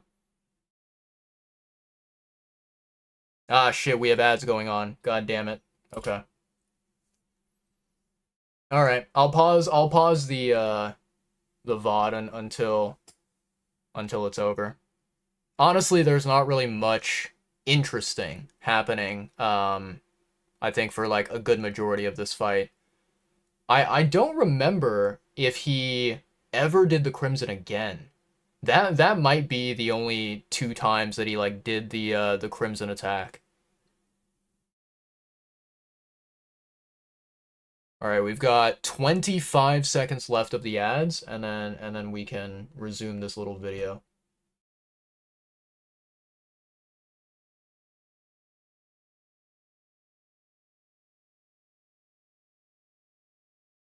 Does he ever do the Crimson again? Surely there's no way that it was only 2 times during the entire fight. Because I think, I remember there was one attempt that I did, and it was probably, you're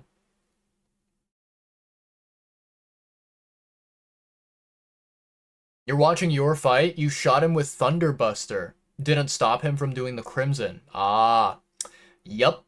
That is one of the big reasons why, I kind of stopped using the electricity arrow, is because the electricity arrow, like, it's good, right? It's a strong arrow ability, but Cloud Piercer is really, really powerful when you know, when you use it against like enemies that have shields and stuff like that. Yeah, yeah, yeah, exactly. Exactly. I'm actually wondering, you know, if you invest into the arrow early on in the game, could you trivialize certain bosses like, you know, Kang Hui or maybe Lady Ethereal by stopping their crimson attacks? It's just a thought to ponder. But yeah, I actually don't remember if this guy uses his crimson at all during the rest of wait, oh, he did. What did I do here? Oh, I died. Oh, yeah, yeah, that makes sense. I didn't have enough arrows. Yeah.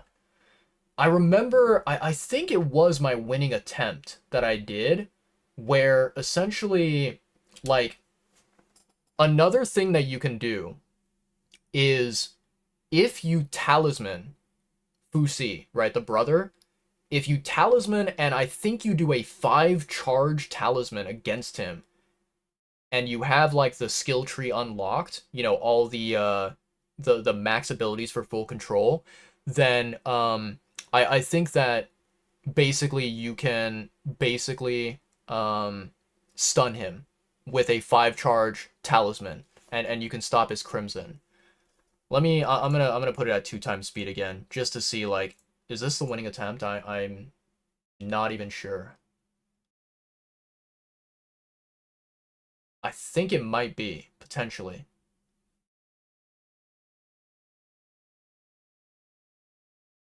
Honestly, what I can do, I'll put it at normal speed, and then I'm just gonna... Okay, phase 1 is done. Alright, okay, okay. Phase 2. Let's see. This might be my winning attempt here. Okay, yep, this bullshit attack. Somehow I managed to dodge that. That clipped me. That fucking drag attack. The AoE is so fucking large. Okay, block that, yep. Okay.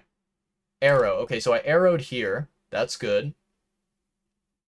So I had 1 arrow, and then... Did I talisman charge another crimson that he did?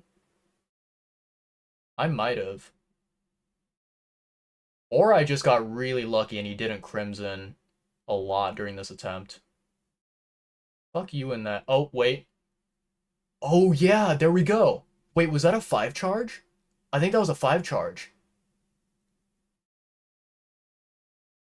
1, 2, 3, 4. Yeah, that was a 5 charge. That's crazy. Yeah, so I think this was my winning attempt where like essentially I somehow had 1 arrow left and I got really lucky because I think he does a crimson later on in the fight and I was able to use my last arrow. Yeah, yeah, yeah. There we go. Oh, that was so beautiful. Cuz I was way too far away from him. I couldn't if I wanted to, I couldn't even talisman him. Okay, okay. Yeah, and I think for the rest of this fight, he does not do Crimson again. Or maybe he does, but I survive it? Yeah, he does Crimson. Oh, another 5 charge. Oh, yeah, okay. I understand why this worked. Yeah.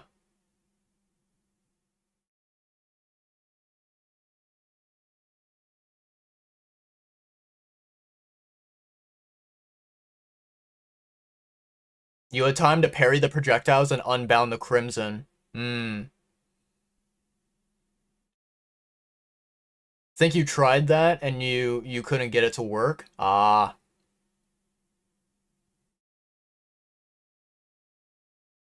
Yeah, so I think what Wolf described, I think that is the idea, right? So here's the thing about my setup that all of you guys out there, right? Shock, Wolf, Tito, you guys may not know this because I don't think I've like shown off my you know, my current build that I'm running. But for this fight, and then also I'm doing the exact same thing with Aegong, I have the Jade, equipped. There's a Jade that I have, which I'm using, where when I use a talisman, I am not able to be interrupted, right? So if a boss swings at me while I'm using the talisman and I'm charging it up to get a 5 charge, they can hit me and I will take internal damage, but it will not stagger me. It will not stun me. And so what I basically did with this boss, you know, where he does the crimson and then there's the dagger projectiles, I basically just soak up the damage. I take the dagger projectiles and I take it as internal damage. And I ignore it. And I just basically sit there, 5 charge, and then I interrupt his crimson. Which I think is honestly, at least for me, it's a strategy that works beautifully. Because I would rather do that than try to like learn how to combo using unbound counters and regular parries. I feel like it's just so much better. So yeah, that's kind of the trick where it's like if you are using full control as your chosen ability, I think that Jade where you can basically you can negate interruptions from enemies is an extremely valuable Jade to use. And it's like, yes, you will take internal damage, you will lose a little bit of HP, but if it's internal damage, you can potentially gain it back over time slowly. And yeah, all you need to do is just focus on not dying, right? Not missing any of your blocks, any of your regular parries. But yeah. So I think that's what happened here, where like I was able to interrupt him, but you can see I took a big chunk of damage, internal damage from the you know, dagger projectiles. So yeah, Shock, you sent that YouTube link, I think it was, and you were like, the intended strat is to unbound counter and then parry parry, or like, you know, basically chain unbound counter and regular parries. Yeah. I I was too lazy, too dumb to figure that out. Oh, I literally just ran away from that one. Okay. Oh yeah, the bitch ass snakes. Fuck you. Fuck you, snakes. Did I die here? Oh my. How did I get so fucking lucky on this attempt? What is happening? I'm literally. Oh, okay. Yeah, I was just waiting for me to die. I was like, no way is that my winning attempt. How many more times do I go through this shit until... Please tell me this is my winning attempt, right?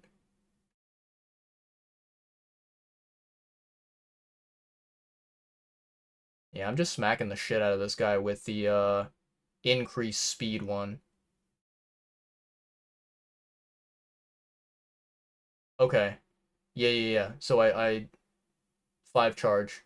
Okay.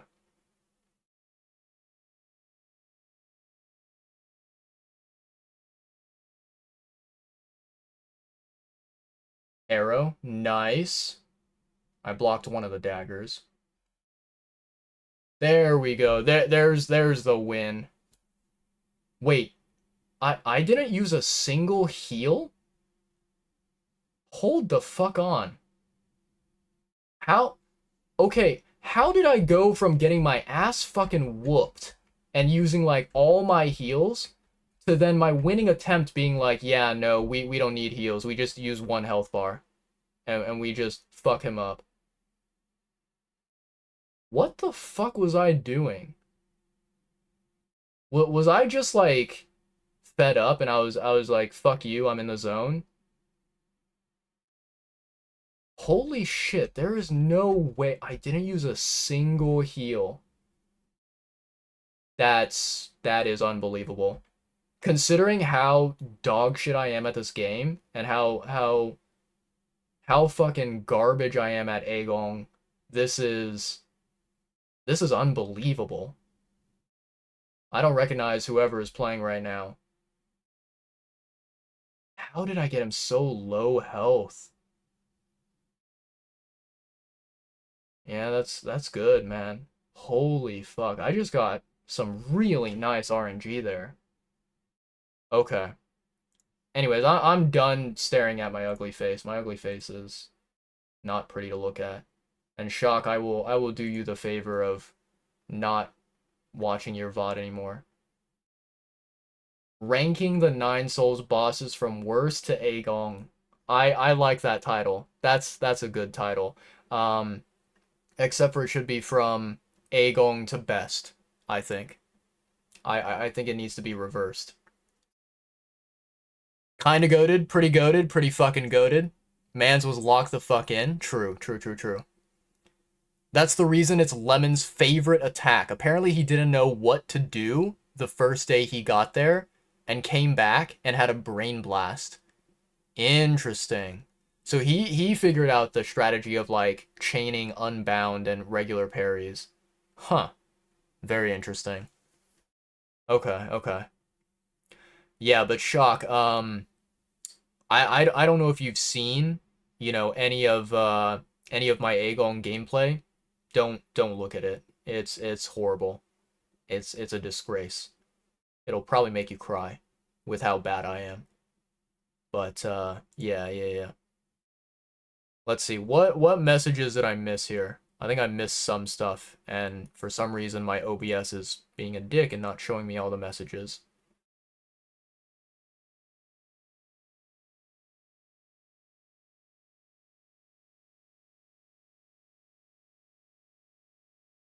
Looking at your attempt, you beat Phase 1 in 40 seconds. Agong, or are you talking about the Fang siblings?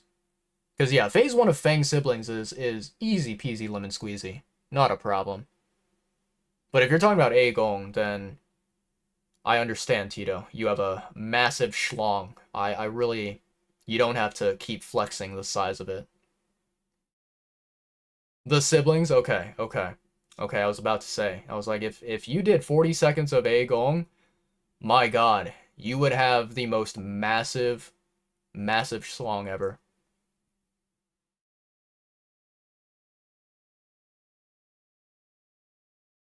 Don't worry, you were pretty disappointed with your performance as well.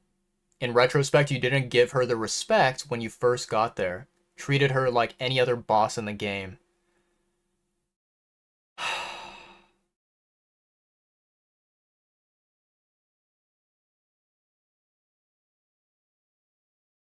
The screen slashes are wild. Yeah. I looked at maybe 5 seconds of your Phase 3 gameplay, and I immediately was like, yup, I am so glad that I am not doing the true ending. Fuck that bullshit. No thank you. No thank you. And honestly, like, I haven't looked at all of the various different Steam achievements, right? I have to say, like, this is expected, right? This is just common sense. If fighting Agong and doing Phase 3 is a requirement for a 100% completion of Steam achievements, I am never getting 100% of the achievements for this game. Never. I will get 99%. I will get all of them except for Phase 3 Agong. That's what I will do. But yeah. That's oof. That was hard to watch. All right. Enough yapping. We go back to the game and we get our ass whooped continuously. Ah, for fuck's sake. I don't understand. I don't understand why this game hates me so much.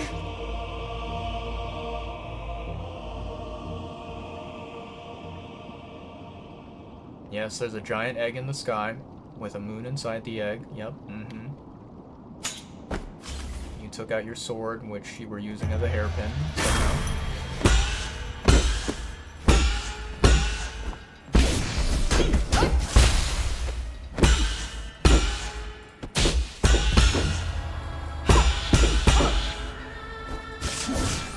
Oh, you bitch.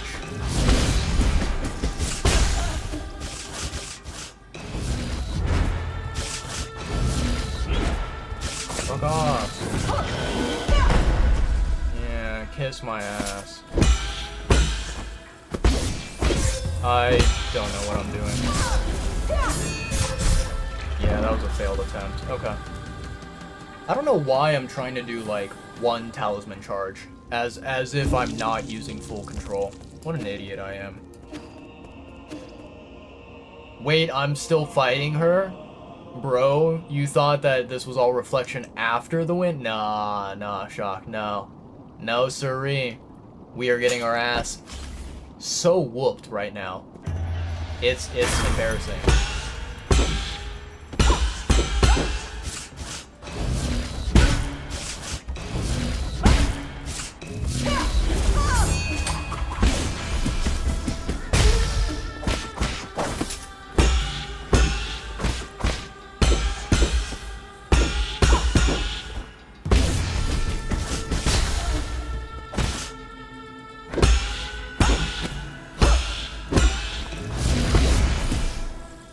Yeah, that's me right there.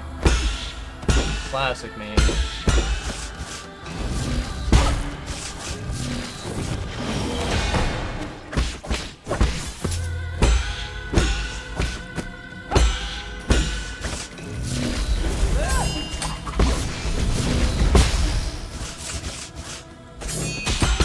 Fuck you.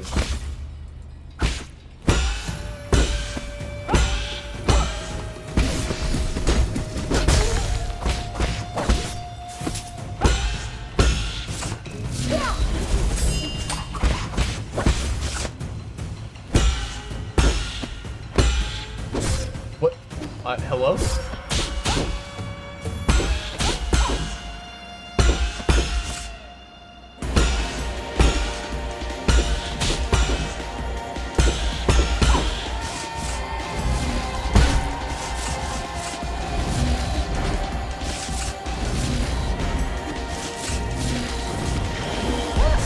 Yeah, that's fair. That's fair. Trying to iframe through that attack is so annoying. I still don't know why that one attack hit me. That was an anomaly. You're over here prepping the GGs and hope you enjoyed? Nah, man. It's far from over. I suspect I will be here for maybe 1, possibly 2, possibly 10 more streams.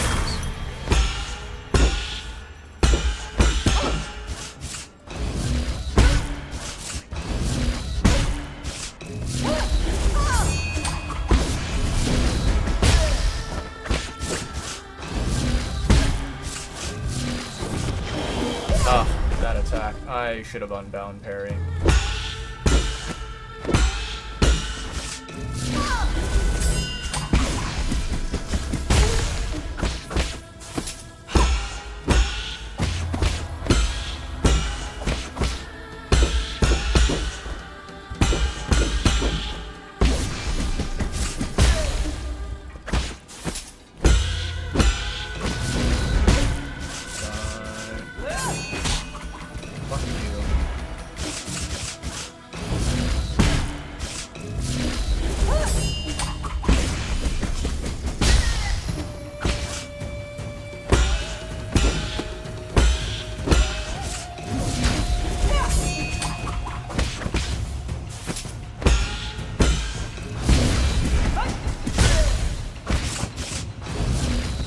I didn't jump. Why did I not jump there?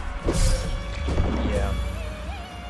Yeah, this is what happens is, like, I get in the zone, and then my brain goes autopilot, and then I stop thinking, and I die. I love the way that my brain likes to ruin my gaming skills.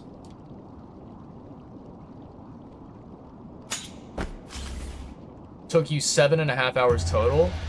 Double that for me.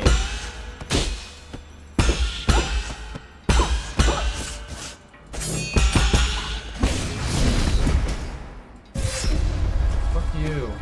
Give me my stuff.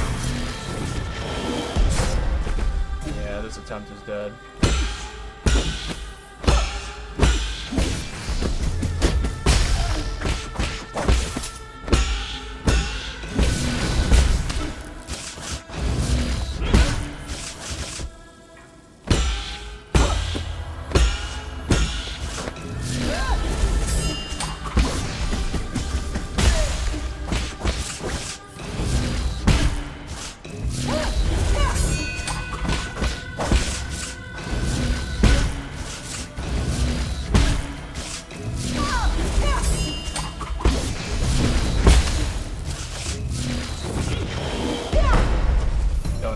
judge that, but sure.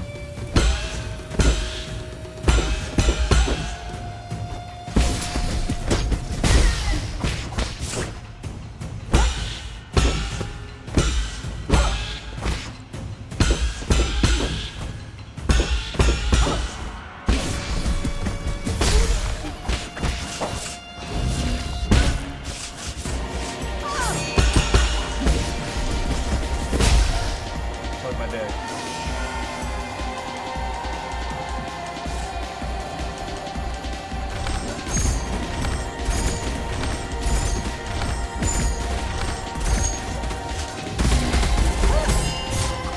Fuck you.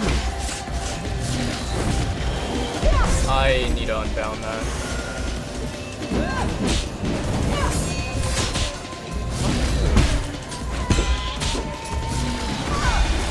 Fuck you.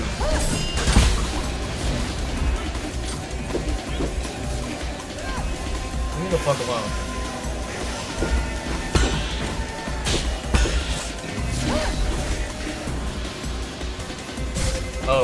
Oh, it's that. Yeah. I was wondering, like, because she was kind of off screen a bit on the left side. So I was like, why the fuck is she standing there? What is she doing? She wasn't moving. And I was like, oh, she's doing that move. And my mind just blanked for a second because I was like, what is she just waiting for? Now it makes sense. The parries are on point, beautiful. In phase 1, potentially. Phase 2, my parries are god-awful ugly. They basically don't exist.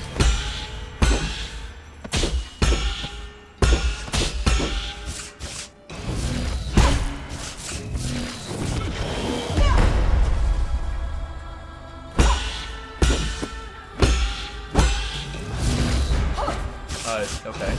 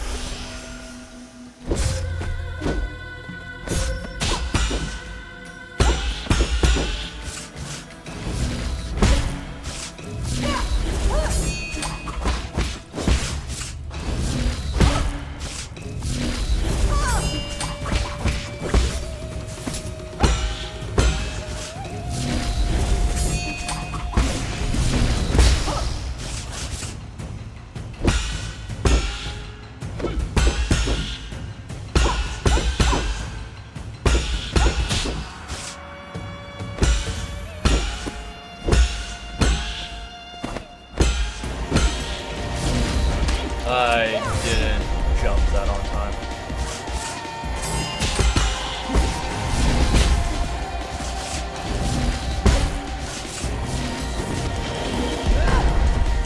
Okay.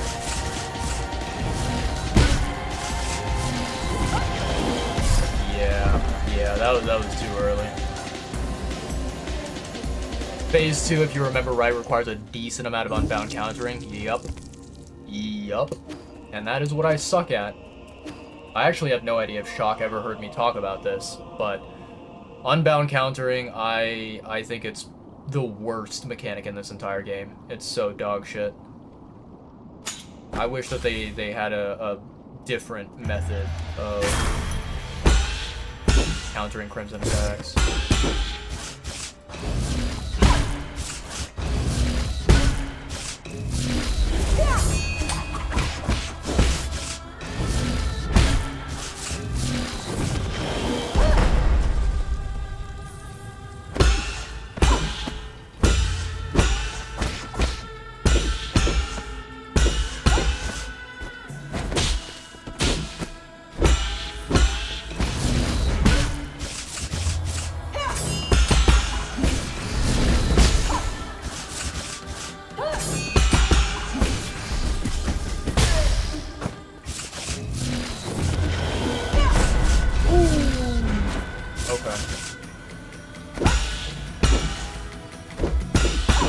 Stand still for 1 second, please and thank you.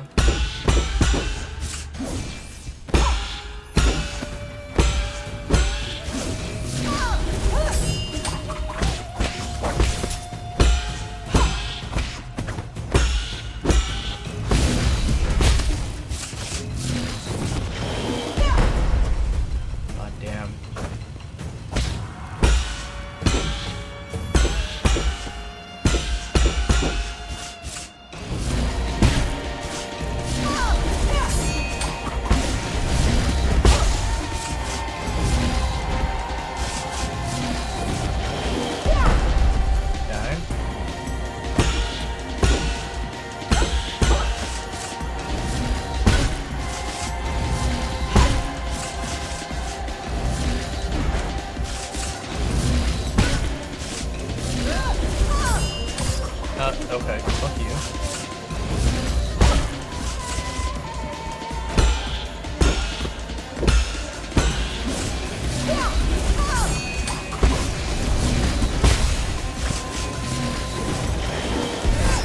Yeah, that's fair.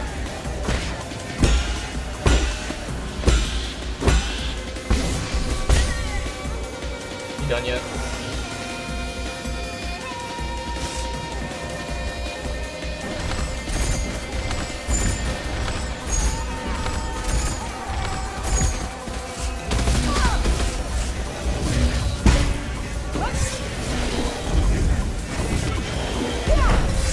That's fair.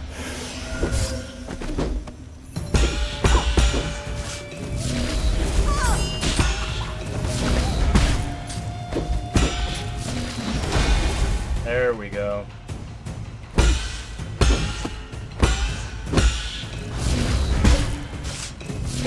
Ugh. That's the dash one. I always get, you know, mixed up between the one where you're supposed to dash and the one where she knocks you down on the ground by doing 2 slashes. To be fair, Shock, that was... To be fair, Shock was ass at it too, damn. Who is that, Lamau?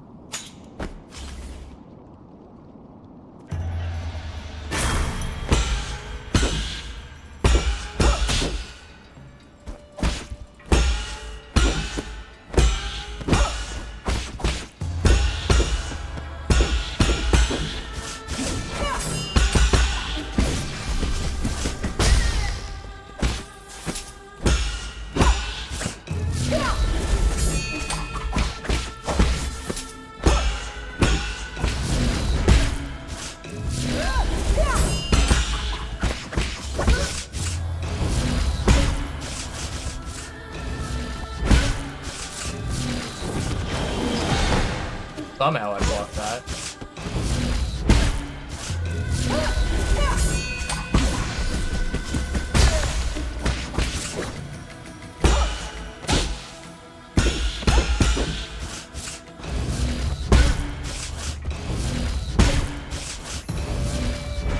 I did not block that.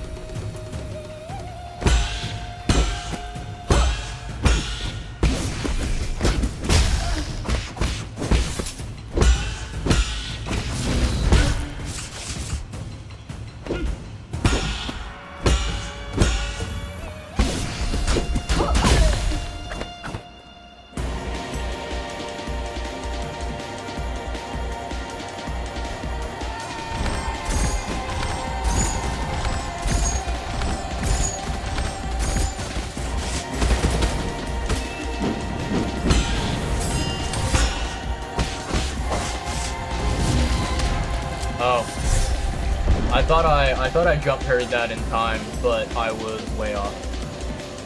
Way off there. Tito doesn't know what he's talking about. Yeah. Listen, Shock, we both know, deep down, that none of our viewers ever know what the fuck that they're yapping about. Only the streamer knows what's up. Only the streamer is right.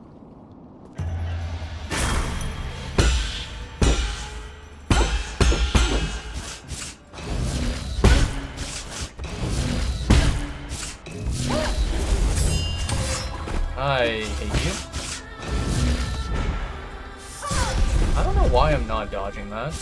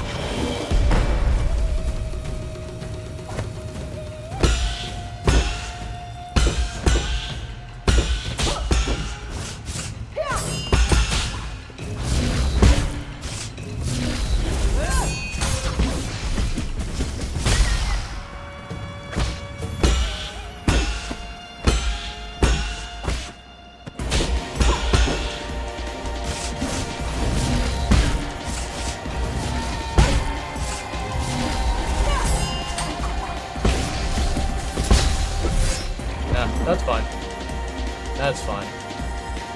I got a little bit too cocky there. That's fine. Oh my god. It's almost 7 a.m. in the morning. I'm so royally fucked, chat.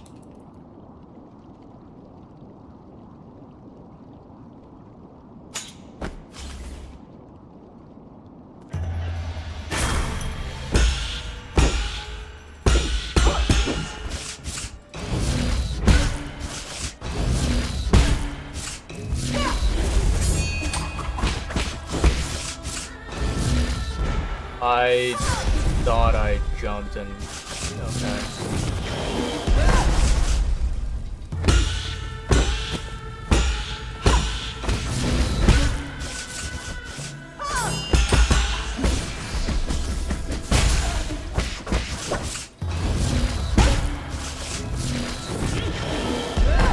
That's fine.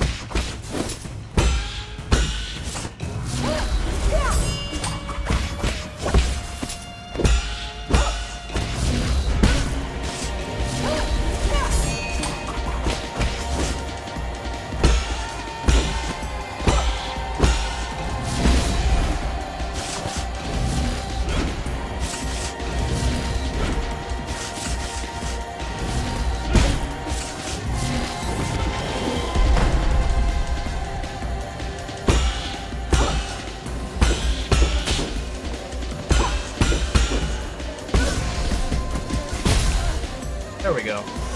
Hey look, base 2.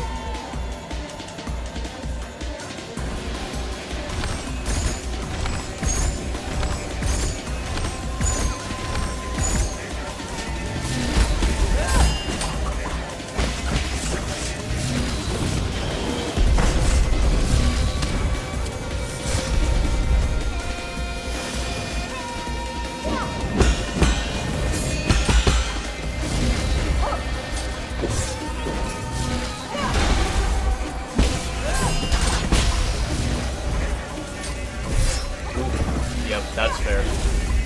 Dash fair, chat. Dash fair. Oh man. Fuck. 6:53 a.m. Holy fuck. Alright, chat. How have I been live for fucking 9 hours? What have I been doing? I've been wasting my entire night. Holy shit, I've not been sleeping. Yeah.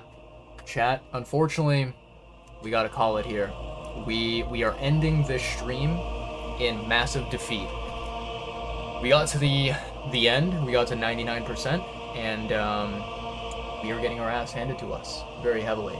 I did mention that, you know, I don't think today's stream is the final stream. I think that at bare minimum, we have one more long stream to try and beat this boss. If not, the next 10 streams of us fighting this boss and trying to get good. But yeah, for today, we will have to stop things here because it has been way too long. Fucking 9.5 hours. My god, where does the time go? Hope you guys enjoyed, you know, getting to watch me suffer, basically, and not winning against a what some might say a very easy boss, right? If you are someone who is a masochist, right? Yeah. Hopefully you guys enjoyed the pain and suffering. We will be back for part 2, and then maybe eventually part 3, part 4, part 70, when it comes up. But yeah, for now, I need sleep. Fuck no. Listen, Shock, we're gonna stick with this game forever in hell. You know, we're gonna be just continuously streaming Agong for the next, honestly, I would say for the rest of 2025, right? We're already in October. We have November, we have December. Next 2 months, I'm just going to be fighting this boss over and over and over again, right? Eventually, I'll get through phase 2. We'll see. But it'll be my Christmas goal, right? Is to try and beat this boss before December 31st, and we'll see how it goes. If I can bring in the new year, bring in 2026 with a clean slate, no more 9 souls, I will be a happy man. I will be a blessed man. But yeah, that's looking very far away, because I think for phase 2, I've only been able to get her down to like, I've been able to chunk off maybe like 20% of her HP, and I've gotten her down to like 80% health or something. And that's the best progress that we've had so far. So, yeah. But chat, I don't even, is there anyone live to raid right now? Like I don't know, man. Like I feel like at this ungodly hour of the day, there's probably nobody around. Who the fuck is live right now?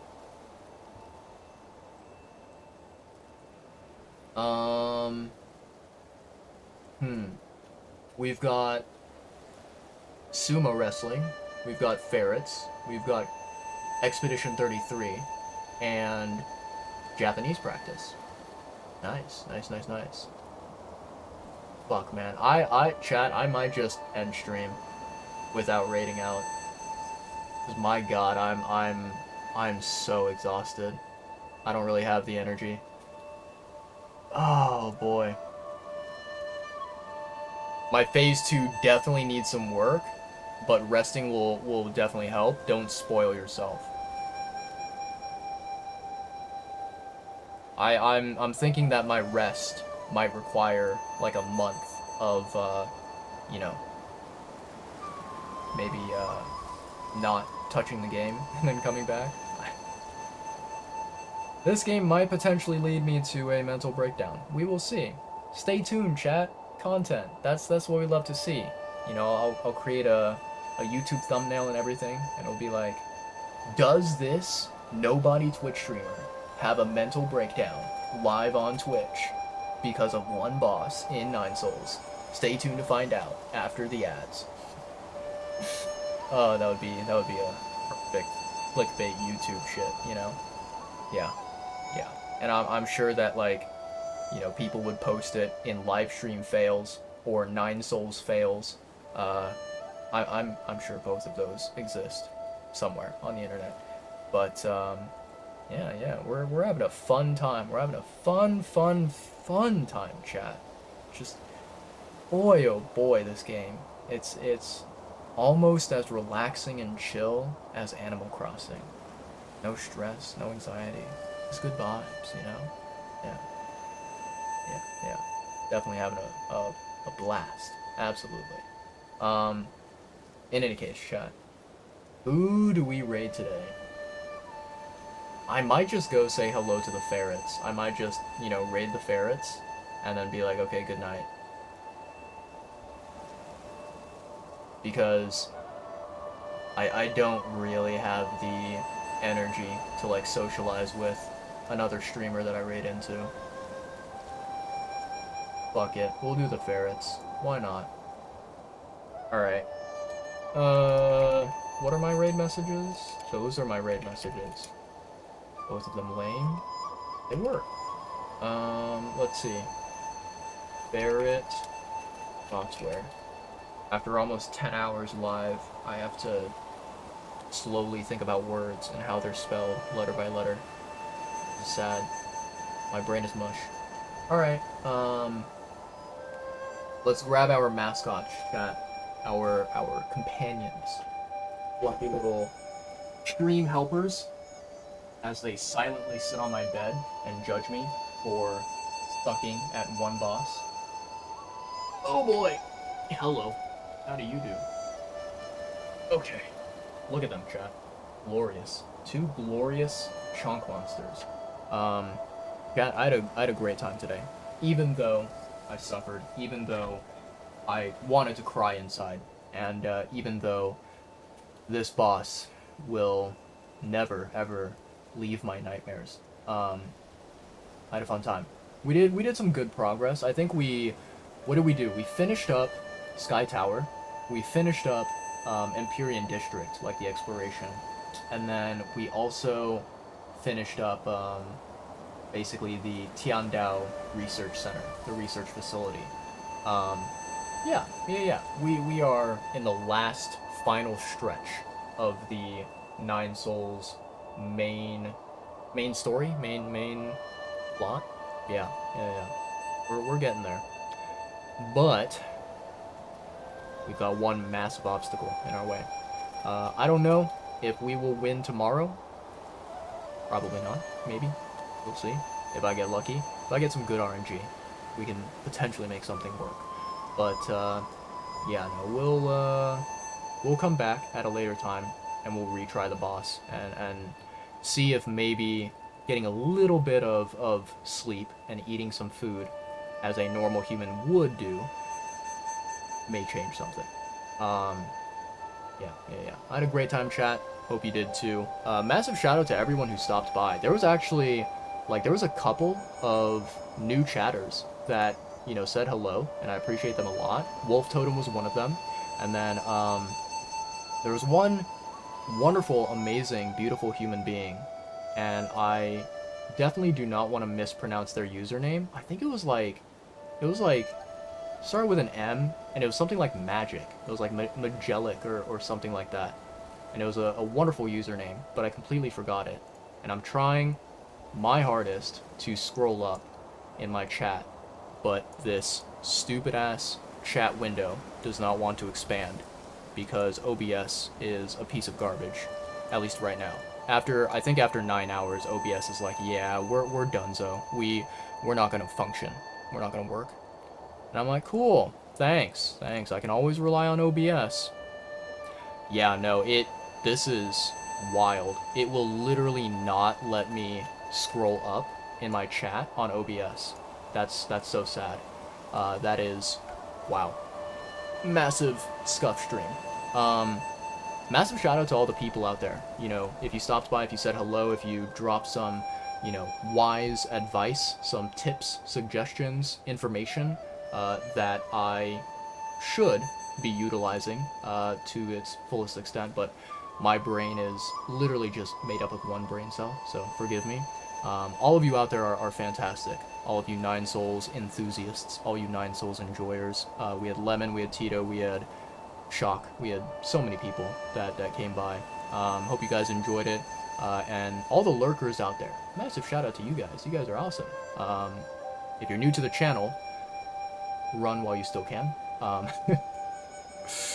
Yeah. My channel is not one full of rainbows and butterflies and hope and optimism and happiness. It's full of masochism, despair, pain, and suffering, which I've heard makes some good content on Twitch or on YouTube. Appreciate you stopping by if you lurked, and yeah, if you decide to check out the channel at any point, good luck. I appreciate you guys a lot. You guys are awesome. Fucking amazing human beings.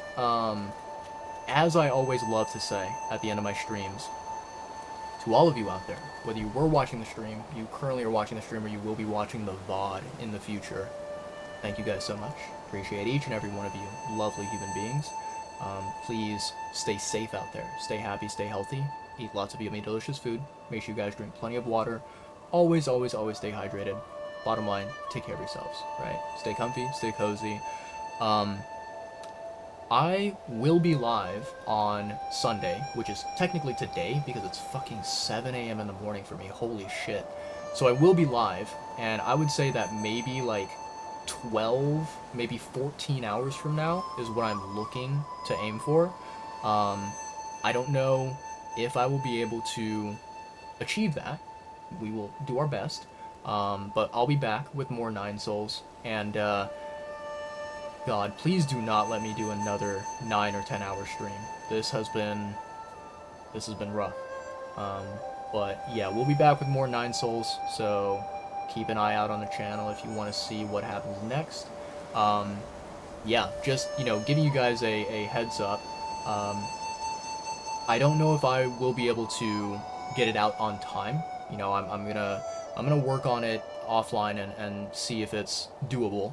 But I want to try to get VODs number at least 4, 5, and 6 of Nine Souls, right? VODs 4, 5, and 6. I want to try to get them uploaded to my YouTube channel and, you know, publicly available. I would say that basically Monday, Tuesday, Wednesday of this upcoming week, I want to try to release, you know, one VOD each day. So 4 is going to be Monday, 5 is going to be Tuesday, 6 is going to be Wednesday, if possible. But, you know, at some point, I think in the upcoming week ahead, I will do my best to get those Nine Souls VODs on my YouTube channel before they, you know, disappear completely off of Twitch. So yeah, stay tuned for that, and you guys can feel free to check out the YouTube channel if you want to watch old VODs of random crap that, honestly, I don't recommend to any viewer at all, because my content is, oof, it's so embarrassing, it's so shameful. But anyways, that's it for me, chat. We're donezo. We're good to go. Let's get this raid going, shall we? I know that we're listening to some beautiful sleep music, aka the menu theme of Nine Souls. But, yeah, let's get the raid going, shall we? Let me, I'm gonna open up the Ferret stream just in the background. Yeah, just so I can get prepared to raid over. And then, yeah, we'll go ahead and start up that raid when we're ready. So let me swap over, chat. For anyone who does not know my ending routine of my stream, I'm going to swap over to the ending screen.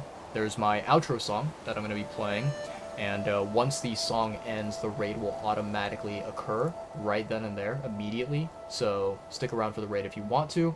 If you don't want to watch the raid, or watch the raid, join the raid, that's what I meant to say. I can English, chat. I can English. If you don't want to join the raid, that's totally okay, totally understandable. I get it. Not everyone cares about ferrets, and maybe some of you out there would rather be watching video gaming, so that's totally understandable. But yeah, you can feel free to dip out. If you want to join the raid, stick around for the end of stream.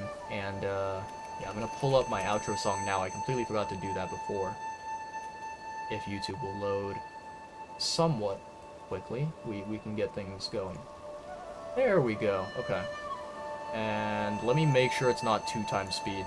I fucking knew that it was gonna be 2x speed from that Nine Souls VOD. Yeah, okay. Alright, chat, that's it. I'm done yapping.